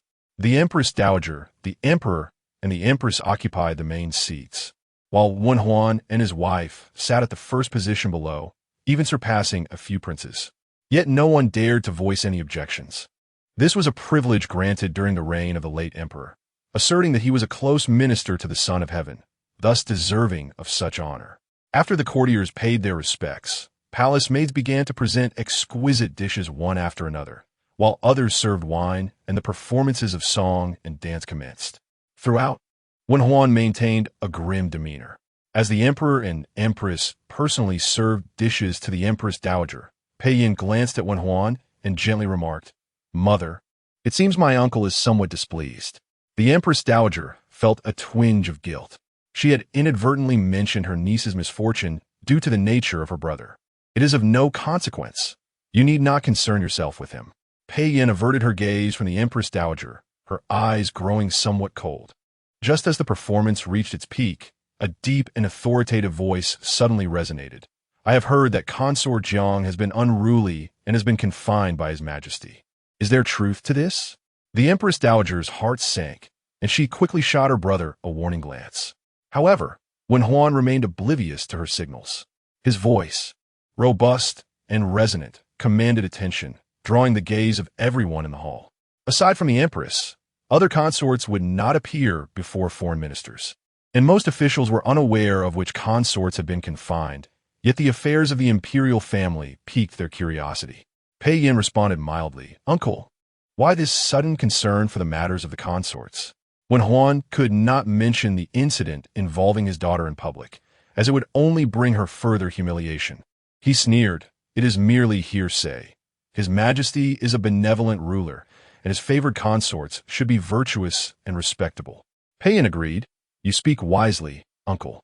As the music ceased and the dance concluded, it was time for the foreign ministers to present their gifts for the birthday celebration. Wen Huan was the first to call for a reading of the gifts list. Rare medicinal items, such as 1,000-year-old ginseng, wild red rasher, and snow frogbird's nest, totaling over 10 items, all precious and scarce. Due to their value, they had not been brought into the main hall, but had been delivered directly to the Empress Dowager in Apos, as palace. Given that the Empress Dowager's health is of great concern to me, I have gathered these items for her. Should the Empress Dowager require anything further, His Majesty may inform me, and I shall spare no expense of gold or labor, only hoping for her continued well-being. The Empress Dowager felt embarrassed. Her brother was aware of her feigned illness, yet he still made such declarations. The officials had various thoughts. Could it be that His Majesty was unfilial and unwilling to provide medicine for the Empress Dowager? However, this was of little concern to most, as only a few daring officials or seasoned ministers might offer counsel, while others merely watched the spectacle, perhaps discussing it quietly at home later. Pei Yin simply smiled and acknowledged, "Uncle, your thoughtfulness is appreciated." Following this, other officials presented their gifts. Aside from a few princes and dukes, the gifts from the first and second rank officials were briefly mentioned, while the rest were summarized by the eunuch. As the last of the gifts were presented, Wen Huan, visibly displeased, asked, "Has His Majesty not prepared a birthday gift for the Empress Dowager?" The Empress Dowager cast a sorrowful glance at her son. Pei Yin turned to Cheng Shozhong and instructed, "Present it to Mother." Cheng Shozhong respectfully complied and approached the steps. It was then that everyone noticed the chief eunuch beside the emperor was holding a redwood box. Upon opening the box, another eunuch retrieved a scroll from within, and the two eunuchs began to slowly unfurl it, revealing a length that spanned 2 to 3 men across. The assembly watched intently, and it turned out to be a beautifully mounted, hand-copied Buddhist scripture. The youthful prince of the 19th glanced excitedly and exclaimed, "I recognize it. This is my elder brother Napo's handwriting. But why is the ink this color? It is black with a hint of red. It doesn't seem to be mixed with vermilion, but rather resembles dried human blood." Chapter 49. The Empress Dowager's Birthday Banquet, Part 2. Upon hearing his words, those present in the hall turned their gazes back to the scroll, which indeed radiated a deep crimson hue. The Empress Dowager, struck by a sudden thought, widened her eyes in astonishment and turned to Pei Yin, her voice trembling. "Yinner, you." Pei Yin had already risen, kneeling before the Empress Dowager in his crimson dragon robe, his tone gentle. "Mother, during your recent days of illness, you have languished in sorrow. Each time I serve you medicine, I wish I could take your place in suffering. Thus, I have transcribed this Buddhist scripture with my blood, hoping that heaven will show mercy and transfer your ailments to me, so that you may enjoy health and longevity, reigning for 1,000 years." As his words echoed in the hall, silence enveloped the room, and among the officials, there were those of sincere filial piety who could not help but shed tears. The Empress Dowager was already weeping profusely. She had intended to support her son, but her trembling hands lacked strength, so she could only embrace her kneeling son and cried out, "My son, I am so sorry for you." In years past, she had wronged him, and now, for her own selfishness, she feigned illness to extract his blood, which was yet another betrayal. Chancellor Chuang, observing the scene with a calm demeanor, glanced around, noting the officials either genuinely or feignedly wiping their tears. He was the first to kneel, exclaiming, "Your Majesty is benevolent and filial. Long live the Emperor." Next, the elderly Grand Tutor Wei followed suit, his voice choked with emotion. "Your Majesty is benevolent and filial. Long live the Emperor." Naturally, the other officials joined in, and soon the hall resounded with shouts of "Long live." Wen Huan also knelt, yet his gaze remained fixed on his sister and Pei Yin. Seeing his sister in tears while Pei Yin maintained a calm demeanor, he felt a lingering discomfort in his heart. Nevertheless, it mattered not if the filial piety was genuine or feigned. As long as he was present, Pei Yin would have to play the role for a lifetime. As the Empress Dowager and Apos, emotions began to settle, the Emperor motioned for everyone to rise, indicating that the banquet for the outer officials was drawing to a close. Suddenly, Wen Huan stood up and said, "Your Majesty, I have prepared a birthday gift for the Empress Dowager." Pei Yin, attending to the Empress Dowager's needs, asked amiably, "What else has my uncle prepared?" Wen Huan clasped his hands. "I am willing to lead an expedition to the northwest to quell the border troubles, in order to comfort the Empress Dowager's maternal heart." Chu Ong lazily inquired, "Did not General Wen say he could not go to war due to his mother's illness?" Wen Huan remained unfazed. "Loyalty and filial piety cannot coexist. I am willing to fulfill my duty." Guo Jinxiong, seemingly slightly inebriated, provocatively challenged Wen Huan. I'm already the appointed commander. Do you intend to serve as my deputy? Wen Huan scoffed coldly. What a mere drunken fool you are, lacking in courage and wisdom to dare say such things. You. Guo Zhenxiong was about to lose his temper, but his wife quickly restrained him, forcing him to look to the high platform, his tone plaintive. I beseech your majesty to arbitrate. Wen Huan's voice boomed. I beseech your majesty to change the commander to myself. In a comparison, anyone could discern who was more suited for the campaign. The hall fell silent once more. Pei Yin seemed to deliberate for a moment before making a resolute decision. As a monarch, I should not frequently alter my decrees. But matters of war concern the lives of soldiers and the populace. The previous decision to appoint Minister Guo was a reluctant one. General Wen has extensive battle experience and is also my uncle. Now that he is willing to lead, our troops' morale will be uplifted and casualties will be significantly reduced. For the sake of the people, I hereby decree that General Wen be appointed as the Grand Commander of the Western Expedition, with Guo Zhenxiong as his deputy. They shall prepare the troops at the camp near the capital and set forth in 3 days. Wen Huan immediately knelt. I obey your decree. Long live your majesty. Guo Zhenxiong appeared shocked and discontented, seemingly wanting to speak, but his wife kept pinching him, forcing him to endure it as he poured himself more wine. With the banquet for the outer officials concluded, they departed the palace in succession, leaving only the princes, princesses, and royal relatives to await the second banquet hosted by the concubines in honor of the Empress Dowager. Pei Yin went to change in the side hall, attended by Jiang Shuyi, when he suddenly heard the emperor say, "The pastries at today's banquet were exquisitely made. I tasted one, and it was quite delightful." Jiang Shuyi, currently filled with excitement over the emperor's significant plans, was momentarily taken aback by the mention of such a mundane detail, but quickly regained his composure and replied, "Your Majesty, these pastries were developed by the imperial kitchen, as you had previously instructed them to prepare the dishes for this birthday banquet with great care. The chefs have devoted the past half-month to perfecting them, and today's pastries are a novel creation." Pei Yin responded with a gentle feeling quite pleased, and instructed, "Bring a box," placing 2 pieces of each flavorful pastry inside, and sent it to Qianxing Palace. Jiang Shuyi, understanding that it wasn't merely the emperor's craving for a snack, quickly said with a smile, "Yes, I shall instruct Cheng Fu to handle it immediately." There was no need for the outer officials to gather rare treasures, as the concubines mostly resided in the inner palace, making their offerings much simpler, except for the confined Jiang Fei and the injured Miao dying. The other concubines either presented songs and dances or embroidered gifts, each putting forth their utmost effort, though hardly anyone paid close attention. Jiang Wanqing had meticulously prepared a dance. Although she was more skilled in embroidery, she knew the emperor would pay more heed to performances. Her technique was not exceptionally refined, but she aimed for the emperor to notice her resemblance to her sister, frequently meeting the emperor and Appo's gaze during her spinning movements. The Empress Dowager watched with displeasure. Today was her special day, and this little Jiang was constantly trying to curry favor with her son, which was truly irksome. Only when her niece took the stage did her expression brighten.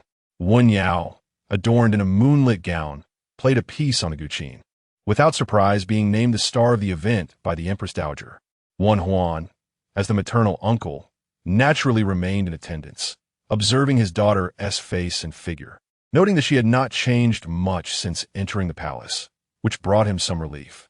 Initially, he had been unwilling for his daughter to enter the palace, but she was resolute and even wished not for him to seek high positions, preferring to enter as an ordinary candidate.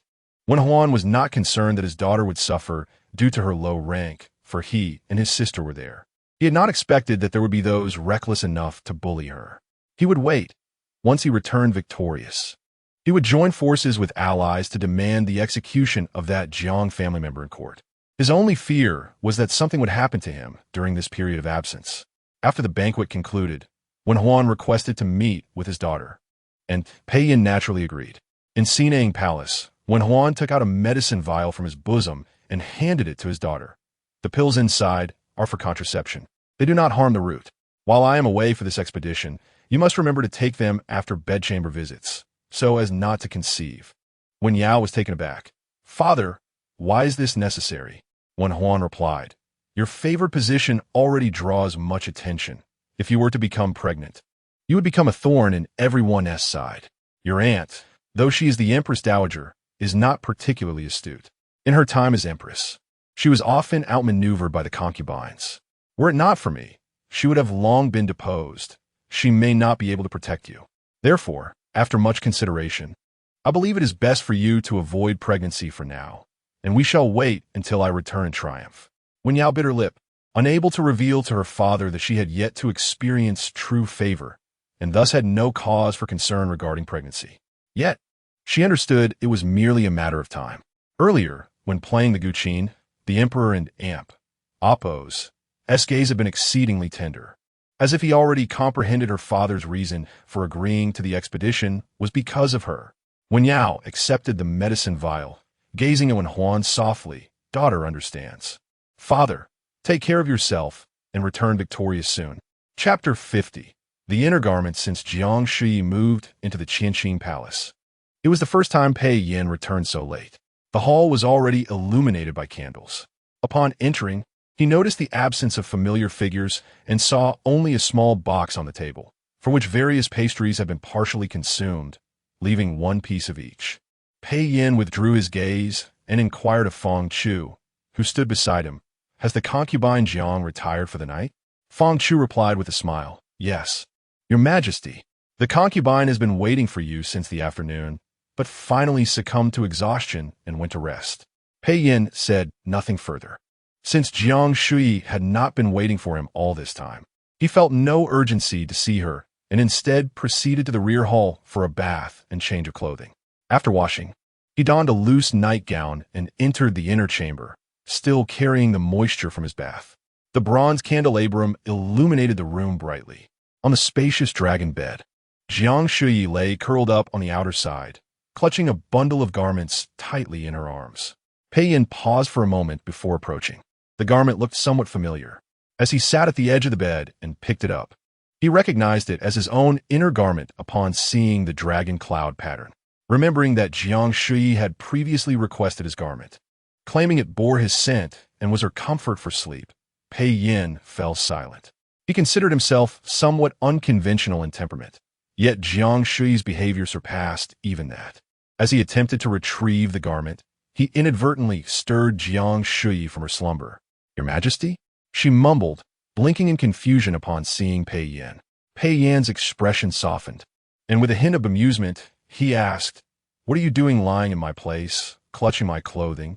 Jiang Shuyi regained her senses and recalled her actions before sleep, her cheeks flushing with embarrassment as she silently attempted to reclaim the garment. Pei Yin held firm, chuckling softly, Jiang Shuyi, this is my clothing. She clung to it stubbornly, and Pei Yin noted the vivid redness of her ears. He had not given it much thought initially. Concubine Jiang, I command you to release it. This is my decree. Previously, she had shown no shame in requesting his clothing, so why now? When Pei Yin had changed her name, she had been apprehensive, but after spending several days together in the Qianqing Palace, her feelings had entirely shifted. Being called by her name no longer fazed her. However, being referred to by her title made her somewhat uneasy. Noticing the gradual cooling of Pei Yin and Appo's demeanor, Jiang Shuyi dared not persist and quietly relinquished her grip. Turning to face the wall and burying her head beneath the quilt, Pei Yin redirected his attention to the garment in his hand, wrinkled and creased from her embrace. He closed his eyes, striving for tranquility. I have only been separated from you for a single day. After a pause, he added, just one day. I was with you last night. Jiang Shuyi had no words to respond, clutching the edge of the quilt tightly. Pei Yin observed her knuckles turning white from the strain and curiously inquired, did you behave this way before? Why did not summon you for the night? Jiang Shuyi, mortified and indignant, replied in a muffled tone, no. Pei Yin pondered for a moment and realized that she had not possessed her own garments before. He suggested, should such thoughts arise again, you might try copying Buddhist scriptures. Unable to suppress herself, Jiang Shuyi murmured from beneath the quilt, please stop. Pei Yin sensed she was on the verge of tears and ultimately refrained from imparting further words of counsel. He had intended to discuss important matters with her. In 3 days, once when Huan and the army departed the capital, he would no longer need to consider anything else, and he could lift Jiang Shuyi's confinement, allowing her to return home. Yet in this moment, he wondered if she would even wish to leave.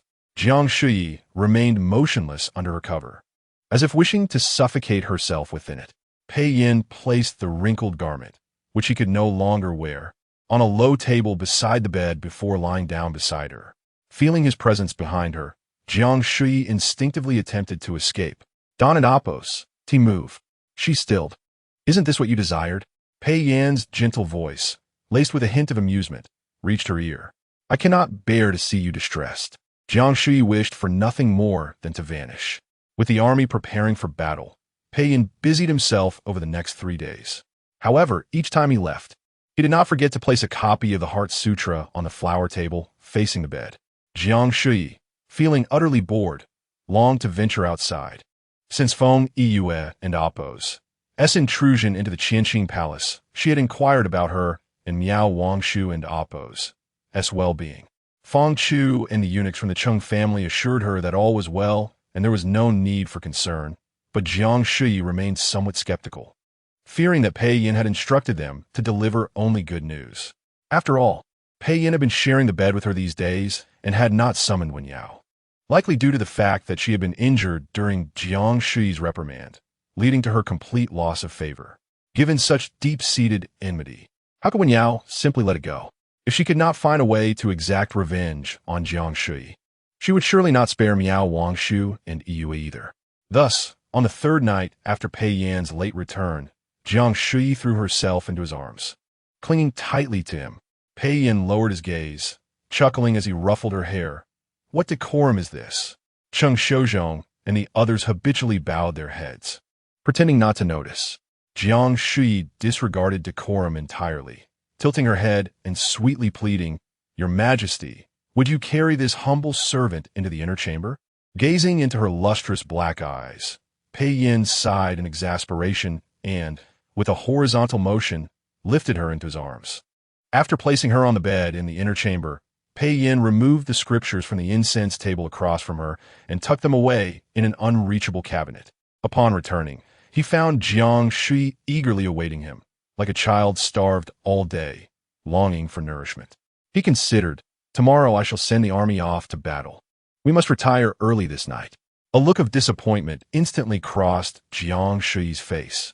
She was genuinely disheartened, having hoped for a moment to whisper in his ear after their union, persuading him to allow her to visit Miao Wangshu the following day. Now it seemed impossible. Pei Yan, in matters of importance, would not be swayed by carnal desires. I shall not provide scriptures tomorrow, but I grant you permission. Jiang Shuyi gazed at him in confusion for a moment before realizing the implications of his words, her face flushing with embarrassment. How could Pei Yin think of her in such a manner? Her temper flared, emboldening her to glare at Pei Yin before turning on her side, presenting him with her back. Pei Yin chuckled lightly. Initially, he had not taken it to heart, but after bathing and extinguishing the lights for the night, he sensed her refusal to be held, realizing she was genuinely angry. Jiang Shuyi. Her ears twitched at the sound of her name. Pei Yin called her once, but fell silent thereafter. The room was enveloped in silence, and Jiang Shuyi suddenly felt a sense of discomfort, as if an invisible pressure compelled her to either inquire about Pei Yan's mood or retreat into his embrace. After a moment of hesitation, she could no longer maintain her resolve, turned to face Pei Yin, and, in a fit of pique, broke the silence. I wish to become a nun. Pei Yin replied gently, Very well. I shall instruct that from tomorrow onward, your meals contain no meat, and elaborate garments and jewelry shall no longer be provided for you. Jiang Shuyi discerned his jest and snuggled closer, plaintively protesting, Your Majesty, you do not cherish this humble servant anymore. Chapter 51. The Empress Jiang embraces the enchantress Feng. In the dim light, Pei Yinyun spoke with a tranquil demeanor. How could I not cherish you? Is there anything you desire that I have not granted? Jiang Shuyi clutched his arm, her tone tinged with excitement as she inquired, Really, everything is granted? Pei Yin considered for a moment. Her anger stemmed merely from a day spent waiting in vain. a situation where he had not favored her. In truth, as long as it was not excessive, it would not hinder matters of the morrow. He softly affirmed, caressing her lower back. Everything is granted to you. Jiang Shuyi, momentarily distracted from her ticklish sensation, wrapped her arms around his neck, her eyes shimmering like stars in the darkness. Then may I visit Sister Miao tomorrow? The tickling sensation abruptly ceased. Before Jiang Shuyi could comprehend, his hand that rested on her waist withdrew. So this was the reason. Pei Yin's voice remained serene, yet devoid of warmth as he reclined once more. It seems you have grown weary of the Qianxing Palace. There is no need to wait until tomorrow. I can have Chang Shozhong escort you back right now. She was angry again. Jiang Shuyi perceptibly sensed Pei Yin's emotions. She had refrained from inquiring about the outside world for just this reason. Whether in this life or the last when confined, Pei Yin seemed disinclined to discuss anyone or anything beyond the palace walls. She quickly corrected herself. I have not. I could never tire of the Qianxing Palace. Pei Yin ignored her. Jiang Shuyi propped herself up, leaning against his chest, and pouted playfully. Your Majesty is busy and seldom has time to accompany me. I find it rather dull to be alone, and I merely wish to chat with my sisters to pass the time. If your Majesty could stay with me, I would not even think of them, even if you were Six's mother. Pei Yin found her words somewhat endearing and began to engage with her. Did Feng Chu not keep you company? Jiang Shuyi thought to herself. How could it be the same? Feng Chu was Pei Yin's confidant, and there were certain matters she dared not share with her. In the Qianxing Palace, I cannot help but think of your Majesty. While playing with Feng Chu, I would look up to see the empty palace, and without your Majesty by my side, I would feel like crying. Pei Yin's heart softened. He embraced Jiang Shuyi, gently massaging the back of her head, feeling somewhat helpless. Why are you so clingy? I shall return by nightfall at the latest. Jiang Shuyi silently tightened her grip on him. Now it was Pei Yin's turn to comfort her. Do not be sad. I will try to return earlier in the future. He had initially intended to send off the army the following day and lift Jiang Shuyi's confinement, allowing her to return to the palace. However, Jiang Shuyi had grown too dependent on him. Thus, he resolved to wait a few more days until when Huan approached the northwest, which would be safer. Jiang Shuyi, feeling aggrieved, murmured in response and did not dare to broach the subject of visiting Miao Wangshu and Feng Yue again. What a futile struggle. Perhaps it was a matter of mutual understanding, just as Jiang Shuyi yearned to see her former sisters the very next day. Feng Yue arrived outside the Qianxing Palace seeking an audience. At that moment, Pei Yin was at the city gate seeing off the army, with Cheng Shozhong accompanying him.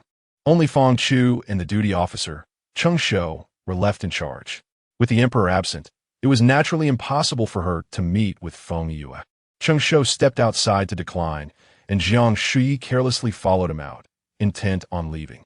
Feng Chu's voice, tinged with a smile and exasperation, called after her, Your Highness. You cannot go out. Jiang Shuyi, feeling somewhat deflated, halted her steps and turned to her. I will not go out. Merely speak a few words with Lady Feng at the palace gate. His Majesty did not forbid such a thing, did he? Feng Chu appeared troubled. This servant truly does not know. Perhaps it would be better to wait for His Majesty to return today, and you can inquire then. Jiang Shuyi fixed her with a determined gaze. I am going, and you cannot stop me. Do you understand? Feng Chu blinked in confusion, only to see Jiang Shuyi suddenly turn and dash outside. Realizing what was happening, she could not help but laugh. Jiang Shuyi was considerate, knowing not to trouble those beneath her, taking the burden upon herself. To facilitate others is to facilitate oneself. Feng Chu paused for a moment, then feigned surprise, calling out urgently for Jiang Shuyi as she rushed after her. At long last, Jiang Shuyi laid eyes on Feng Yue. She had lost some weight since they last met, yet the innocence in her gaze remained, as if she had not endured great upheaval. The two stood on either side of the threshold, and before Jiang Shuyi could ask anything, Feng Yue spoke in a rush. I am well. Concubine Ro is also fine. Only Sister Miao is unwell, aside from superficial injuries. Her knee is severely hurt. The physician said she must take good care of herself in the future, or she may suffer recurring leg pain. She did not claim everything was fine, which instead reassured Jiang Shuyi that she was not merely delivering false tidings. Do not heed those physicians' perfunctory reassurances. In my absence and without royal favor, they would not bother to treat you diligently. A bone injury, if neglected, can lead to lifelong ailments. Trust me, go to the Imperial Medical Department and seek physician Kong. His skills are exceptional, and he is grateful for my past kindness. He will surely cure Wang Shu and Amp. Oppo's S-leg. Feng nodded repeatedly. Her voice choked as she asked, "And what of you, Your Highness? Are you well?" Jiang Shuyi smiled. "Do I not appear to be well? His Majesty treats me splendidly, and I have not suffered a single grievance." Feng Yue observed Jiang Shuyi and Amp. Oppo's palace attire, her eyes reddening. What a fool. The emperor must be angry and has punished the empress to serve as a maid. Jiang Shuyi intended to ask if Wen Yao had done anything of note recently, when Feng Yue suddenly stepped forward and embraced her. "Your Highness, I will find a way to deal with Qing Pin and avenge you and Sister Miao." The whisper was so soft it startled Jiang Shuyi. She turned to Cheng Shou, who, although watching them, appeared curious and likely had not overheard. Jiang Shuyi remained alarmed and quickly lowered her voice. "You know well how foolish such thoughts are. Do not stir trouble. I am not free to act yet. Before you do anything, consult with Wang Shu. If she disapproves, cease immediately. Otherwise, do not blame me for being preoccupied and turning a blind eye." Feng Yue had spoken such words in a moment of intense hatred for Wen Yao. She understood well that she must not add further chaos to Jiang Shuyi and her sister Napo's lives. "Do not worry, Your Highness. I will not act recklessly. If I do, you may cast me aside, and I would instead feel relieved." At that moment, Feng Shu approached, scolding Cheng Shou. "I could not prevent her from going. Could you not have restrained the Empress? If anyone were to see her outside the Qianqing Palace, how would we explain it to His Majesty?" Cheng Shou was taken aback, realizing that if another consort were to come seeking an audience, they might very well encounter Jiang Shuyi. He hurriedly stepped forward to Jiang Shuyi. "Your Highness, please return. It is unwise to linger at the palace gate." Jiang Shuyi understood the gravity of the situation, offering a few more words of caution to Feng Yue before retreating into the palace. Pei Yini returned early that day. Jiang Shuyi was within the hall, playing the 9 linked rings with Feng Chu, when she heard commotion outside that did not resemble the usual sounds of palace servants. She stepped out to investigate. In the outer hall, Pei Yini sat in a carved sandalwood chair, sipping tea. Cheng Shou stood beside him, bowing as he reported. The Empress Jiang also embraced Lady Feng, and they shared intimate whispers for quite some time. They only parted when Miss Feng Chu chased after them. Afterwards, the Empress seemed reluctant to let go, offering a few parting words before returning to the hall, while Lady Feng lingered at the palace gate for a long while, only leaving after being reminded by the servants. Chapter 52 Punishment. Jiang Shuyi listened, wide-eyed and dumbfounded, to Cheng Shou's vivid recounting. As Pei Yin glanced at her, she turned and hurried into the inner hall. For reasons unknown, an overwhelming sense of guilt washed over her, prompting her to almost run back. Wishing to lock the door and deceive herself into believing Pei Yin had not yet returned. However, she lacked the audacity to keep the emperor outside the Qianqing Palace. Before long, Cheng Shou called out to her from the doorway, "Your Majesty, His Highness requests your presence." Jiang Shuyi shot him a fierce glare, causing Cheng Shou to quickly lower his head in fear. Despite her anger, she could not retaliate at this moment. She returned to the outer hall, standing before Pei Yin. Her head bowed as she nervously twisted her garments. Pei Yin's calm voice resonated from above. "Why do you flee upon seeing me?" Jiang Shuyi noted that he did not sound angry. Perhaps he had been initially, but her flight had turned his ire into amusement, rendering him unable to remain upset. She breathed a sigh of relief, and, casting her gaze upon the exquisitely carved white jade floor, softly replied, "I feared the emperor might be displeased and punish me, thinking that if I hid for a while, you would relent once your anger subsided." Pei Yin, observing her trembling lashes, could well imagine the mischievous glint in her concealed dark almond eyes. He caressed the cup in his hand, a faint smile gracing his lips. "I was indeed inclined to spare you, yet seeing you so adamant in your denial and attempting to evade responsibility, I believe a proper punishment is in order to instill some wisdom in you." Jiang Shuyi, realizing she could no longer feign innocence, quickly lifted her head.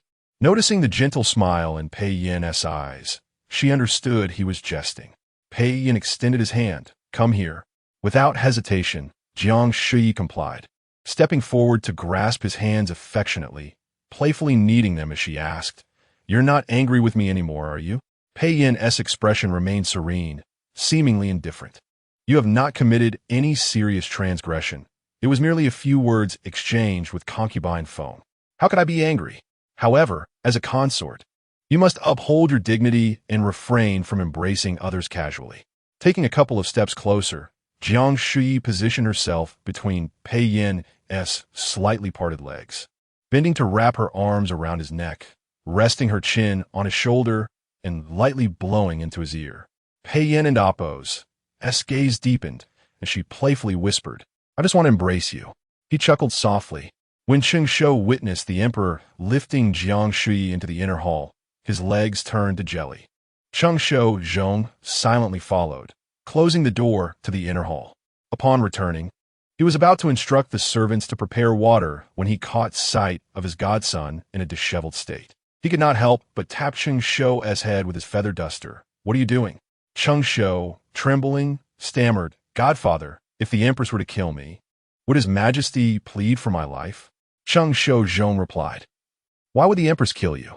Cheng Shou recounted his earlier report about Jiang Shuyi to a startled Jiang Shuyi, who had overheard. Cheng Shou Zhong snickered coldly. "Serve you right. You lack discernment, not knowing how to report matters properly. Perhaps a good beating will teach you a lesson." Cheng Shou nearly fainted from fear, desperately wanting to ask his godfather, "Is it rumored?" He hurriedly blurted out, "Godfather, it is His Majesty who instructed me to monitor the Empress's every word and action and report back in a timely manner. His Majesty cannot disregard my duty." Cheng Shou Zhong, too weary to engage with the foolish boy, dismissed him to the side. Jiang Shuyi indeed wished to give Cheng Shou a good thrashing. However, before she could find the right moment, an unexpected visitor interrupted her. It was the second day of the army's expedition, and Wen Yao could no longer contain her impatience. After the morning assembly, she came to the Qianxin Palace to seek an audience.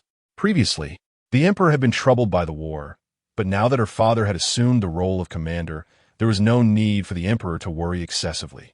It was time for them to act as true husband and wife. Shortly after, Cheng Shou Zhong emerged, his feather duster in hand and a smile on his face. "Your Highness, please enter the hall and wait. His Majesty is currently in the study discussing state affairs with several officials and may not return for a couple of hours." Wen Yao was not obstructed at the door, and with her heart finally settling, she stepped toward the grand and solemn palace. She was no stranger to the Qianxin Palace. Yet this visit revealed many discrepancies. The carpet beneath the emperor's desk had been replaced with a luxurious brocade, intricately embroidered in a stark contrast to the previous plain one. The table was adorned with numerous plates of pastries, some noticeably missing a few pieces. A pink-colored vase depicting floral and avian motifs rested on the flower table, which she distinctly remembered had previously been a simple celadon vase. Moreover, the incense wafting through the hall carried a sweet fragrance, reminiscent of a woman's allure, compelled by an unseen force. When Yao turned her gaze toward the inner hall, the gauzy curtains obscured her view, yet something urged her to approach. "Oh dear, Your Highness, this is His Majesty's sleeping quarters. You cannot enter." Cheng Shou Zhong hurriedly interjected, raising his voice to stop her. In the inner hall, Jiang Shuyi stood frozen in terror, pressed against the wall, afraid to make a sound. She glanced at Feng Chu, who was equally silent, her eyes silently questioning. Wasn't Cheng Shou supposed to prevent Wen Yao from entering? Why'd he bring her in? Feng Chu shook her head innocently, indicating she was equally unaware. Outside, Wen Yao regained her composure, realizing she had acted inappropriately. With a frown, she inquired, "Has His Majesty been secretly consorting with any concubines these past few days?" The accusatory tone of her question could easily be mistaken for that of the Empress Dowager.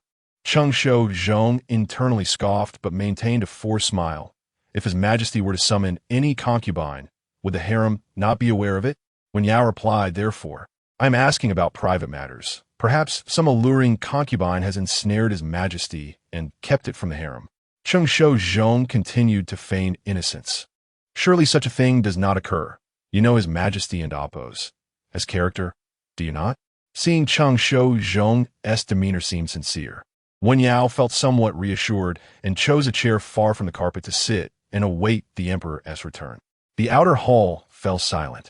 Yet Jiang Shuyi knew Wen Yao had not left, heightening her anxiety as she feared even the slightest sound would draw her attention. Fang Chu sighed inwardly at Jiang Shuyi's caution, thinking to herself, "Forgive me, your majesty, for having embraced concubine Feng yesterday and provoking his majesty's ire." Suddenly, a sharp sound pierced the stillness. A teacup had fallen to the ground, shattering into pieces. Jiang Shuyi stared incredulously at Fang Chu. Fang Chu, again, pointed to the tea table too close for comfort and mouthed, "I didn't mean to. Whether it was intentional or not was of little consequence. What is happening inside?" Wen Yao instantly rose, striding toward the inner hall, her face taut with inquiry. "Who is inside?" Cheng Shou Zhong hurriedly stepped in front of her, kneeling to obstruct her path. It must be one of the palace maids cleaning the sleeping quarters who accidentally dropped something, disturbing the empress. She deserves a severe punishment, and His Majesty will surely reprimand her later. Wen Yao scolded him, "Step aside. I wish to see which maid possesses such boldness. How can she enter the sleeping quarters while I am present? Is she intending to climb onto the dragon bed?" Jiang Shuyi, frightened, began searching for place to hide within the hall. Fang Chu pointed toward the bed, and Jiang Shuyi understood, quickly tiptoeing towards it. Having originally stood behind the eastern wall of the hall, she now had to pass through the hall's entrance to reach the bed on the west side. In her panic, she thought little of the consequences, while Wen Yao watched in shock as a slender figure of a palace maid dashed straight toward the dragon bed. "What audacity!" she shouted angrily, maneuvering around Cheng Shou Zhong to enter the inner hall when a gentle voice called from behind, "What is Concubine Qing planning to do?" Chapter 53. The sparrow Wen Yao halted her steps and turned around, only to find the emperor, clad in a splendid dragon robe, standing behind her without her noticing. Having not enjoyed private moments with His Majesty in several days, she should have cherished this time together, yet her concern lay elsewhere. Pointing towards the inner palace, she coldly inquired, "Your Majesty, who is inside?" Pei Yin did not pursue her apparent disrespect. Instead, he glanced towards the inner hall, a gentle smile gracing his features. "You must be referring to the newly appointed palace maid. Has she committed any wrongdoing?"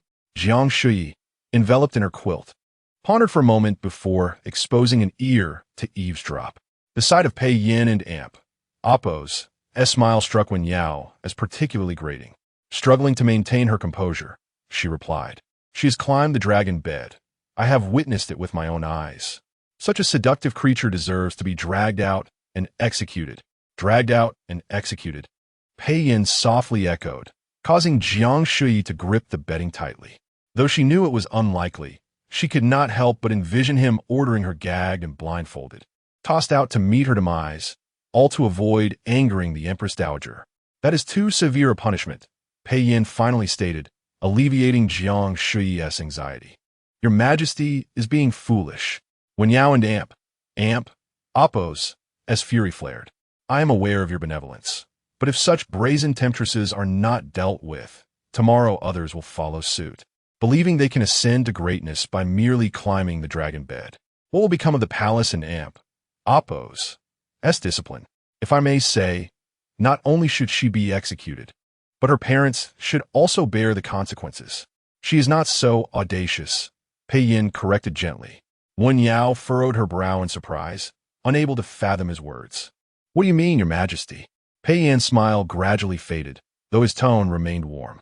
"What I mean is that she is timid and obedient. She would never do anything I forbade her."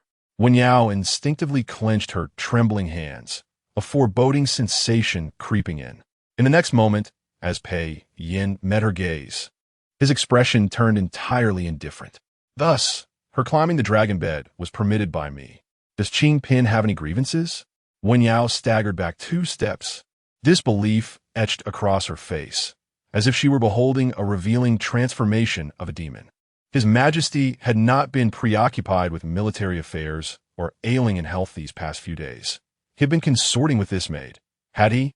Do you find it appropriate to use the term and amp, oppos, consorting and amp, oppos, when referring to a sovereign? Pei Yin inquired.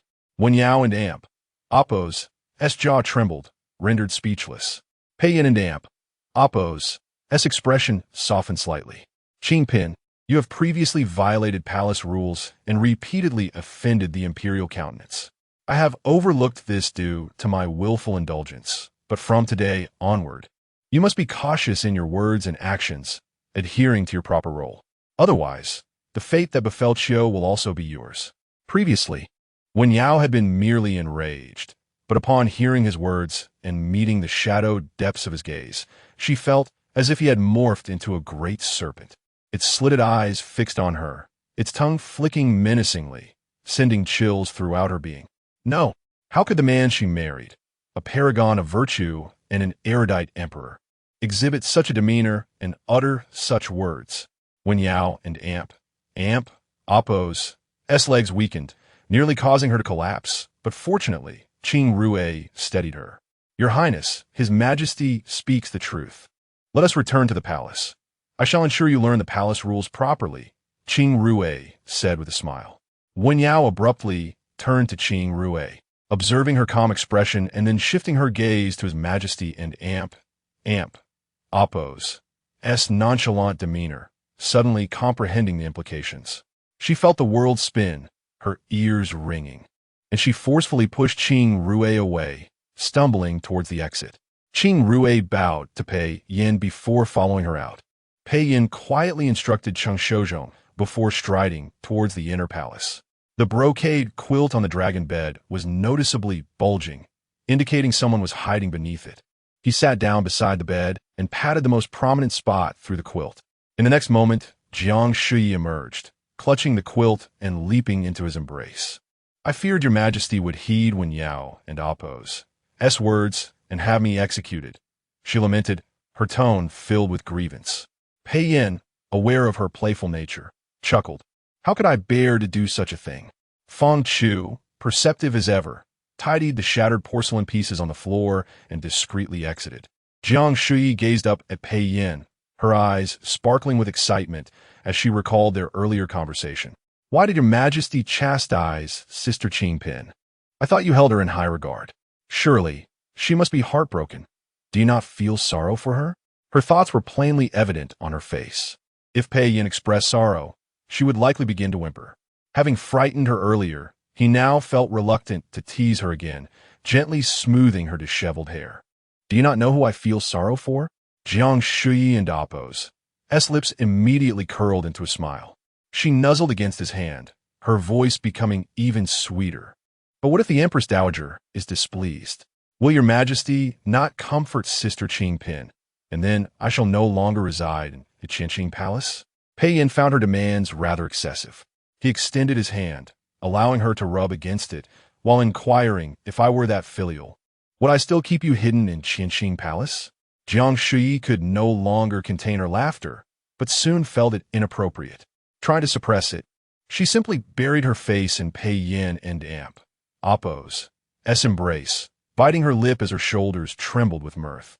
Pei Yin looked at her, and as the spring sunlight streamed through the window, it cast a golden glow upon her lush hair. It was a warmth reminiscent of that winter afternoon in his youth, when, engrossed in his studies, he had glanced outside to see a radiant sparrow perched on a branch. Lively and vibrant, that sparrow hopped about, full of life, and he suddenly felt an urge to capture and keep it. Yet, as he picked up a slingshot and aimed at its hind leg, he realized that his own fate was uncertain, prone to bullying. How could he be responsible for another in oppos S life? Hence, he abandoned the thought. Now, however, he could indeed care for it well. Jiang Shuyi, I recall that you do not have a childhood name. Jiang Shuyi paused her laughter, unsure why Pei Yin suddenly inquired about this. With a playful smile, she replied, yes. My mother cannot read, and she thought the name Shuyi my father chose was splendid, so she did not bother to think of another. My stepmother certainly would not expend that effort, and as for my father, had it not been for propriety, he likely would not have even bothered to think of a name. Pei Yin lowered his gaze upon her, his tone gentle. I shall give you one. Shall I call you Acqui? Jiang Shuyi responded. How vulgar. She blinked, delicately suggesting. I believe I have a maid at home. Name something like Bird or Sparrow. Pei Yin caressed her cheek. If she serves in your household, she is indeed your family's sparrow. However, since your body and life are entrusted to me, you shall be my sparrow alone. Do you not agree? Seeing his resolute demeanor, Jiang Shuyi could only attempt to accept it. A golden sparrow hairpin was indeed a fine object. What was wrong with the name Sparrow? But, could your majesty call me that only in private? I fear the other sisters will mock me. She still struggled to accept it. How could gentle, refined emperor, one of both literary and martial prowess, bestow such a banal, petty name? Chapter 54. Painting. When Yao returned to Chonglu Palace, utterly disheartened, and immediately sought to compose a letter to her father. Surely, if he were to learn of the injustices she suffered within the palace, he would come to her aid, whether through threats or military intervention. She longed for her father to bring her home, away from the confines of this imperial court. However, as she prepared to write, her grip on the rosewood pen faltered, clouded by uncertainty. To whom should she address her letter? Her father was already on the battlefield. How could he receive her message? Thus, she resolved to write to her mother, who would undoubtedly find a way to inform her father of the situation. Just as she gathered her resolve to begin writing, a cacophony of chaos erupted outside the hall. Alarmed, she set down her pen and ventured out to investigate. A group of imperial guards was in the midst of a vigorous arrest, apprehending a eunuch who was crying out in protest, claiming his innocence. As he was about to be dragged away, outrageous, Wan Yao recognized two of the eunuchs who had previously assisted her in sending letters. She rebuked them. Have you lost your senses? What are you doing in my palace? One of the guards turned to her, bowing respectfully, and replied with a stern expression, Your Highness. This scoundrel has been secretly consorting with foreign ministers and has repeatedly acted as a messenger of information. His crimes are unforgivable. I am acting under the orders of His Majesty to take him to the Ministry of Justice for punishment. Wen Yao was momentarily shaken. The emperor was aware of this. Qing Rue stood in the courtyard, inquiring of the head guard. What about Bao Qin, the maid who accompanied the empress? She also knows of the private messages sent by her mistress. Shall she be dealt with as well? The guard waved his hand dismissively. Take her too. Bao Qin, having incurred Wen Yao's displeasure in recent days, had not been permitted to serve her. When she was pulled from the maid's quarters, she looked bewildered and asked what was happening. Wen Yao, trembling, could not afford to concern herself with her. You have overstepped your bounds. I need to see my aunt. I must see my aunt. By imperial decree, the empress is confined to her quarters, and any unauthorized departure will be met with punishment, the guard stated, offering no further explanation as he led the two servants away. Hearing Bao Qin and Appo's cries, Wen Yao could no longer maintain her composure and collapsed onto the ground. Qing Rue stepped forward to support her, speaking in a measured tone, Your Highness need not worry. His Majesty does not hold you accountable. Simply continue to heed my counsel. And if you abide by the palace regulations, you may still live a peaceful life here. Wen Yao and Appo's gaze was vacant as she stared toward the northwest, her fists clenched tightly. The news of the Empress and Appo's confinement reached the Empress Dowager and Appo's ears by the following day, without any deliberate concealment. In the Qianxing Palace, Jiang Shuyi was attending to Pei Yan's writing materials. After she had subtly criticized the name AK as resembling a servant's, Pei Yan had expressed some displeasure, punishing her to perform menial tasks for the day. Jiang Shuyi ground the ink with a distracted air, stealing glances at Pei Yan as he painted. Sensing her gaze, he did not lift his head but said, Stand while you grind. This is not the proper way. As he sat behind his writing desk, Jiang Shuyi moved a chair beside him, and upon hearing his words, she stood to grind the ink while curiously peering at the painting. Is your Majesty painting a landscape? She inquired. No, Pei Yan replied. Jiang Shuyi could see only a branch, indeed lacking mountains and water. After finishing her grinding, she paused to rub her sore wrist and returned to her chair. The painting had begun to reveal its essence. Trees, a flower garden, a roof and Appo's edge. and wind chimes adorned with silk ribbons. It resembled a scene from a palace. Pei Yin praised her, astute. Jiang Shuyi felt a twinge of embarrassment. The palace was evident, and only a fool would fail to recognize it. She cupped her face in her hands and continued to gaze. Pei Yin paused his brush, suddenly looking up at her. Jiang Shuyi tilted her head. "Why have you stopped painting, Your Majesty?" Pei Yin did not answer her immediately, but regarded her with a deep gaze before resuming his work. He began to embellish the tree with blossoms and leaves, then dipped his brush into the ink to outline a lively little bird nestled among them. The bird tilted its head, its beak slightly open, as if pondering something or playfully seeking affection. Jiang Shuyi gasped, "Oh, how lifelike! Though Your Majesty's landscapes are exquisite, they can feel somewhat rigid and lifeless. This little bird brings the entire painting to life." Pei Yin smiled. "Indeed, it is lifelike." Just then, a commotion erupted outside the hall, and Cheng Shozhong entered, bowing to report, "Your Majesty, the Empress Dowager has come regarding the matter of the Empress." Pei Yin set down his brush and composed himself, the mirth in his eyes fading. Jiang Shuyi, accustomed to such situations, feared the Empress Dowager might perceive something amiss. She discreetly returned her chair to its original position before rejoining Pei Yin, whispering, "Should I hide inside?" "Unnecessary," Pei Yin replied, pressing the unfinished painting under a weighty paperweight. "Inform Mother that she may return to the palace first. I shall attend to the matters at hand, and then visit her in the Sinang Palace." Cheng Shozhong complied and exited. Pei Yin turned to Jiang Shuyi, about to speak when she anticipated him, interjecting with unwavering confidence, "No matter who comes, I shall not leave. I will patiently remain here until Your Majesty returns." Pei Yin chuckled, very obedient. How could she not be?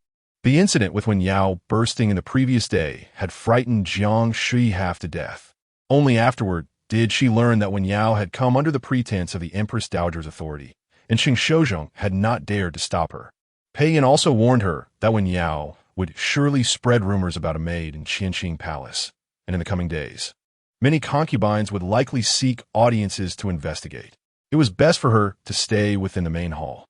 Jiang Shuyi listened intently. Shortly after Pei Yin departed, Fang Chu arrived again. Under normal circumstances, Jiang Shuyi would have happily taken her to the inner hall to play, but today she felt disinclined to engage. Fang Chu greeted her and approached with a smile. "Are you still angry, Your Highness?" Jiang Shuyi remained silent, moving to the flower table to arrange the double-handled vase, adorned with pastel, floral, and avian designs, which looked splendid in the springtime. Fang Chu sighed. "I truly did not mean to offend yesterday. Consider this. If the Empress discovers you, it would be detrimental to you. Would His Majesty forgive me upon his return?" Jiang Shuyi snorted. "I am not merely upset about that." Fang Chu understood. "So, it is about my pleading for Changsha." Jiang Shuyi turned and glared at her. "You were aware of that? After all this time together?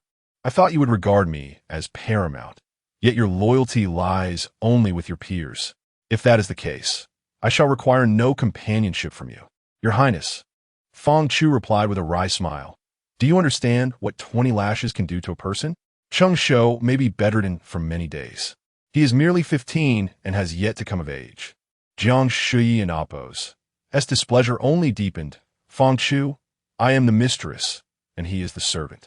If he speaks recklessly and angers me, what is it to me if I were to take his life? 20 lashes are already a leniency. Do you imply that I am merciless?" Fang Chu immediately knelt, looking up at her with innocence. "Your Highness, please see clearly. I absolutely did not mean that. If you were truly merciless, I would have been punished long ago." Jiang Shuyi maintained a stern expression. "You are aware, then?" Sensing a shift in her demeanor, Fang Chu quickly grasped the edge of her skirt and gently swayed it. "Thus, Your Highness is the most benevolent and caring toward me." Chapter 55. Where is His Majesty injured? In the Sinang Palace, Empress Dowager Wan, having fully recovered from her illness since the birthday banquet, was no longer confined to her bed. At this moment, she was in a fit of rage, smashing a collection of cups, vases, and other porcelain items. When Pei Yin entered, he found himself at a loss for where to step. Under the fierce glare of the Empress Dowager, he knelt at the doorway and calmly said, "I pay my respects to Mother." Instinctively, the Empress Dowager reached out to support him but restrained herself, maintaining a stern expression as she replied, "There's no need to pay respects to me. You might as well hang yourself with a rope." Pei Yin chuckled lightly as he bent down to pick up the shattered porcelain pieces, saying, "Why such words, mother? I am troubled in my heart." The mention of this troubled her further. Yao is my youngest niece, my brother's cherished child. What wrong has she committed that you must confine her? Even if I command her release, it seems you wish to drive me to my grave. Pei Yin, as usual, kept his eyes lowered in submission, softly responding, "I simply do not like her. Disliking her does not justify confining her." The Empress Dowager shouted, but then realized her words sounded wrong. She furrowed her brows, questioning, "Didn't you summon her to your bedchamber not long ago? How can you claim to dislike her now? Have you two quarreled?" Pei Yin held the broken porcelain shard in his left hand and continued to collect the pieces with his right. "I have always disliked her.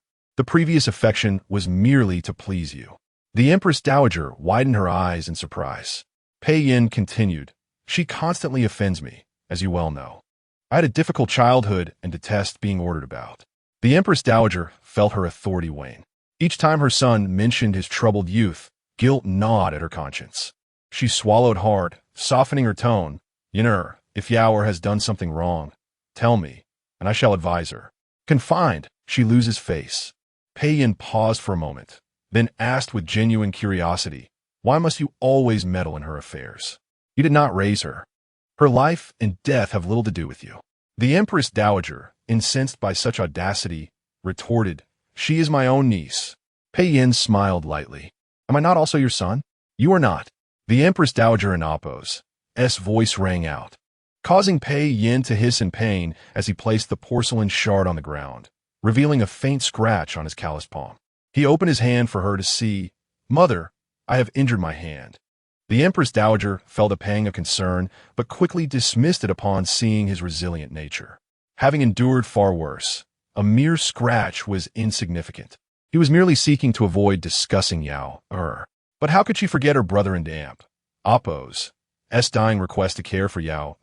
Fuming still, the Empress Dowager declared, "Yin, if you still recognize me as your mother, release Yao from her confinement, or I shall no longer acknowledge you as my son." Pei Yin slowly withdrew his hand. "I will not release her. If you choose not to acknowledge me, so be it." Never had the Empress Dowager faced such defiance from him. Trembling, she pointed a finger at him. "Are you trying to drive me to my grave? Indeed, my brother was right. Children born of others are never truly raised. If only my Jiang were here, he would never be so rebellious. My fate is truly wretched." Pei Yin remained calm, using his injured hand to push himself off the ground. He straightened, smoothing the creases of his garment, and gazed at the weeping Empress Dowager with a smile. "The more one worries, the shorter their life. I hope you take care of your health, worry less, and enjoy your years." The Empress Dowager was perplexed by his sudden smile, unsure whether to continue weeping. Upon reflecting on his words, suspicion crept in. "What do you mean? Are you cursing me? Or threatening me?" Pei Yin bowed and turned to leave. The Empress Dowager wished to pursue him, but the ground was littered with broken porcelain, and she feared injuring her feet. All she could do was call out his name in a fit of anger. In the Qinqing Palace, Jiang Shuyi, having been coaxed by Fang Chu, awaited Pei Yin's return. Having been away for less than 3/4 of an hour, she noticed his expression was not particularly favorable and approached him, gazing up at him. Pei Yin lowered his eyes to meet hers. Realizing something was amiss, Jiang Shuyi embraced him, rubbing against his chest, and gently inquired, "Is the Empress Dowager upset because of your reprimand towards Qingpin?" Unaware of Yao's confinement, she felt a pang of anxiety, fearing Pei Yin might summon Yao to please the Empress Dowager. Pei Yin had intended to hold her, but instead gripped his side. Changing his mind, "You're pressing on my injured hand."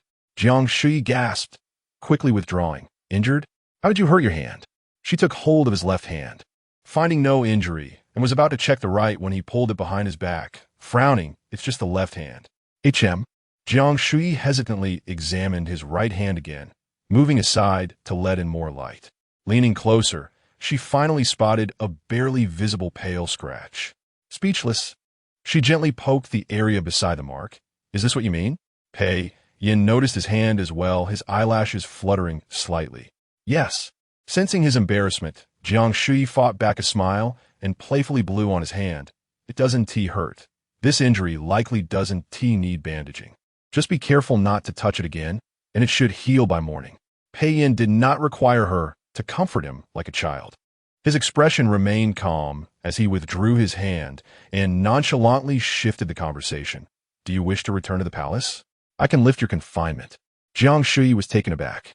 Had it been earlier that day, she would have been delighted, but after just returning from the Sinang palace, being freed so soon made her ponder. Was this to make way for someone else? Not hearing her response, Pei Yin noticed her gaze growing increasingly forlorn and aggrieved, even tinged with desolation, resembling a forsaken creature. He paused, explaining, if you do not wish to leave, you may stay a few more days.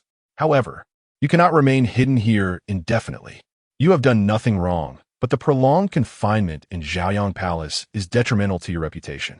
Jiang Shuyi momentarily lost her train of thought, reminded of Pei Yan's words before his expedition in her past life.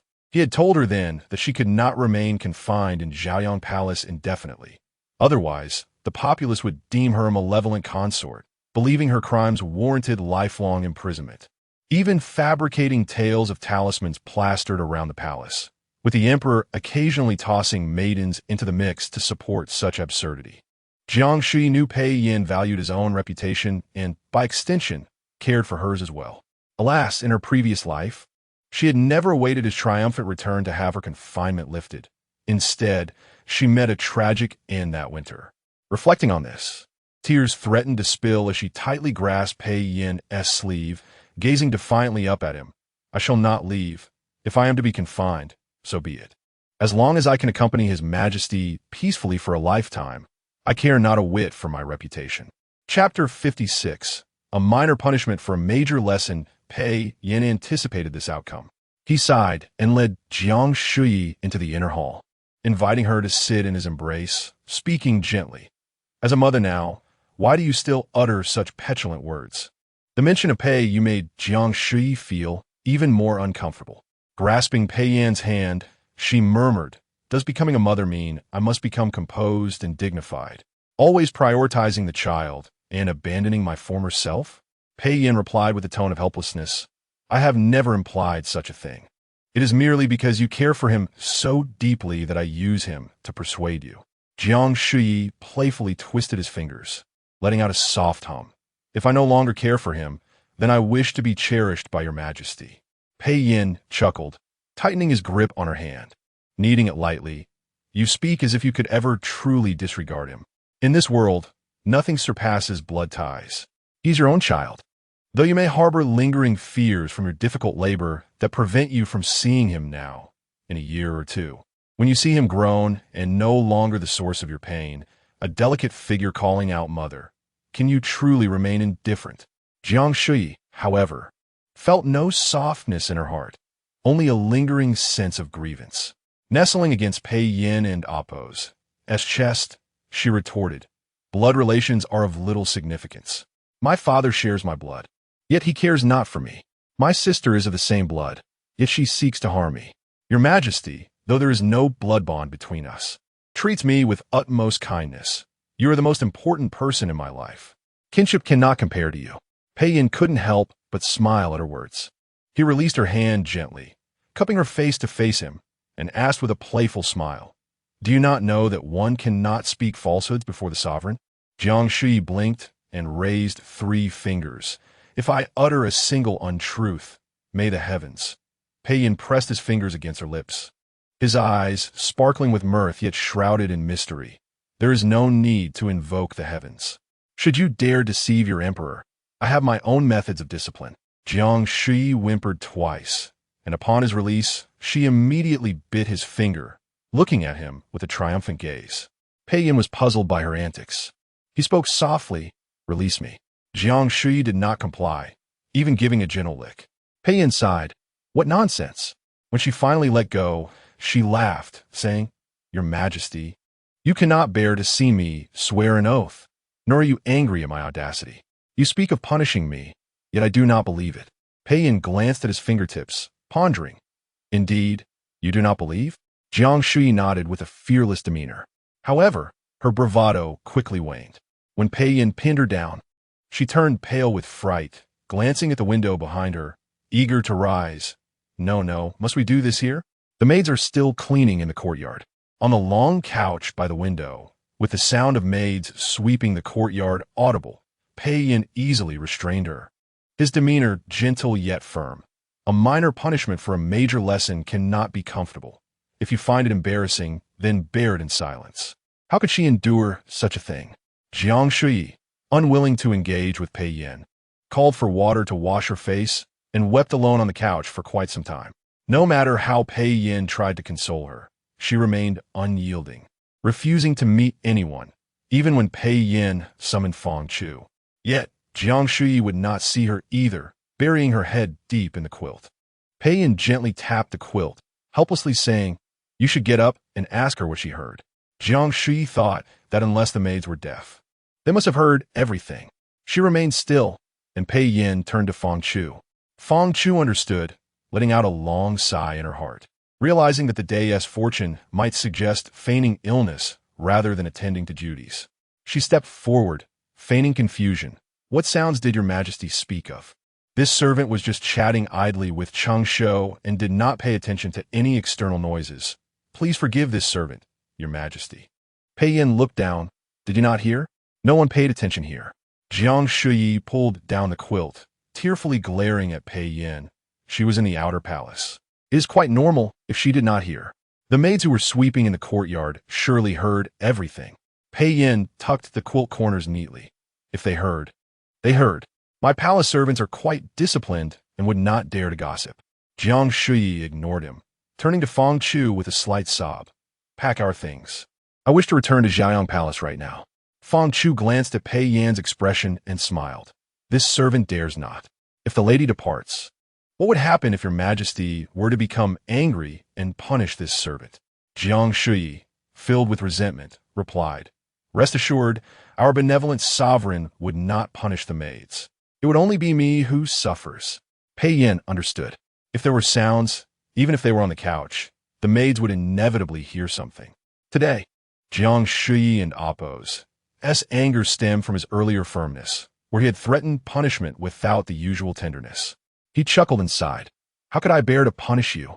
If I truly did, where would you find the strength to speak back to me as you do now?" Jiang Shuyi considered his words and found them somewhat reasonable. After being harshly punished in a past life, she had lacked the energy to argue back. Yet, she still felt a mixture of embarrassment and anger, needing a way to reconcile with Pei Yin. "In just a couple of days, you will return to Jiang Palace. Do you truly wish to sulk with me?" Pei Yin's soft voice was particularly enticing, and Jiang Shuyi detected a hint of loneliness in it. Meeting his gaze, dark and deep like lacquer, she huffed softly. "I want Your Majesty to hold me." Pei Yin laughed, responding readily, opening his arms to welcome Jiang Shuyi into his embrace. Determined to send Jiang Shuyi back to the palace, she understood she could not hide in Qianqing Palace forever.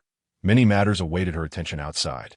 For the next few days, she clung to Pei Yin, who sighed, stating that her behavior was not ideal, yet his eyes sparkled with amusement. Jiang Shuyi continued to cling to him, but ultimately, on the fourth day, Pei Yin resolved to return her to the palace.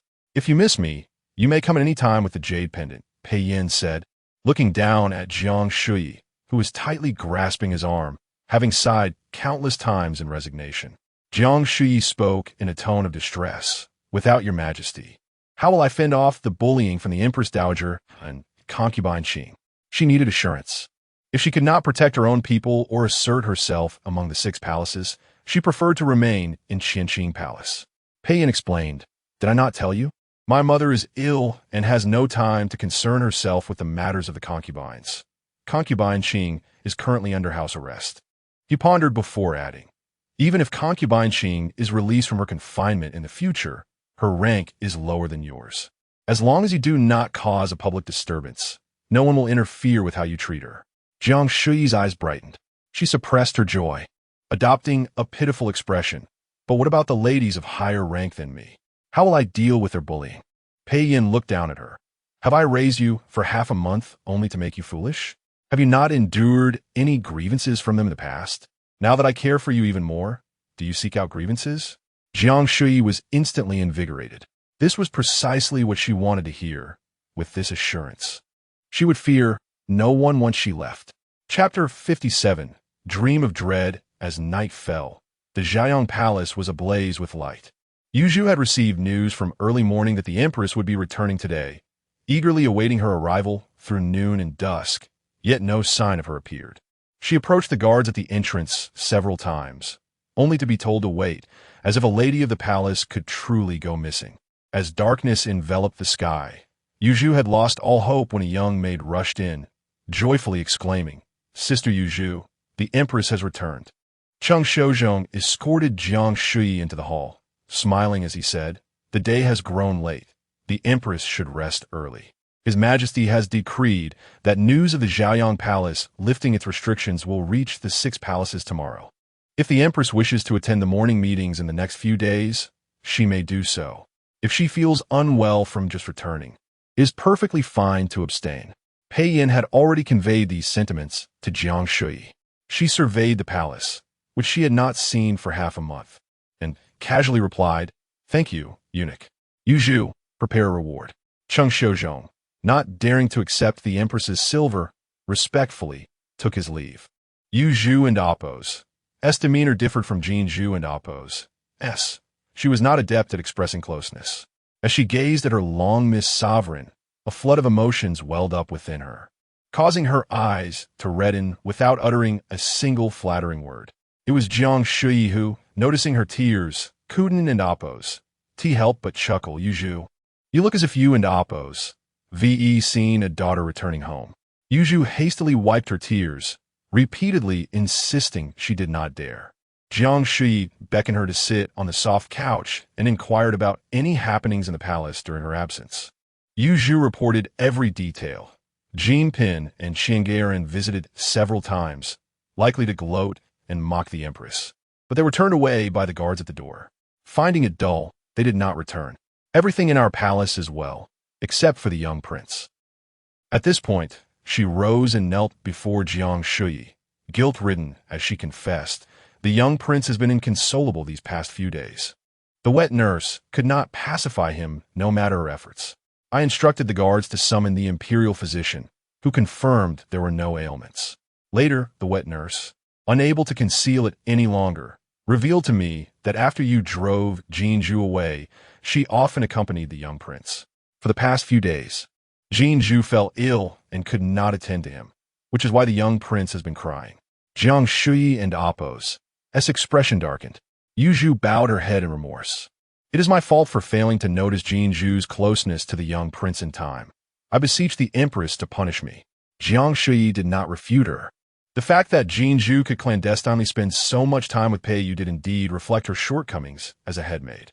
She simply inquired, "What now? Is Jiang Zhu still attending to Pei Yu?" Yu Zhu replied, "Jiang Zhu's illness has not yet subsided. I dare not allow her near the young prince. He has continued to cry these past few days, though somewhat less than before." Jiang Shuyi decisively declared, "Do not permit Jiang Zhu near Pei Yu. Let him cry. He will tire of it in time. As for Jiang Zhu, when she has recovered, let her come to see me, and the wet nurse must also be replaced." Though she did not wish to keep the child born with such difficulty, she would not allow it to fall into the hands of those who had once conspired against her alongside Jiang Wanqing. As for Yu Zhu, Jiang Shuyi felt compelled to advise, "You are my confidant, and your greatest asset is your attentiveness. How could you allow such matters to transpire under your nose? Given our shared upbringing, I shall overlook this incident this time. In the future, be more vigilant and do not allow treacherous individuals to seize opportunities." Yu Zhu, filled with both remorse and gratitude, repeatedly bowed in acknowledgement. It was indeed late. Jiang Shuyi had dined in the Qianqing Palace and took a leisurely stroll in the courtyard before retiring for the night.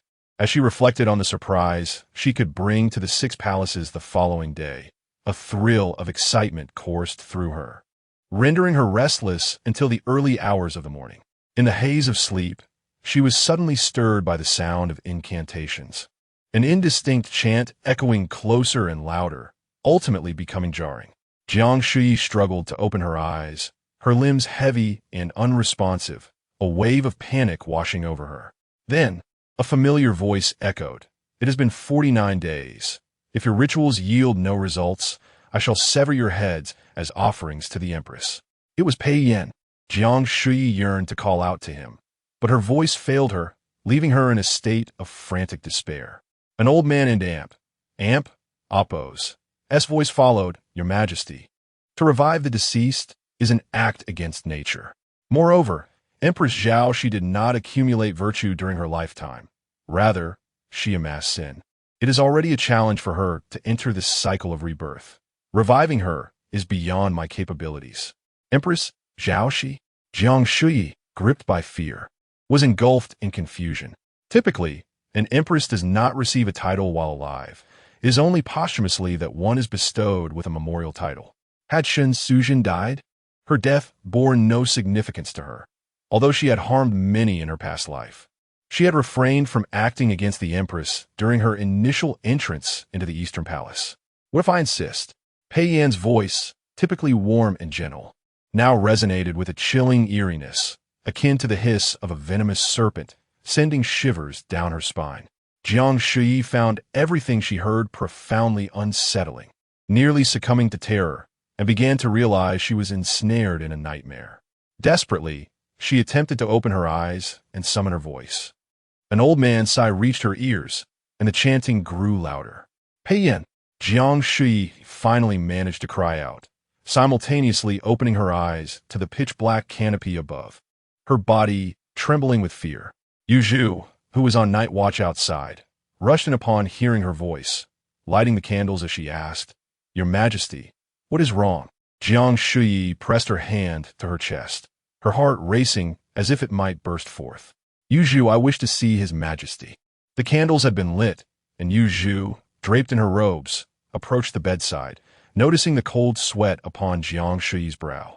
Concerned, she asked, Did you have a nightmare? It is still the third watch. We cannot go to Qianxing Palace. May I stay with you, Your Majesty? Jiang Shuyi's heart remained fraught with dread.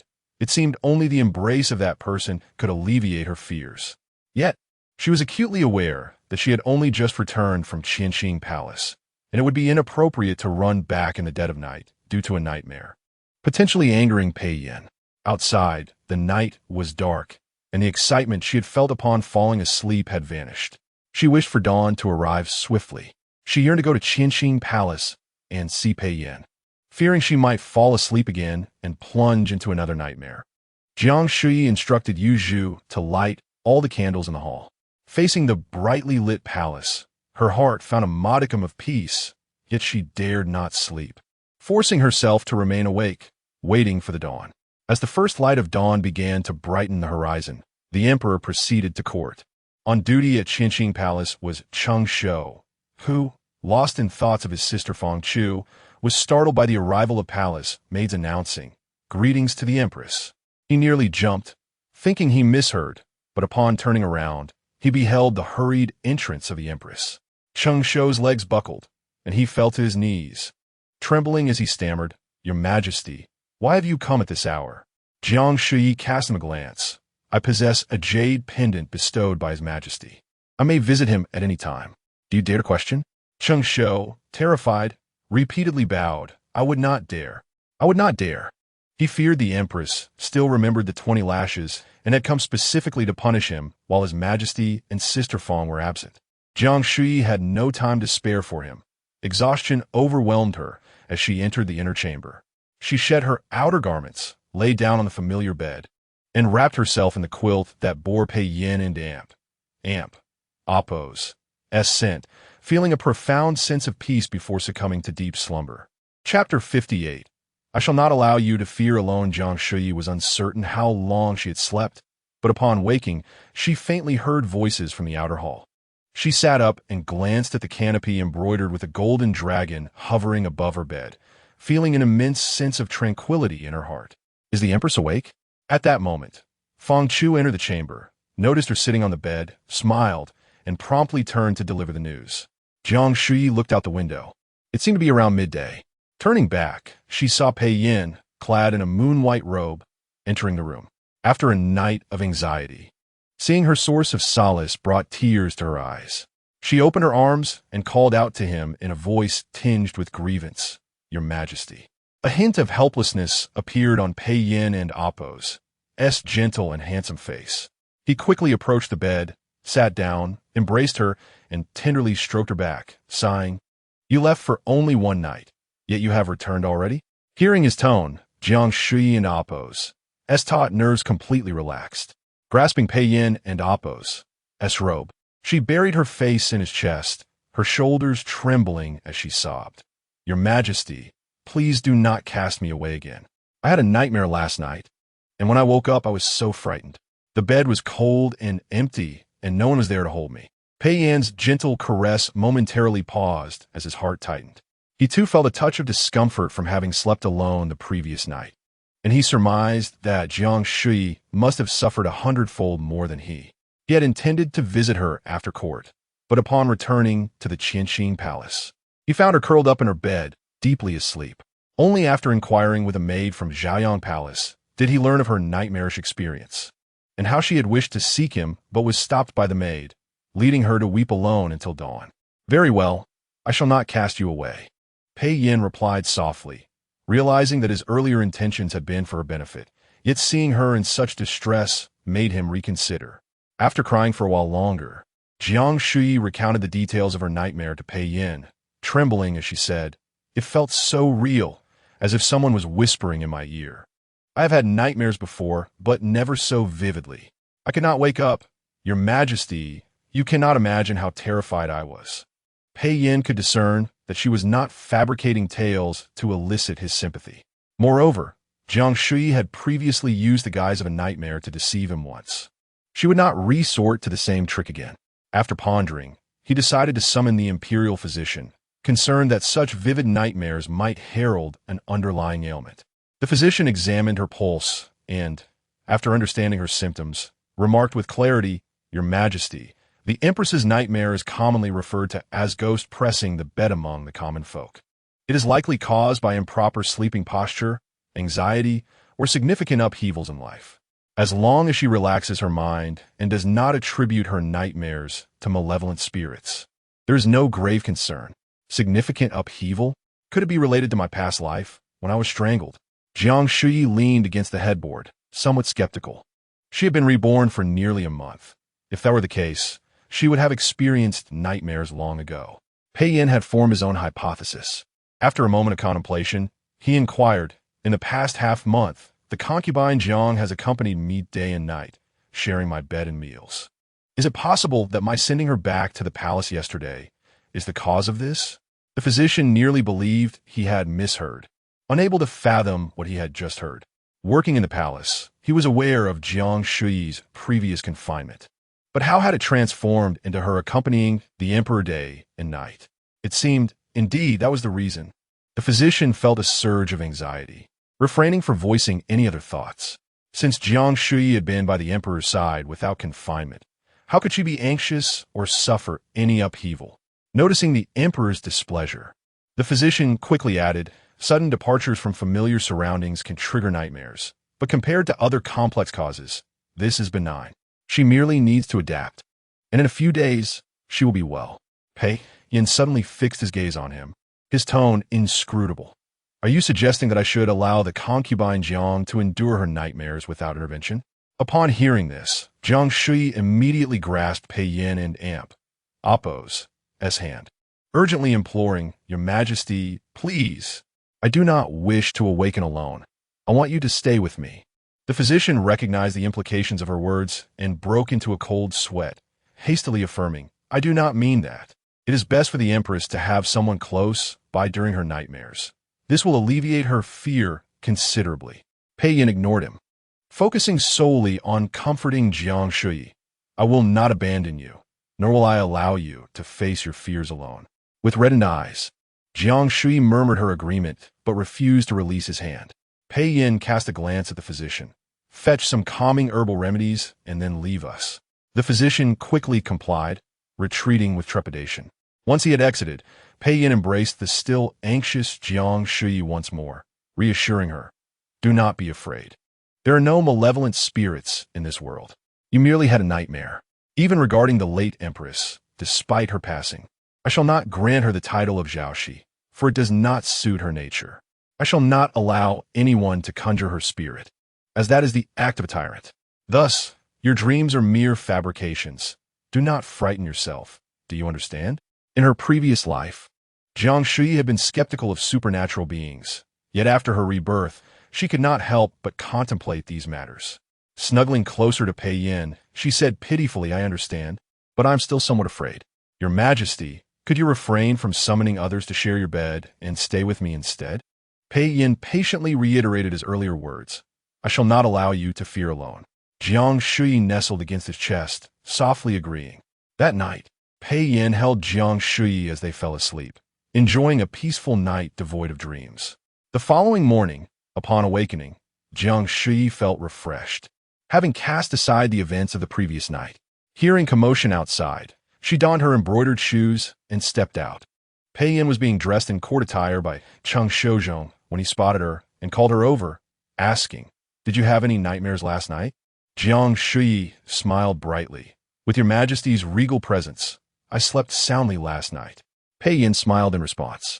Noticing her eager gaze, he subtly gestured to Cheng Shozhong, who promptly understood and stepped aside to allow Jiang Shuyi to assist the emperor in dressing. Jiang Shuyi approached, standing on tiptoe to adjust Pei Yin and Appo's as crown. Listening as he gently said, You are no longer confined and need not wait in the Qianqing Palace for my return. After breakfast, feel free to stroll through the imperial garden or chat with anyone you wish, as long as you return before nightfall. Pei Yin had come to realize that his insistence on sending Jiang Shuyi back to the palace had been hasty. She had grown more dependent on him during her confinement in the Qianqing Palace. How could she bear to be cast aside in a single night? Thus, it was best to take things slowly. For now, he would allow her to take a walk. Jiang Shuyi instantly brightened. The Kunning Palace was likely holding its morning assembly, making it the perfect time to showcase her presence. She obediently bid farewell to Pei Yin and promptly instructed Feng Chu to assist her in changing her attire and arranging her elaborate hairstyle before heading to the Kunning Palace. Chapter 59. Displaying power. When Jiang Shuyi arrived at Kunning Palace, all the concubines had gathered, and the empress was seated at the head, in the midst of delivering a lecture.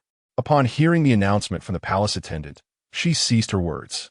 Jiang Shuyi walked to the center of the hall and leisurely performed a courtesy, saying, I pay my respects to your Majesty. I apologize for my tardiness. I trust your Majesty will not hold it against me. The expressions of the crowd varied. The news of Zhang Fei's recent release from house arrest at Qianqing Palace had spread throughout the inner court, and the emperor had personally decreed that Zhang Fei had committed no wrongdoing, stating that her confinement was self-imposed for the purpose of earnestly studying Buddhist scriptures.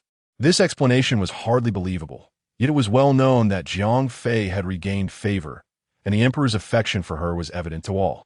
Feng Yue was so excited that she almost stood up, eagerly glancing back at Sister Miao, who nodded gently in response. Upon seeing Jiang Shuyi, the expression of Empress Shun darkened as usual, and she coldly remarked, Your absence would not have been a concern to me. Jiang Shuyi straightened her back and scanned the hall, her gaze landing on Jean Pin and Qian Geiren as she provocatively asked, During my confinement, I heard that you both visited several times to seek an audience. Is there some matter of significance that prompted this? Jean Pin, caught between fear and the desire to maintain her dignity, lowered her head and remained silent, while Qian Geiren quickly laughed and said, Yes, I indeed sought an audience 2 or 3 times. Jiang Shuyi feigned contemplation. If you sought an audience while I was confined, it must have been of great importance. Now that I stand before you, do speak. Qian Geiren was momentarily at a loss for words. Everyone present understood that the two had come to gloat over her misfortune. How were they to fabricate an excuse? She looked beseechingly at Jean Pin. Jean Pin shot her a glare. What does this have to do with me? It is you whom the lady is questioning. Qian Geiren, grinding her teeth in frustration, could only muster the courage to say, I was worried that the servants in the palace might look down on and bully you, so I wanted to see if you needed any assistance. As soon as her words fell, Lin Chongzai let out a laugh, and seeing the attention directed at her, quickly clarified, I did not mean to offend. In an Appo's, It's just that Qianguiren and Apos. S words are too amusing. Do you truly believe anyone would take them seriously? Qianguiren wished she could silence her. Jiang Shuyi also chuckled. Well said, Qianguiren. Do you truly think anyone believes you? Unable to maintain her composure, Qianguiren stood up and knelt on the floor, her head bowed in submission.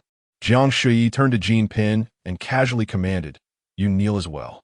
Jean Pin clenched her fists, unwilling to endure such humiliation, and looked towards the throne at Empress Shun. "Your Majesty, Jiang Fei is being excessively arrogant. Will you not intervene?" Empress Shun, fiddling with the Buddhist beads in her sleeve, replied with a calm demeanor, "I have warned you more than once not to provoke Jiang Fei. Even if I wish to support you, I find myself powerless." Jean Pin, both angry and fearful, still refused to kneel, prompting Ro Pin to laugh. "It seems Jean Pin is unrepentant. Your Majesty might as well have the servants assist her." Jiang Shuyi's expression turned cold. "Come here." In an instant, Jean Pin dropped to her knees. Jiang Shuyi hardly registered the motion before she chuckled. "Oh, Jean Pin, I thought you had more spirit." Jean Pin and Apos. S face flushed with embarrassment, yet she could only endure it silently. Jiang Shuyi leisurely approached her seat and gracefully sat down. Glancing at them, "You shall listen to today's morning assembly while kneeling. Remember well the lesson from your Majesty. I am one to repay grievances in kind. When you provoke me, be prepared for the consequences." Shui Shufei appeared to be reluctant to witness the humiliation and advised, "Sister Jiang Fei, this may be excessive. Why inflict such disgrace upon them?" Jiang Shuyi coldly laughed. "Your heart is so compassionate. Yet how did you remain a bystander when Miao was tormented by Qingpin? Are you perhaps a deity who only manifests when I'm present?" Shui Shufei sighed, helplessly addressing Jean Pin and Qianguiren. "You two have seen. I have done my utmost, but Jiang Fei's temperament is truly beyond my ability to manage." Jiang Shuyi could not tolerate her faade of benevolence and pressed, "What of Qing Pin and Apos' temperament? Can you not manage her as well? Or perhaps she is deemed worse than I in your eyes?" Shui Shufei shot her a glance, but said nothing further. Jiang Shuyi persisted, "Your Majesty, I did not intend to oppose you, appearing as if I am a petty person who relishes in triumph. Yet you persist in this charade. The insults Miao suffered were far greater than those of Jean Pin and Qianguiren. You feign concern for them now, merely to make them view you as benevolent while harboring resentment against me. How is it that no one sees through this?" Jean Pin and Qianguiren, initially filled with animosity towards Jiang Fei, were momentarily taken aback by her words. Shui Shufei and Apos' expression grew uncharacteristically displeased. "Jiang Fei, do not presume to judge others by your own standards." Jiang Shuyi replied, "Have I spoken incorrectly? If one is not a saint, one should not feign virtue. Otherwise, it will eventually be exposed." "Enough," Empress Shin interjected, her voice firm. "If Jiang Fei has grievances, discuss them privately. This is Kuan-Ning Palace. As long as I am Empress, I will not tolerate such insolence." Empowered by Pei Yin and Apos' support, Jiang Shuyi felt fearless today. With a mocking tone, she retorted, "Your Majesty, as the sovereign of the 6 palaces, you should not stand idly by while your concubines are humiliated. Previously, when Wu Guifei insulted Feng Meiren, you turned a blind eye, and when Miao was bullied, you were also indifferent. How can you expect the 6 palaces to respect you?" Empress Shun slammed her hand on the armrest. Feng Meiren was punished for her disrespectful words, and Miao, as punishment, was at the behest of the Empress Dowager. They are guilty of their own deeds. Why should I intervene? Jiang Shuyi paused, then laughed mockingly. "In your Majesty's eyes, who is not guilty? I once regarded you as an elder sister, hoping to rely upon you. Yet it seems that without the Emperor's protection, I would ultimately be regarded as deserving of my fate in your eyes." Empress Shun was so enraged that she began to cough. Suqin quickly brought her tea, while Shui Shufei looked on with concern. Jiang Shuyi, finding the Empress's distress unamusing, chose not to speak further. With the morning assembly so disrupted, it was difficult to continue. After Empress Shun calmed her cough with hot tea, she pointed at Jiang Shuyi, her breath uneven, and declared, "I do not require your respect. I am the Empress, revered by all. No matter how arrogant you become, you remain but a concubine. When your beauty fades and love wanes, I shall see how you manage in the palace." Rarely had Empress Shun been so incensed. After speaking, she rose and retreated to the inner chamber, leaving the concubines in a state of confusion. Jiang Shuyi was equally surprised by her departure. She watched as the Empress entered the inner chamber, then turned to survey the room of concubines, who, apart from her own allies, dared not meet her gaze. Only Lin Changzai continued to smile at her obsequiously. Jiang Shuyi smirked. She remembered this person from her past life. Not truly wicked, yet not commendable either, and foolish enough to bring no benefit. She addressed the assembly. "Feng Marin and Miao are like sisters to me.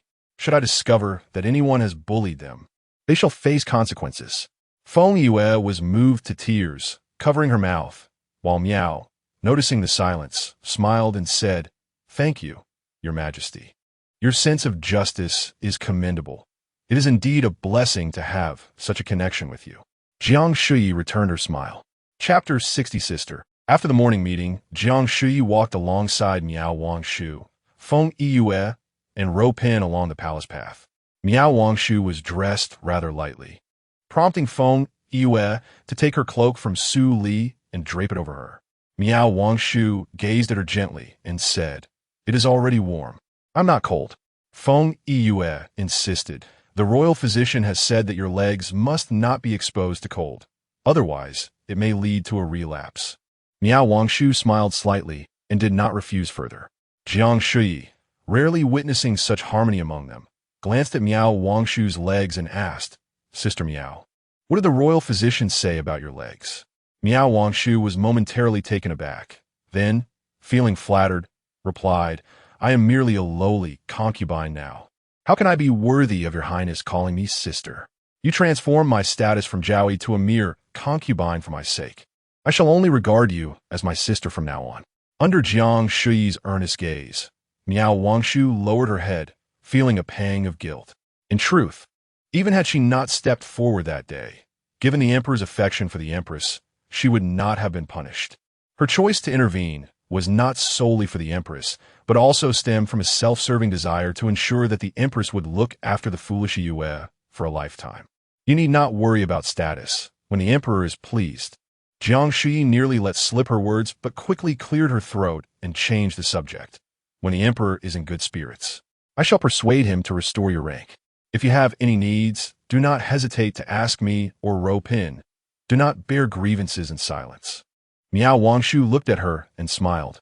"Thank you, Your Highness." Jiang Shuyi inquired about her legs again, discovering that they had indeed become a lasting ailment. Seeing the sadness on Jiang Shuyi's face, Feng Yue quickly stepped forward, holding both their hands together, and smiled. "It is all in the past. I will take good care of Sister Miao, and from now on, the three of us will be well." Ro Pin, following behind, turned her gaze to the newly bloomed apricot flowers, indifferent to being excluded. At that moment, a soft voice called from behind, "Sister." Feng Yue was about to turn around when Jiang Shuyi, already recognizing the voice, frowned and pulled her back, saying, "Let us go. We need not pay her any mind." However, after walking a few steps, Jiang Wanqing caught up, blocking their path and looking at Jiang Shuyi with a pitiful expression. "Sister, are you still angry with me?" Jiang Wanqing had deliberately donned the dress she wore on the day she entered the palace, the fabric a gift from her sister before her arrival, hoping that Jiang Shuyi would recall their sisterly bond upon seeing it. Feng Yue, upon recognizing her, was infuriated and quickly said to Jiang Shuyi, "Your Highness, do not pay her any heed. When you were under house arrest, she flattered Qing Pin in every possible way, claiming she had distanced herself from you while at home. Your house arrest was well-deserved." Ro Pin shot a glance at Jiang Wanqing and added, "I can attest. What Feng Yue said is true. Jiang Changzai has spoken ill of you both openly and covertly to curry favor with Qing Pin." Jiang Wanqing looked somewhat hurt. "Sister, we share the same mother. Would you rather believe their one-sided words than listen to your own sister's defense?" Jiang Shuyi felt as if she had swallowed a fly, sneering coldly. "Jiang Wanqing, I almost forgot to deal with you today." Jiang Wanqing, sensing the coldness in her sister's eyes, felt a tremor of fear mixed with confusion and weakly asked, "Sister, I do not understand what I have done wrong. Since I entered the palace, you have treated me like an enemy. Are you still my sister?" Jiang Shuyi fixed her gaze upon her, her mind flooded with suffocating pain. Your sister has already been killed by your own hands. Jiang Wanqing was bewildered, unable to fathom why her sister would utter such nonsensical words, her eyes revealing a hint of sorrow. Jiang Shuyi quickly reined in her emotions and frowned. Jiang Wanqing, I have long seen through your despicable intentions. Yet you still feign innocence, like a clown attempting to amuse me. Do you not feel ashamed? Jiang Wanqing had never heard such harsh word from her sister, her face turning pale. On the day you first entered the palace, I warned you that if you did not keep your distance from me, I would sooner or later take your life. It seems you did not heed my words. Jiang Shuyi tilted her head and smiled. Are we not sisters, sharing a bond? How many times have I helped you? Countless, I would say. This time, why not assist me in return? Go back and take your own life, lest you dirty my hands and burden me with your sins. Jiang Wanqing struggled to utter two words, sister. Jiang Shuyi could not be bothered to engage her further and turned to Fang Chu.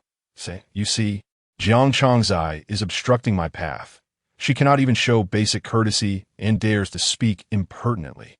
When I report this to the emperor, you must speak a few words of justice on my behalf. Fang Chu glanced at the visibly shaken Jiang Wanqing and replied with a smile. Rest assured, Your Highness, I have seen everything. Jiang Shuyi led the group past Jiang Wanqing, leaving her behind as they discussed what to have for lunch. Jiang Wanqing stared at their retreating figures, listening to her sister and Appo's laughter, a rare sense of confusion washing over her. Why has it come to this? Throughout her life, she had harbored small thoughts to survive at home, but she never intended to place her sister in peril. Her sister had previously been willing to do everything for her. Deserved. A voice of mockery snapped Jiang Wanqing back to reality. She saw Jean Pin, who had likely overheard for some time, now wearing a look of schadenfreude. This is what you get for playing both sides. You were sycophantic before Jean Pin, and now you reap what you sow. Jiang Wanqing glared at her through gritted teeth, while Jean Pin, incredulous, said, You dare glare at me? Jiang Wanqing quickly composed herself, lowering her head in respect. I do not dare. You had better not. Jean Pin glared at her. Do you think you have anyone to rely on now? If you provoke me, I will report to the Empress and have you transferred to my palace, where I will teach you some manners. Despite her deep resentment, Jiang Wanqing dared not utter a word. Satisfied, Jean Pin strode away. Before returning to Qianxing Palace, Jiang Shuyi made a trip to Chaoyang Palace, summoning the already recovered Cheng Lu, casually asking, If I assign you a task now, you need not report to the Emperor, correct? Cheng Lu quickly replied, I am now your Highness and Appo's servant and would not dare entertain any ulterior motives. Jiang Shuyi smiled. If you must report to the Emperor, I would understand, at worst. I would not assign you certain tasks, and I will not put you in a difficult position. However, if you deceive me, I will hold you accountable. Cheng Lu understood that this was an invitation to undertake confidential tasks, eagerly stating, Since I left Qianxing Palace, I have had no further ties to the Emperor's court. My life belongs to your Highness. To speak plainly, should the Emperor inquire about your Highness, as long as you do not permit me to speak, I would rather die under torture than reveal a single word. Very well, I shall trust you this once. You have served in the palace for many years and are well aware of how to make an uncherished concubine's life difficult. Jiang Changzai has truly become a nuisance. Go and take care of it. Help me vent my frustrations. Jiang Shuyi was unaware of Cheng Lu and Appo's his methods and, not daring to assign him a task of grave consequence, decided to test him with smaller matters first. Chapter 61. Must you always be so close to me? Jiang Shuyi returned to the Palace of Heavenly Purity just after noon. Pei Yin was dining when he noticed her arrival and commanded the servants to bring an additional set of chopsticks and a bowl, speaking gently. I thought you would have your lunch elsewhere. Seating herself at the lower end of the table, Jiang Shuyi replied, I would never go elsewhere. Your Majesty's cuisine is the most delectable. It was for the food, after all. Pei Yin glanced at her, understanding her intentions, and said, I shall designate a small kitchen for you in Jiayang Palace and send one of the imperial chefs there, sparing you the trouble of traveling back and forth. Jiang Shuyi immediately feigned a look of grievance. Your Majesty promised not to drive me away. Pei Yin, aware of her playful act, smiled softly. Please eat. I have no intention of sending you away. After their meal, Pei Yin had petitions to review, and Jiang Shuyi eagerly assisted him in grinding ink. Your Majesty, do you know what I accomplished today? Pei Yin thought she had forgotten her previous mischief, having been confined to the inner palace for disturbing his duties. Unable to bear the thought of her sadness, he inquired, What did you do? Jiang Shuyi, brimming with excitement, exclaimed, I was quite imposing in Kunning Palace. I reprimanded the concubine Jean and noble Lady Qian, who sought to take advantage of my confinement. Initially, they tried to deny it, but I silenced them with just a few words, and they had no choice but to admit their faults. Pei Yin, momentarily speechless, finally praised, imposing. Jiang Shuyi, testing his reaction, continued. If he seemed angry, she would stop, but she preferred to confess rather than let others accuse her before him. And then there was the noble consort Shu, who wished to assist concubine Jean and noble Lady Qian in bullying me. With your Majesty's support, how could she dare? Pei Yin responded, Indeed. Jiang Shuyi moved closer, with a playful hum. As for the Empress, she does nothing when others bully me, yet scolds me when I stand my ground. I retorted a few times, and she left in a huff. Pei Yin finally set down his brush and looked at her, calling her name Jiang Shuyi. Instantly, she stood attentively, fearing she had truly angered him. However, Pei Yin merely sighed, saying, You flaunt your favor outside, and I choose to pretend ignorance. Must you insist on telling me this? Want to be punished? Jiang Shuyi and Apos, as eyes sparkled. His words implied he would overlook all her misdeeds. Noticing his lack of anger, she felt elated and embraced him, her eyes gleaming. I adore your Majesty immensely. Therefore, I wish to share everything with you. Pei Yin accepted her reasoning with a smile, lightly admonishing her, Do not be so forward in your affections. Jiang Shuyi fully embraced her privileged position, refusing to let go, playfully demanding, Your Majesty, why not move to the lower table? I wish to rest on your lap. Pei Yin chuckled, yet his tone held a tinge of exasperation. You behave like a kitten, insisting on being so close to me. Jiang Shuyi beamed, showering him with sweet words. I cannot bear to be apart from your Majesty, even for a moment. Pei Yin, seemingly helpless against her charm, eventually acquiesced. 2 days later, when Jiang Shuyi visited Kunning Palace again, she found it in uproar. Upon entering, she saw Jiang Wanqing kneeling and weeping. Empress Shun, with a stern expression, remarked disapprovingly as Jiang Shuyi strolled in, Jiang Fei, your sister claims her rations have been curtailed at your behest. Is that true? Jiang Shuyi approached her chair and sat down, casting a glance at Jiang Wanqing, who lowered her head in guilt, then shot a resentful look at her. Jiang Shuyi nonchalantly returned her gaze, adjusting her hairpin. If your Majesty continues to interrogate me without discernment, I shall cease my visits henceforth. Empress Shin glared. Am I not permitted to question you? Jiang Shuyi, unyielding, replied, Question me as you will. But why must you wear such a grim expression as if I were a thief? If you have already decided I am guilty, my defense is in vain. The other concubines suppressed their thoughts, knowing Empress Shun rarely displayed any warmth. Empress Shun, her chest heaving with indignation, retorted, How dare you defy me? If you are so discontent, why come here? Jiang Shuyi changed her demeanor, sitting upright and earnestly stating, Because His Majesty is wise and benevolent, teaching me to respect the Empress, and I find great wisdom in His words. Thus, I shall frequently pay my respects to you. Unconvinced that His Majesty could utter such words, Empress Shun dismissed Jiang Shuyi, turning her attention back to Jiang Wanqing. Why have your rations been reduced? Does the Internal Affairs Bureau not deduct from others? Have you caused too much trouble relying on your sister and aunt? Apos, as position, Jiang Wanqing could hardly believe her ears. How can your Majesty accuse me so unjustly? I have always been humble since my arrival. Noble Lady Ro interjected with a laugh. That is nonsense. Just the other day, you obstructed the Empress and Jiang Fei while wearing garments beyond your station. Jiang Wanqing quickly protested. Those were gifts from my sister before I entered the palace. Noble Lady Ro feigned surprise. Jiang Fei is so fond of you that she would gift you such fine things. How could she possibly reduce your rations? Before Jiang Wanqing could respond, Miao Wangshu coughed lightly and amp, oppose, as simply a case of ingratitude. Feng Yue was more blunt, exclaiming in outrage, "What an ungrateful wretch!" Jiang Wanqing felt the scornful gazes of the other women, some amused and others contemptuous. Her face flushed with embarrassment, and she could not help but explain, "My sister was kind to me before, but after I entered the palace, her demeanor changed drastically."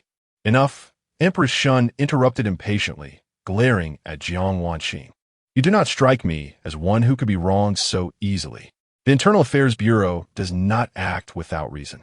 I will investigate whether you truly suffered or harbored ulterior motives." Jiang Wanqing had never faced such unjust accusations. In her family, even when sisters quarreled, they would still uphold reason before their mother.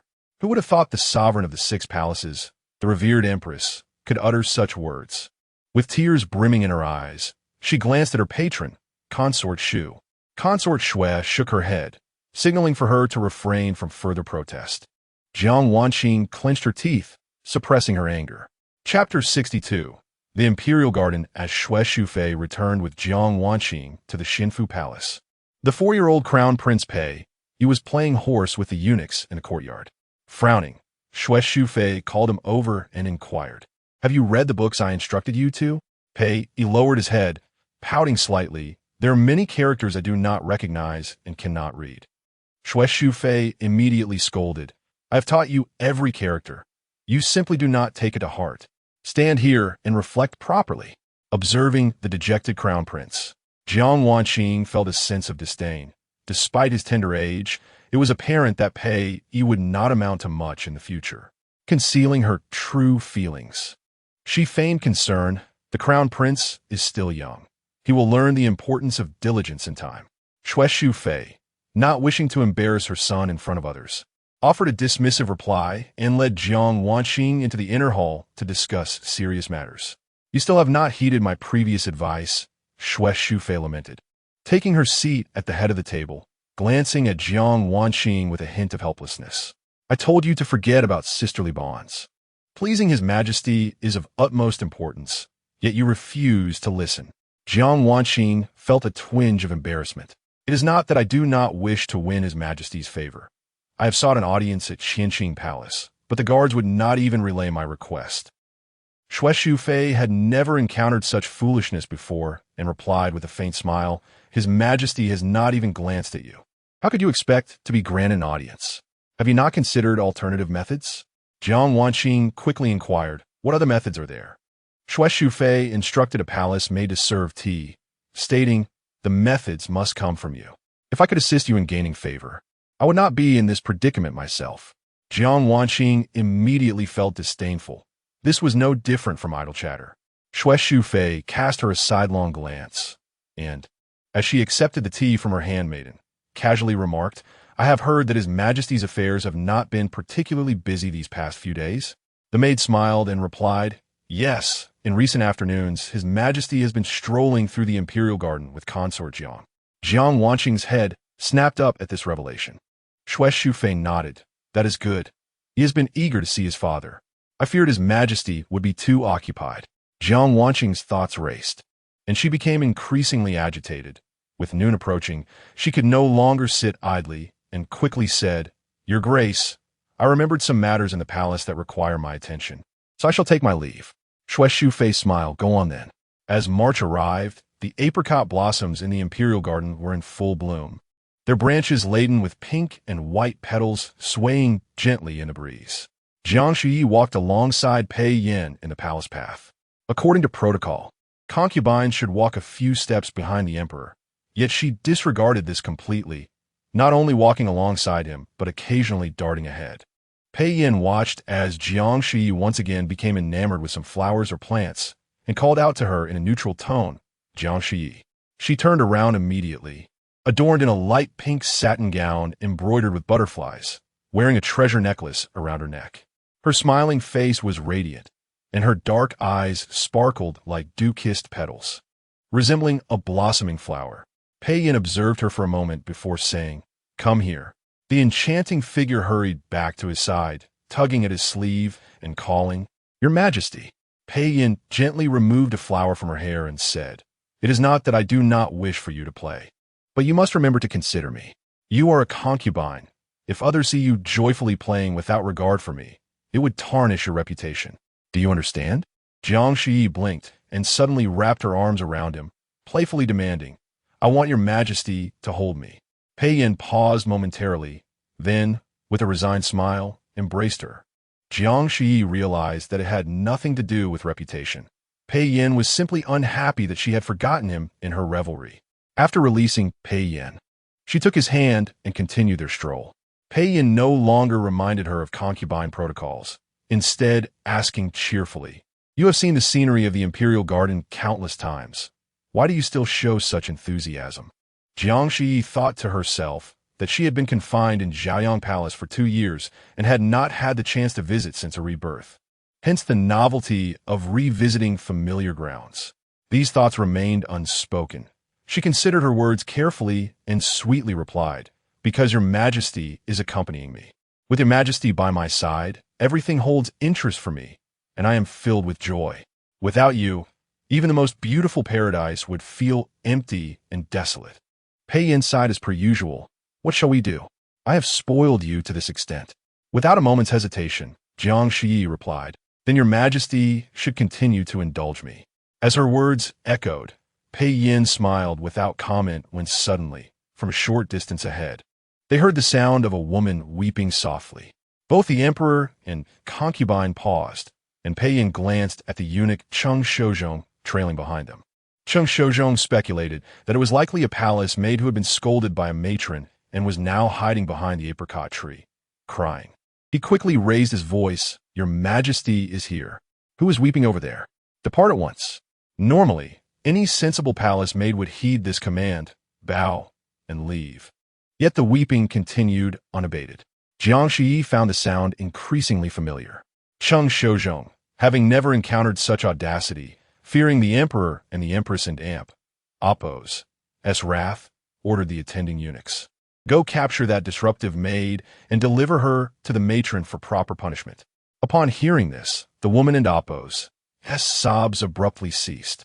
Before the eunuchs could approach, she emerged from behind the tree, kneeling on the ground, her eyes swollen as she gazed at Pei Yin, choking out, "Your Majesty, please forgive me. I did not expect to encounter you here. It was unintentional." Jiang Shuyi was instantly enraged. This woman could only be Jiang Wanqing.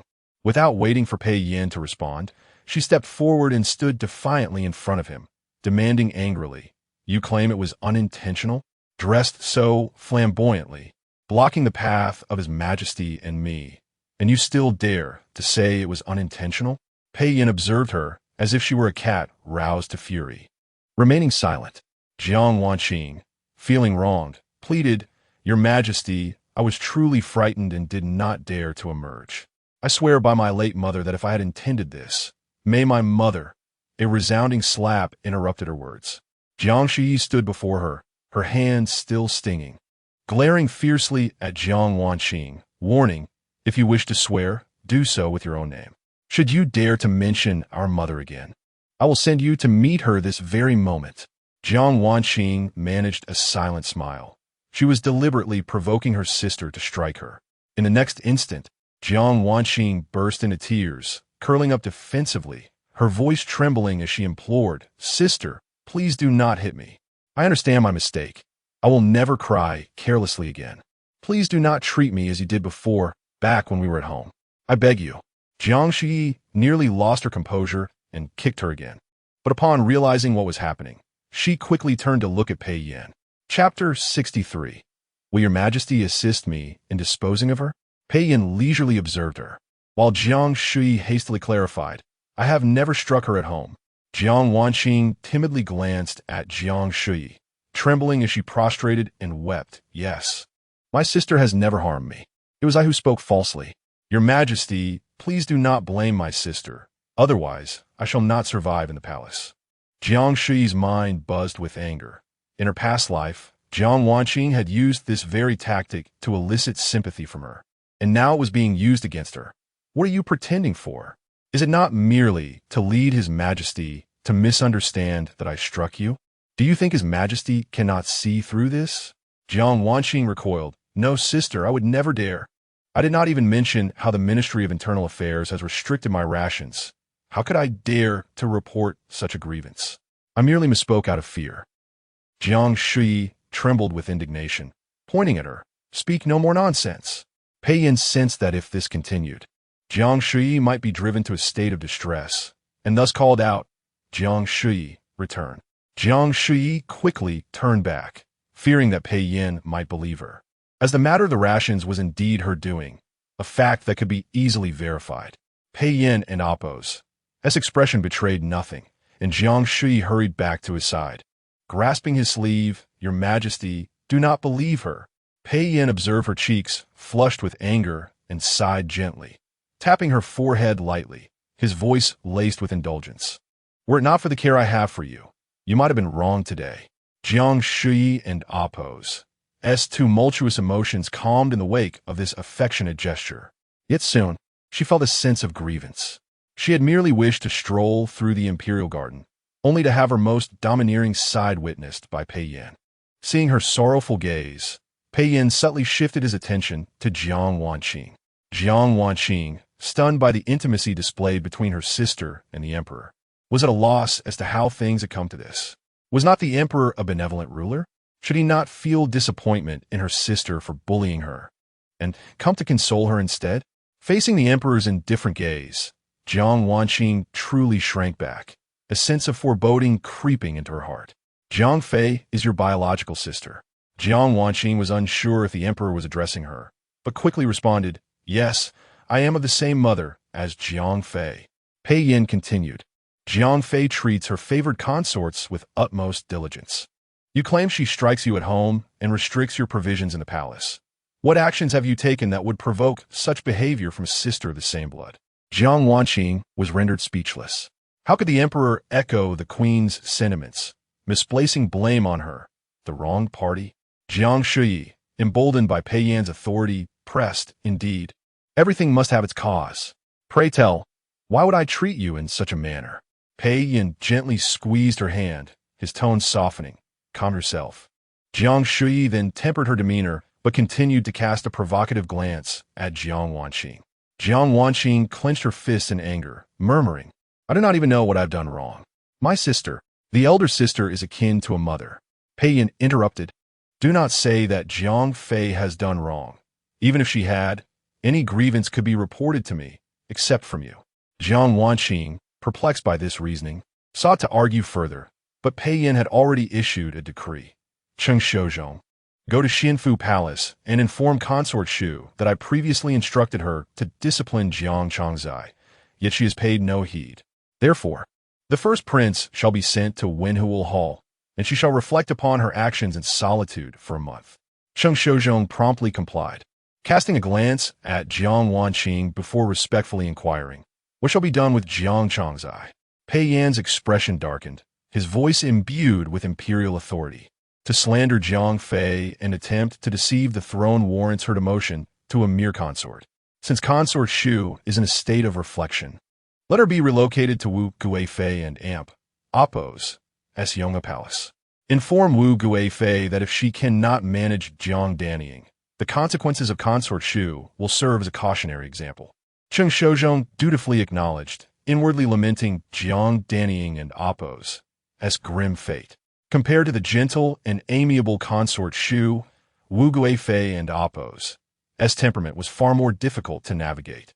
It would be surprising if Jiang Danying did not become a target for Wu Guifei's wrath. Jiang Wanqing, clearly grasping the implications, turned pale and despondently knelt upon the ground. She understood now that the emperor was unwaveringly protective of her sister, entirely dismissive of her grievances. Jiang Shuyi could not contain her satisfaction and was about to taunt when Pei Yin grasped her hand and moved forward.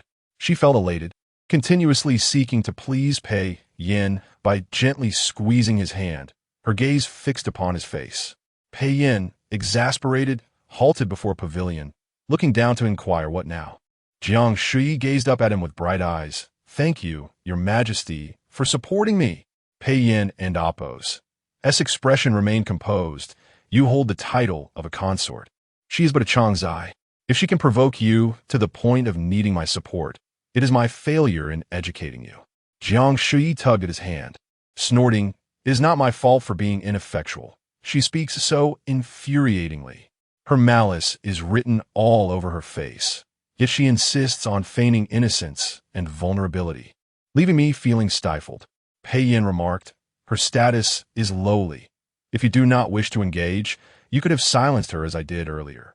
Ultimately, it was your regard for sisterly affection that spared her from your previous wrath, resulting in the indignation you now feel. Jiang Shuyi was momentarily taken aback. Reflecting on Jiang Wanqing's various antics since her arrival in the palace, she suddenly realized that Pei Yin seemed to understand her better than she understood herself. Though she had claimed to wish for Jiang Wanqing's demise, all her warnings since the day Jiang Wanqing entered the palace, and even the subsequent testing with the barrel hairpin, had been opportunities for Jiang Wanqing. Even now, acknowledging that Jiang Wanqing was beyond redemption, she had yet to choose to act against her. How could this be? Jiang Shuyi was never one to vacillate. In her past life, she was decisive against those she disdained. Why then did she feel so impotent in this life? Glancing at Pei Yin, a wave of sadness washed over her, and she fell into his embrace. Pei Yin sensed her despondency and inquired softly, Did my words weigh heavily upon you? Jiang Shuyi shook her head. Pei Yin continued, Is it for your sister? Jiang Shuyi nodded. Pei Yin lifted her chin, gazing into her sorrowful eyes, and after a moment of silence, suddenly asked, Do you wish for her to live or perish? Jiang Shuyi jolted, instinctively glancing around before realizing that Pei Yin held the highest authority in the palace, and there was no harm in being overheard. She stammered, Your Majesty, what do you mean? Pei Yin smiled faintly, his demeanor as gentle and refined as ever, his voice low and soothing. What do you think I mean? Jiang Shuyi swallowed hard, tentatively suggesting, If I were to say I wanted Jiang Changzai, no, Jiang Danning to die, would your Majesty assist me in eliminating her? Pei Yin mirrored her phrasing in response. If I were to affirm that, would you consider me foolish and unkind? His gaze lowered, long lashes casting soft shadows over his features, leaving Jiang Shuyi momentarily unable to discern his expression. Chapter 64, Benevolent Teacher. Stern Father Jiang Shuyi soon regained her composure and shook her head vigorously. How could that be? Your Majesty has done so much for me. If I were to think of you as foolish and unkind, would I not be a traitor? Confused by the question he posed, her eyes widened slightly as she answered. Pei Yin lowered his gaze, carefully scrutinizing her expression, and the smile on his face deepened. Finally, he gently pinched her cheek and coaxed. Then you need not concern yourself with your sister. If she angers you again, just tell me, all right? Jiang Shuyi nodded, but then realized something. Her disbelief mingled with excitement as she asked, Your Majesty truly intends to kill for me? In her previous life, after a decade of shared affection, the most outrageous thing Pei Yin had ever done for her was to shield her from punishment, and now they had only just begun anew. Pei Yin merely smiled and continued walking ahead. Jiang Shuyi quickly caught up, tugging at his sleeve, struggling to suppress the smile, threatening to break free. Unable to contain the excitement in her voice. Your Majesty, is that true? Have you truly begun to care for me this much? Pei Yin remained silent, leisurely walking with his hands clasped behind his back. Jiang Shuyi took this as tacit approval and eagerly began to calculate. Does this mean I can tell you about any mischief I wish to undertake in the future? Will you assist me? No. I don't even need to do anything wrong. If anyone bullies me, I can just report it to you. Pei Yin sighed. Jiang Shuyi, do you know what it means to betray yourself? Jiang Shuyi remained blissfully unaware. I don't know. That's called self-betrayal. Pei Yin replied gently. You've done plenty of mischief behind my back before. Jiang Shuyi was momentarily taken aback, then cleared her throat and glanced at Pei Yin's expression. Seeing no anger, she stammered, Well, it wasn't an amp, Appo's, tea too much. Your Majesty wouldn't punish me, would you? Pei Yin and amp, Appo's. Expression remained unchanged. I haven't heard anything. If you confess again, I might just consider it a request for punishment. Jiang Shuyi immediately swallowed her words. She understood that even though Pei Yin doted on her to the point of losing his boundaries, his inherent integrity would not allow him to openly acknowledge personal favoritism. After the two finished strolling in the imperial garden and returned to the Qianqing palace, it was an Indapos, too long before Jiang Shuyi came to report. The crown prince requests an audience outside the hall. Jiang Shuyi was practicing her calligraphy while Pei Yin had recently taken on the role of a teacher, either instructing her in literature or guiding her in copying his handwriting. Upon hearing the name of the crown prince, Jiang Shuyi's brush hesitated, and ink splattered on her writing paper. Pei Yin glanced over, and, as Jiang Shuyi was about to inquire whether they should withdraw, he coldly remarked, "This page needs to be redone." Jiang Shuyi's expression fell. Pei Yin calmly explained, "You were the one who, with a charming pout, asked me to read the book of songs again, and I obliged. Thus, I must hold you accountable." Feigning grievance, Jiang Shuyi leaned over her small desk. "Why can Indapos, to your majesty, be a benevolent teacher?" Pei Yin sighed. "I have been quite merciful. When I was a child, if I wrote poorly, I was punished with a rod." Jiang Shuyi, intrigued, asked, "Did they really hit you?" "I've seen in plays that when a prince makes a mistake, the accompanying scholar takes the punishment instead." "Indeed, they did punish," Pei Yin gently clarified. "There were many children of the emperor, and he could not attend to each one. Thus, he instructed the teachers to be strict. The third prince was quite unruly. Once, Grand Tutor Wei struck him until his hands were swollen and bleeding. When the empress reported it to the emperor, instead of rebuking Grand Tutor Wei, the emperor praised him and rewarded him with 100 taels of gold." Jiang Shuyi smiled brightly at Pei Yin. "Given your majesty and Appo's nature, you must not have been punished, right?" Pei Yin chuckled. At that time, another teacher, envious of Grand Tutor Wei, attempted to emulate his methods to gain the emperor's favor. However, he lacked the integrity and courage of Grand Tutor Wei. All princes in the harem had their mothers, and he dared not punish too harshly, fearing the emperor might listen to whispers. Seeing that I had no mother and that the third prince constantly bullied me, he nitpicked my studies every day. I was still a child, unable to achieve perfection. One day I dozed off in class, and he seized the opportunity. Jiang Shuyi's heart raced in tension. Pei Yin paused, looking down at his outstretched right hand. My hand was injured worse than the third prince's that day. He brought me before the emperor to claim credit, but fortunately, the emperor was not foolish. He saw through his intentions, scolded him harshly, and banished him from the palace, never to teach the princes again. Jiang Shuyi felt both vindicated and unsatisfied. Her face flushed with anger as she exclaimed, "Was that all? If it were my child, I would find a way to rid myself of such a treacherous villain." Jiang Shuyi's eyelids twitched. What kind of words were these? The empress dared to say such things. Pei Yin remained silent for a moment and said, "Jiang Shuyi, I understand you seek justice for me, but we cannot disrupt the natural order. If you continue to speak so recklessly, I will indeed punish you."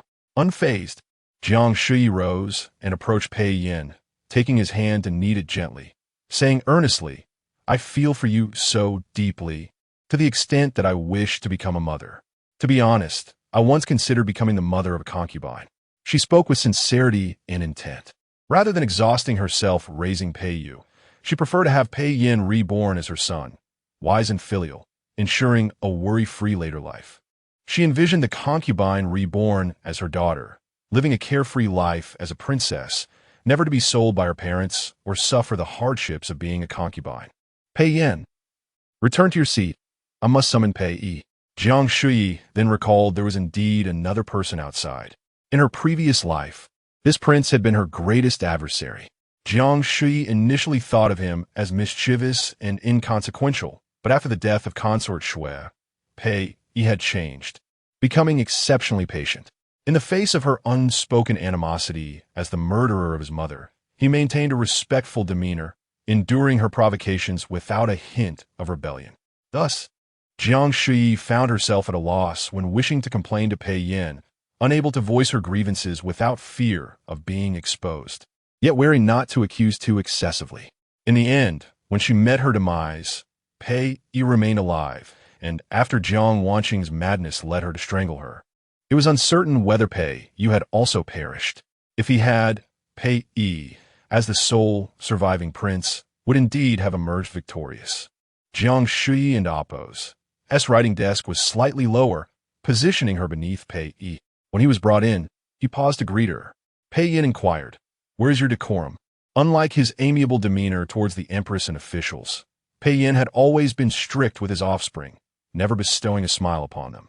Jiang Shuyi observed as Pei Yi was startled by his father's expressionless countenance, quickly kneeling down to pay his respects to Pei Yin, then timidly turning to her, whispering, "Greetings to Empress Jiang."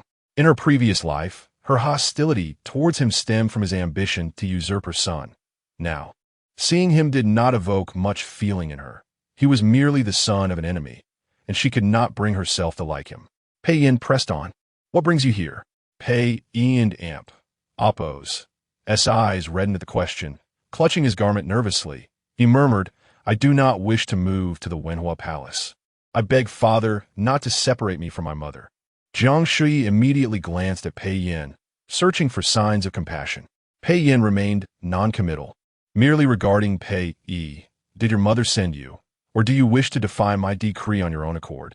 Pei Yi dared not admit his desire to oppose the emperor. He knew he had to acknowledge that it was his mother who incited him.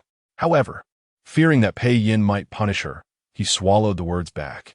Under the intimidating gaze of his father, Pei Yi found himself at a loss for words, trembling uncontrollably. When he heard the sound of Pei Yin and Appo's palms striking the table, he was utterly terrified and burst into tears. Chapter 65, What Does Your Majesty Mean? If it were any other concubine here, they would either sincerely or feign support for the crown prince in such a situation. However, Jiang Shuyi observed the scene with great interest, completely ignoring the pleading gaze cast upon her by Cheng Shoujo. After all, this was not the child of Wang Shu and Yu. Why should she meddle in such matters? Cheng Shoujo could only sigh and approach the crown prince, saying, "Your Highness, please do not cry. His Majesty merely asked a question. You should answer truthfully. Let him cry." Pei Yan's voice interrupted coldly. Cheng Shoujo, helpless, retreated. Upon hearing his father and Appo's voice, Pei Yi dared not cry anymore. Yet he could not suppress his sobs, sniffling instead. "After you have cried, answer the question I asked you earlier," Pei Yin commanded, looking down at him. "If you do not answer, you shall remain kneeling here." Pei Yi had not anticipated that even after crying, he would still face questioning. Terrified, he dared not lift his head and began to tremble. Jiang Shuyi's gaze shifted back and forth between the emperor and the crown prince, clearly reveling in the unfolding drama. When her eyes met Pei Yan's unexpectedly, she froze. Displaying an innocent demeanor, Pei Yin softened his tone. "Continue practicing your calligraphy. Do not lose focus." Pei Yi looked up in confusion at his father. Realizing the comment was directed at Jiang Shuyi, he quickly lowered his head, fearing to be caught. Jiang Shuyi placed her brush on the white jade stand and looked up at Pei Yin with a hint of grievance. "My wrist is a bit sore. I wish to take a break." Pei Yin understood she had been too busy enjoying the spectacle to write a single character, and her request was merely an act of indulgence. After a brief contemplation, he replied, "Then take a short rest." Jiang Shuyi cheerfully thanked him, and then turned to Pei Yi with a smile. "Crown Prince, are you not uncomfortable kneeling? Why have you not answered your father?" Pei Yi was startled at being called out, and upon looking up at his father's stern face, he could no longer hold back and cried out, "It was Mother. Mother sent me to plead on her behalf." He burst into tears again. Pei Yin and Appo's expression turned icy as he addressed Cheng Shoujo. "Proclaim my decree. Since Consort Shui shows no remorse and even incites the crown prince in a bid to exonerate herself, she need not reflect in solitude any longer. From this day forth, she shall be demoted to concubine status, and this shall be made known to the 6 palaces." Pei Yi immediately realized he had caused trouble. He was worried for his mother and terrified of a rebuke, leading him to cry even louder. Pei Yin did not relent, glancing at Cheng Fu, who understood and quietly threatened Pei Yi, causing him to stop crying instantly. Pei Yin admonished, "As a prince, you deceive your sovereign. I should impose severe punishment upon you." Pei Yi looked up at his father, tears in his eyes. Pei Yin continued, "Considering your youth, I shall not punish you this time. However, as my eldest son, I have high hopes for you. Since the Shui family fails to educate their offspring, I shall appoint a strict tutor for you. You will commence your studies early this year and be under his supervision." Upon hearing he would not be beaten, Pei Yi quickly nodded through his tears. "Yes, yes. I thank father." Pei Yin then ordered, "You may leave." Relieved, Pei Yi bowed and hurried to the door, escaping as if his life depended on it. Jiang Shuyi found the scene both amusing and disheartening. Suddenly, she heard Pei Yin call her name and turned to face him. Pei Yin had intended to offer her a few words of guidance, but upon seeing a hint of despondency in her eyes, he paused and gently asked, "After watching the commotion for so long, should you not feel joyful? Why the sadness?" Jiang Shuyi blinked, attempting to feign lightheartedness, but under his gentle gaze, she felt her facade crumble and sulked. "Your Majesty is a good father. He truly cares for the crown prince." "Pei Yin, how do you perceive this?" Jiang Shuyi twisted a corner of the Xian paper, murmuring softly. "Your Majesty himself said he has high expectations for his eldest son and has chosen a strict tutor for him. What honor that is." Pei Yin contemplated for a moment and asked earnestly, "Do you truly believe this is an honor?" Jiang Shuyi adopted a look of subtle grievance, as if to say, "What else could it be?" Pei Yin nodded, seemingly contemplative. "Very well. I shall become a strict tutor from now on, overseeing your conduct personally." Jiang Shuyi was taken aback. "You must practice 10 more sheets of calligraphy today. Once finished, you shall recite your lessons. If you cannot complete them, you shall not be permitted to sleep." After stating this, Pei Yin raised his gaze to ask, "Is this not a greater honor than Pei Yes? Are you not pleased?" Jiang Shuyi, "Pleased? What nonsense!" She pouted. "If your Majesty no longer cares for me, just say so." Pei Yin remained calm. "If you do not view this as affection, why then the jealousy?" Jiang Shuyi moved closer to Pei Yin, taking his hand and playfully shaking it, asserting, "The crown prince is your Majesty's child. It is only natural to be strict in teaching. However, as your Majesty and Appo's favored concubine, the essence of my position lies in being cherished. How can they be the same?" Pei Yin tightened his grip, pulling Jiang Shuyi onto his lap, speaking softly, "But I do not share that view." As she adjusted her position to sit comfortably, Pei Yin gently cupped her chin, turning her face toward him. "Whether it be between parent and child, or between husband and wife, if I cherish someone, I shall treat them well, ensuring they are neither saddened nor frightened." Pei Yin's eyes were dark and intense, fixed on Jiang Shuyi, "just as I will not distance myself from you to avoid jealousy among the 6 palaces. Nor shall I feign sternness while harboring affection for Pei Yi." Jiang Shuyi felt a flicker of joy initially, but it soon morphed into slight confusion. "Does your Majesty not care for the crown prince?" Pei Yin replied, "Why should I? His birth was at the behest of the former emperor, not by my desire. My lack of aversion is already fulfilling my duty as a father." Jiang Shuyi had never heard him express such sentiments before. She recalled how, upon Pei Yi and Appo's birth, the late emperor rejoiced at the prospect of an heir, and Pei Yin had doted on his firstborn. How had that affection diminished? Before she could ponder further, Pei Yin stroked her cheek and asked, "Do you know why I did not allow you to withdraw earlier?" Jiang Shuyi, still in a daze, instinctively inquired why. Pei Yin slowly smiled. "You often profess your fondness for me, claiming deep affection. I wish to show you that some matters are not as they seem. I'm not always benevolent. Sometimes, even towards my own, I can be utterly ruthless."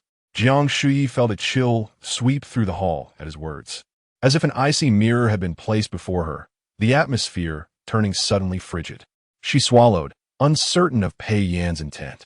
Was he warning her not to take her favored status for granted? Pei Yin observed her expression, his voice low and calm. "Are you afraid of me?" Jiang Shuyi nodded, then quickly shook her head. Pei Yin's previously darkened expression revealed confusion, prompting a soft hum. Jiang Shuyi shifted closer to Pei Yin, speaking honestly, upon reflection.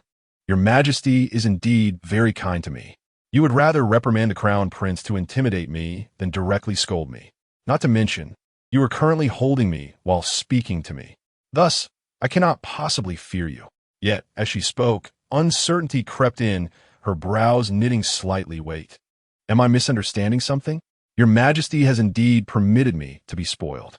You were not angry before the Crown Prince arrived. Why would you suddenly seek to intimidate me? Your Majesty must have meant something else, right? Chapter 66. Mother, it is time for your medicine. Some matters are best understood without words.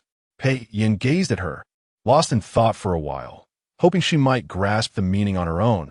However, his hopes were in vain. Jiang Shuyi persisted in asking him what he meant, lamenting her distress over being frightened for no reason. Pei Yin could only sigh and pull her into his embrace, saying, I did not intend to frighten you. I could not bear to do so. It was merely a casual remark. Jiang Shuyi remained somewhat doubtful. Why had Pei Yin suddenly claimed not to like the first prince, when he had shown him great affection before his ascension? She had assumed his growing seriousness was due to high expectations for Pei Yi. If, as Pei Yin suggested, he had never favored the first prince, then had her efforts in her past life been in vain? Her son would not need to vie for the throne. And what of Pei Yin? If he cherished her so deeply, why not soothe her heart directly? Instead, he always appeared conflicted whenever she subtly broached the topic of establishing an heir. Something was amiss. Pei Yin was indeed quite stern and indifferent toward Pei Yu as well. According to Pei Yan's words today, did that not imply he also held no affection for Pei Yu? Jiang Shuyi was utterly perplexed. If he did not favor his two children, what else could he possibly cherish? However, I do have something to tell you. Pei Yin gently interrupted her thoughts, caressing her back. It is not a reprimand. I merely hope that you can restrain yourself a little when in Pei Yi's presence. You need not endure any grievances. Just refrain from displaying schadenfreude. He paused, fearing Jiang Shuyi might misunderstand and feel hurt, and continued, as long as I am here, I can protect you. But fate is unpredictable. Should any misfortune befall me, remember he is still a prince, and antagonizing him would not be beneficial for you. Having once faced death, Jiang Shuyi trembled at his ominous words, her heart racing. She clutched the front of Pei Yan's robes tightly, exclaiming, Your Majesty, I have already made an enemy of Consort Shu. What good will it do to please Pei Yi? If you do not protect me, I will be left with no way out. Thus, I will no longer allow Consort Shui to continue teaching Pei Yi, Pei Yin replied calmly. He is still young, and I will personally seek out several esteemed scholars to mentor him, guiding him daily to cultivate him into a paragon of virtue. He will obey the commands of the emperor, and his birth mother shall not instigate him. As his words settled, he noticed a long silence from her. Lowering his gaze, he saw Jiang Shuyi buried in his embrace, her dark hair cascading like a cloud. A golden hairpin resembling a tower adorned her hair, its tassels gently swaying. Pei Yin hesitated, gently pulling her from his embrace, only to discover her face streaked with tears, her lips bitten in silence, having endured her weeping for some time. Why have I upset you again? Pei Yin sighed, wishing to wipe her tears with his sleeve, but she evaded him. Jiang Shuyi glared at him through her tears. Her voice choked as she asked, Why must your Majesty speak such words? Before he could respond, she continued, weeping during the days when my aunt was nearing death. She lay on her sickbed, clutching my hand, advising me on how to live well after her passing. Your Majesty, you do not know. Every time I hear such words, the pain in my heart feels like losing a dear one. Seeing her so heartbroken, Pei Yin felt a pang of sorrow himself. Now, I have only you as my closest kin, Jiang Shuyi said, regaining some composure, and continued to cry. Do you also wish to speak such words to wound my heart? Pei Yin had not considered this layer of her feelings. He could only embrace Jiang Shuyi tightly, assuring her of his unwavering presence, and then gently coax her. It was my thoughtlessness. I will not leave you. You need not worry about anything. As for Pei Yi, you may treat him as you wish, with no need for reservations. Are you still upset? How can I comfort you? In a little while, I shall take you out of the palace in disguise for a leisurely outing, if that pleases you. Jiang Shuyi's sobbing momentarily ceased. Pei Yin understood that he had struck a chord with her. Just as he was about to continue his soothing words, Chung Fu entered, observing their intimate posture. With customary deference, he lowered his head and announced, Your Majesty. Granny Wei from Xinang Palace has come to report that the Empress Dowager refuses to take her medicine and wishes to see you. Pei Yan's gaze grew slightly cold, noting that although Jiang Shuyi and Amp Appo's eyes were still misty. Her emotions had settled. He said, I shall go see mother. You may reflect on what else you wish to ask of me. Understanding his filial piety, Jiang Shuyi refrained from pressing him further and nodded reluctantly. Inside Sinang Palace, Empress Dowager once sat upon her bed, her head spinning as though she might faint at any moment. She summoned her strength, and upon hearing the announcement of the emperor's arrival, she felt as if a savior had finally arrived, eager to rise from her bed. However, as she exerted herself, a wave of dizziness struck her as she nearly collapsed against the bed into Appo's edge. Mother, be careful. A familiar voice of concern reached her. Empress Dowager once steadied her rapid breaths and looked up to see Pei Yin approaching her, his expression as gentle and respectful as ever. Her eyes brightened, and as he drew near, she grasped his arm tightly, glaring at the palace attendants within. Yinner, these servants have rebelled. After you left last time, they fed me medicine, claiming it was your order. After taking it, I fell into a deep sleep, and the slightest movement causes me to feel anxious and dizzy. They intend to harm me. Pei Yin appeared as a dutiful son, empathizing with his mother's pain, his gaze filled with compassion. Do not be angry, mother. If your emotions fluctuate after taking that medicine, it may cause you discomfort. Empress Dowager when felt as if struck by lightning, staring blankly at him. Pei Yin sighed. Do not look at me that way, mother. It burdens my heart with guilt. She trembled all over. It is you. It truly is. Mother has long understood, has she not? Pei Yin chuckled lightly, gently prying her fingers apart. Your current state is merely a flicker of hope, believing that if you feign ignorance, I will spare you. Her eyes reddened, and her voice trembled as she scolded him. You scoundrel. Pei Yin pondered for a moment. Perhaps it is I who have harbored dark thoughts. You hope that I, as your son, would show you utmost filial piety, but how could that be? He smiled at Empress Dowager One, his gaze lingering. When I was ill as a child, you found it troublesome and did not come to care for me. I held no resentment. Whenever there was good food, you only remember my third brother, forgetting me. I bore no grudge. You're not my biological mother, and that is entirely just. Empress Dowager Wen's lips quivered as she sought to explain, yet could find no words. At 6 years old, my third brother pushed me into an ice lake, and I suffered from a high fever for half a month. It was you who told me that as long as I did not report to father, you would treat me like your own child. I did not believe it, yet after that, you truly treated me a little better, offering protection when my third brother bullied me. However, her third brother, consumed by jealousy and rage, committed suicide in the palace. He could not bear to be harsh with him, and when mother and I arrived, the wound was nearly healed. Yet, she was heartbroken, weeping inconsolably, vowing never to care for me again, allowing my third brother to bully me without a word of defense. Pei Yan's smile vanished in that moment. So, mother, why maintain this pretense? In your eyes, I am but a pawn, a plaything to appease your elder son. Chapter 67, Two Choices. Empress Dowager When found herself a loss for words. The events had transpired with undeniable reality, leaving her unable to refute the truth. Tears streamed down her face as she gazed at Pei Yin with a mixture of fear and regret. Pei Yin, curious, inquired, Mother, do you now lament not having ended my life sooner, or do you regret the wrongs you have done to me? The Empress Dowager merely wept, her body trembling uncontrollably. Oh, Pei Yin said, a dawning realization crossing his face, it is not regret that plagues you, but rather fear. He turned away Mama, softly instructing her. Prepare another bowl of medicine. I shall oversee mother as she takes it.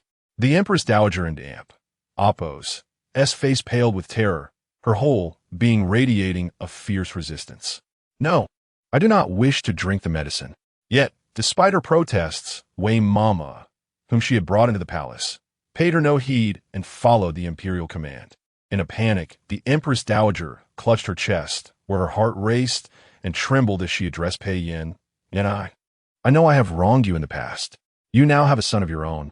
Think, if your father would send your brother's child to you to raise, would you treat him as your own? She continued, ever since Jinner left, I have regarded you as my own. You cannot treat me this way.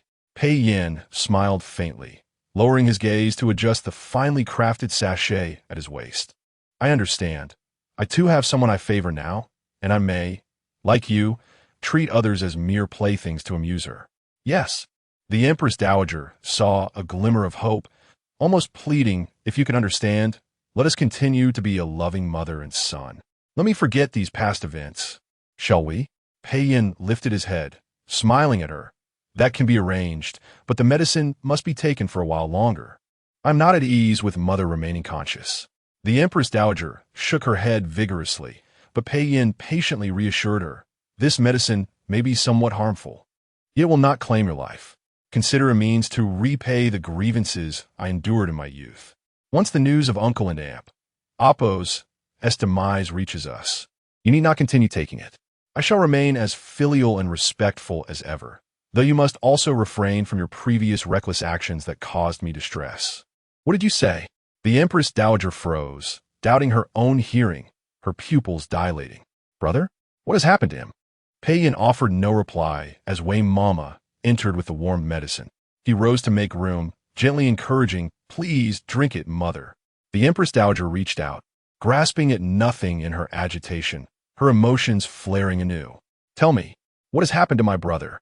As she summoned her strength, dizziness washed over her once more. Wei Mama called upon 2 palace maids, who swiftly held the Empress Dowager down, forcing the concoction into her mouth.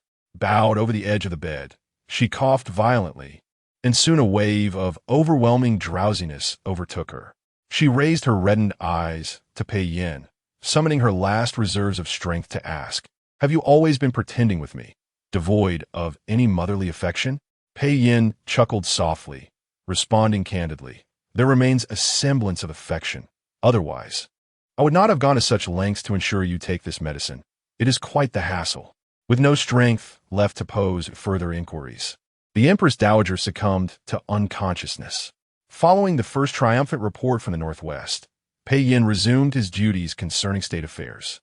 Coincidentally, as Jiang Shuyi was nearing her monthly cycle, she returned to Zhaoyang Palace, and Pei Yin, noting the rapport between her and Feng Chu, sent her along with the latter. Upon her return to the palace, Jiang Shuyi learned that Pei Yu had been sent to Wenhua Hall. Was it the emperor's command? Yu Zhu, concerned that her mistress might be unaware, quickly replied, yes, yesterday, Lord Cheng personally took him away, stating it was your intention. Jiang Shuyi recalled being awakened in the night by Pei Yin and Appo's, as forceful inquiries regarding her previous words about not wanting Pei Yu. She had been too preoccupied to consider anything else, merely responding with sounds of agreement. Now, regaining her composure, she touched her slightly flushed cheeks and said to Yu Zhu, yes, it was my intention. She had indeed contemplated this for some time, but had hesitated due to Pei Yu's tender age, fearing accusations of being a cold-hearted mother. However, with Pei Yin and Aunt Appo's decree, it was no longer her concern. Yu Zhu, aware that her mistress had irrevocably chosen to forsake the young prince, refrained from further irritating her and instead inquired, Jin Zhu has fully recovered. Does Your Highness wish to see her? Recalling how Jin Zhu had approached Pei Yu without permission, Jiang Shuyi nodded, bring her in. As Jin Zhu entered the hall, she did not wait for Jiang Shuyi to speak before kneeling and weeping. I know Your Highness has been misled and thus has distanced yourself from me, but the young prince is innocent. How can you send him away because of me? Jiang Shuyi replied. She accepted the tea offered by Feng Chu, taking a sip, genuinely curious. I had not previously realized your audacity in blaming the young prince. Do you truly believe you are worthy of such sentiments? Jin Zhu was momentarily stunned, quickly silencing her tears, urgently asking, then why is this so?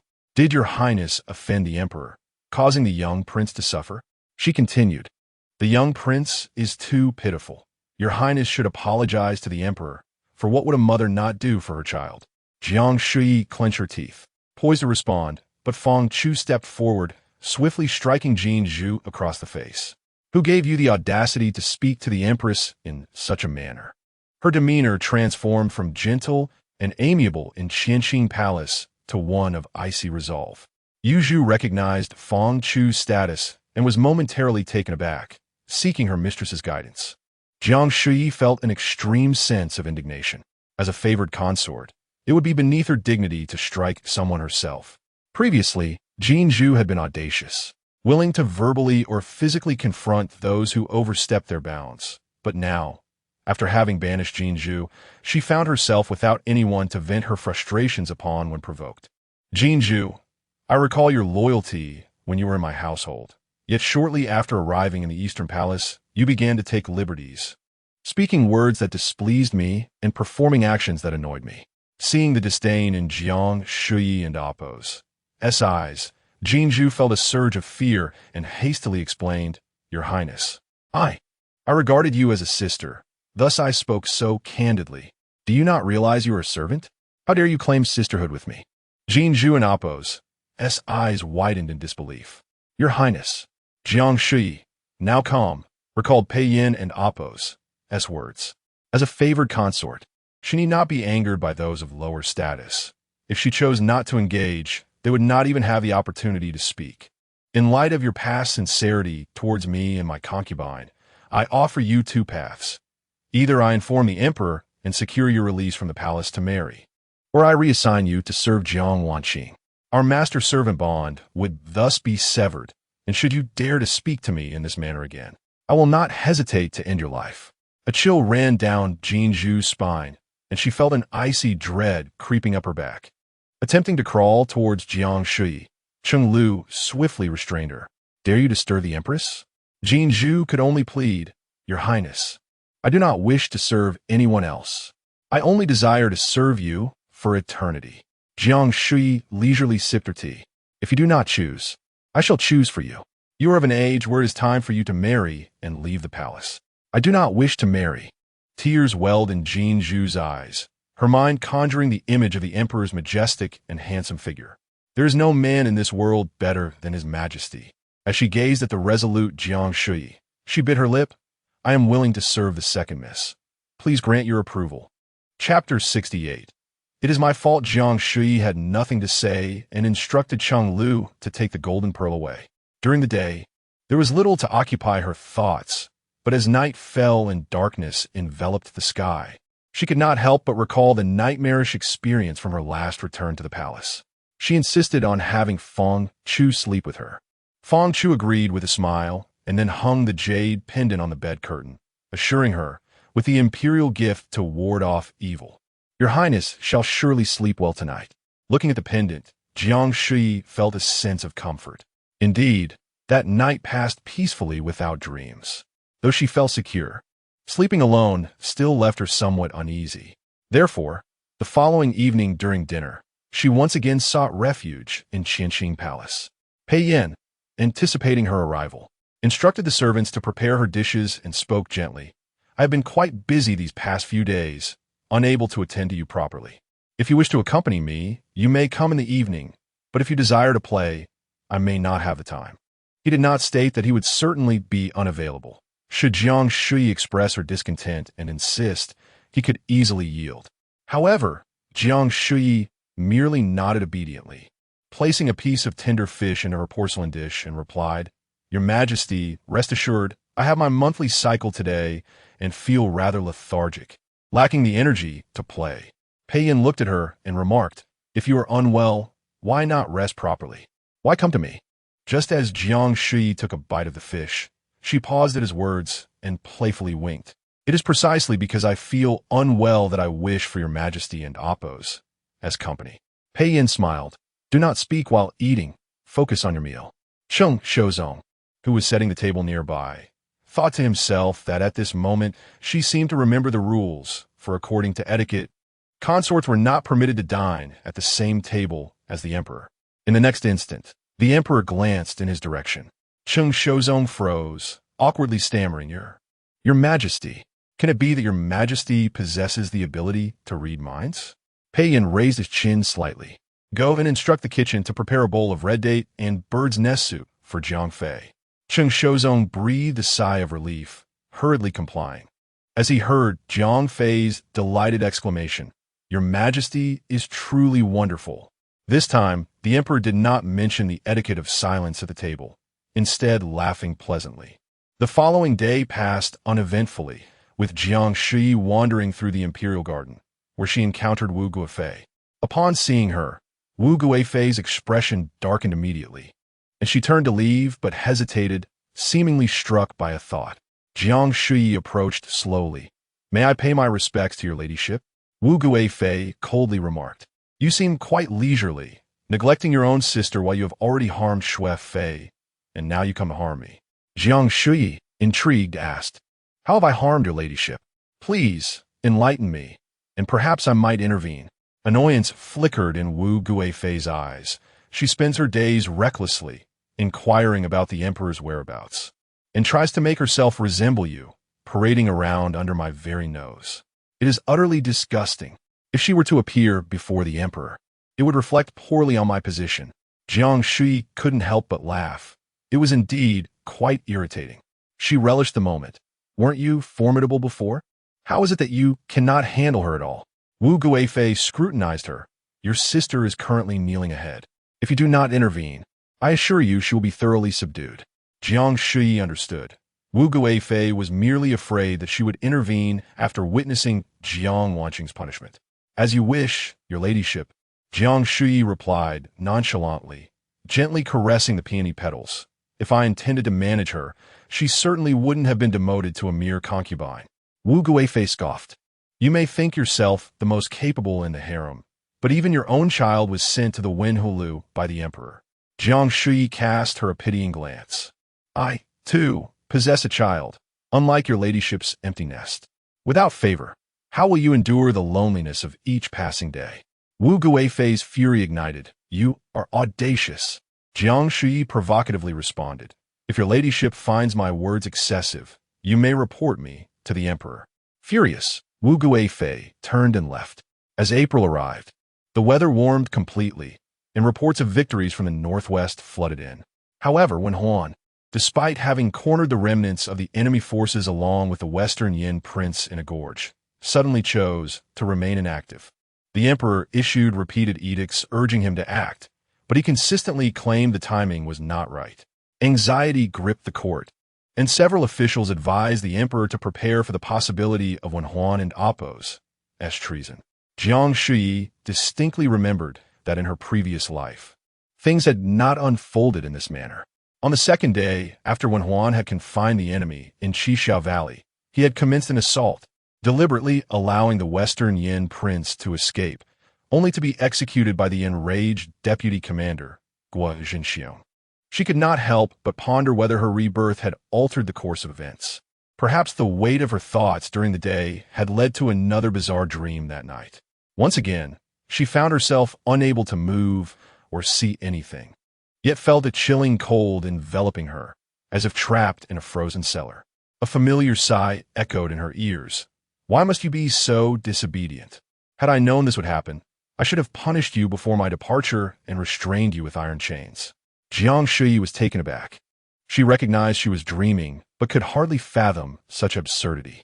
How could Pei Yin utter such nonsensical words? "Alas, you have become a mother and wish for me to grant you dignity. If I were to act thus, you would only weep and languish in sorrow for an unknown duration." Jiang Shuyi attempted to call out to him, but as expected, no sound escaped her lips. "It is my fault. I should have taken you with me." Even more absurd, how could an emperor admit fault? Regardless of past or present, Pei Yin had never uttered a word of contrition, even when attempting to placate her. At that moment, another familiar voice chimed in. "Your Majesty, Jiang has been saved." It was Cheng Shozong, his tones steadier than before, even tinged with a somber weight. "What Jiang?" Pei Yin's previously gentle voice turned icy, chillingly inquiring. "My empress is also of the Jiang lineage. Whom do you refer to?" Cheng Shozong's voice became fearful. "I misspoke. It is that sinner who has been revived. I beg your Majesty to impose punishment." Jiang Shuyi's mind was racing. Only moments ago, she was oblivious to his mutterings, but now hearing two references to Jiang, she instinctively thought of herself and Jiang Wanqing. The absurdity of dreams did not frighten her. It was the possibility of their implications that sent shivers down her spine. "Bring her here. In the presence of the Empress, I shall ensure she repents properly."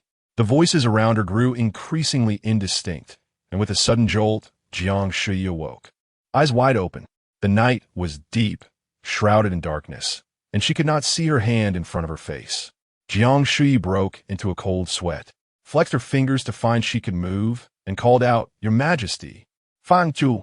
Tonight, it was Fang Chu who was keeping vigil in the outer hall, and upon hearing her call, she quickly entered, donning her outer garments. Having become accustomed to such occurrences, Jiang Shuyi pressed her palm against her chest, still shaken, and instructed, "I have experienced another nightmare. Please light all the lamps in the chamber and do not extinguish them." "Why would you have another nightmare?" Fang Chu asked, concern etched on her face as she lit the lamps. Turning back, she noticed a fine sheen of sweat on the Empress's brow and quickly sat beside her to offer comfort. "Do not be afraid, Your Highness. Nightmares are common. I had my share as a child. My mother used to say it signified intelligence. Only foolish children sleep soundly, dreaming only sweet dreams." Jiang Shuyi was distracted, her mind occupied with the events of her dream. After a long silence, she asked somewhat absently, "Fang Chu, do you think if I were to die, the Emperor would posthumously elevate me to the status of Empress?" Chapter 69. Acknowledging mistakes with me, Jiang Shuyi pondered deeply. And these two recent nightmares seem to be tenuously interconnected. Both feature the Empress, and Pei Yin appear to be somewhat unhinged. Particularly tonight's episode felt reminiscent of her past life, where Pei Yin reprimanded her, yet sought vengeance on her behalf. However, the tone and diction felt discordant. Jiang Shuyi was uncertain whether her daytime reflections on rebirth had given rise to these nocturnal visions, or if there were deeper reasons at play. Fang Chu, on the other hand, dared not entertain Jiang Shuyi's musings on life and death. Had the Empress dreamt of something significant? Why would she suddenly recall such ominous matters? Fang Chu draped a thin cloak over the Empress and, observing her demeanor, inquired, "Shall I escort you to His Majesty now? With His Majesty nearby, you shall feel more at ease." Jiang Shuyi believed it more prudent to consult Pei Yin directly rather than confiding in Fang Chu. She gazed at the pitch-black sky outside, feeling discontent. His Majesty had been troubled by the affair concerning Wen Huan these past few days, laboring during the day and finally managing to rest at night. How could she bring herself to disturb him? Yet, her desire to intrude lingered. Fang Chu dismissed such concerns, recalling that His Majesty had instructed her to watch over the Empress, ensuring she suffered no grievance. If the Empress wished to see His Majesty, then she must go, regardless of His Majesty and Appo's exhaustion. After all, perhaps seeing the Empress would invigorate him. Fang Chu earnestly reassured her, "Go, Your Highness. You now possess a royal token. The palace guards would not dare obstruct you. Why should you suffer in silence, causing His Majesty distress?" Jiang Shuyi found Fang Chu's reasoning compelling. With Fang Chu's assistance, she donned her attire, wrapped herself in a cloak, and retrieved the jade pendant from her box before stepping outside. At the Qinxing Palace, Cheng Shozhong dozed off by the inner hall and Appo's entrance, only to be abruptly roused by a gentle shove. Years of servitude honed his reflexes, and he immediately awoke. A young eunuch on duty, in a flustered whisper, informed him, "The concubine Jiang has arrived, bearing a jade pendant, wishing to see His Majesty." No sooner had he spoken than hurried footsteps approached. Cheng Shozhong quickly rubbed his eyes, sprang to his feet, and knelt before the hastily entering Jiang Shuyi, his spirit almost fleeing as he stammered, "Your Highness, what brings you here?" Jiang Shuyi, aware that Pei Yin was already asleep, cast a glance into the inner hall and lowered her voice, saying to Cheng Shozhong, "I wish to enter and share His Majesty's bed. Do not make a sound. I shall slip in quietly." Cheng Shozhong hesitated, but this... Fang Chu flashed the jade pendant before him, teasingly half-seriously. "Has Master Cheng forgotten His Majesty's orders? Do you dare defy the Emperor's will?" Cheng Shozhong shot her a glare, yet, upon seeing the pendant, he truly wavered. Considering how the Emperor indulged the concubine, tonight's visit should not be deemed inappropriate. He gritted his teeth and acquiesced. The inner hall door was gently pushed open, and Jiang Shuyi removed her cloak, tiptoeing inside. A bronze crane lamp burned through the night, casting a dim light that allowed her to navigate without stumbling. Jiang Shuyi expertly approached the dragon bed. Stealthily lifting the canopy at the foot of the bed, she slipped off her shoes and climbed in. Pei Yin, accustomed to sleeping in a formal manner, lay on his side. Suddenly, he felt something press against his chest, wrapping around his waist. Having spent time in the military and needing to remain vigilant during the power struggle, he quickly became alert and opened his eyes.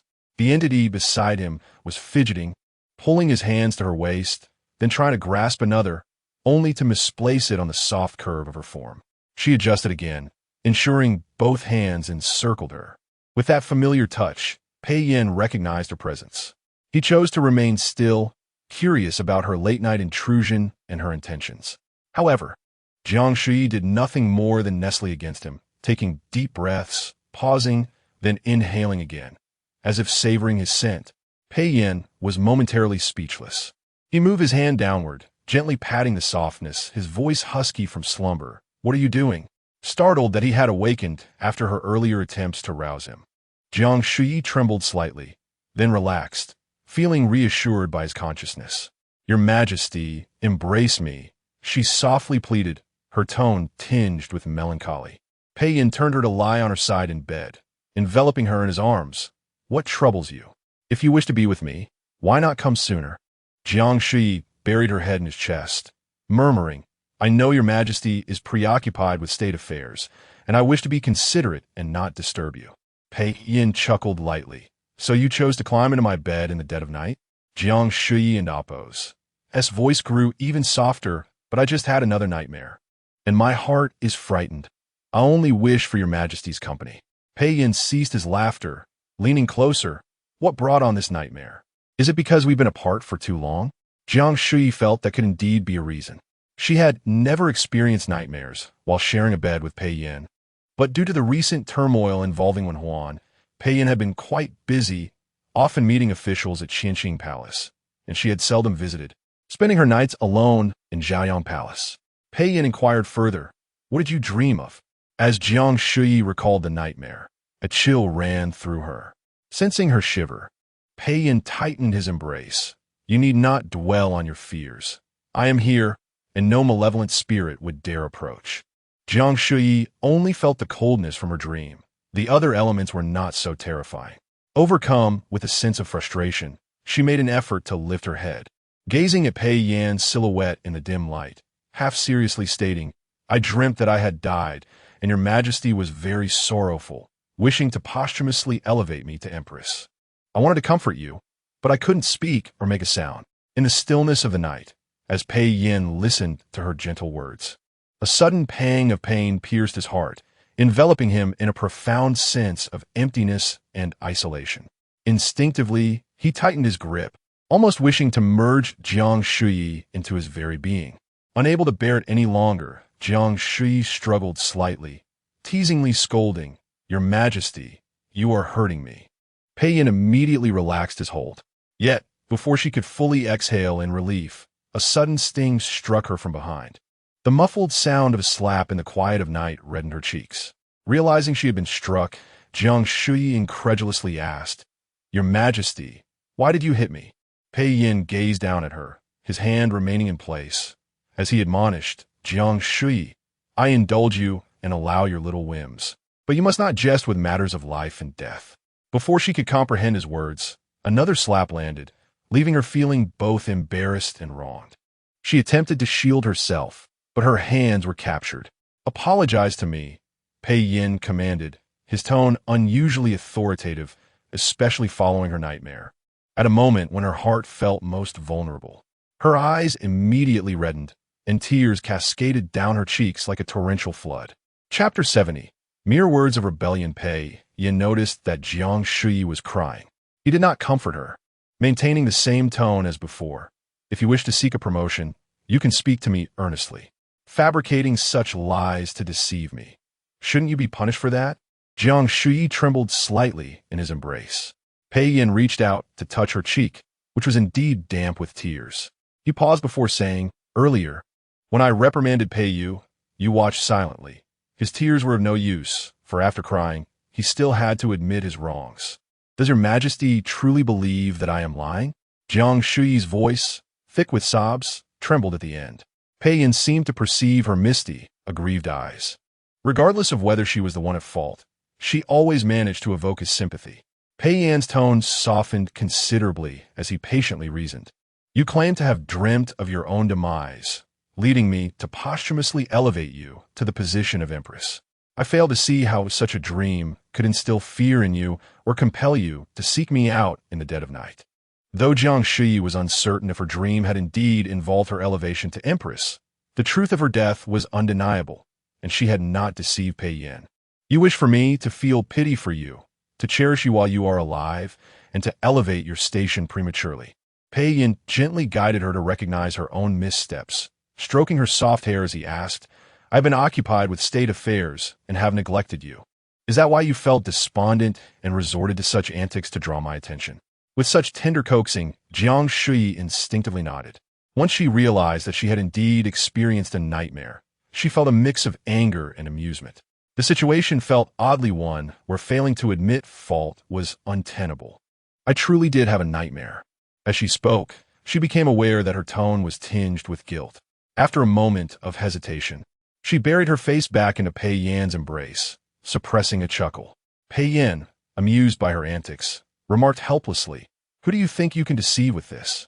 Jiang Shuyi grew more irritated. Yet the more vexed she became, the more laughter bubbled forth, making her wish to pinch herself. Pei Yan did not press her to admit her faults any further. He waited patiently until her laughter subsided before seriously advising, I shall overlook this instance. Do not attempt to deceive me with such words again, just as you cannot bear to hear me speak of life and death. I too cannot endure your mention of such matters. Jiang Shuyi resigned herself, stifling her laughter as she obediently agreed. After their playful exchange, her fears had dissipated, and she no longer felt tired. Her face was still streaked with tears, and she wished to summon a maid to assist her in cleansing her visage. However, before she could rise, she was gently pressed back down. Jiang Shuyi widened her eyes, her tone somewhat hurt. Is your majesty not finished admonishing me? It is not an admonishment. Pei Yan chuckled lightly. Since you feel neglected, I shall show you affection. We shall wash together shortly. Jiang Shuyi. Thankfully, Pei Yan's voice was gentle and melodious, like the sound of jade striking water. Otherwise, she might have thought him a scoundrel. The shortly Pei Yan spoke of quickly turned into the time for court assembly. Jiang Shuyi quivered. Weeping, I shall not return again. It is worse than being haunted by a ghost. Yet soon, she was wailing and begging for forgiveness. The court remained tense and grave. The forces led by Wen Huan, along with the original garrison in the northwest, combined amounted to 200,000 troops. Should they conspire against the throne, an assault on the capital was not beyond possibility.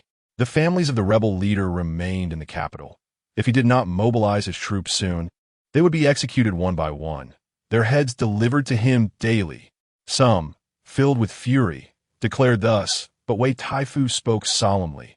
This cannot be.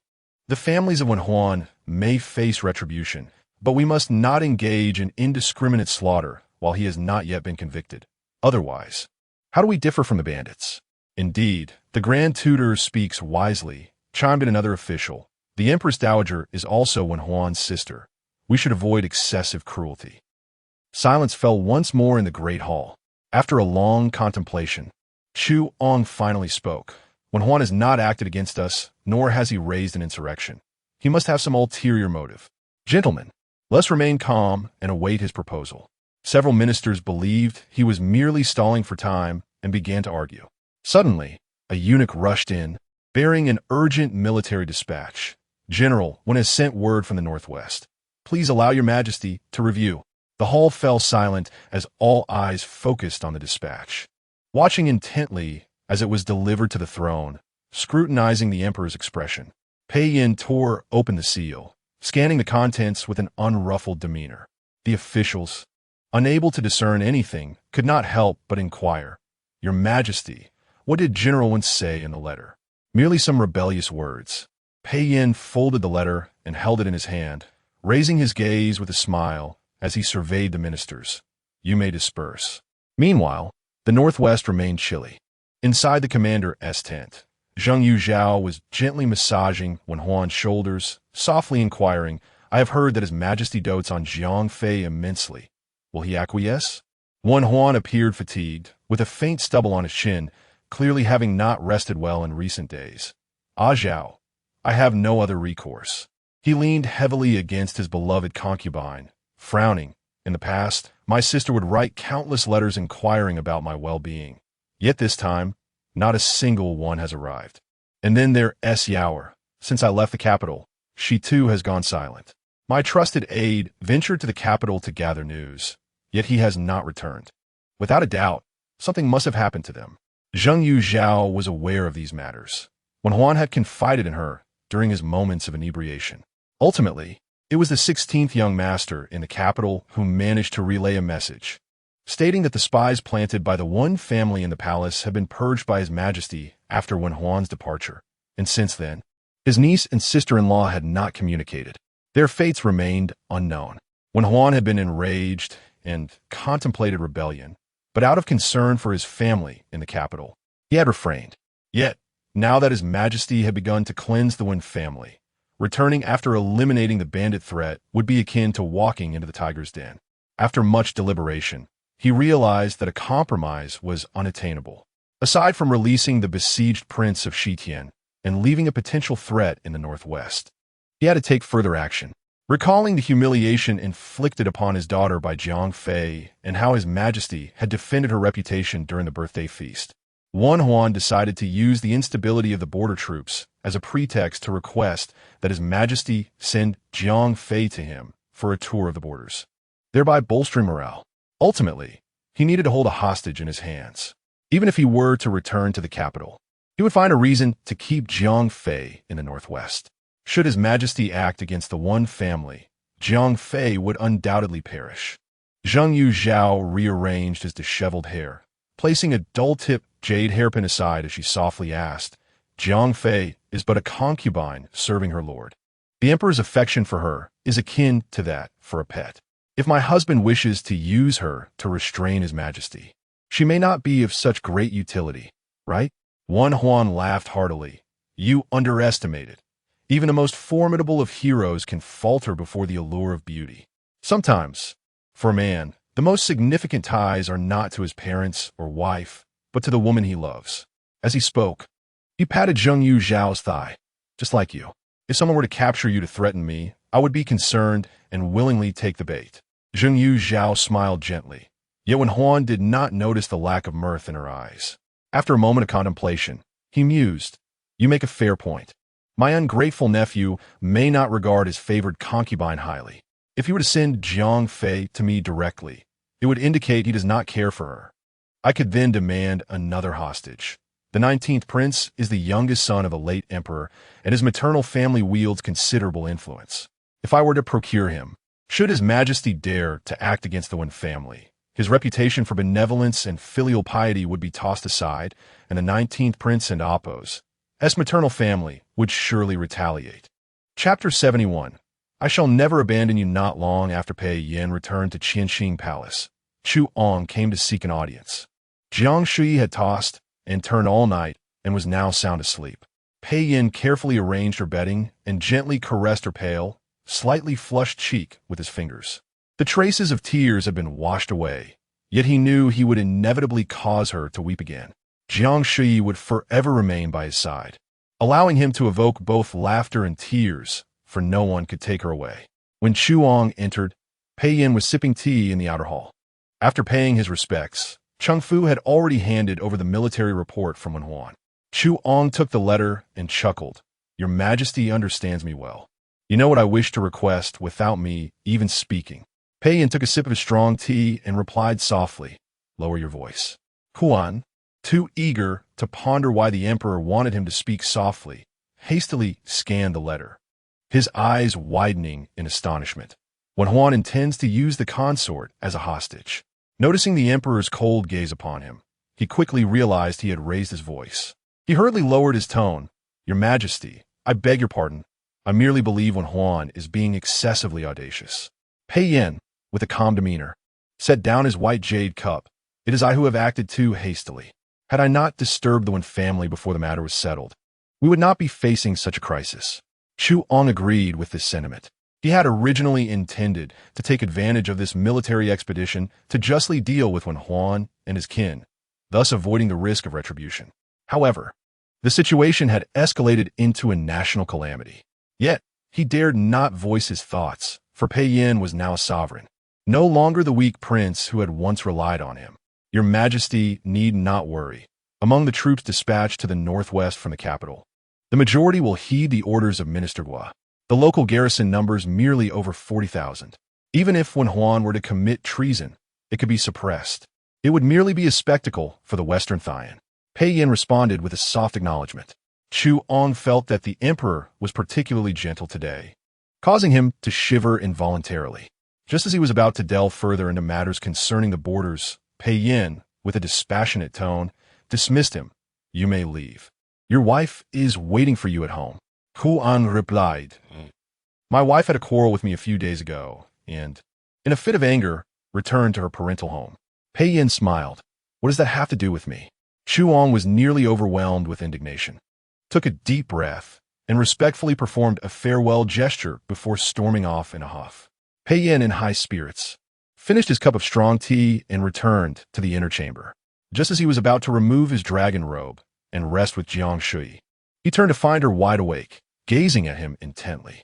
Pei Yin paused, glancing at the disheveled slippers beside the bed, and smiled. When did you wake up? Jiang Shuyi sat up, her hair somewhat tousled, cascading over her fair neck and collarbone. Just now. She appeared fragile as glass, her voice slightly hoarse. Likely from crying too much the previous night, her eyes still slightly red, looking pitiful. Pei Yin nodded, unwilling to expose her pretense. You didn't sleep well last night. I will keep you company for a while longer. Jiang Shuyi felt her legs tremble at the thought of a while longer, barely managing to resist the urge to flee. Yet, Pei Yin truly only intended to accompany her in slumber. The curtain fell, blocking out the blinding light, and unlike the dimness of night, they could clearly see each other in this space. Jiang Shuyi gazed at the closed-eyed Pei Yin, yet the words she had overheard lingered in her ears.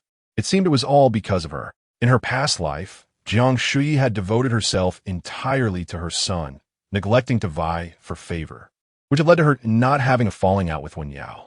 Consequently, Wen Yao had sailed smoothly through court life, never facing any reprimands from Pei Yin until Wen Huan's downfall. However, because of her actions in this life, Wen Yao had fallen from grace early on, incurring Pei Yin's disdain, which had unsettled Wen Huan, prompting his current course of action. Jiang Shuyi felt a mix of guilt and fear. Wen Huan's intention to use her was evidently to exact revenge on Wen Yao. Should he demand her life later, he could easily pin the blame on the enemy forces, far removed from imperial oversight, making it impossible to trace. Pei Yin sensed the lingering gaze upon him, and, feeling helpless, extended an arm to embrace her. Patting her back gently, sleep now. I shall never abandon you. Jiang Shuyi's heart softened as she looked at Pei Yin's handsome, gentle face, all her complex emotions dissipating like mist. She slowly closed her eyes, sinking into the warmth of his embrace, drifting into slumber. The emperor's refusal to send a reply to Consort Jiang reached the northwest, much to Wen Huan's delight. This indicated that Consort Jiang truly held a special place in Pei Yin and Appo's heart, and he intended to act upon it. At that moment, Zheng Yuzhao returned to the camp, and Wen Huan, in high spirits, raised his cup. Why were you gone for so long? Did you have an upset stomach? Zheng Yuzhao frowned slightly. My lord, please refrain from speaking in such a coarse manner.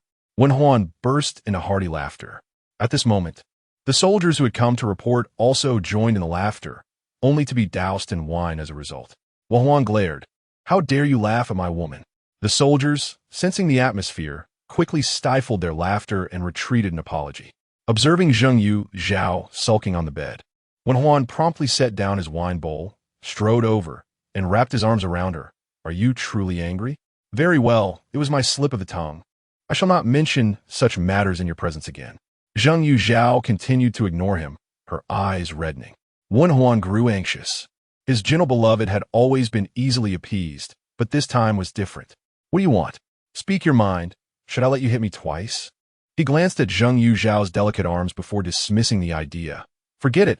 I wouldn't want to hurt you. How about you bite me instead? As he spoke, he extended his muscular arm.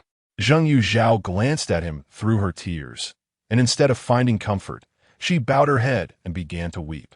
I am like a floating duckweed, with only the general to rely on.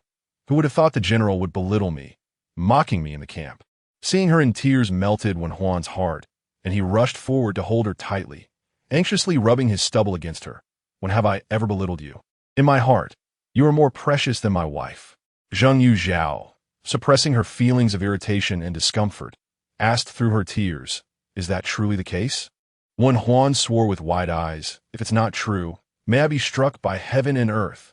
As her tears began to subside, she looked at him. Her voice choked. If that is so, I have heard that there is a type of red fox on the snowy mountains here, with smooth, lustrous fur, devoid of any blemish. I wish to have it made into a scarf. Would the general grant this request? The snowy mountains were somewhat distant from their camp, and though Wen Huan hesitated, upon seeing Zheng Yuzhao's tearful demeanor, he quickly agreed. Very well. I shall go tomorrow and ensure I bring one back for you. Seeing him appear sincere, Zheng Yuzhao gradually broke into a smile. Wen Huan, relieved to see her smile, could no longer restrain himself and eagerly pressed closer, exclaiming, Ah Zhao, you nearly drove me to madness. The following day dawned bright and clear, and Wen Huan set out early with a group of trusted aides, leaving his confidant, Deputy General Yuan, to safeguard Zheng Yuzhao. After all, there was still Guo Jinxiong in the camp, and he feared the latter might take offense at his lack of military engagement and do something untoward to his beloved. Zheng Yuzhao felt somewhat resistant and softly remarked, I already have the general's trusted aides by my side.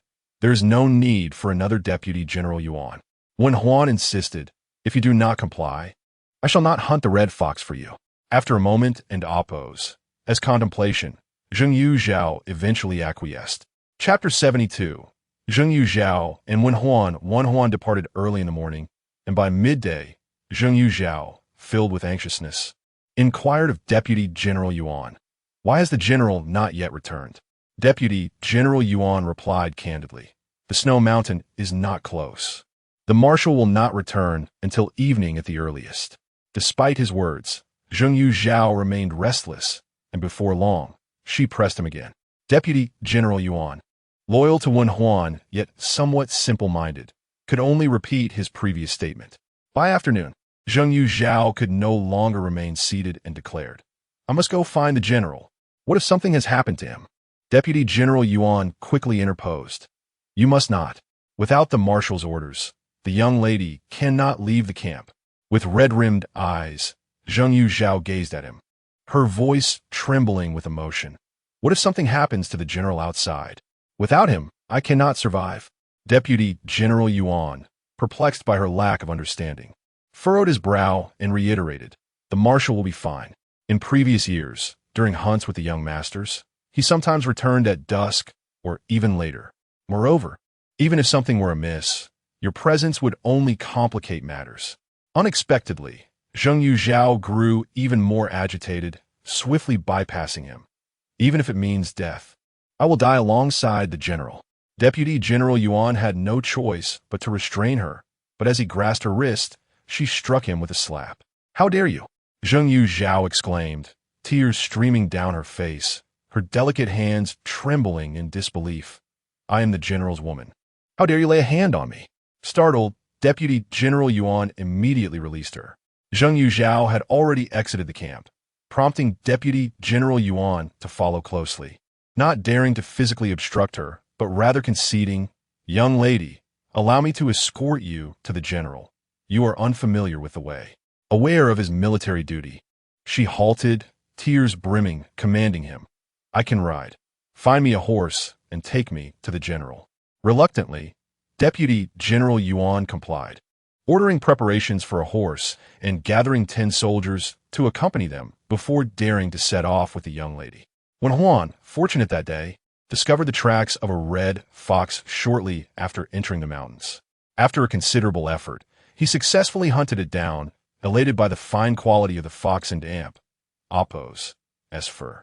As he and his entourage hastened back to the camp, he suddenly spotted a familiar figure galloping towards them in haste. Upon closer inspection, His expression shifted dramatically. "What are you doing here?" His shout startled the birds into flight, and the newcomer, pale-faced, dismounted and knelt before him. It was Deputy General Yuan. "I plead for the marshal's forgiveness. The young lady followed me to search for the general, but our horse was spooked and carried her towards the gorge where the Western Prince is besieged. I hurried after her, but could not catch up. Upon arrival, I learned from our station soldiers that she has entered the Red Mist Gorge. The marshal's order was that while entry is permitted, exit is not, and the ambushing soldiers remained hidden, not intervening. Wen Huan felt as if the world were spinning, a deafening buzz ringing in his ears, and he staggered back a few steps. "Marshal!" At the sound of his subordinate's call, he regained his composure, swiftly drawing a sword from a soldier behind him, glaring fiercely at Deputy General Yuan. "Who permitted you to bring her out? I will kill you." Deputy General Yuan stood his ground, accepting his fate, while Wen Huan's trusted aide clutched his arm tightly, pleading, "Deputy General Yuan is unwaveringly loyal to the marshal. There must be a reason for this incident." "Deputy General Yuan, please explain." Deputy General Yuan remained silent, appearing resigned to his fate, while the soldiers accompanying him anxiously recounted the sequence of events. How can this be blamed on Deputy General Yuan? The young lady was determined to leave. She is the marshal's beloved, and Deputy General Yuan could not stop her. "We must not provoke the marshal into Appo's wrath, but rather discuss how to rescue the young lady." Wen Huan dropped the sword, his eyes tightly shut in anguish. The Western Prince was a lecherous man, and upon learning of the king's grave illness, he had taken advantage of his regency to indulge in debauchery, preying upon the women of the royal harem. The thought of Zhao's face sent a chill through his veins, and he trembled with dread. "What is there to discuss? Issue my command. We shall immediately march into the Red Mist Gorge and eradicate the remaining Western rebels." "That cannot be, Marshal," Deputy General Qian exclaimed, wide-eyed. "The Emperor has yet to send over Concubine Jiang. If we eliminate the remaining rebels, we will have no leverage to demand hostages. When we return to the capital, the Emperor will hold you accountable, and we will be completely at his mercy." Wen Huan clenched his fists, his gaze fixed on the direction of the Red Mist Gorge, his eyes aflame. "Marshal!" Everyone turned to see Guo Zhenxiong riding towards them from the camp, having noticed their halted procession. Curiously, he reined in his horse to greet them. "Marshal, you forbade troops from advancing, and I grew restless, intending to catch some fish in the nearby ravine. Why are you all here?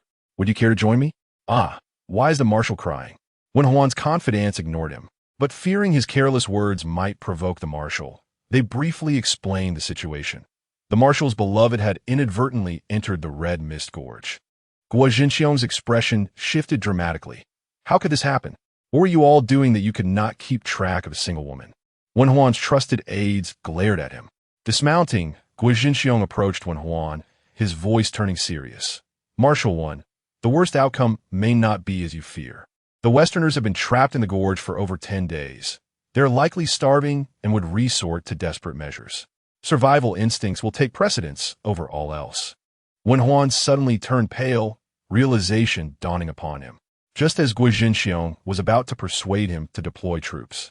Wen Huan's trembling hand tightened as he issued the order to march into the Red Mist Gorge. Deputy General Qian, in a state of urgency, called out, "Marshal!" Wen Huan regained his composure, his demeanor imposing and resolute, his voice booming. "Those who defy military orders shall face immediate execution."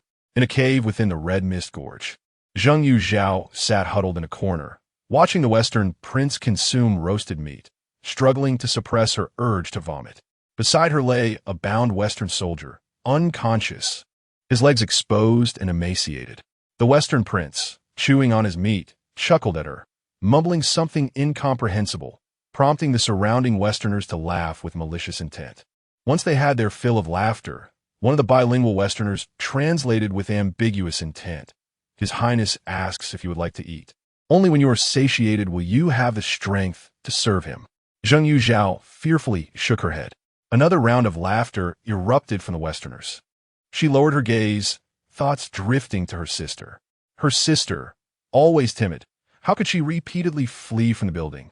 Surely, the people she faced were as repugnant as these Westerners, vile enough to make her prefer a beating or to abandon her sister's fate rather than sully herself. Purity persists in purity. My sister has always cherished cleanliness. When commanded by the prince to disrobe, Zheng Yu Zhao did not resist. She was aware of her intentions, to seek vengeance and to survive. The filth lay with those who would defile her, not with herself. As her garments fell away, and she prepared to unveil the final layers of her modesty before the onlookers, the sounds of galloping hooves and clashing weapons suddenly erupted from outside the cave. The Westerners inside were startled, seizing their weapons, no longer concerned with the solitary Zheng Yu Zhao. Chapter 73. Wen Huan is dead in Qixiao Valley. The number of Shitian people had dwindled significantly, and after days of cannibalism, their fighting strength had been almost entirely extinguished. The sounds of battle outside swiftly devolved into one-sided slaughter, with the anguished cries of the Shitian people echoing relentlessly. Zheng Yu Zhao listened intently, loosening the last bit of her concealment to gaze at the Shitian prince, who was exchanging garments with his subordinates inside the cave. The prince looked at her with a gaze akin to one directed at a madwoman, too preoccupied to regard her further. After donning the new attire and smearing blood on his face and body, he prepared to flee, only to find the cave entrance blocked. In an instant, he collapsed to the ground, feigning death, and pulled a mangled corpse over himself for cover. Zheng Yu Zhao curled into a ball, clutching her knees and trembling. After a scream rang out from the entrance, footsteps approached. She raised her head to see Guo Zhenxiong, who first spotted the Shitian man who had changed clothes with the prince. He bellowed, "The Shitian prince is here. Capture him alive." Just as he was about to advance, he turned and was momentarily taken aback upon seeing Zheng Yu Zhao. "Miss Zheng?" Before he could finish, other soldiers entered. Zheng Yu Zhao curled up even tighter, daring not to raise her head, only hearing the sound of collective gasps. Then, a familiar roar resonated. "Get out." Zheng Yu Zhao kept her head lowered, her eyelashes trembling, her gaze falling upon a bloody dagger at her feet. The cave fell silent, the steady footsteps drawing nearer, eventually halting not far away. Zheng Yu Zhao could hear the rustling of armor beside her, and before long, she felt a sudden warmth enveloping her. She lifted her head to find Wen Huan shedding his outer armor and draping his inner robe tightly around her. Zheng Yu Zhao's eyes brimmed with tears, momentarily blurring her vision as she grasped Wen Huan's hand, trembling all over, calling out to him, "Husband." Wen Huan pulled her into his embrace, his fists clenching and relaxing, ultimately exhaling a deep sigh, as if relieved to have survived. "As long as we are alive." Zheng Yu Zhao's tears fell freely, and after a moment, her vision began to clear. She closed her eyes and spoke in a voice laden with sorrow. "I was so afraid, constantly thinking that my husband would come to rescue me. But why did you arrive so late? Why not come sooner?" Wen Huan's heart ached, and he turned to fix his gaze on the false Shitian prince, asking in a low voice, "Did he insult you?" Zheng Yu Zhao paused, tears glistening in her eyes, and nodded. Wen Huan released her, rose to retrieve the long sword he had previously discarded, and strode towards the false prince. The false prince, horrified by Wen Huan's fierce expression, babbled incoherently in Shitian. Consumed by rage, Wen Huan disregarded everything and struck at him, and the false prince, armed only with a dagger, was no match for Wen Huan. Within mere exchanges, he was pierced through, left gasping for breath. Wen Huan, still not satisfied, threw the man to the ground and continued to strike him again and again, as if intent on reducing him to fragments. As a lifeless body lay still, Wen Huan raised his sword once more, only to feel a sharp pain in his back. Frowning, he hadn't yet grasped the situation when he looked down to see a dagger protruding from his chest. In disbelief, he turned back to Zheng Yu Zhao, who still grasped the dagger's hilt, trembling as she gazed at the wound she had inflicted upon him. Wen Huan's pupils dilated, and he opened his mouth, blood pouring forth. Zheng Yu Zhao released her grip, and Wen Huan staggered back, collapsing to the ground, his gaze fixed on her. Zheng Yu Zhao locked eyes with him for a moment before crouching down, asking, half crying, half laughing, "Husband, do you know why my name is Yu Zhao?" Wen Huan grasped her hand. "My father originally named me Zhao Zhao, wishing for me to shine brightly like the sun. But my mother said it was unwise. In this world, being too bright can lead to peril. So, she changed it to you, allowing me to remain hidden in the shadows or traverse the dark of night. When Huan's eyes reflected pain as he guided her hand to his uninjured right side, Zheng Yuzhao felt something soft and bulging. She trembled her eyelashes, reaching into his clothing to extract a small, crimson object resembling a fragment of a fox's tail. Zheng Yuzhao looked down at Wen Huan. You wanted to tell me that you hunted a red fox for me, didn't you? Wen Huan stared at her intently. Zheng Yuzhao smiled through her tears. It's so red, just like the blood my mother shed after hitting the wall that day. Zheng Yuzhao had been in contact with Guo Zhenxiong before in the capital. She emerged from the cave alone, and Wen Huan's subordinates, hesitant to meet her gaze due to her disheveled appearance, were startled to discover she had approached Guo Zhenxiong. Guo Zhenxiong had also brought soldiers with him, and upon seeing her state, he called for 2 men to escort her back to his camp. Zheng Yuzhao softly cautioned. The one killed by Wen Huan was not the Shitian prince. The real prince was hiding beneath the corpse in soldier's clothing. Guo Zhenxiong nodded gravely. By the time Wen Huan's men realized something was amiss and entered the cave, it was already too late. Urgent news returned to the capital 3 days later. The Shitian prince was dead, the king bedridden, and the remaining 3 elder princes were vying for the throne, embroiled in internal strife. Wen Huan had also perished at the hands of his concubine, and his loyal followers who attempted to resist were slain by Guo Zhenxiong. Now, he was organizing his troops, awaiting imperial orders. Although it was the best time to attack Shitian, the chaos left behind by Wen Huan was considerable. His son had lingered in the northwest, complicating efforts to eliminate the remnants. Pei Yin ordered the troops to rest and planned to send envoys to negotiate with Shitian on an auspicious date. The court officials sighed in relief. After this ordeal, Wen Huan's treachery was firmly established. Under the leadership of Chuang, the officials submitted petitions to the emperor to purge the Wen family completely. The emperor, reluctant due to their ties to the Empress Dowager's family, was eventually persuaded by the court officials to acquiesce. Such significant events naturally spread quickly to the inner palace, becoming a topic of conversation during morning assemblies. It was said that the beautiful Zheng, who had slain Wen Huan, was unparalleled in beauty and had been taken in by Minister Guo as an adopted daughter to be brought back to the capital for commendation by the emperor. As Wu Guifei spoke, her gaze, half smiling, fell upon Jiang Shuyi. What are you looking at, my lady? Jiang Shuyi feigned confusion, then extended her intricately carved lotus jade bracelet for her to see. Surely you have seen imperial gifts before? Would you like me to remove it for you to examine more closely? Wu Guifei's expression instantly soured, followed by a dismissive scoff, as if anyone hasn't seen such things. Even the least favored concubine receives gifts from the emperor during festivals. Jiang Shuyi replied nonchalantly, adjusting her bracelet. So, that is how you all receive your gifts? Mine, however, was specially commissioned by the emperor for me alone. The emperor dotes on you, my lady. Feng Yue immediately chimed in with envy, then glanced at Wu Guifei. You have been in the palace for many years. Surely there must be at least one gift that the emperor has given you specifically? Wu Guifei gritted her teeth in frustration. There are gifts, yes, but those are from 800 years ago. It would be embarrassing to speak of them. After stewing in anger for a while, unable to contain herself, she sought to provoke Jiang Shuyi further. Your beauty may be second to none in the capital, but not necessarily in the entire nation. That Zheng woman first beguiled Wen Huan, then cleverly shifted her allegiance to Minister Guo, showcasing both beauty and cunning.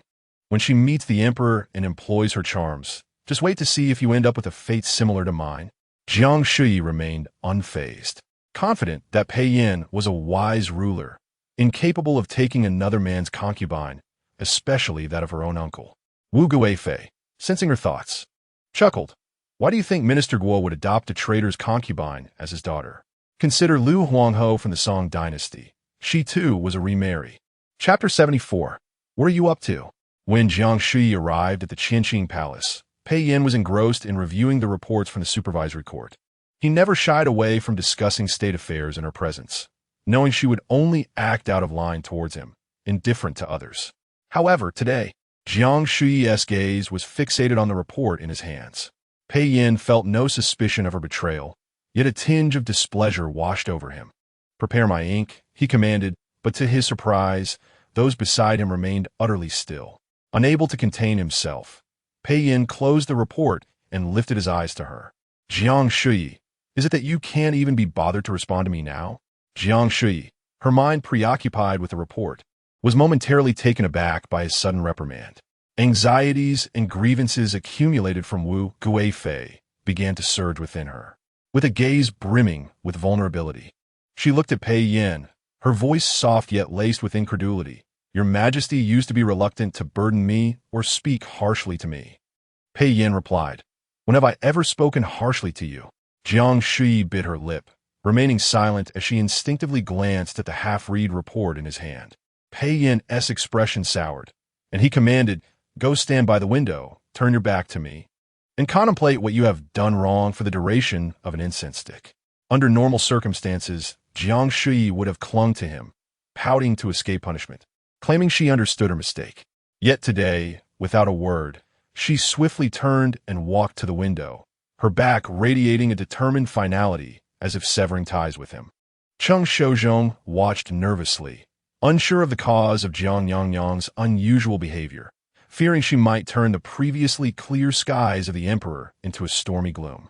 Pei Yin glared at Jiang Shuyi's back for a long moment before resuming his reading of the report. It was time for her to reflect on who was the husband and who was the sovereign and who deserved her attention. The report merely detailed the transgressions of Wen Huan, who had, since the time of his father, ingratiated himself with confidence in the court through military merit, abusing his power and trampling upon the rights of the common people. To him, only his kin and loyal followers were worthy of regard. The rest were as inconsequential as livestock. It was evident that over the decades, countless heinous acts had been committed in service of himself and his family. As the death penalty could not be pursued posthumously, the living relatives who had benefited from his actions would now suffer the consequences, just as those officials who had colluded with him would be held accountable. The Ministry of Justice had recently received numerous cases from wronged subjects, clamoring for justice in light of Wen Huan's demise. After finishing the report, Pei Yin turned his gaze to Jiang Shuyi. She stood there, her posture fragile and pitiful, the shadows of flowers cascading on her thin shoulders, as if she had begun to realize her wrongs. "Jiang Shuyi," he called, and upon hearing her name, she turned, her eyes slightly reddened by the wind, instinctively rubbing them. "What are you crying about?" Pei Yin observed her with an unsettling feeling in his heart, extending his hand. "It is good that you know your mistake. Come here, let me embrace you." Jiang Shuyi wanted to protest that she wasn't crying, but upon witnessing his sudden, softening demeanor, she felt 100-fold more heartbroken than during her punishment. She stood rooted to the spot, her gaze unwaveringly fixed on Pei Yin. On the verge of tears, Pei Yin, exasperated, sighed, "Jiang Shuyi, what on earth are you causing a ruckus about today?" He genuinely could not comprehend, since her arrival. She had been improper, fixated on his report. Did she need him to remind her that the inner palace must not meddle in state affairs? He cherished her, refrained from punishment, and offered gentle reminders, yet she responded with disdain. Anyone else would have faced severe repercussions, but he couldn't bear to make her kneel, only asking her to stand and reflect for a moment. Jiang Shuyi, overwhelmed by his words, burst into tears. It had been so long since she felt this way. 10 years of motherhood had been spent imparting lessons to Pei Yu. Now, feeling stifled and overwhelmed, she cried freely as Pei Yin admonished her, truly realizing that she had returned to her former self in the East Palace, where she could laugh and cry unabashedly, knowing he would always catch her when she fell. "Do you wish to see my report?" Pei Yin did not want her to cry beneath the bed, especially not with such heart-wrenching sorrow. He placed the report on the golden Nama desk and pushed it toward her. "Look, I do not know what is so fascinating about it to you." Yet Jiang Shuyi no longer cared to read the report. She began to realize her own unreasonable behavior and, through her tears, turned the tables. "Your Majesty, you no longer want me," Pei Yin replied. "If I did not want you, I would have someone take you away and confine you, ensuring you would never trouble me again." Continuing to sob, Jiang Shuyi countered, "Then why does your Majesty only send me away? Why not come over and embrace me?" This time, Pei Yin discerned her playful tone. Seeing her somewhat guilty, yet hopeful expression, he finally yielded, rising to embrace her. Now tell me, what are you making a fuss about? Pei Yin held Jiang Shuyi in his arms, his admonishment tinged with helplessness. She stifled her tears and began to recount her grievances. It is the Gui Fei, your majesty. She said that when Huan's concubine, Zheng, is more beautiful than I am. Minister Gua has taken her as an adopted daughter, intending to present her to your majesty. Upon seeing Zheng, your majesty will surely be captivated, and she will be favored in the inner palace, leaving me neglected. Finally, Pei Yin understood her unusual behavior today. He pinched Jiang Shuyi's cheek. Do you believe every word others say? Jiang Shuyi, with a pitiful gaze, replied, otherwise, why would Minister Gua, at such a young age, adopt her as a daughter instead of a sister? Is it not to grant her a respectable family background? With a name change, she would no longer be known as the traitorous Zheng, but as a daughter of a military scholar, perfectly suited to enter the palace. Pei Yin recognized her jealousy and felt his mood lighten considerably. He explained, Guo Zhenxiong's wife is fierce. Should he return from battle with a sister, his wife would certainly create a scene. Jiang Shuyi's heart eased somewhat, but soon tightened again as she gazed at Pei Yin, sorrowfully asking, even if General Gua does not mean it, will your majesty? In the past, there had been no incident of Zheng killing Wen Huan, so no rewards or penalties were necessary. Now that Guo Zhenxiong intended to bring Zheng to the court for rewards, would Pei Yin be swayed upon seeing this rumored beauty? There is also you in my palace, Pei Yin responded, relishing her deep affection for him, which prompted her jealousy. With a subtle smile, he said, if I were to take her into the inner palace, you would surely cause an uproar. As a wise ruler who values stability, I would prefer to avoid such a scenario. Jiang Shuyi's eyes widened in disbelief. Then if I do not cause a scene, your majesty intends to accept her into the inner palace. Pei Yin's dark eyes gleamed with amusement, and with a meaningful tone, he replied, even a king cannot escape the jealousy of women. If you do not make a fuss, it would mean you do not care for me, and I would cease to cherish you. Who I taken would be of no concern to you. Chapter 75. I am merely teaching you. Your Majesty Jiang Shuyi resolved to create a delightful commotion. She clung to Pei Yin, employing both soft persuasion and gentle insistence until he consented to take her along when meeting with the Zheng family. Pei Yin, momentarily overpowered and playfully pinned on the bed, chuckled, I am quite fatigued these days. I truly lack the energy. During moments of vigor, Jiang Shuyi would scarcely dare to provoke him. Your Majesty, I only wish for this once. If you do not grant it, it would mean you do not care for me, she implored, resting her head against his chest, her almond-shaped eyes glistening with an almost sorrowful plea. Pei Yin's expression was one of reluctant compliance as he turned over. Outside, Cheng Shozhong, upon hearing the commotion, sighed in relief, thankful that the Empress had finally placated his majesty. I had already informed you, my lord, that there was no need for concern. The more they quarrel, the closer they become, Feng Chu chimed in, amused by Cheng Shozhong's fretfulness. Cheng Shozhong sighed. We cannot compare to the young lady. Once she reaches maturity, she can leave the palace. As for us, without kin or friends and having suffered a setback, we are destined to serve here for life. Our master's whims dictate our existence. Feng Chu's smile dimmed at his words. Am I not also without kin or friends? Cheng Shozhong, puzzled, responded. But do you not have parents and siblings? Feng Chu's talent in fragrance crafting stemmed from her family's ancestral trade. Her grandparents had intended to leave the family business to her, hoping she would marry a suitable husband to manage it. However, after their passing, her parents favored their son and insisted she marry early, leading her to secretly use her savings to enter the palace.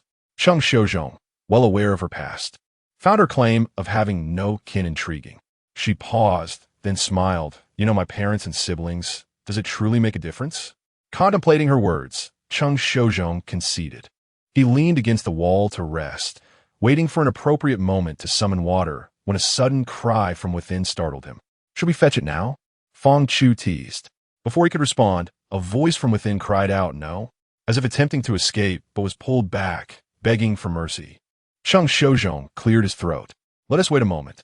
When tranquility finally returned, half an hour had passed. Inside, Jiang Shuyi had exhausted her tears, pressed against the wall. Cocooned in her blankets, Pei Yin sat before her, reaching out to wipe her tears, but she recoiled in fright. Pei Yin, his eyes warm with a gentle smile, teased. Have you forgotten the lesson from your earlier escape?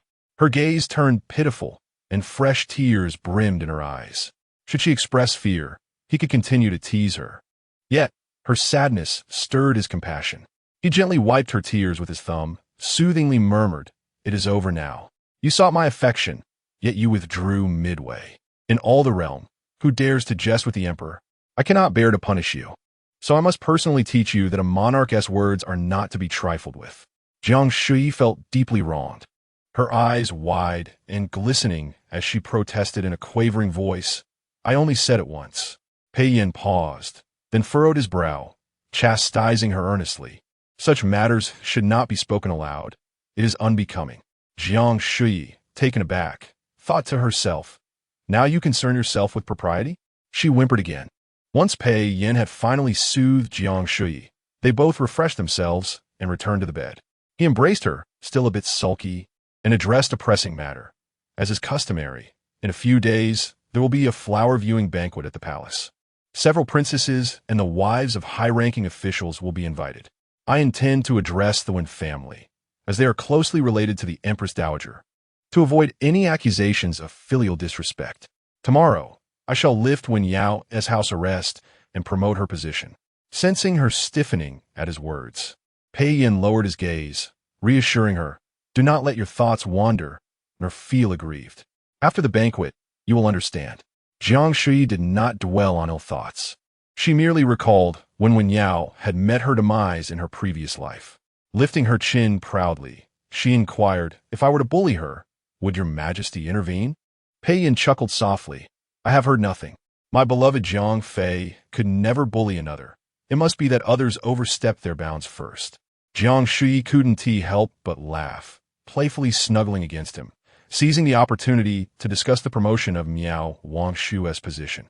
Since Pei Yin had already permitted her to handle matters concerning Wen Yao, it seemed the Empress Dowager was incapacitated and could no longer interfere. Thus Miao Wangshu should not be treated unjustly. Pei Yin hesitated for a moment, but under Jiang Shuyi's coaxing, he agreed with a gentle tone. Miao Wangshu was reinstated to the position of Jiaoyi, and, the following day, she and Feng Yue visited Zhaoyang Palace to express their gratitude. Jiang Shuyi, both amused and exasperated, helped them as she remarked, "You two look as if you are paying respects to your ancestors." Miao Wangshu smiled silently, while Feng Yue blushed. "Your Majesty enjoys teasing me." Still feeling achy, Jiang Shuyi, not intending to visit Qianxin Palace that night, eagerly suggested, "Let us three sleep together tonight. It would be dreary for me alone.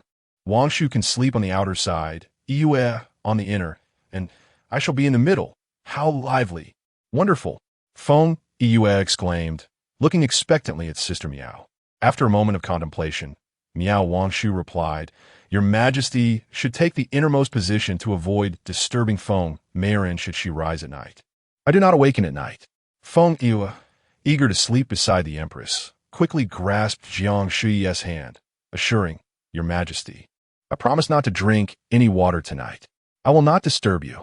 Unable to contain herself, Jiang Shuyi turned and laughed.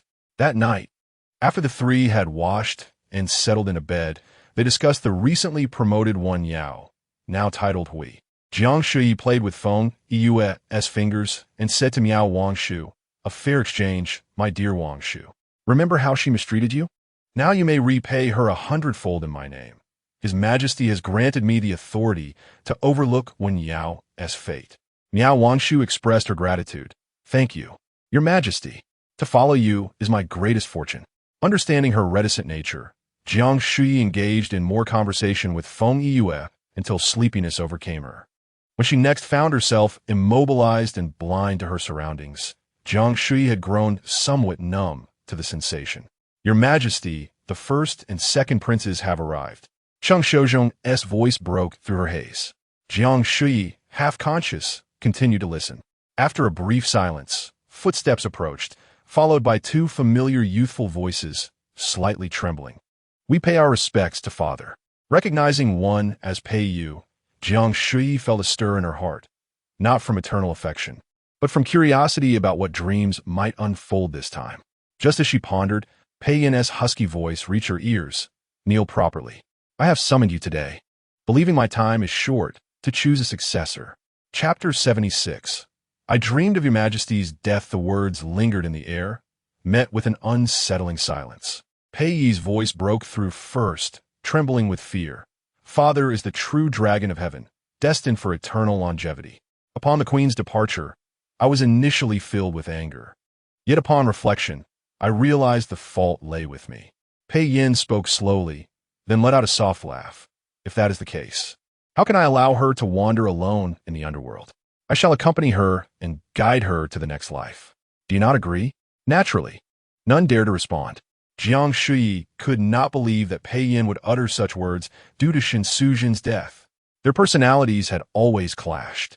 From the outset in the Eastern Palace, they had maintained a facade of harmony, their mutual disdain stemming from Pei Yan's amiable nature and Shen Huangho's fear of imperial power, which had allowed their relationship to endure for so many years. The connection between the previous dreams and this one solidified her conviction that the deceased queen was indeed herself. Either she had dreamt of her past life's demise, or some mischievous spirit was toying with her. She refrained from struggling to awaken. Her heart suspended as she listened intently. Father Emperor. Pei Yi broke the silence, his tone humble. Second brother is the queen's own flesh and blood, the legitimate son of Father Emperor, capable of bearing the weight of the nation.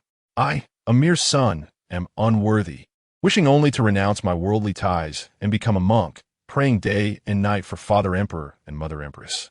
At that moment, Jiang Shuyi comprehended fully. The deceased queen was indeed herself. Is that so? Pei Yan's tone was inscrutable as he continued slowly. Today, I must truly select a successor, and then I shall join the queen. The imperial edict and jade seal are here to prevent discord among you brothers after my passing. I shall bestow death upon anyone who need not inherit the throne, so that we may journey together. Let my elder brother be the crown prince. It was the voice of 10-year-old Pei Yu, trembling yet steadier than Jiang Shuyi remembered, laced with sorrow. Mother Empress died because of me. I am filled with regret day and night, wishing to accompany Father Emperor and Mother Empress in death. Jiang Shuyi was at a loss for feelings. All she knew was that she did not want Pei Yin to die. She longed to tell him to live well, to be a renowned sage ruler. This time, Pei Yi did not refuse, only sorrowfully calling out, "Second brother, let be this way." Pei Yin interrupted them lightly. I possess a sword. Instead of you two yielding to one another, those who wish to become the crown prince should take up this sword and slay the other, thus sparing me the need to grant death. I am not jesting. I have only the two of you as princes. If one dies, the other shall naturally inherit the throne. You are both young. If you wish to stabilize this realm after my departure, you must be resolute enough to strike down your own kin. Jiang Shuyi could not help but feel anxious, fearing Pei Yin might indeed follow through with a burial alongside her. She was uncertain of the outcome between Pei Yi and Pei Yu. At that moment, the chill around her suddenly dissipated, and she heard a voice calling out, Your Highness, awaken." Jiang Shuyi abruptly opened her eyes to see the pale pink canopy above and Feng Yiyue's worried face. The sky was beginning to brighten. "Your Highness, did you have a nightmare?" Feng Yiyue asked, wiping the sweat from her forehead with her sleeve, concern etched in her features. Miao Wangshu also sat up, looking at her with worry.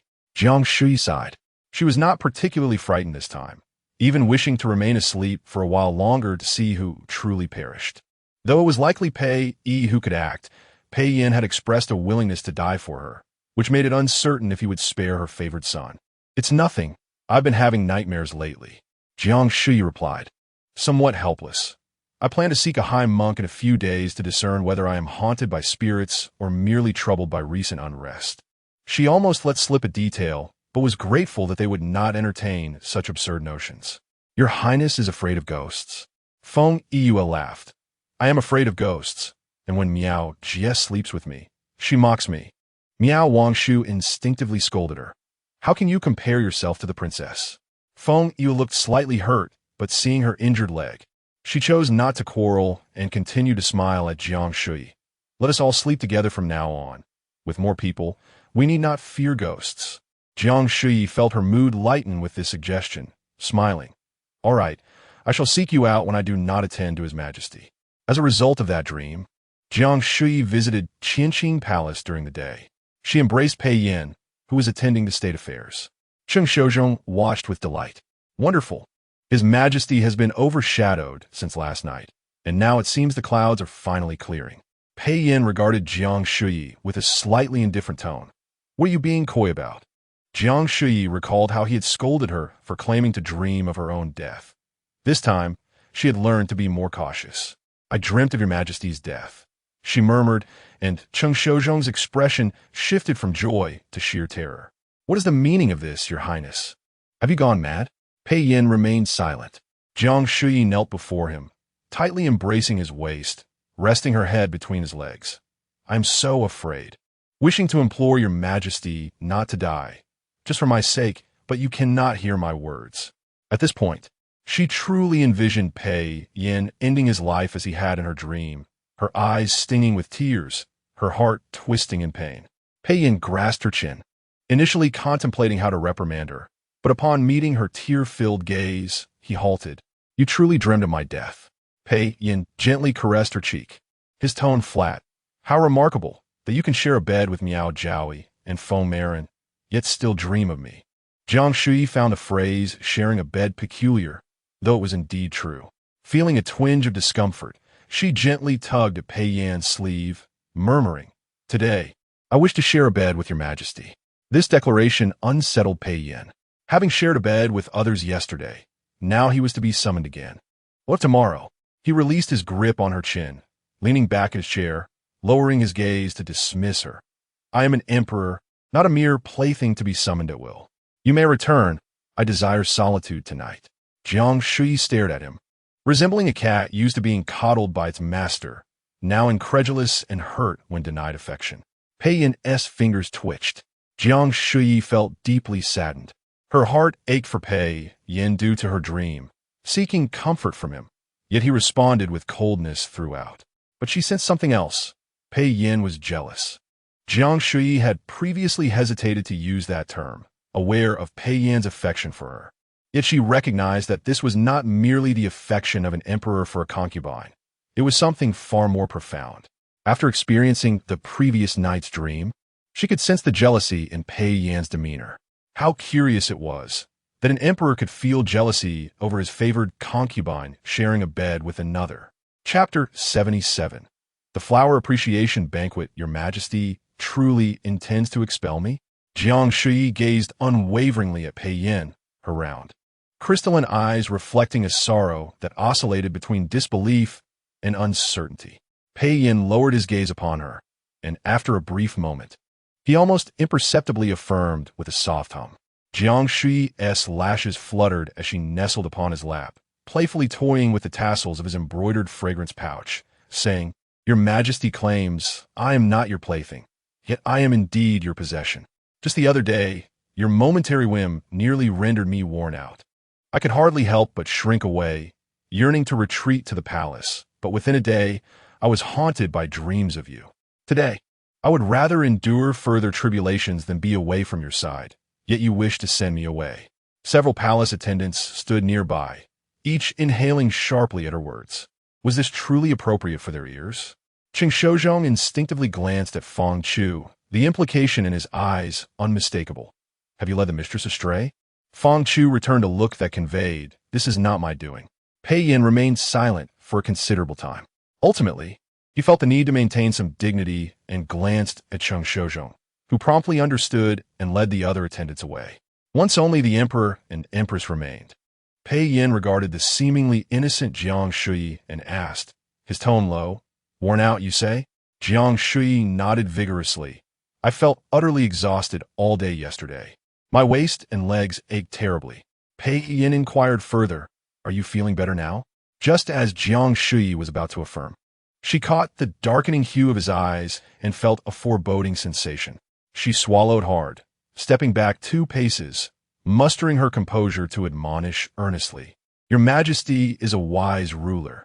Do not let yourself be ensnared by beauty. Pei Yan's expression remained impassive as he looked at her.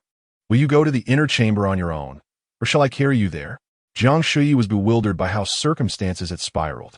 Nestled in Pei Yan's embrace, her breath still uneven, she bit her lip, on the verge of tears yet unable to cry. Pei Yan, discerning her intentions, cautioned, I have not worn you down this time. I simply wish to see you happy. If you cry again, I shall ensure you have ample reason to weep. Instantly, Jiang Shuyi swallowed her nascent sobs, casting him a guilty glance. Pei Yan was indeed attentive to her feelings. She had expected punishment for inciting his jealousy, yet felt none. Instead, she feared he might harbor resentment, prompting her desire to shed tears. Pei Yan gently caressed her cheek, his tone indulgent. Have I ever worn you down? Except when you provoke my ire. Even when angered, I could never bear to let you suffer for days on end. Jiang Shuyi initially pouted playfully, then suddenly grew anxious. Pei Yan seemed to be upset today. Would he first soothe her only to let her suffer later? Thus, you need not hide from me, understand? Jiang Shuyi abruptly raised her head, finally grasping Pei Yan's intent. He had genuinely taken her earlier words to heart, worried she might fear him and thus kept her at bay, which is why he had treated her with such care today. Feeling a sense of warmth in her nose, she embraced Pei Yan tightly, murmuring softly, I do not wish to hide from your Majesty. I cherish you above all. While Miao Jiaoyi, Ruan, P. Concubine, and Feng Marin are akin to sisters and friends in my heart, your significance to me surpasses that of a father, 100-fold better than my biological father. Pei Yan. Among all virtues, filial piety reigns supreme. Thus in my heart, none can surpass you. Pei Yan covered her mouth. Enough. The transgressions of Wen Huan and his family have been thoroughly investigated. The findings were so egregious that their crimes were beyond redemption. All 12 of Wen Huan's sons faced certain death. The remaining family members, guilty or not, were condemned to exile. Before long, the day of the flower appreciation banquet arrived. Traditionally, the event was presided over by the Empress Dowager and the Empress, but now, due to the Dowager's ill health stemming from family matters, only the Empress took charge. At such gatherings, Jiang Shuyi was always the center of attention, showered with compliment from officials and their families, each praise distinct and flattering. All she needed to do was enjoy the blossoms while happily listening, occasionally smiling or frowning, prompting those around her to shift the conversation to her preferred topics. Isn't that the Empress's sister? What has happened? Upon hearing this, Jiang Shuyi instinctively assumed it was Jiang Wanqing causing trouble again. Following the direction indicated by the lady, she discovered it was her 5th sister, born of their mother. She was drenched, crouched behind a cluster of peonies, weeping quietly. Jiang Shuyi was 5 years her senior. When Jiang Xianrong entered the Eastern Palace at 14, Jiang Wanqing was merely 9. They shared no deep sisterly bond, yet bore no animosity either. After contemplating, she decided to approach with her entourage. When Jiang Xianrong heard the commotion and looked up with tear-filled eyes, she asked in confusion, Why are you crying? Where is mother?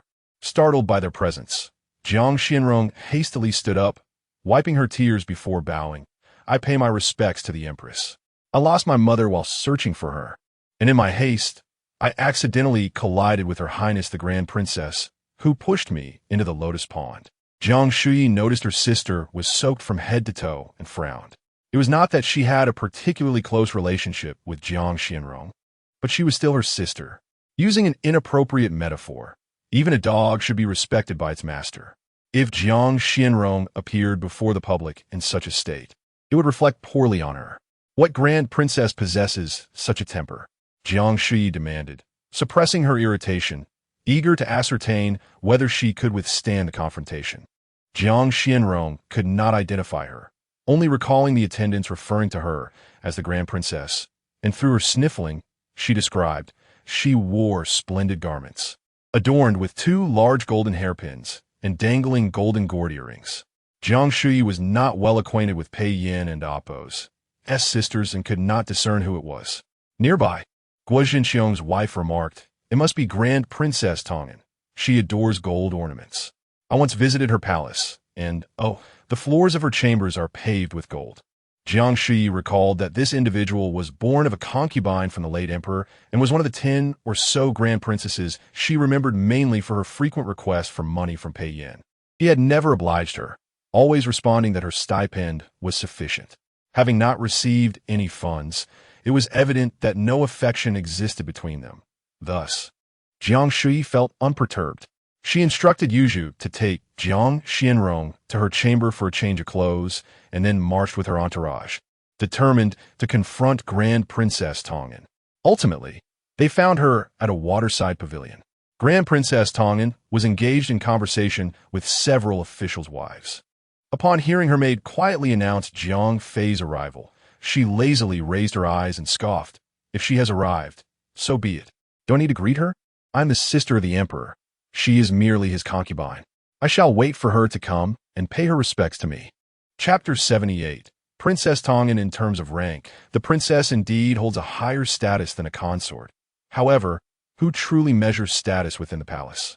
One is a favored empress, mother to the emperor's only 2 sons, while the other is merely one of the emperor's numerous sisters, rarely seen except during festive banquets. It is clear whom the emperor favors. Upon hearing Princess Tongan's remarks, Madame Guo chuckled first, followed by several other noble ladies who joined in with laughter. Princess Tongan, momentarily taken aback, finally perceived the scorn and smugness on Jiang Shuyi's face, and in a fit of rage, she stood up and pointed at her, exclaiming, "Consort Jiang, you are too arrogant. I shall report this to my elder brother." It was the first time Jiang Shuyi had her words snatched away in such a manner. Without hesitation, she retorted, "Your Majesty is benevolent. As the emperor's sister, the princess has no right to throw my sister into the lotus pond simply because she accidentally bumped into her. What kind of behavior is that? I was just about to report this myself. It would be efficient for us to go together." Fuming, Princess Tongan shot back. "What I do to whom is none of your business." Jiang Shuyi raised an eyebrow. "That is my 5th sister. What connection do you claim to have with her?" Princess Tongan hesitated, unsure of how to respond. Indeed, if she were a sister of consort Jiang, why was she wandering aimlessly in the garden? Yet, regardless, an offense warranted punishment. Princess Tongan declared, "Who allowed your blind sister to collide with me? This gown was specially crafted for my palace entry, embroidered with fine golden threads. If it is ruined in the slightest, I shall strip her of her garments, leaving her forever humiliated." Jiang Shuyi was genuinely provoked. With a clenched jaw, she smiled. "So precious indeed. It seems my sister is at fault. Allow me to offer you a cup of tea as an apology. Would that suffice?" Needing a way to save face, Princess Tongan lifted her chin haughtily. "Very well, but ensure you show the proper respect while presenting it, and I shall let this matter slide." Those following Jiang Shuyi quickly urged her to ignore the foolish princess and simply leave. However, Jiang Shuyi paid no heed and walked into the pavilion, pouring a little tea from the pot into a cup before frowning at the strange color of the brew. Curious, Princess Tongan leaned in, and in an instant, Jiang Shuyi splashed the entire pot of tea over her. A piercing scream erupted from Princess Tongan. My skirt." Feigning concern, Jiang Shuyi exclaimed, "Oh dear, I slipped." "Surely, the princess won't mind?" Furious, Princess Tongan trembled, especially upon seeing the gleeful glint in Jiang Shuyi's eyes. Gritting her teeth, she lunged to strike her. Unexpectedly, Jiang Shuyi retaliated, pushing her down and biting her neck, igniting a chaotic scuffle. The onlookers gasped in shock, rushing in to separate the two, while Feng Chu instructed a maid to summon the emperor. As chaos ensued, Jiang Shuyi's hair became disheveled, and she bore a scratch on her face. Both women were left bruised, with Princess Tongan in tears over her ruined attire. Feng Chu anxiously inspected Jiang Shuyi's injuries, relieved to find they were superficial, and promptly ordered the maid to fetch the royal physician. Suddenly, a eunuch announced, "The emperor has arrived." Princess Tongan's sobs halted abruptly as she prepared to escape the grasp of her attendants to seek vengeance. However, she was met with a startling sight. Jiang Shuyi, who had just glared at her, now transformed into a picture of vulnerability, whimpering softly. Princess Tongan widened her eyes in disbelief as Jiang Shuyi sprang to her feet. The noble ladies had knelt, paying their respects to the emperor, who had just stepped outside the pavilion. Jiang Shuyi flung herself into his arms, clinging to his waist, weeping as if wronged beyond measure. "Your Majesty, you must stand up for me." The emperor, noticing the kneeling attendees and the bite marks on Princess Tongan, quietly instructed, "Release her. Let me see if you are injured." Jiang Shuyi complied, pointing to her scratches with a voice filled with despair. "My beauty is ruined." The emperor's expression darkened. Gently caressing the skin surrounding the scar, he addressed the crowd. "What transpired here?" Both Jiang Shuyi and Princess Tongan spoke simultaneously, one calling him Your Majesty and the other elder brother, each eager to present her side. The emperor, with a calm tone, interrupted, "Consort Jiang, you tell me." This statement revealed the emperor's inclination. Jiang Shuyi immediately wailed, "My sister became separated from our mother and, in her search, accidentally bumped into the princess, who then threw her into the water, nearly drowning her. I, a mere humble being, dared not voice my sorrow, yet the princess would not relent. I had no choice but to offer her tea as an apology, which was scalding hot. I lost my grip and soiled the princess's garments, and then she attacked me." The onlookers who had witnessed the entire ordeal were left speechless. No wonder she is the favored consort. The emperor, uncertain of the truth in her words, felt a surge of anger upon seeing the woman he had cherished and adored, who had just been nestled in his embrace, now so brutally treated. Recovering from her shock at Jiang Shuyi's distortion of the facts, Princess Tongan hastily defended herself. "Your Majesty, the consort is lying. She did on purpose." Jiang Shuyi let out another lament, sorrowfully stating, "Your Majesty, it truly was not intentional. If your Highness does not believe me, I shall kneel and apologize." Princess Tongan, incensed to the point of near fainting, shouted, You! The emperor held Jiang Shuyi closer, gazing into her eyes devoid of tears, as he gently caressed her waist and admonished, "Do not speak foolishly. You are her sister-in-law. There is no reason for a sister-in-law to kneel before her sister." Jiang Shuyi, already sensitive to tickling, trembled and pressed closer to the emperor, attempting to evade his hand, which relentlessly continued its mischief. Princess Tongan, in disbelief, exclaimed, "The empress is my sister-in-law. She is merely a consort." "Enough," the emperor rebuked. Realizing that her public rebuttal of her brother was inappropriate, Princess Tongan resumed her tears. "Perhaps I have spoiled you too much, Tongan," the emperor said, his gaze dark and imposing. "Since childhood, you have lacked understanding, repeatedly inciting our father's anger, for which I always interceded on your behalf, believing it was for your benefit. In truth, my indulgence has only harmed you." Princess Tongan was taken aback. "Is that so?" She recalled being slightly mischievous during her mother's favored days, where once their father half-heartedly threatened her with punishment, but she could not recall any other instances. Yet the disappointment and regret in the emperor's demeanor were unmistakable. With a heavy sigh, he commanded, "Take Princess Tongan away and have the nurse administer 20 strikes as my way of disciplining her on behalf of our father." Princess Tongan gasped in shock, casting aside all thoughts of rebellion as she cried out, "No, Your Majesty, it truly isn't my fault." Chapter 79. The biological mother. None of the attendees interceded on behalf of the Grand Princess or uttered a word of truth. Who among them lacked the insight to recognize that the Grand Princess was about to suffer, while Consort Jiang remained nestled in His Majesty's embrace? The Grand Princess of Tongan cried out as she was forcibly led away. Jiang Shuyi clung tightly to Pei Yin, remaining silent, her lips pressed together in restraint, her eyes shimmering with unshed tears as she gazed up at him in a silent plea. Pei Yin finally ceased his actions, adopting a serious tone. "If you do not release me, I am aware of your grievances, yet we cannot disregard propriety." Jiang Shuyi hastily stepped back 3 paces, adjusting her attire and feeling relieved that the gathered officials and their families were kneeling, with heads bowed, oblivious to her disheveled state. Once she had composed herself, Pei Yin spoke gently, "You may rise. The Empress and the other consorts have already arrived at the banquet. You should join them." The flower appreciation banquet had been a tradition established by the late emperor, who had an eye for beauty. However, it was impractical to hold selection ceremonies annually, so he devised this means, ostensibly for admiring flowers, but in truth, it was an opportunity to gauge which daughters might catch his fancy. since Pei Yin ascended the throne. The purpose of the flower banquet had shifted to pleasing the Empress Dowager.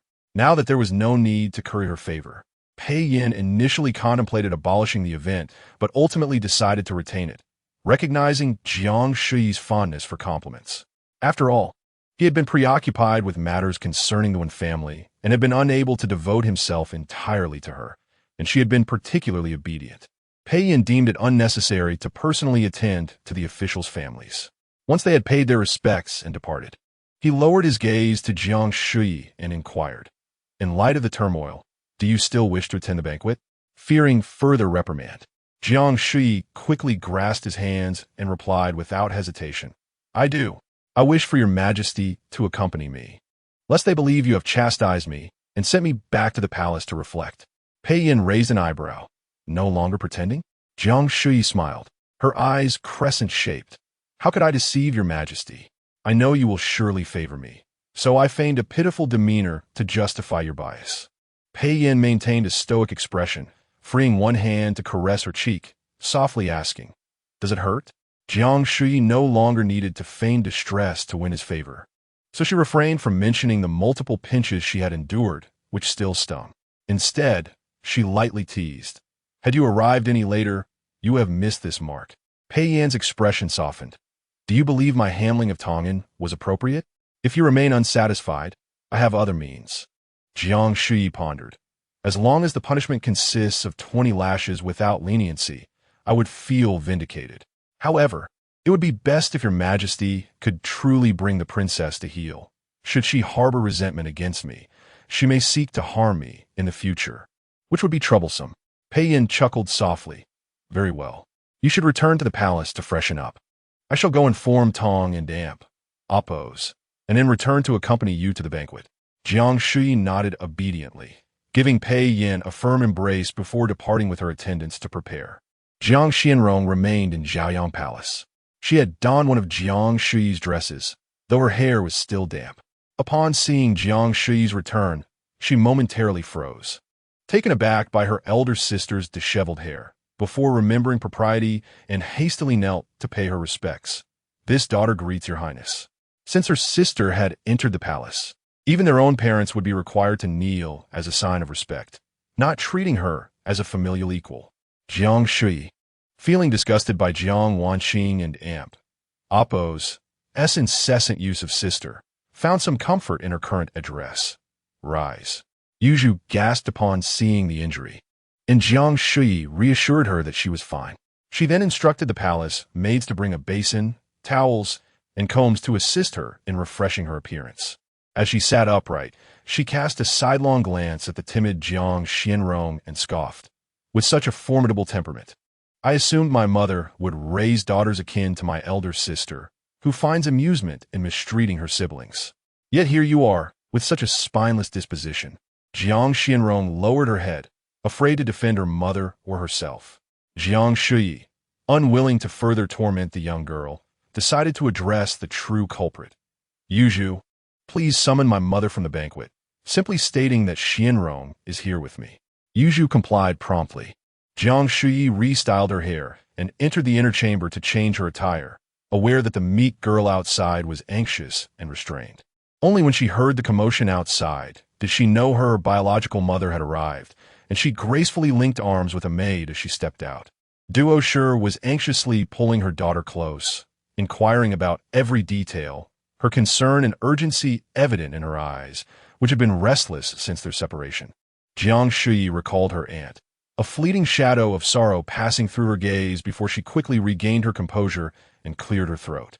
Duoshi turned at once, and upon seeing Jiang Shuyi emerge, she hurriedly knelt with her daughter to pay her respects.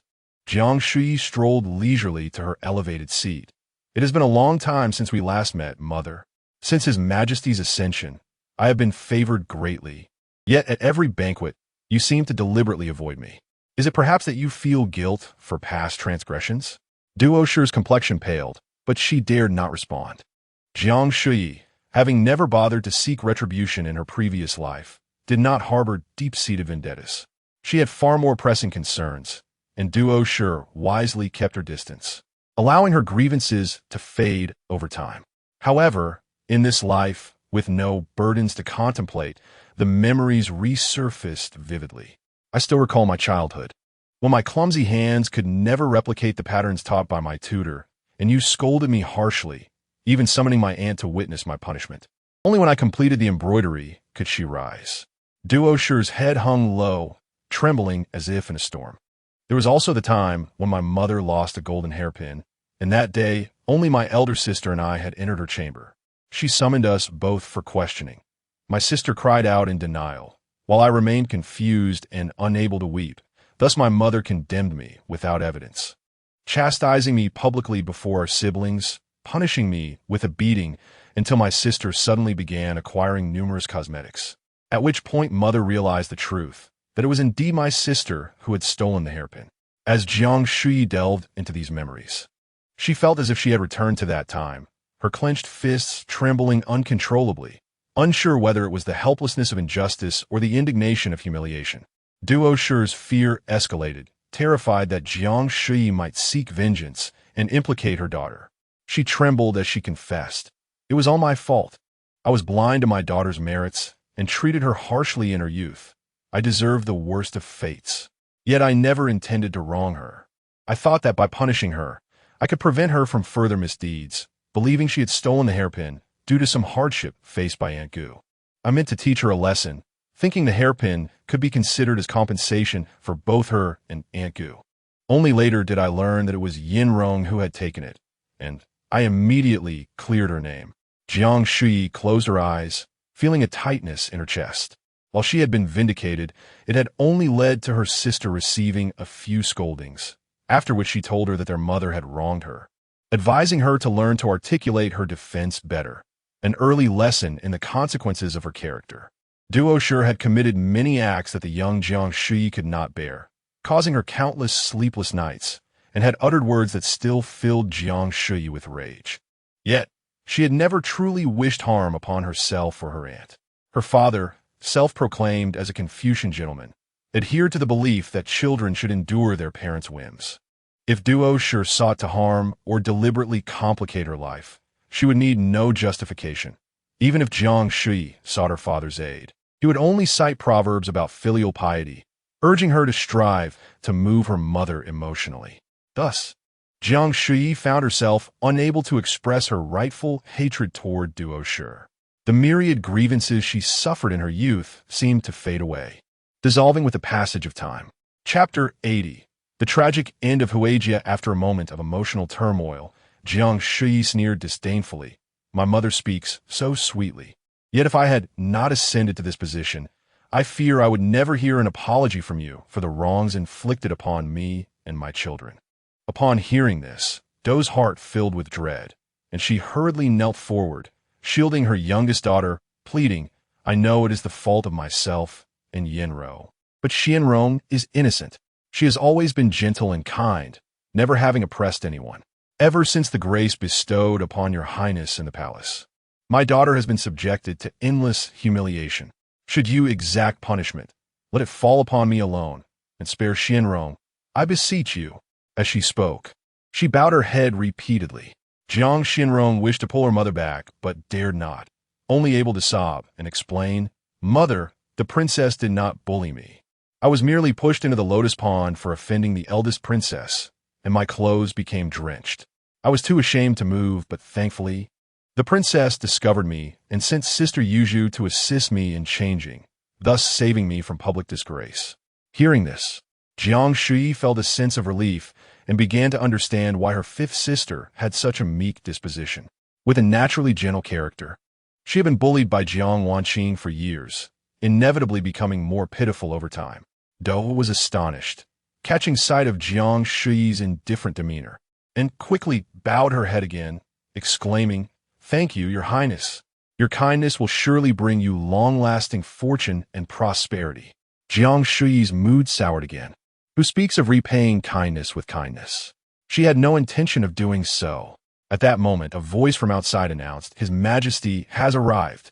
Jiang Shuyi quickly rose, signaling to the two kneeling women to get up, lest Pei Yin, this devoted son, witness their subservience and think her arrogant in her favored position. Understanding the cue, Dou hastily helped her daughter to her feet, wiping her tears away. Pei Yin entered with Princess Tongan, who appeared red-eyed, her hands curled at her sides, still sniffling. Dou once more led her daughter in a bow, and upon seeing Tongan, Jiang Shuyi trembled in fear. Though Jiang Shuyi often disregarded formalities in private interactions with Pei Yin, she still maintained decorum in public. She bent her knee, only to be gently lifted by Pei Yin, who softly said, "Rise. I shall have Tongan apologize to you." Jiang Shuyi straightened, directing her gaze at Princess Tongan. The princess, now devoid of her earlier arrogance, took a few steps forward, bowed her head, and sincerely knelt before Jiang Shuyi, her voice trembling with emotion. "I acknowledge my wrongs. I should not have bullied my sister-in-law's younger sister first, nor disrespected my sister-in-law afterward. I deeply apologize and seek your forgiveness." Jiang Shuyi regarded Pei Yin with surprise, curious how he had so quickly brought her to such submissiveness. Pei Yin's expression remained warm and smiling. "You have suffered injustice. Whether to forgive or not is entirely your decision." Upon seeing the red, swollen palm of Tongan exposed during her bow, Jiang Shuyi felt her anger dissipate. She cleared her throat, adopting the demeanor of a sister-in-law, and spoke slowly. "It is good that you realize your mistakes. Do not be so overbearing in the future. Even as a princess, one must adhere to reason. Do you understand?" Princess Tongan instinctively wished to retort, but upon meeting the seemingly gentle gaze of her elder brother, she quickly acquiesced. "I understand." Pei Yin then turned his attention to Dou and her daughter, instructing them to rise, his tone calm. "Miss Jiang has been wronged. Recently, Jiang presented several bolts of silk, and I shall reward you with one as compensation for today's events." As a princess, it was already rare for Tongan to apologize to a concubine, let alone to a subject. Such an act could jeopardize the royal family's dignity. Jiang Shuyi had no intention of forming such a close bond with her fifth sister, nor did she feel compelled to defend her to the extent of demanding an apology from a princess. Dou and her daughter clearly harbored no such expectations, repeatedly expressing their gratitude. Meanwhile, the banquet hosted by the empress had commenced, with numerous concubines and officials present. Upon seeing His Majesty arrive with Jiang Fei, there were feelings of envy and jealousy, alongside a sense of accustomed acceptance. Those who had previously witnessed the commotion could now see the disheveled Princess Tongan and understood just how favored Jiang Fei was. Only Jiang Wanqing glared enviously at the pair, her heart brimming with resentment. Jiang Shuyi relished the envious glances of the crowd, but her joy waned once she took her seat after parting from Pei Yin. He sat with the Empress on the elevated platform, while she found herself beside Concubine Wu and Concubine Shui, their mutual disdain palpable. Jiang Shuyi gazed longingly at Pei Yin, who appeared to be leisurely enjoying his meal and drink, while Empress Shan engaged in polite conversation with the eldest princess. When Pei Yin's gaze lingered on her face for too long, he turned to Jiang Shuyi, sensing her heartache despite her prior desire to attend. After a moment of contemplation, he instructed Cheng Shozhong, "This dish of fruit is quite delightful. Take it to Jiang Fei. She should enjoy it." Cheng Shozhong complied, and Princess Wei glanced at Jiang Shuyi. Teasing, "I heard that His Majesty dotes on Jiang Fei. I was skeptical, but it appears to be true." Pei Yin smiled. "I beg your pardon, dear aunt." This reminded him of a matter he had intended to mention. The Princess of Wei, having spoken halfway, paused until the Empress inquired further, sighing. "Your Majesty is aware that my eldest daughter insisted on divorcing her husband last year. I wish to avoid such a scandal that would tarnish our family's reputation. Yet she was resolute to the point of threatening her life.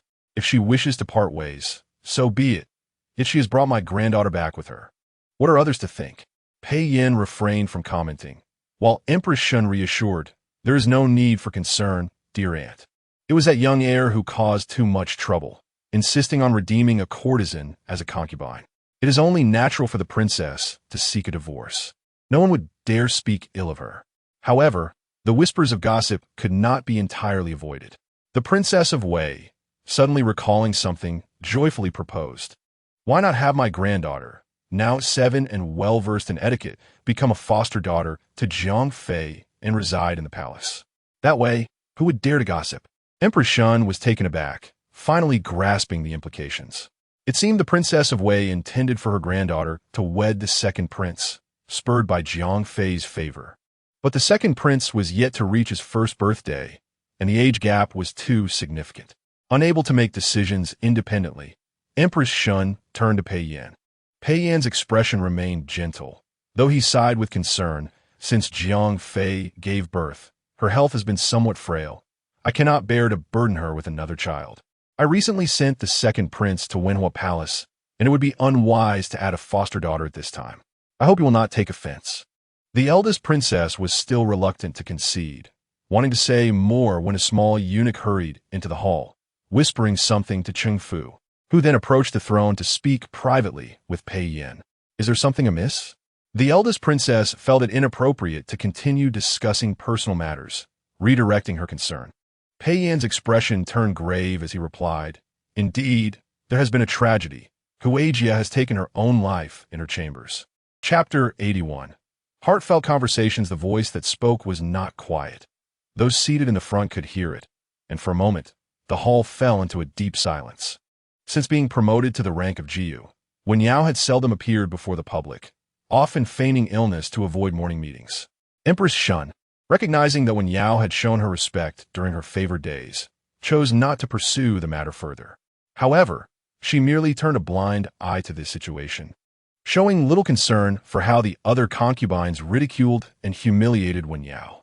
Upon hearing of a death, she merely sighed inwardly and advised Pei Yan, Your Majesty, grieve not. Wen Huan's crimes are grave. You have spared her the punishment and even elevated her status, which is already a show of great mercy. If she chooses to end her own life, what can you do? Jiang Shuyi had anticipated this in her previous life. Wen Yao had also taken her own life around this time. The flower appreciation banquet could not continue, and Pei Yan rose to leave. Empress Shun spoke a few formal words and instructed the palace attendants to escort the officials and their families out of the palace. Wen Yao had hanged herself.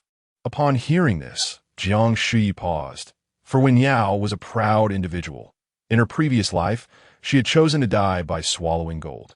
Nevertheless, both choices led to self-destruction. That night, as Jiang Shuyi rested her head on Pei Yan's arm, she sweetly inquired, Your Majesty, with the recent passing of Jiu Hui, do you not fear for your reputation by summoning me tonight? Perhaps I should take my leave to spare you from any scandal. Pei Yan was at a loss as to why Jiang Shuyi had suddenly become so sentimental. She nestled closer to him, asking, Are you saddened, Your Majesty? After all, you favored Jiu Hui for 6 whole days. I have never received such affection before my confinement. If you are truly heartbroken, you need not indulge me. You may dismiss me. Pei Yan replied, If you were not clinging to me while saying this, I might have thought you were merely pretending. Jiang Shuyi ceased her pretense, letting out a soft hum. I was reminded of those days when you favored Jiu Hui. You do not know. My heart felt as if it had plunged into an icy lake, truly chilling to the core. At that time, she had just returned from her rebirth, relying solely on Pei Yan, only to discover that the one she depended on was now lavishing affection on another. The sadness and despair of that realization lingered in her memory. Pei Yan noticed her sudden silence, her once mischievous and bright eyes now clouded with sorrow. After a pause, he asked, In your current state, if I were to favor another, could you bear it? Jiang Shuyi's heart ached at his words. She did not respond, but the sudden redness of her eyes revealed the answer to Pei Yan. He continued, As a sovereign, it is inappropriate to favor a single individual. It could lead to the decline of my heirs, resentment among the palace, and constant admonishments from the former court. Even if I govern well during my reign, I would be mocked and scorned by future generations due to this singular act, perhaps even inciting the creation of many apocryphal tales to tarnish my name. Jiang Shuyi no longer wished to remain in his embrace. She turned away, facing the wall, tears streaming from her open eyes. All these rationalizations, yet in her previous life, he had favored her alone. It was merely that he did not cherish her as much now. Pei Yan sat up.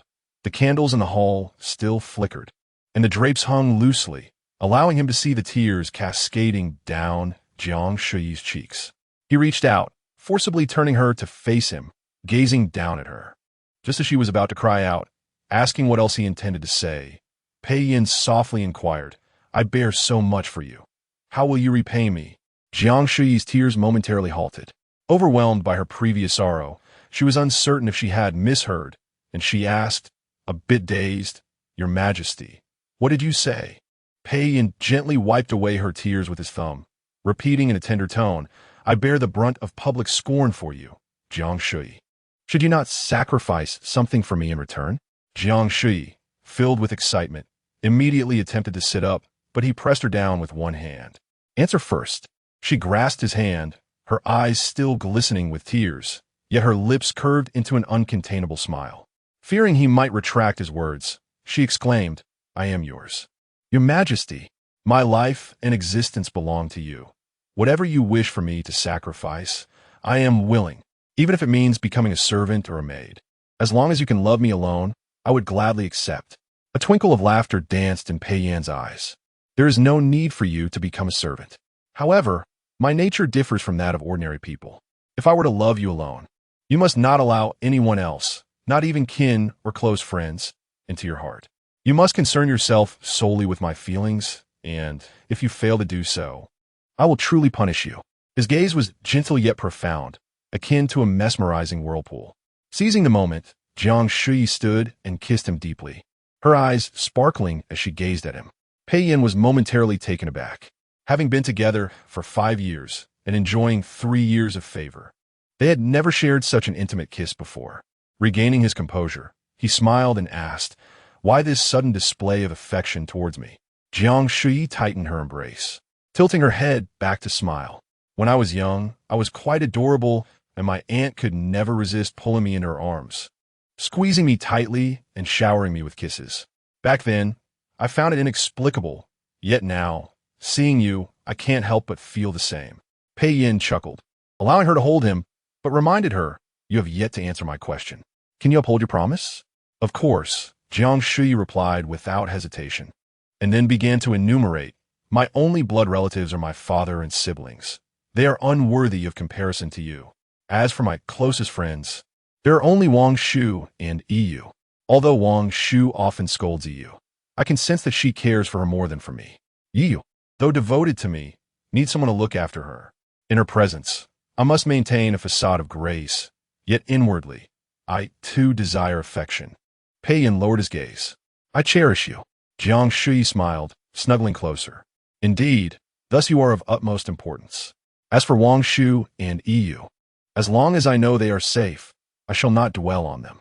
Yet, I cannot bear to be apart from you for a single day. When you mentioned favoring another, it felt as if my heart were being sliced by a knife. And now, seeing you joyful, I sent that a sign that my emotions are entirely devoted to you. Pei Yan's lips curled into a smile, yet he felt the need to clarify. I did not say I would favor another. Do not misinterpret my words. Jiang Shuyi reflected carefully and realized he had not explicitly stated that. However, his lengthy reasoning implied as much. From now on, you need not refer to yourself as this humble servant in private, nor must you call me your Majesty. Pei Yin tenderly caressed her earlobe with his calloused fingertip, his breath gentle. You may address me however you wish. Before you speak or act, do not worry that I will deem you presumptuous. I shall forgive all your missteps, as long as you can fulfill your promises. Chapter 82. I will ensure father and mother are buried together. Jiang Shuyi could hardly bear this, immediately feeling weak in half her body, transitioning from holding Pei Yin to being held by him. Her earlobes flushed crimson, as if they could bleed, and she bashfully inquired, What should I call your Majesty? Crown Prince? Pei Yan's hand, which had been gently pinching her earlobe, paused, and after a moment, he sighed in resignation. You shall know what to call me shortly. Ultimately, Jiang Shuyi never discovered what she should call him. Upon noticing the bruises on her body, Pei Yin halted his actions.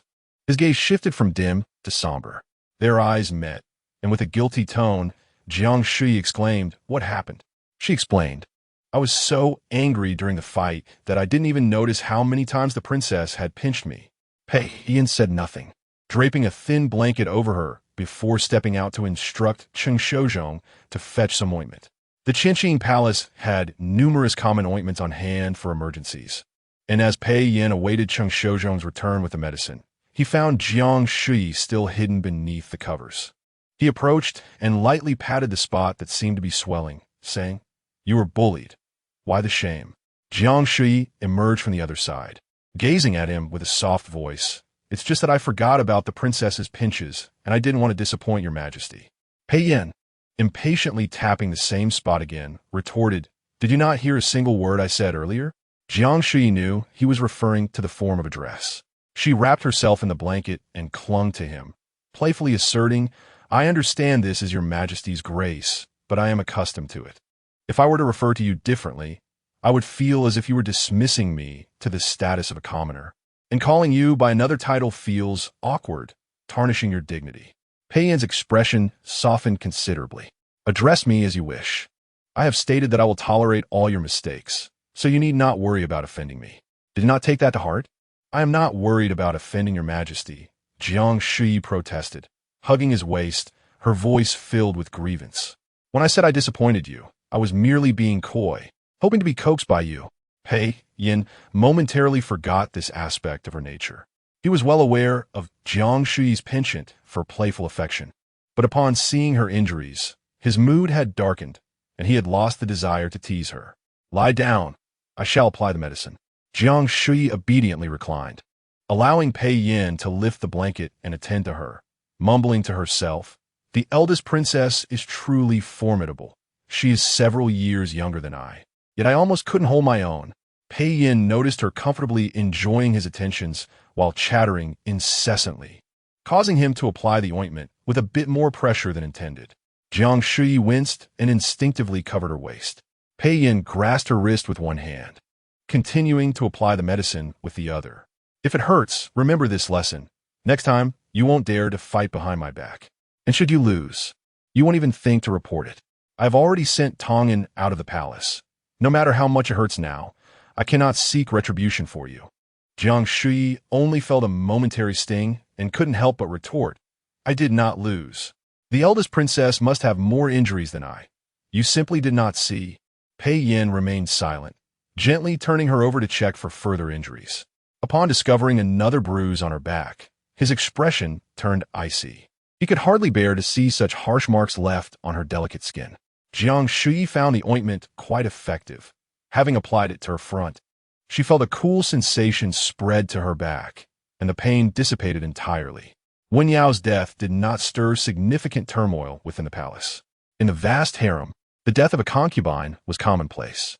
Only Concubine Wu and others like Qian felt a pang of dread for several days. However, upon seeing that His Majesty did not pursue the matter of Hui Jiu's prior mistreatment, they finally relaxed and resumed their usual activities. Pei Yin personally visited Sinang Palace to deliver the news to Empress Dowager Wen.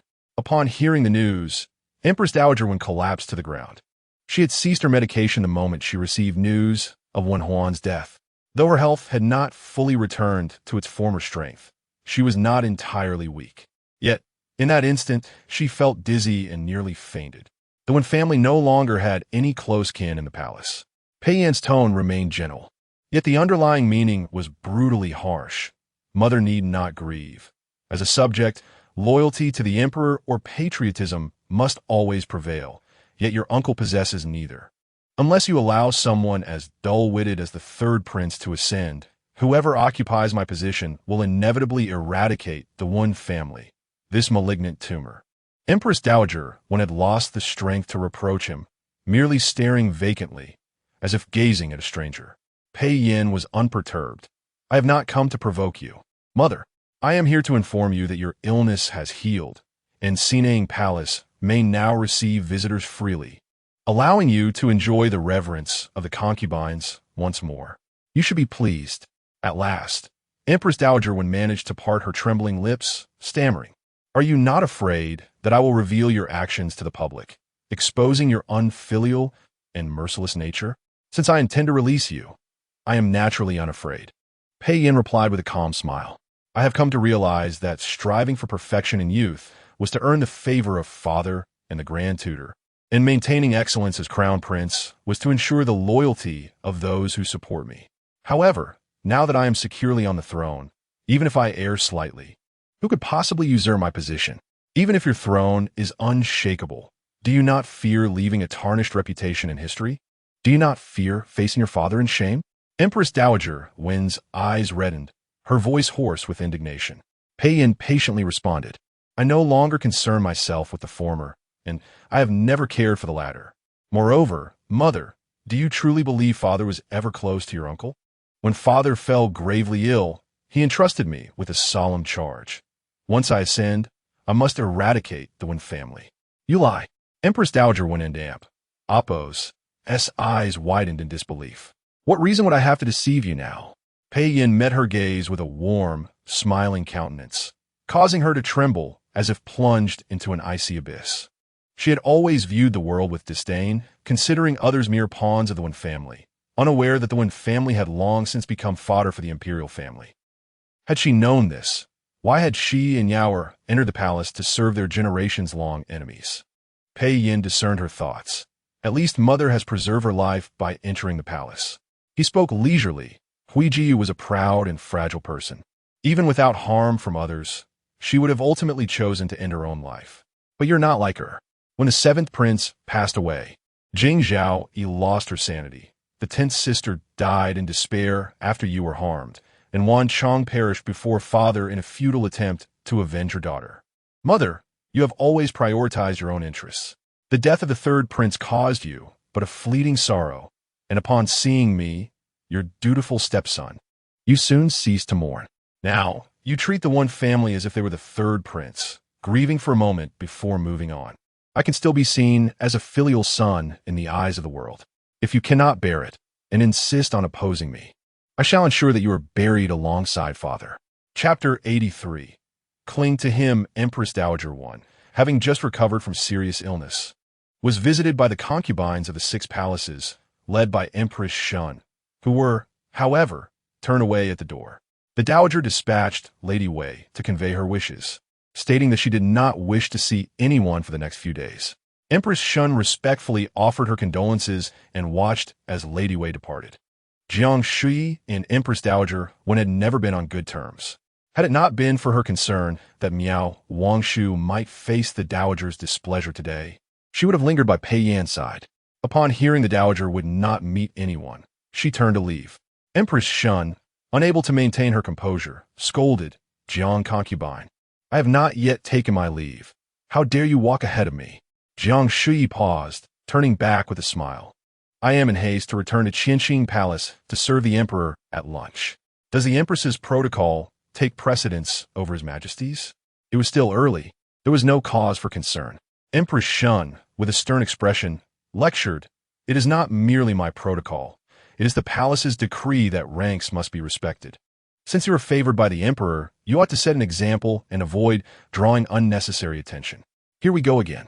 Jiang Shuyi took a couple of steps back, awaiting Empress Shun's approach, her gaze sweeping over the other concubines as she inquired, Who speaks ill of me? Empress, please enlighten me. I would like to learn and reflect. The lower-ranked concubines lowered their heads in fear. Empress Shun frowned. Must others voice their opinions for you to understand? You should be aware that no one is speaking of you. Jiang Shuyi chuckled lightly. According to your reasoning, it is the duty of the concubines to serve the emperor. If they fail in their duties, it is only right that they should feel ashamed for burdening me. Who would dare to comment otherwise? As for the empress, rather than commending my efforts, you fabricate accusations against me. I shall inform His Majesty of this. Empress Shun was infuriated, pointing at her. You rely on the emperor's favor to act tyrannically. If that favor were to vanish, I wonder how you would survive. But sister, I do have that favor. Jiang Shuyi initially thought it was Feng Eus speaking, only to turn and find it was Jiang Wanqing. Clad in plain attire, Jiang Wanqing had visibly lost weight, standing there frail and timid, her expression a mix of fear and a desire to defend her sister. Empress, please do not always target my sister. His Majesty favors her. How could she refuse? This incited Empress Shun's wrath further. Jiang Shuyi could overlook her own troubles, but why should Jiang Wanqing involve herself? With a mere glance, her attendant Su Qin stepped forward and slapped Jiang Wanqing. The latter stumbled and fell to the ground, clutching her face and trembling. Jiang Shuyi frowned at the sight. puzzled by Jiang Wanqing's intentions. Empress Xin reprimanded, Jiang Concubine, you alone take advantage of your favored status, disregard palace rules, and now wish to drag your sister into creating chaos in the harem? Jiang Shuyi looked at her in confusion. What does this have to do with me? If the Empress continues to slander me, let's go to Qianxin Palace and discuss it there. Empress Shun, breathing heavily from anger, swept away in a huff. Jiang Shuyi turned to Jiang Wanqing, who weakly called out, Sister, Your Highness. At that moment, Miao Wangshu approached, glancing at Jiang Wanqing before gently addressing Jiang Shuyi. We should return to Qianxin Palace. It would be improper to keep His Majesty waiting. Jiang Shuyi recognized that Miao Wangshu wished to prevent her from engaging with Jiang Wanqing, and with a nod, she followed Miao Wangshu and Feng Yue out, casting no further glances at the feigned frailty of Jiang Wanqing. Your Highness, do not be soft-hearted, Miao Wangshu whispered. Consider this. If Jiang Wanqing were favored now, and you were in a lowly position, how would she treat you?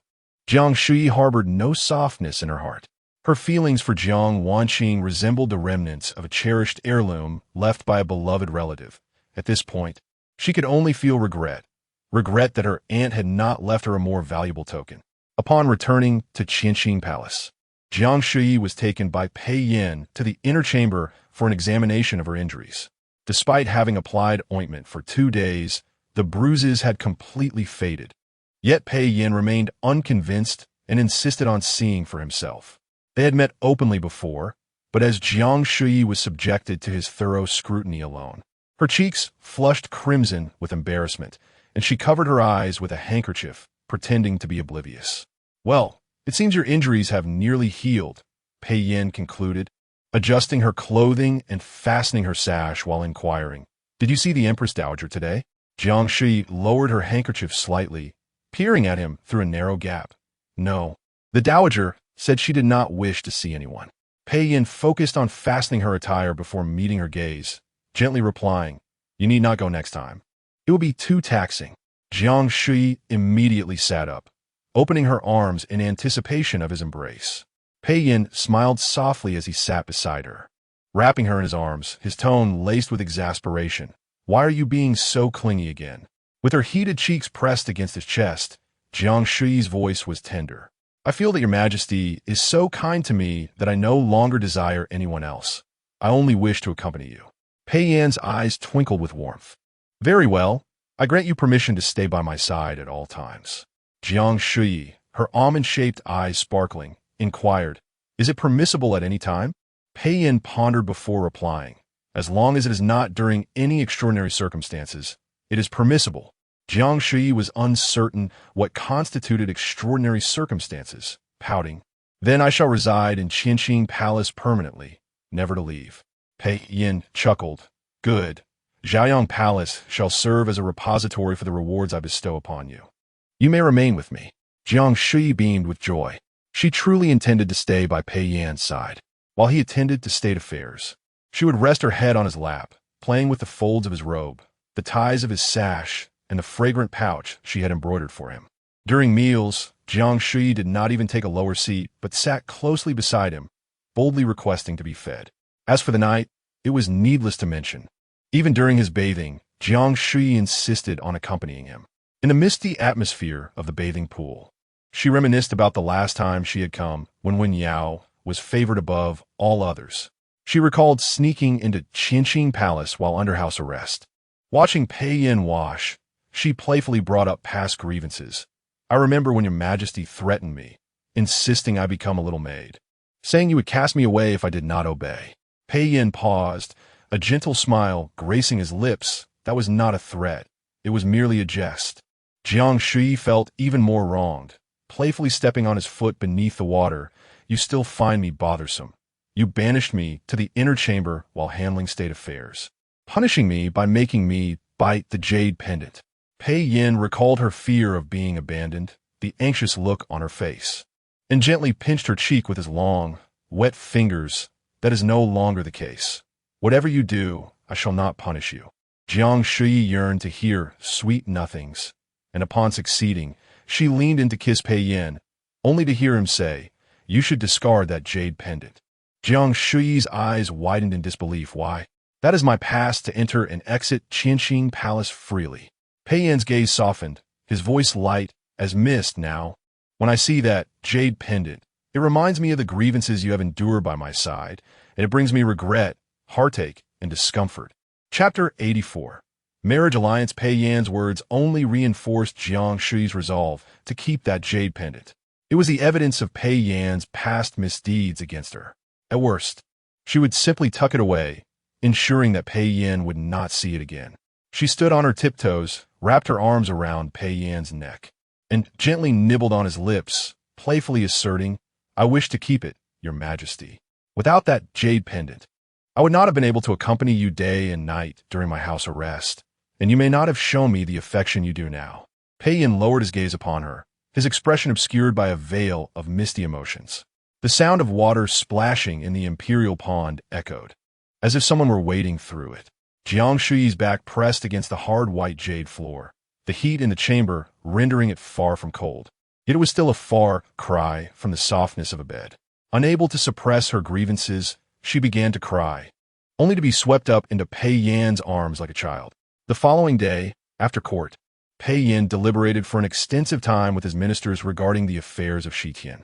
Since the death of the crown prince, Shitian had plunged into chaos, with 3 princes vying for a sacred artifact. Ultimately, the youngest, Prince Tuoba Han, emerged victorious, having slain his 2 elder brothers. Just as the old king passed away, he ascended to the throne and initiated peace negotiations, stating that the previous conflicts were instigated by the late crown prince and were not of his design. Now, as the sovereign, he sought peace between the 2 nations, offering reparations in gold and silver for the past wars, along with tribute for 50 years as compensation. Pei Yan found no reason to refuse, even if Tuoba Han harbored ulterior motives. After Wan Huan's death, the Northwest had undergone a significant transformation, and this was not the time for war.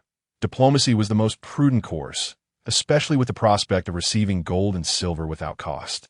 However, Shitian also put forth a request for a marriage alliance, suggesting either the betrothal of Tuoba Han's twin sister, Tuobiwer, to Pei Yan, or the marriage of Pei Yan and Dapo's own sister to Tuoba Han, as a sign of goodwill. The ministers naturally favored Pei Yan marrying the Shitian princess rather than sacrificing a princess to Shitian. Nevertheless, Pei Yan intended to send Princess Chang'an to Shitian. Grand Tutor Wei deemed this unacceptable and sought an audience in the imperial study after court, attempting to persuade Pei Yan. He was met with Pei Yan's assertion that the imperial harem was the emperor's place of residence, and inviting foreign women would unsettle his heart. After careful consideration, Wei found this reasoning compelling and relented. Upon returning to Qianxing Palace, Pei Yan found Jiang Shuyi reclining on a soft couch by the inner hall window, engrossed in a book, while Feng Chu sat beside her, massaging her waist and legs. It was late spring, and she wore a light, pale pink dress, her waist gently curving inward as her delicate fingers traced the pages. As an avid reader, Pei Yan's brow twitched slightly. Jiang Shuyi was lost in the tedious collection of literature when suddenly a hand snatched the book from her grasp, and without needing to think, she knew it was Pei Yan. She turned with a smile, only to receive a gentle tap on the head with the rolled-up scroll. "If you were a prince or princess, I would certainly scold you now." Jiang Shuyi, momentarily dazed, understood when he waved the book in front of her. A fleeting sense of guilt washed over her, and she quickly adopted a pitiful demeanor.